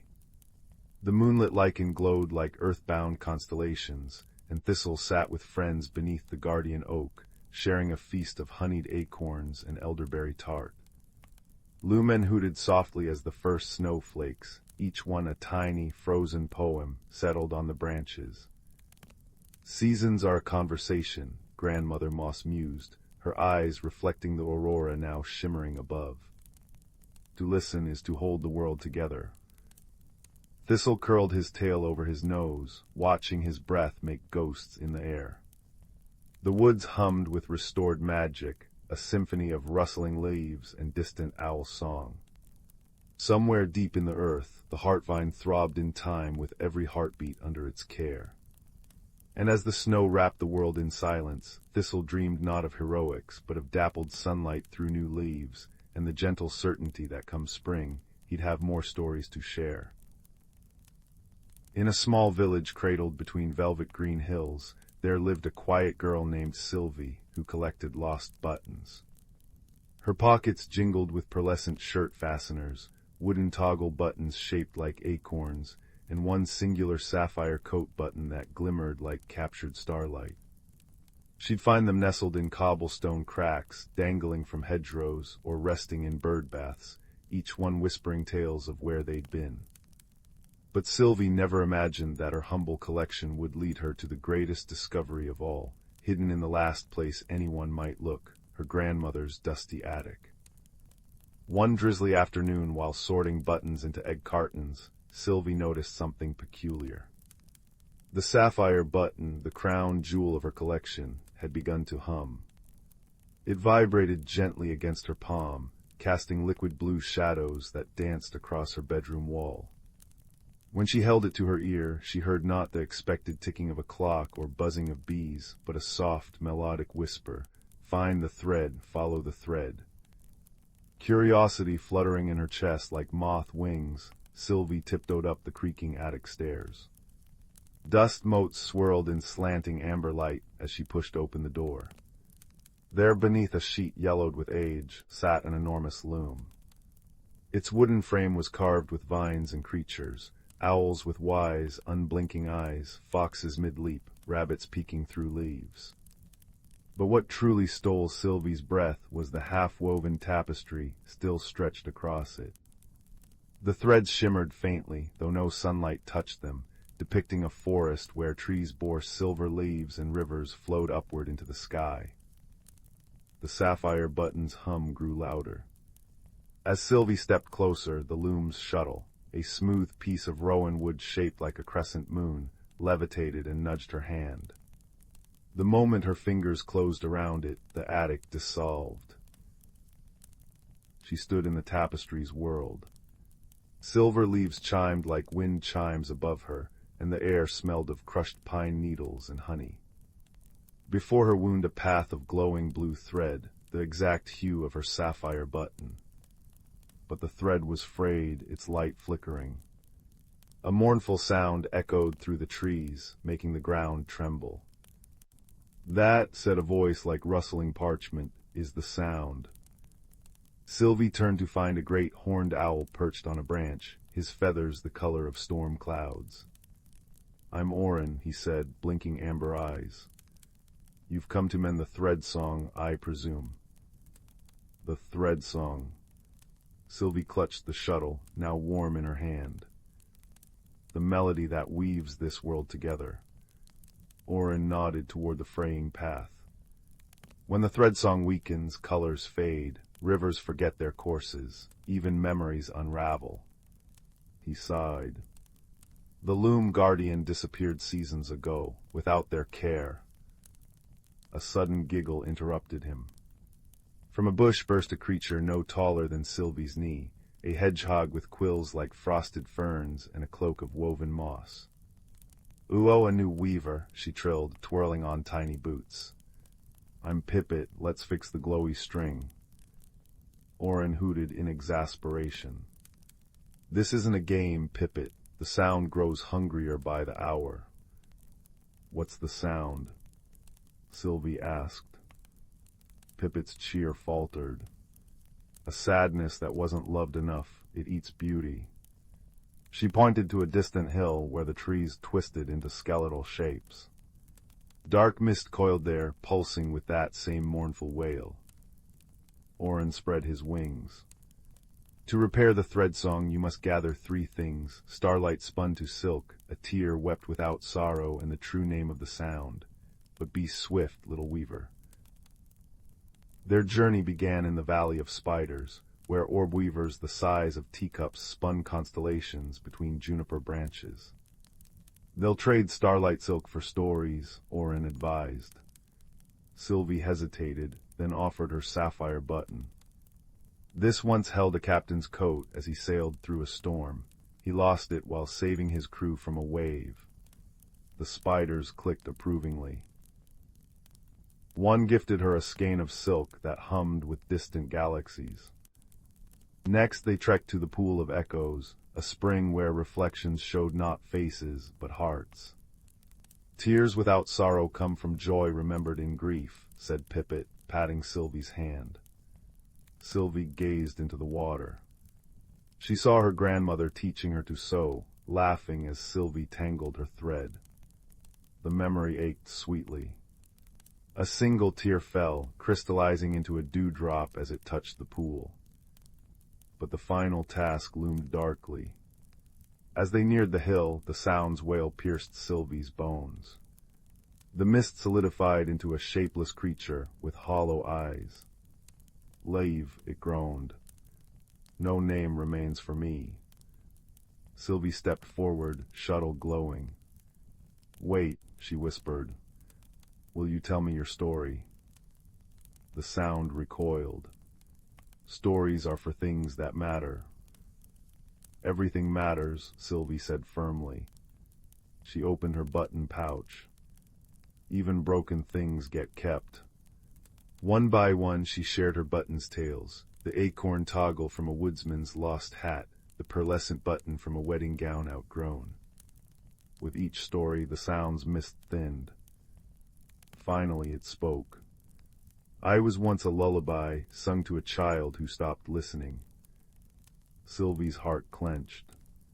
Gently she sang the only lullaby she knew, her grandmother's.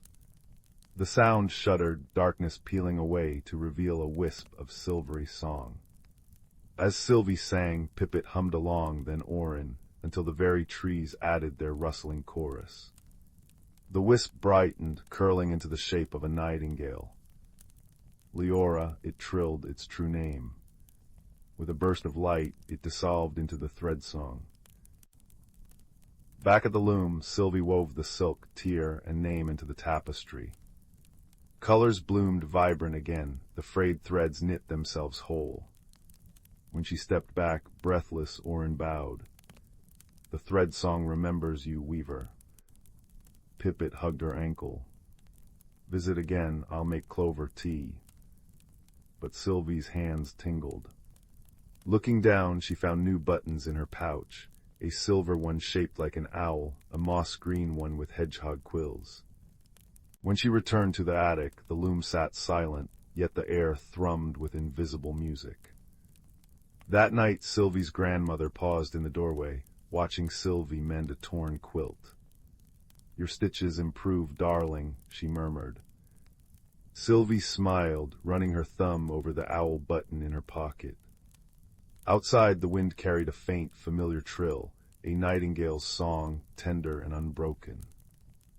And high in the attic, though no one was there to see, the tapestry shimmered softly, its newly mended threads glowing like promises kept. In the heart of an ancient forest, a place where the sky was a canopy of green, and the earth was a carpet of soft moss and fallen leaves, there dwelt creatures in harmony and simplicity. The forest, known as Elderwood, was a realm where each rustle of the leaf and each ripple of the stream spoke of stories untold, whispering secrets of old to those who listened with open hearts. As dawn's gentle light filtered through the interlacing branches, casting a kaleidoscope of gold and green, the forest came alive with the soft symphony of bird song. This was the time when the creatures of Elderwood awoke, stretching their limbs and wings, preparing for the day's gentle adventures. Among them was a wise old owl named Orin, whose feathers bore the hues of autumn leaves, and whose eyes were deep wells of ancient wisdom. Orin had lived in Elderwood longer than most, his perch high in the gnarled branches of an ancient oak. One day, as the sun began its slow ascent, Orin noticed a change in the forest's song. The usual harmony seemed somewhat disjointed, as if a single string in a beautifully tuned harp had loosened. Concerned, Orin spread his wings and flew down to the forest floor, where the air was thick with the scent of damp earth and budding flowers. He met with Fern, a gentle deer whose coat was the color of morning mist, and who was known for her keen understanding of the forest's moods. Fern, Orin began, his voice as soothing as a breeze through the leaves. Have you noticed the forest's song today? It feels different. Fern nodded, her large, gentle eyes reflecting the dappled sunlight. I have, Orin. There seems to be a disquiet, as if something is out of balance. Together they wandered deeper into the forest, their paths lined with wildflowers that nodded their heads as if in greeting. It was not long before they came upon a small, babbling brook. Normally its waters were clear and sparkling, a mirror for the azure sky, but today they were muddied and sluggish. The brook, Fern whispered softly, it carries a sadness. Orin peered closely, his wise eyes noticing a pile of fallen branches and leaves that had created a dam, blocking the natural flow of the water. Ah, here is the source of the discord, he said gently. When the brook cannot sing its song, the forest feels its loss. With great care, they began to clear away the debris. Orin used his sharp beak to lift the twigs, while Fern nudged the larger branches aside with her strong yet gentle hooves. As they worked, the sun rose higher, warming the air with its gentle touch, and a light breeze began to dance through the trees, bringing with it the scent of pine and fresh rain. Finally, the brook flowed freely once more, its song a joyful melody that rippled through the forest. Orin and Fern watched as the water sparkled under the sun, its clarity returning, carrying with it the reflection of a sky that seemed to smile down upon them. As they rested by the rejuvenated brook, a soft rustling announced the arrival of another forest friend. It was Bramble, a cheerful squirrel with fur as bright as the maple leaves in autumn. Bramble had been watching from the branches above and now scampered down to join them. Thank you, Orin and Fern. Bramble chittered, his eyes alight with gratitude. "The brook's song is what wakes me each morning, and I missed it dearly." Orin nodded, a warm glow in his eyes. "The forest is a web of connections, Bramble. Each part, no matter how small, is important to the whole. When one part is troubled, it affects all of us." Fern lowered her head to nuzzle Bramble affectionately. "And when we work together, we can restore balance and harmony. It is the way of Elderwood." As the sun dipped towards the horizon, painting the sky in shades of lavender and rose, the three friends lingered by the brook, savoring the peace they had helped restore. The forest began its evening song, a gentle lullaby that spoke of calm winds and restful nights. In the days that followed, the creatures of Elderwood continued their lives with renewed joy, their bonds of friendship strengthened by the shared experience. Orin, with his wisdom, reminded them of the importance of listening to the subtle changes in their world, while Fern and Bramble spread the message of unity and care throughout the forest. And so, Elderwood thrived, a testament to the power of harmony and the gentle strength of friendship. The seasons turned, bringing with them new challenges and changes, but the creatures faced them with wisdom and togetherness, their hearts as open and enduring as the ancient forest itself. As the stars began to twinkle in the velvet sky, casting a gentle glow over the sleeping forest, Orin settled back into his perch high in the oak tree. With a heart full of contentment, he closed his eyes, letting the whispering winds carry him into dreams of peace and unity. And so, Elderwood slept too, cradled in the embrace of nature's enduring balance. The village of Hearthglen nestled in a valley where morning mist clung to cobblestone streets like silver lace. Chimneys puffed sleepy spirals into the crisp autumn air, and the scent of cinnamon and wood smoke wove through gardens of frost-touched marigolds. Young Finn lived here with his grandfather in a cottage crowned by a thatched roof, where ivy curled around the windows like green ribbons. Finn loved Hearthglen's gentle rhythms, until the week the teacups began singing. It started subtly. Mrs. Gable's porcelain teapot would hum during afternoon tea, a soft melody like distant wind chimes. Then Old Man Hemlock's favorite mug crooned folk tunes at dawn. Soon every ceramic vessel in the village chimed, clinked, or warbled at unpredictable hours. Though the songs were sweet, the constant chorus frayed nerves. Baker Brenner's scones burned thrice because her mixing bowls harmonized too loudly. Finn noticed patterns others missed. The singing only happened near water, a sink, a rain barrel, or the moss-edged well in the square. And the tunes grew strongest when dew glistened on spiderwebs at dawn. Armed with a notebook and his grandfather's advice, "Listen deeper than the noise, lad," Finn sought the reclusive moss-keeper. She dwelled beyond Sunfall Creek in a cottage woven from living willow branches, her only companion a badger with starlight-dappled fur named Nimbus. "Ah," murmured the moss-keeper when Finn described the singing. Her fingers, knotted like tree roots, stroked Nimbus's fur.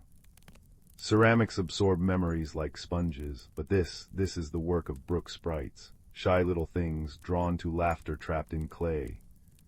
She explained that brook sprites polished forgotten joys inside pottery, their magic making memories resonate. "But why now?" Finn asked. The moss-keeper's eyes clouded. "Something frightens them. Sprites only sing this urgently when seeking refuge." Guided by Nimbus's twitching nose, Finn traced the sprite trails, glimmers no brighter than dust motes, along the creek bank. At the mossy hollow where 3 birch trees embraced, he found the source. A once bubbling spring feeding Sunfall Creek had clogged with storm-wrenched branches. The blockage silenced the water's whisper, and without its soothing song, the sprites huddled trembling in cracked acorn caps, their light flickering like guttering candles. They'd fled to the village ceramics, pouring their anxiety into every cup and saucer. But the branches were too heavy for Finn's small hands. Remembering the moss-keeper's wisdom, kindness asks for help, wisdom accepts it, he whistled the lullaby his grandfather sang at bedtime.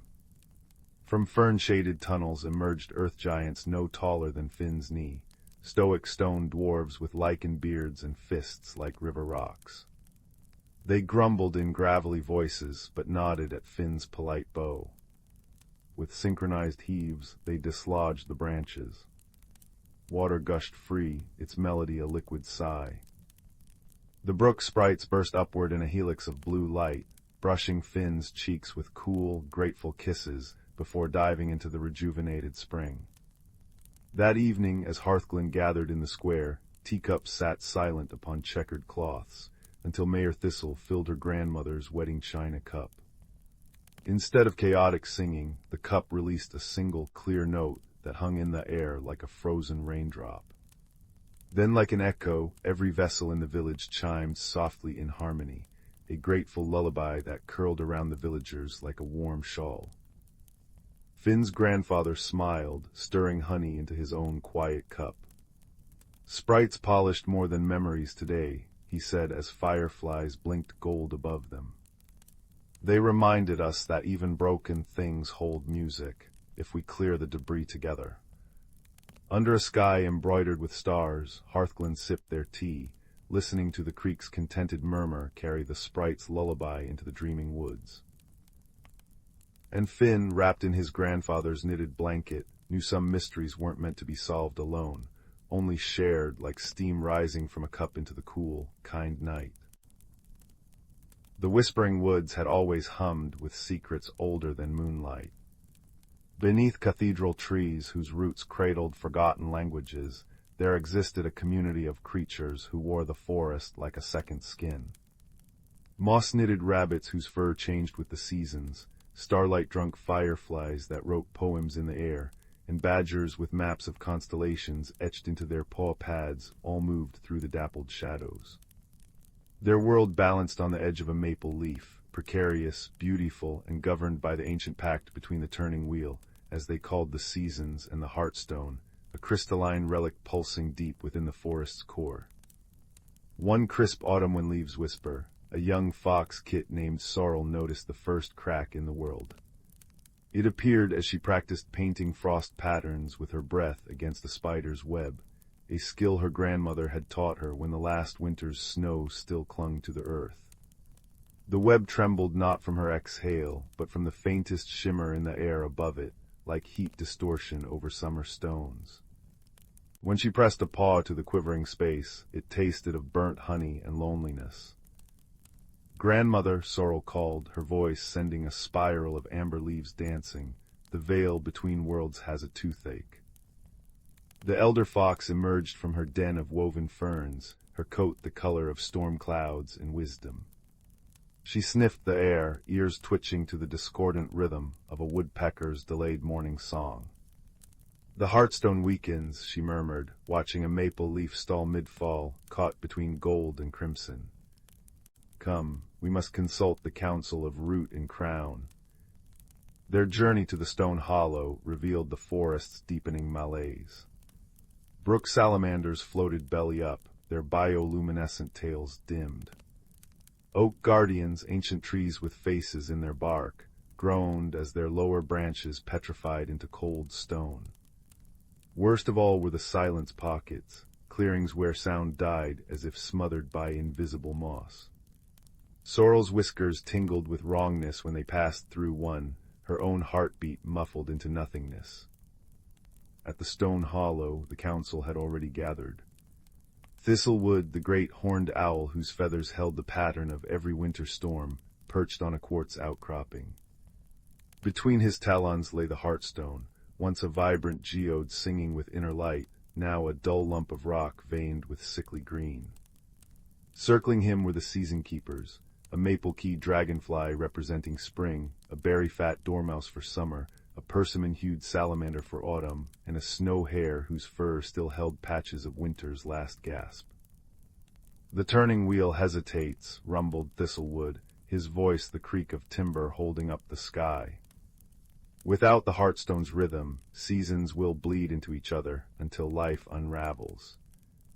Sorrel's grandmother stepped forward, her tail brushing a constellation of glowing mushrooms into brighter life. "The stone's illness mirrors the forest's wounds. We must mend both as one." A plan was woven like silken thread through the dark. They would collect the 4 essences tied to each season's zenith and use them to cleanse the Heartstone. Sorrel, chosen for her keen nose and quicker paws, would lead the gathering. Her first quest took her east to the Spring Vale, where the air itself blossomed. The journey sang in her blood. She bounded past fiddleheads uncurling like sleep-warmed paws, through meadows where dandelion clocks chimed the hour with drifting seeds. At the vale, a waterfall where liquid sunlight cascaded over emerald rocks, she met the season keeper, a silver-throated deer whose antlers sprouted living cherry blossoms. "Prove your heart matches the spring's renewal," the deer spoke in water-song tones. Before them, the waterfall parted to reveal a sapling choked by thorny vines, its leaves trembling in Earth's memory of winter. Sorrel approached not with teeth or claws, but with the lullaby her grandmother sang when frost bit too deep. As she hummed, the thorns softened into wild roses. The sapling stretched upward, buds bursting into flowers that rained peach-scented gratitude. The deer bowed, a single blossom floating into Sorrel's satchel, the essence of awakening. Summer's trial burned brighter. In the south, where heat shimmered like a living thing, Sorrel found the season keeper, a jewel-eyed tree frog enthroned on a lily pad the size of a thundercloud. The air throbbed with the heartbeat of 1,000 cicadas. "Bring order to the chaos," croaked the frog, indicating a sun-scorched meadow where plants grew in wild, suffocating tangles. Drought crackled in every yellowed blade. Remembering the badger's lessons on balance, Sorrel didn't rip through the overgrowth. Instead, she dug irrigation channels mimicking the constellations on her grandmother's paws, redirecting a sluggish stream to kiss parched roots. She pruned judiciously, thinning enough for sunlight to nourish, not scorch. When the first melon vine curled gratefully around her leg, the frog gifted her the essence of abundance, a drop of liquid amber that hummed with bee song. Autumn's test came in the west, where the season keeper, a squirrel with a tail like smoldering embers, waited atop a pyramid of pumpkins. "Everything here clings too tightly," they chittered, gesturing to an orchard where fruit rotted on branches, leaves refusing to fall. The air reeked of sweet decay. Sorrel twitched her nose at the malaise. She began gathering fallen acorns, arranging them in spirals that whispered of cyclical endings. With a badger's digging claw, borrowed from the council stores, she carved tiny doors in the stubborn trees, inviting wood beetles to begin the recycling dance. Lastly, she blew the first frost breath she'd ever learned across the highest branches. As reluctant apples thudded to the ground, the squirrel tossed her the essence of release, a maple key that spun ceaselessly in midair. Winter's challenge almost broke her. In the north's endless twilight, the season keeper was a carved ice wolf whose howl shaped snowflakes. Find warmth without fire, it growled, icicle teeth clinking. Around them, creatures shivered in a blizzard that stole breath and hope. Sorrel thought of dormice sharing nests, of owls sheltering lost fawns under their wings. Gathering the trembling animals, she taught them the huddle dance, a weaving of bodies and breath that kindled communal warmth. When the ice wolf itself began to shiver, she brushed her frost-flecked tail against its paw in shared vulnerability. The essence of rest came as a snowflake that never melted, its crystalline patterns holding the quiet promise of spring's return. Back at Stone Hollow, the council blended the essences into a chalice of woven vines. As Sorrel poured the mixture over the Heartstone, the forest held its breath. For a terrible moment, nothing happened. Then, a sound like the first rainfall after drought. The stone's cracks glowed gold, its geode interior spinning to life like a miniature galaxy.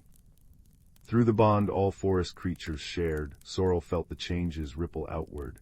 Salamanders flipping right side up with indignant splashes, petrified branches sprouting new leaves, silence pockets filling with the symphony of a woodpecker's repentant rhythm. When the last tendril of green sickness vanished, Thistlewood lifted the restored heartstone high. "Remember this day," he boomed as the essences swirled into the stone, creating a new vein of iridescent light. Harmony isn't a spell but a practice, 1,000 small choices to listen, adapt, and care. Years later, when Sorrel had cubs of her own with coats like dappled sunlight, she'd bring them to the stone hollow during the turning days. Together, they'd watch the season keepers perform their dance, the deer's blossoms melting into the frog's summer rains, the squirrel's falling leaves giving way to the wolf's gentle snows. And when curious noses twitched at the heartstone's glow, she'd tell them of cracked veils and communal warmth, her words weaving through the firefly-lit air like a promise. Nothing is ever truly broken when many paws work to mend it. The forest breathed its agreement in the scent of rain-soaked loam and applewood smoke, in the crunch of leaves under careful paws, in the silent understanding that flowed root to branch to star-dusted wing. Somewhere an elder fox smiled as her granddaughter's laughter tangled with the wind, another thread in the endless, beautiful tapestry of the whispering woods. In a valley cradled between mountains that wore crowns of perpetual mist, there lived a young bookbinder named Corin, whose fingers could mend torn pages, but whose heart struggled to repair itself. Each morning he climbed the cobblestone path to his workshop, a crooked tower with windows like curious eyes, where he repaired ancient grimoires and illustrated children's tales. Yet for all his skill, Corin moved through life as cautiously as a moth afraid of its own shadow, clinging to routines as tightly as the ivy gripping his tower's stones. Change unsettled him. The rearrangement of a shelf or the arrival of a new season sent him retreating into his shell like a hermit crab. One brittle autumn afternoon, as Corin dipped his quill into ink the color of midnight, a peculiar book arrived without warning. It lay on his work table, bound in covers that shifted from deep cobalt to silvery green depending on the light, as if woven from twilight itself. No name marked its spine, but when Corin brushed his thumb over the pages, they hummed faintly, like a tea kettle singing on a hearth. Inside, the book lay utterly blank, until the moment Corin sighed in frustration and words began to bloom. To the one who mends stories, the first line read, "You've forgotten how to read your own." Corin startled, nearly upsetting his inkwell.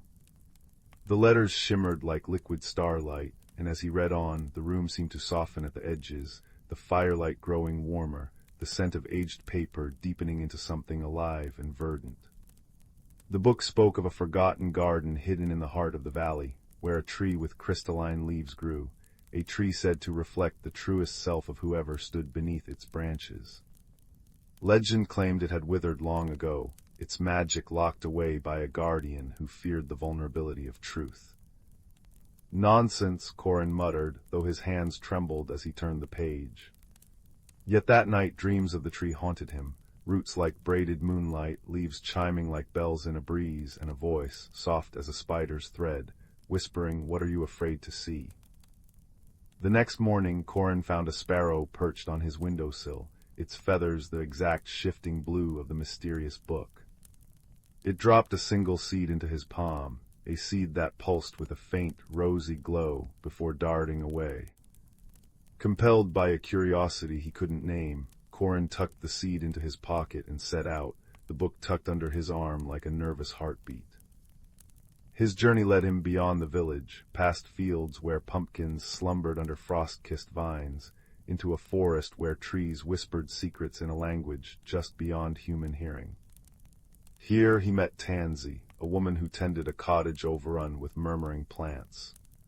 Her hair was a storm cloud of curls, her apron pockets brimming with seeds that glimmered like trapped fireflies. "Ah," she said, eyeing the book in Corin's arms, "so you've met the Mirror Gardener's diary."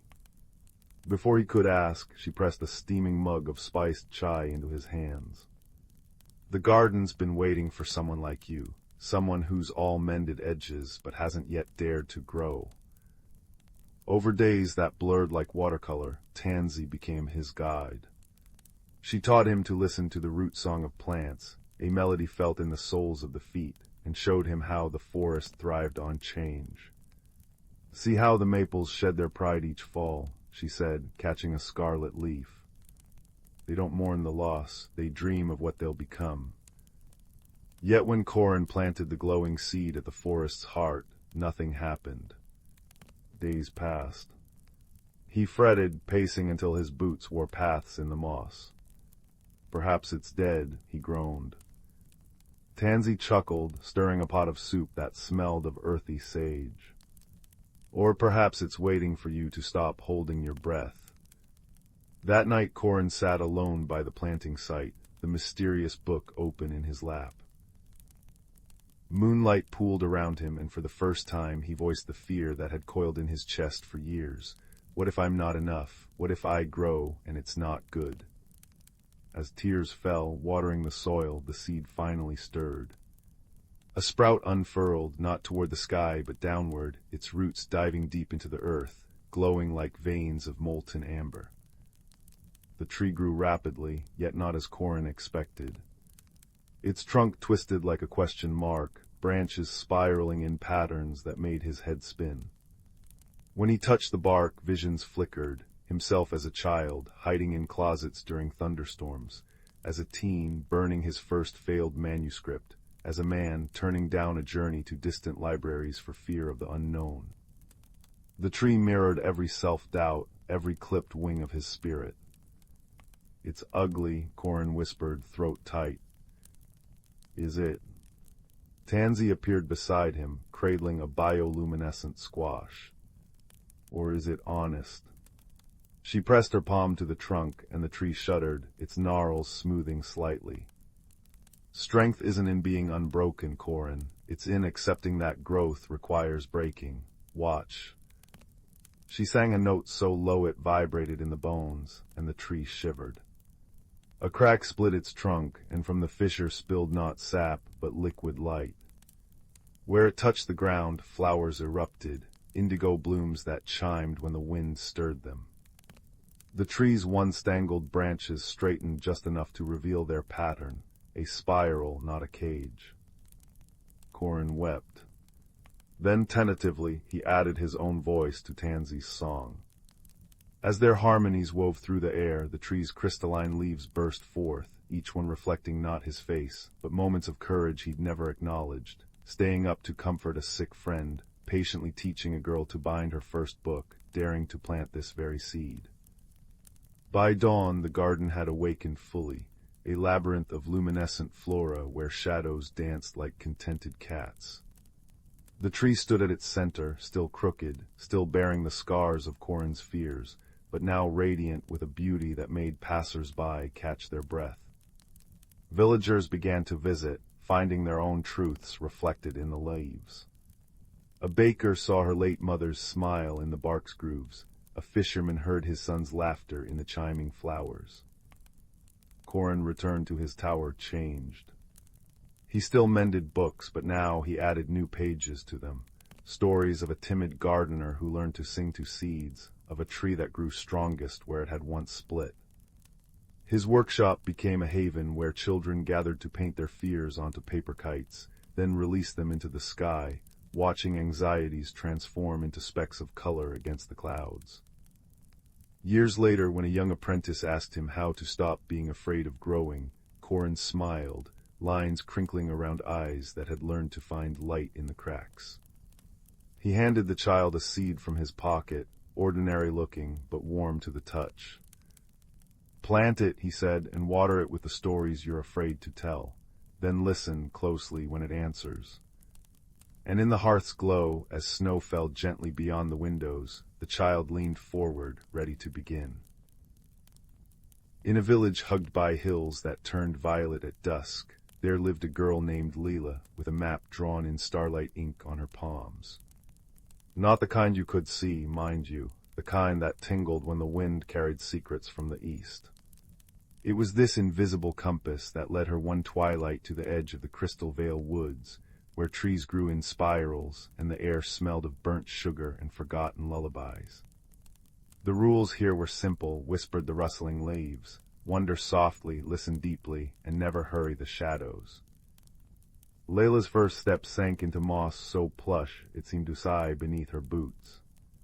Above, branches wove a canopy of living stained glass, leaves of amber and tourmaline filtering the moonlight into pools of liquid gold. She paused when a flicker of movement caught her eye. A fox with fur the color of autumn's last flame sat primly on a root, tail curled around a tiny lantern made of dandelion fluff. "Lost little wanderer?" it asked, its voice like the creak of a rocking chair. When Leela shook her head, the fox chuckled, a sound like falling acorns. "Ah, found then, follow the lichens' laughter. It's having a particularly giggly night." The lichen, it turned out, did indeed giggle, a sound like chimes submerged in honey. It glowed faintly along a path strewn with petals that dissolved into mist when touched. Deeper into the woods, Leela encountered a brook where the water flowed upward, defying gravity with the enthusiasm of a child's soap bubble. Its surface rippled with half-formed shapes, a crown of feathers here, a dancing teapot there. Kneeling to drink, she found the water tasted of questions she'd never thought to ask. "What's north of north?" it burbled. Before she could answer, a hedgehog made of moss and twigs trundled up, balancing 3 starberries on its spiky back. "Trade you," it squeaked, nodding at the hair ribbon Leela had tied around her wrist. She hesitated. The ribbon was her last gift from Gran, but placed it in the hedgehog's twig claw. The starberries burst on her tongue, each a different flavor: courage, curiosity, and the exact warmth of a hug held too long. The woods thickened, trees now arching like the ribs of some slumbering giant. Here, the challenges grew gentler but stranger. A bridge of spider silk demanded she whisper a secret before crossing. "I still sleep with my socks on," she confessed. The bridge purred. A glade of clockwork butterflies tested her patience, landing on her nose until she stood statue-still for 7 full minutes. "Time isn't a river here," chimed the largest butterfly, its wings ticking. "It's a puddle, splashable."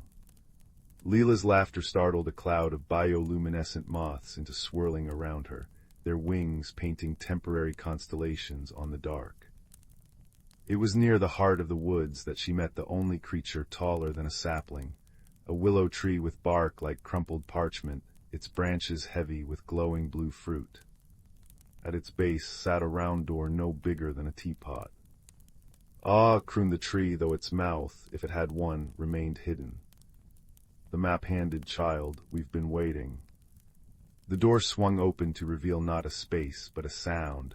The low, resonant hum of a cello played underwater. "To pass," murmured the willow, "you must give what the woods already gave you." Leela knelt, mind circling the riddle. The starberries. The moth light. Then she noticed her hands. The star map was gone from her palms. In its place shimmered 3 symbols: a fox's lantern, a hedgehog's starberry, a butterfly's wing. She pressed her palms to the tree's roots. The symbols sank into the bark, and the willow shuddered with delight. "Clever seedling, you didn't keep the gifts, you let them change you." The tree split down the middle, revealing a chamber where the air itself seemed to sparkle with possibility. Inside, the source of the wood's magic hung suspended, a single pulsing petal from the first flower, its edges fraying into stardust. Around it orbited creatures Leela could only glimpse sideways: a fish with cloud fins, a cat made of hourglass sand. "Take a thread," whispered the petal's light. "Mend what's fraying." Her fingers trembled as she plucked a silver thread from the petal's glow. Instinctively, she wove it through the hole in her pocket, the one she'd gotten climbing the old oak last spring. The thread dissolved and the pocket sang. A soft, contented hum, as if grateful to be whole. When Leela stepped back into the woods, dawn hovered like a held breath. The fox waited, lantern dimmed. "Well," it asked. She opened her mended pocket. Out fluttered all she'd gathered: a lichen chuckle, a sip of upward-flowing brook, the memory of starberry courage. The fox nodded. Good, now you know the real magic isn't in keeping, but in letting the wonder through. The journey home was shorter, though no less wondrous. Gravity remembered itself, the brook flowed downstream, and the hedgehog waved with a twig now tied with Leela's ribbon. As she crossed the tree line, the crystal veil woods sighed behind her, not in farewell, but in patient waiting. In her pocket the mended thread hummed, and when she finally curled into bed, she dreamed not of adventures, but of a willow tree whispering to new seeds. And then the girl understood, courage isn't a flame to clutch, but a lantern to share. Pass it on, little rootlings, pass it on. Years later, villagers would swear they sometimes saw a grown woman with starlight in her braid, leaving starberries on windowsills, or mending torn kite strings with invisible thread. But that's a story for another twilight. For now, dear listener, imagine Leela asleep, her palm resting open on the quilt, and in its center, a single crystal petal glowing softly, a nightlight for dreams yet to come. Deep within the whispering woods, where ancient oaks stretched gnarled fingers toward a sky perpetually dappled with starlight-lived creatures, whose lives hummed in perfect harmony with the land. Here moss-covered stones pulsed with warmth like sleeping hearts, and brooks sang lullabies in liquid silver tones. The air always carried the scent of pine resin, damp earth, and the faintest hint of wild strawberries, a perfume that changed with the seasons, woven by magic as old as the roots beneath the forest floor.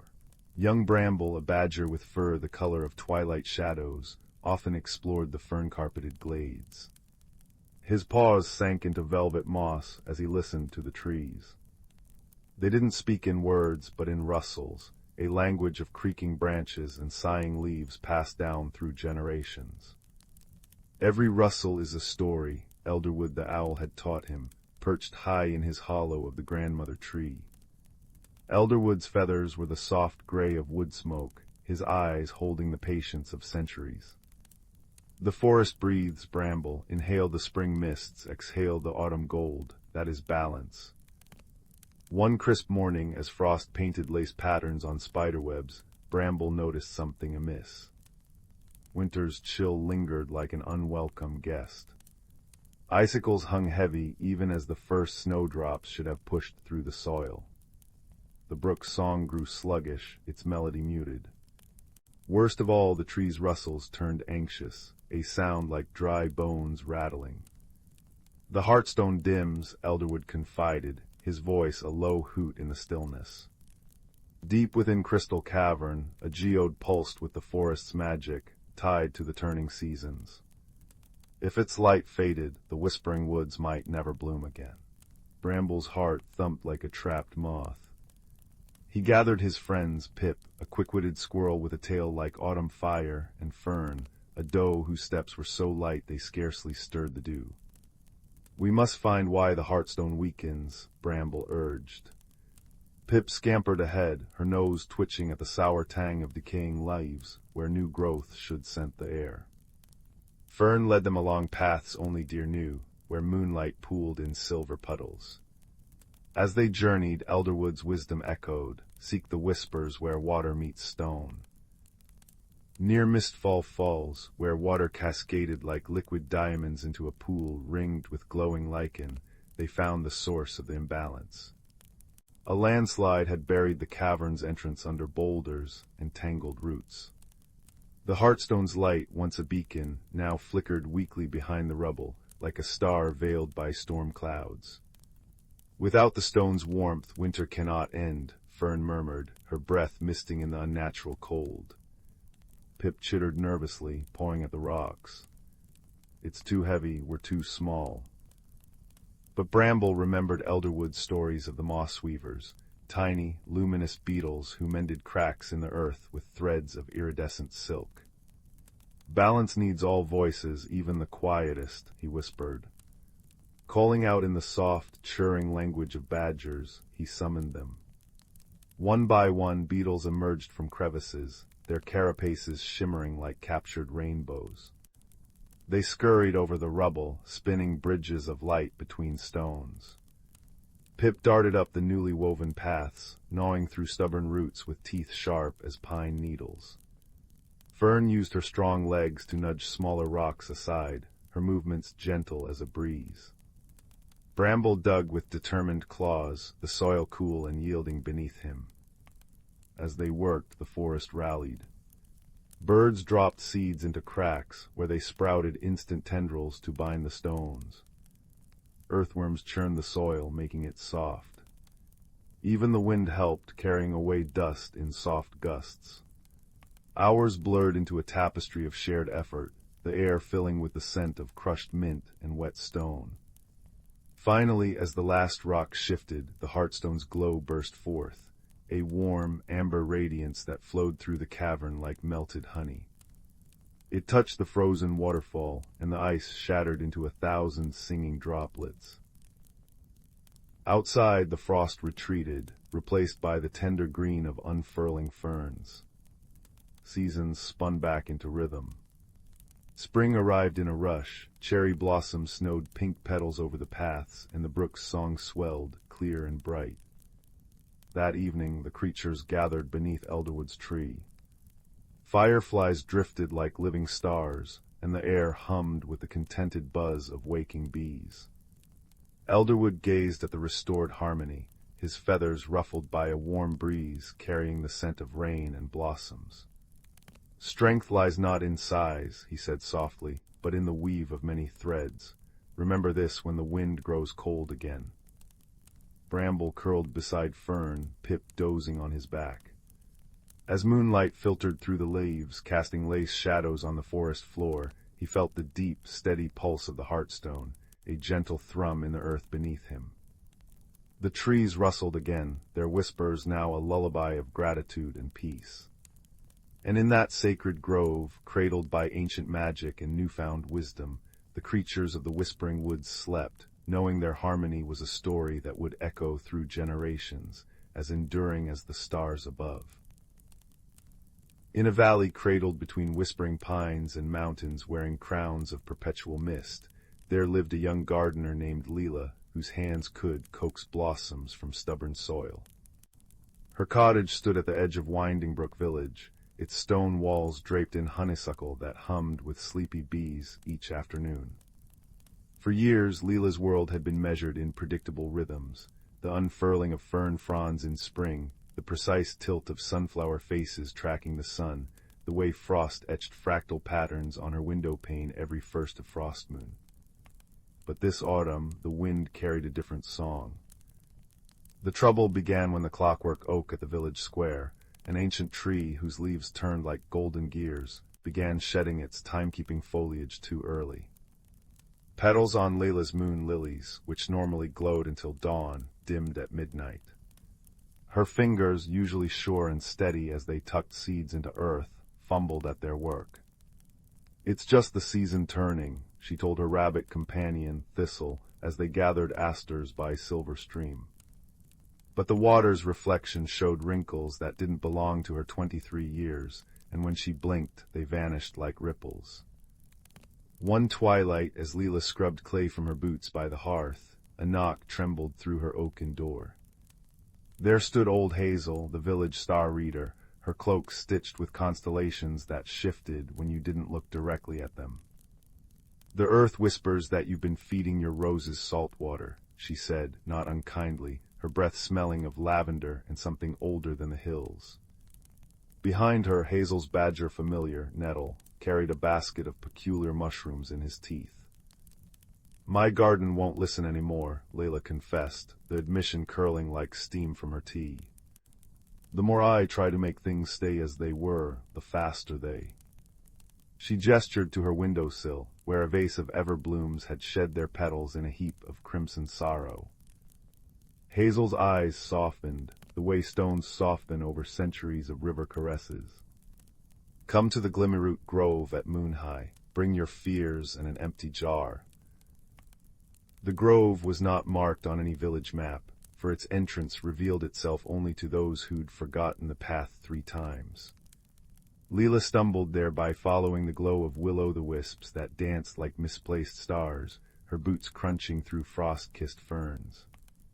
What she found took her breath away, trees with bark like swirling galaxies, bioluminescent mushrooms pulsing in harmony with her heartbeat, an air so thick with magic it tasted of elderberry wine. "Every gardener tends 2 plots," Hazel said, emerging from behind a tree whose branches grew crystal apples. "The one you kneel in, calloused hands in dirt, and the one here." She pressed a palm to Leela's chest. "Yours has been all thorns and no rain." Nettle nudged Leela's ankle with his damp nose. When she knelt, the badger dropped a seed into her palm, iridescent, warm, slightly sad. "What does it grow?" she asked. "Whatever you've buried too deep to bloom." That night, Leela planted the seed in a clay pot by her bedside. She dreamed of a clock whose numbers were root systems, ticking backward. When she woke, a sapling had erupted from the soil, its translucent leaves reflecting not light but memories. Her mother's laugh tangled in wind chimes, the way her father's hands shaped scarecrows that waved at passing children, the last hug from her sister before she left to map the singing deserts. Each leaf trembled, threatening to fall. "It's dying," she whispered to Thistle at dawn. The rabbit thumped his foot, once, twice, until a shower of dandelion puffs drifted in through the open window. Where they landed, tiny voices chimed, "Let go, let grow. Let go, let grow." Hazel returned in a cloak of fog, bringing a compass that pointed not north, but toward whatever the holder feared most. "Walk where the needle leads," she instructed. "But take this." From her basket came a lantern powered not by flame, but a captured sunrise moth. Its light made shadows dance like eager storytellers. The compass led Leela to the hollow's edge, a cliffside where the village's forgotten memories pooled like groundwater. There, in a cave veiled by weeping vines, she found her own reflection in a stalagmite mirror. Not the face she washed each morning, but a younger self, 8 years old, knees grass-stained, cradling a robin's egg cracked during a storm. "You tried so hard to put it back together," the reflection said, voice echoing with cave damp. "But some breaks are doors." The girl opened her palms. Instead of shell fragments, a dozen butterflies emerged, wings the blue of twilight's first breath. When Leela returned home, the sapling in her room had grown thorns. Yet between the spikes hung buds shaped like teardrops. That evening, as she sang to her wilting moon lilies, a lullaby her grandmother had taught her, smelling of rye bread and resilience, the first bud bloomed. Its petals were mirrors, and in them Leela saw not flaws, but the tender green shoots beneath a forest fire's ashes. The village festival of the Frostfire lights arrived, a night when residents floated lanterns down Silver Stream to honor what they'd released.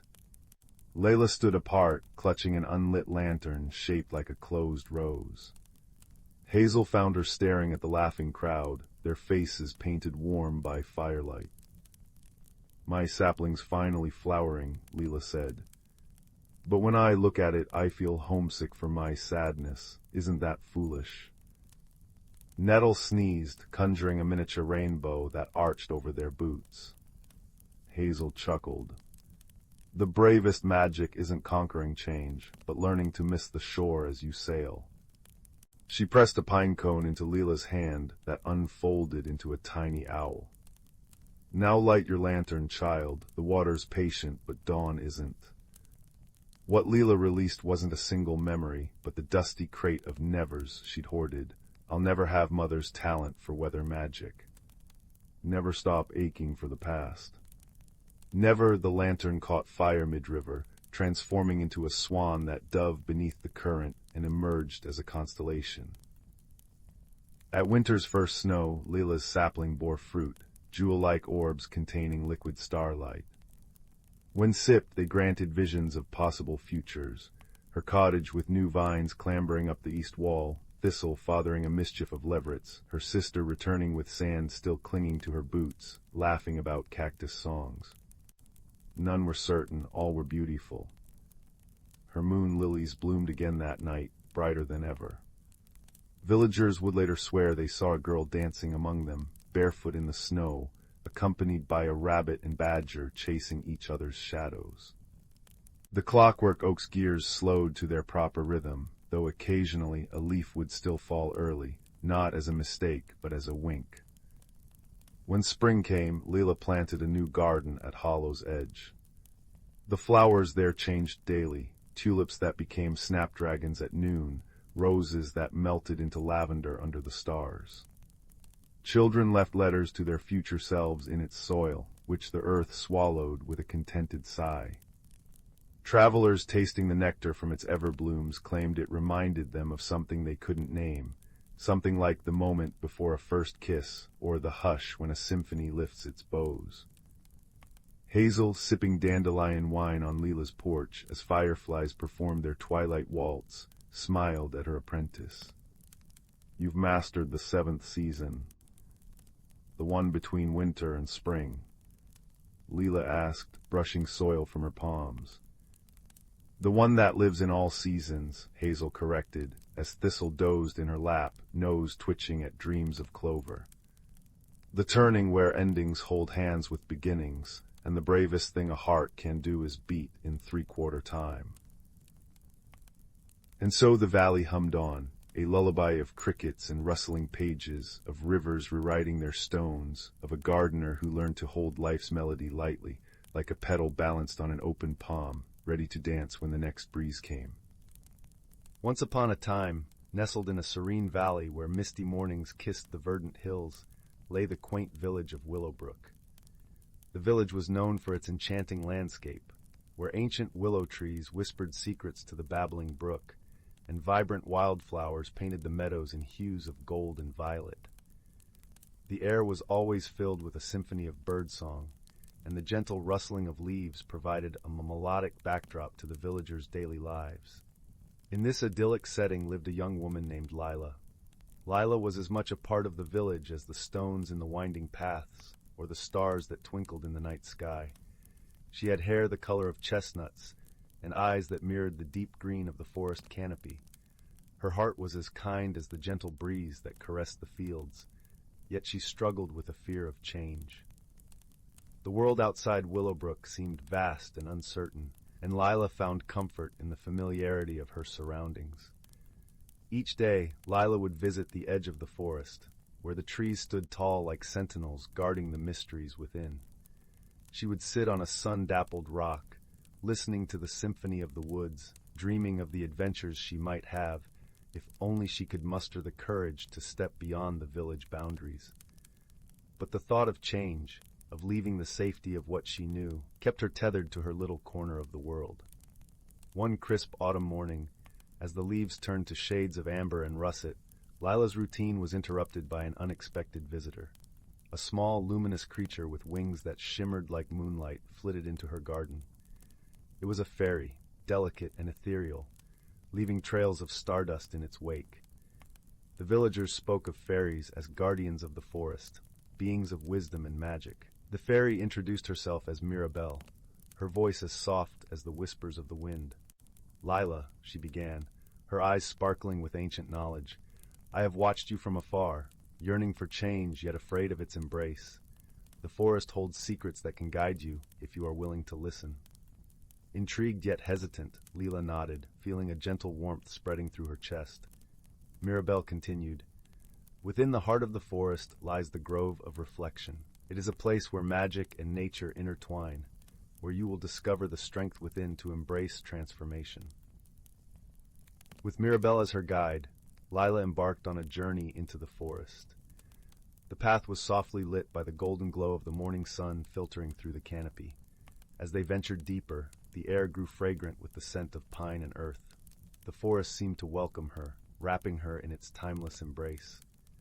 Along the way, they encountered friendly creatures, wise owls with eyes like polished amber, gentle deer that moved with silent grace, and playful squirrels that chattered merrily as they scurried through the branches.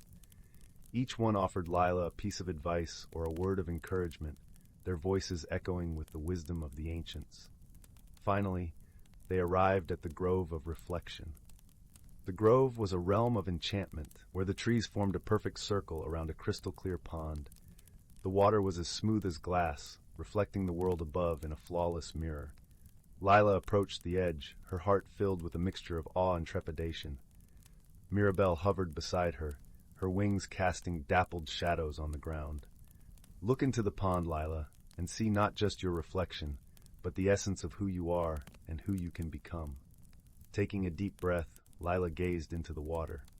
Her reflection stared back, but as she watched, it began to shift and change.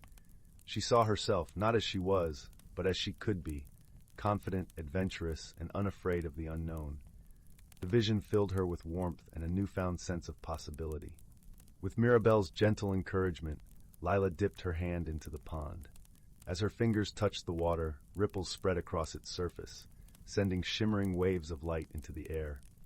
She felt a tingling sensation, as if the magic of the grove was flowing through her, awakening something deep within. As the ripples settled, Lila felt lighter, as though a weight had been lifted from her shoulders. The fear that had once held her back was replaced by a quiet determination. She realized that change was not something to be feared, but a natural part of life, as essential as the changing of the seasons or the ebb and flow of the brook. With a grateful heart, Lila turned to Mirabelle. "Thank you," she whispered, her voice filled with emotion. "You've shown me that the journey of self-discovery is as beautiful as the destination." Mirabelle smiled, her eyes twinkling like stars. "Remember, Lila, the magic lies not in the grove, but within you. Embrace the journey, and let your heart be your guide." With newfound courage, Lila returned to Willowbrook, her spirit as radiant as the morning sun. She began to explore beyond the village, discovering the wonders of the world with eager eyes and an open heart. The villagers noticed the change within her, inspired by her transformation and the joy she found in each new experience. As the seasons turned and the years passed, Lila's adventures became the stuff of legend in Willowbrook. Her stories were filled with laughter and learning, with kindness and courage. Each tale was a testament to the beauty of personal growth and the magic of embracing change. And so, in the heart of the valley where the willows whispered and the brook sang its timeless song, Lila lived a life rich with discovery and wonder. She had learned that true magic lay not in the mystical creatures of the forest, but in the power of friendship, the strength of the heart, and the endless possibilities that awaited those who dared to dream. In the end, Lila found that the journey of growth was the greatest adventure of all, and that by embracing change, she had unlocked the door to a world of infinite beauty and boundless hope. And as she sat by the fire, surrounded by friends and family, she knew that she had finally come home to herself.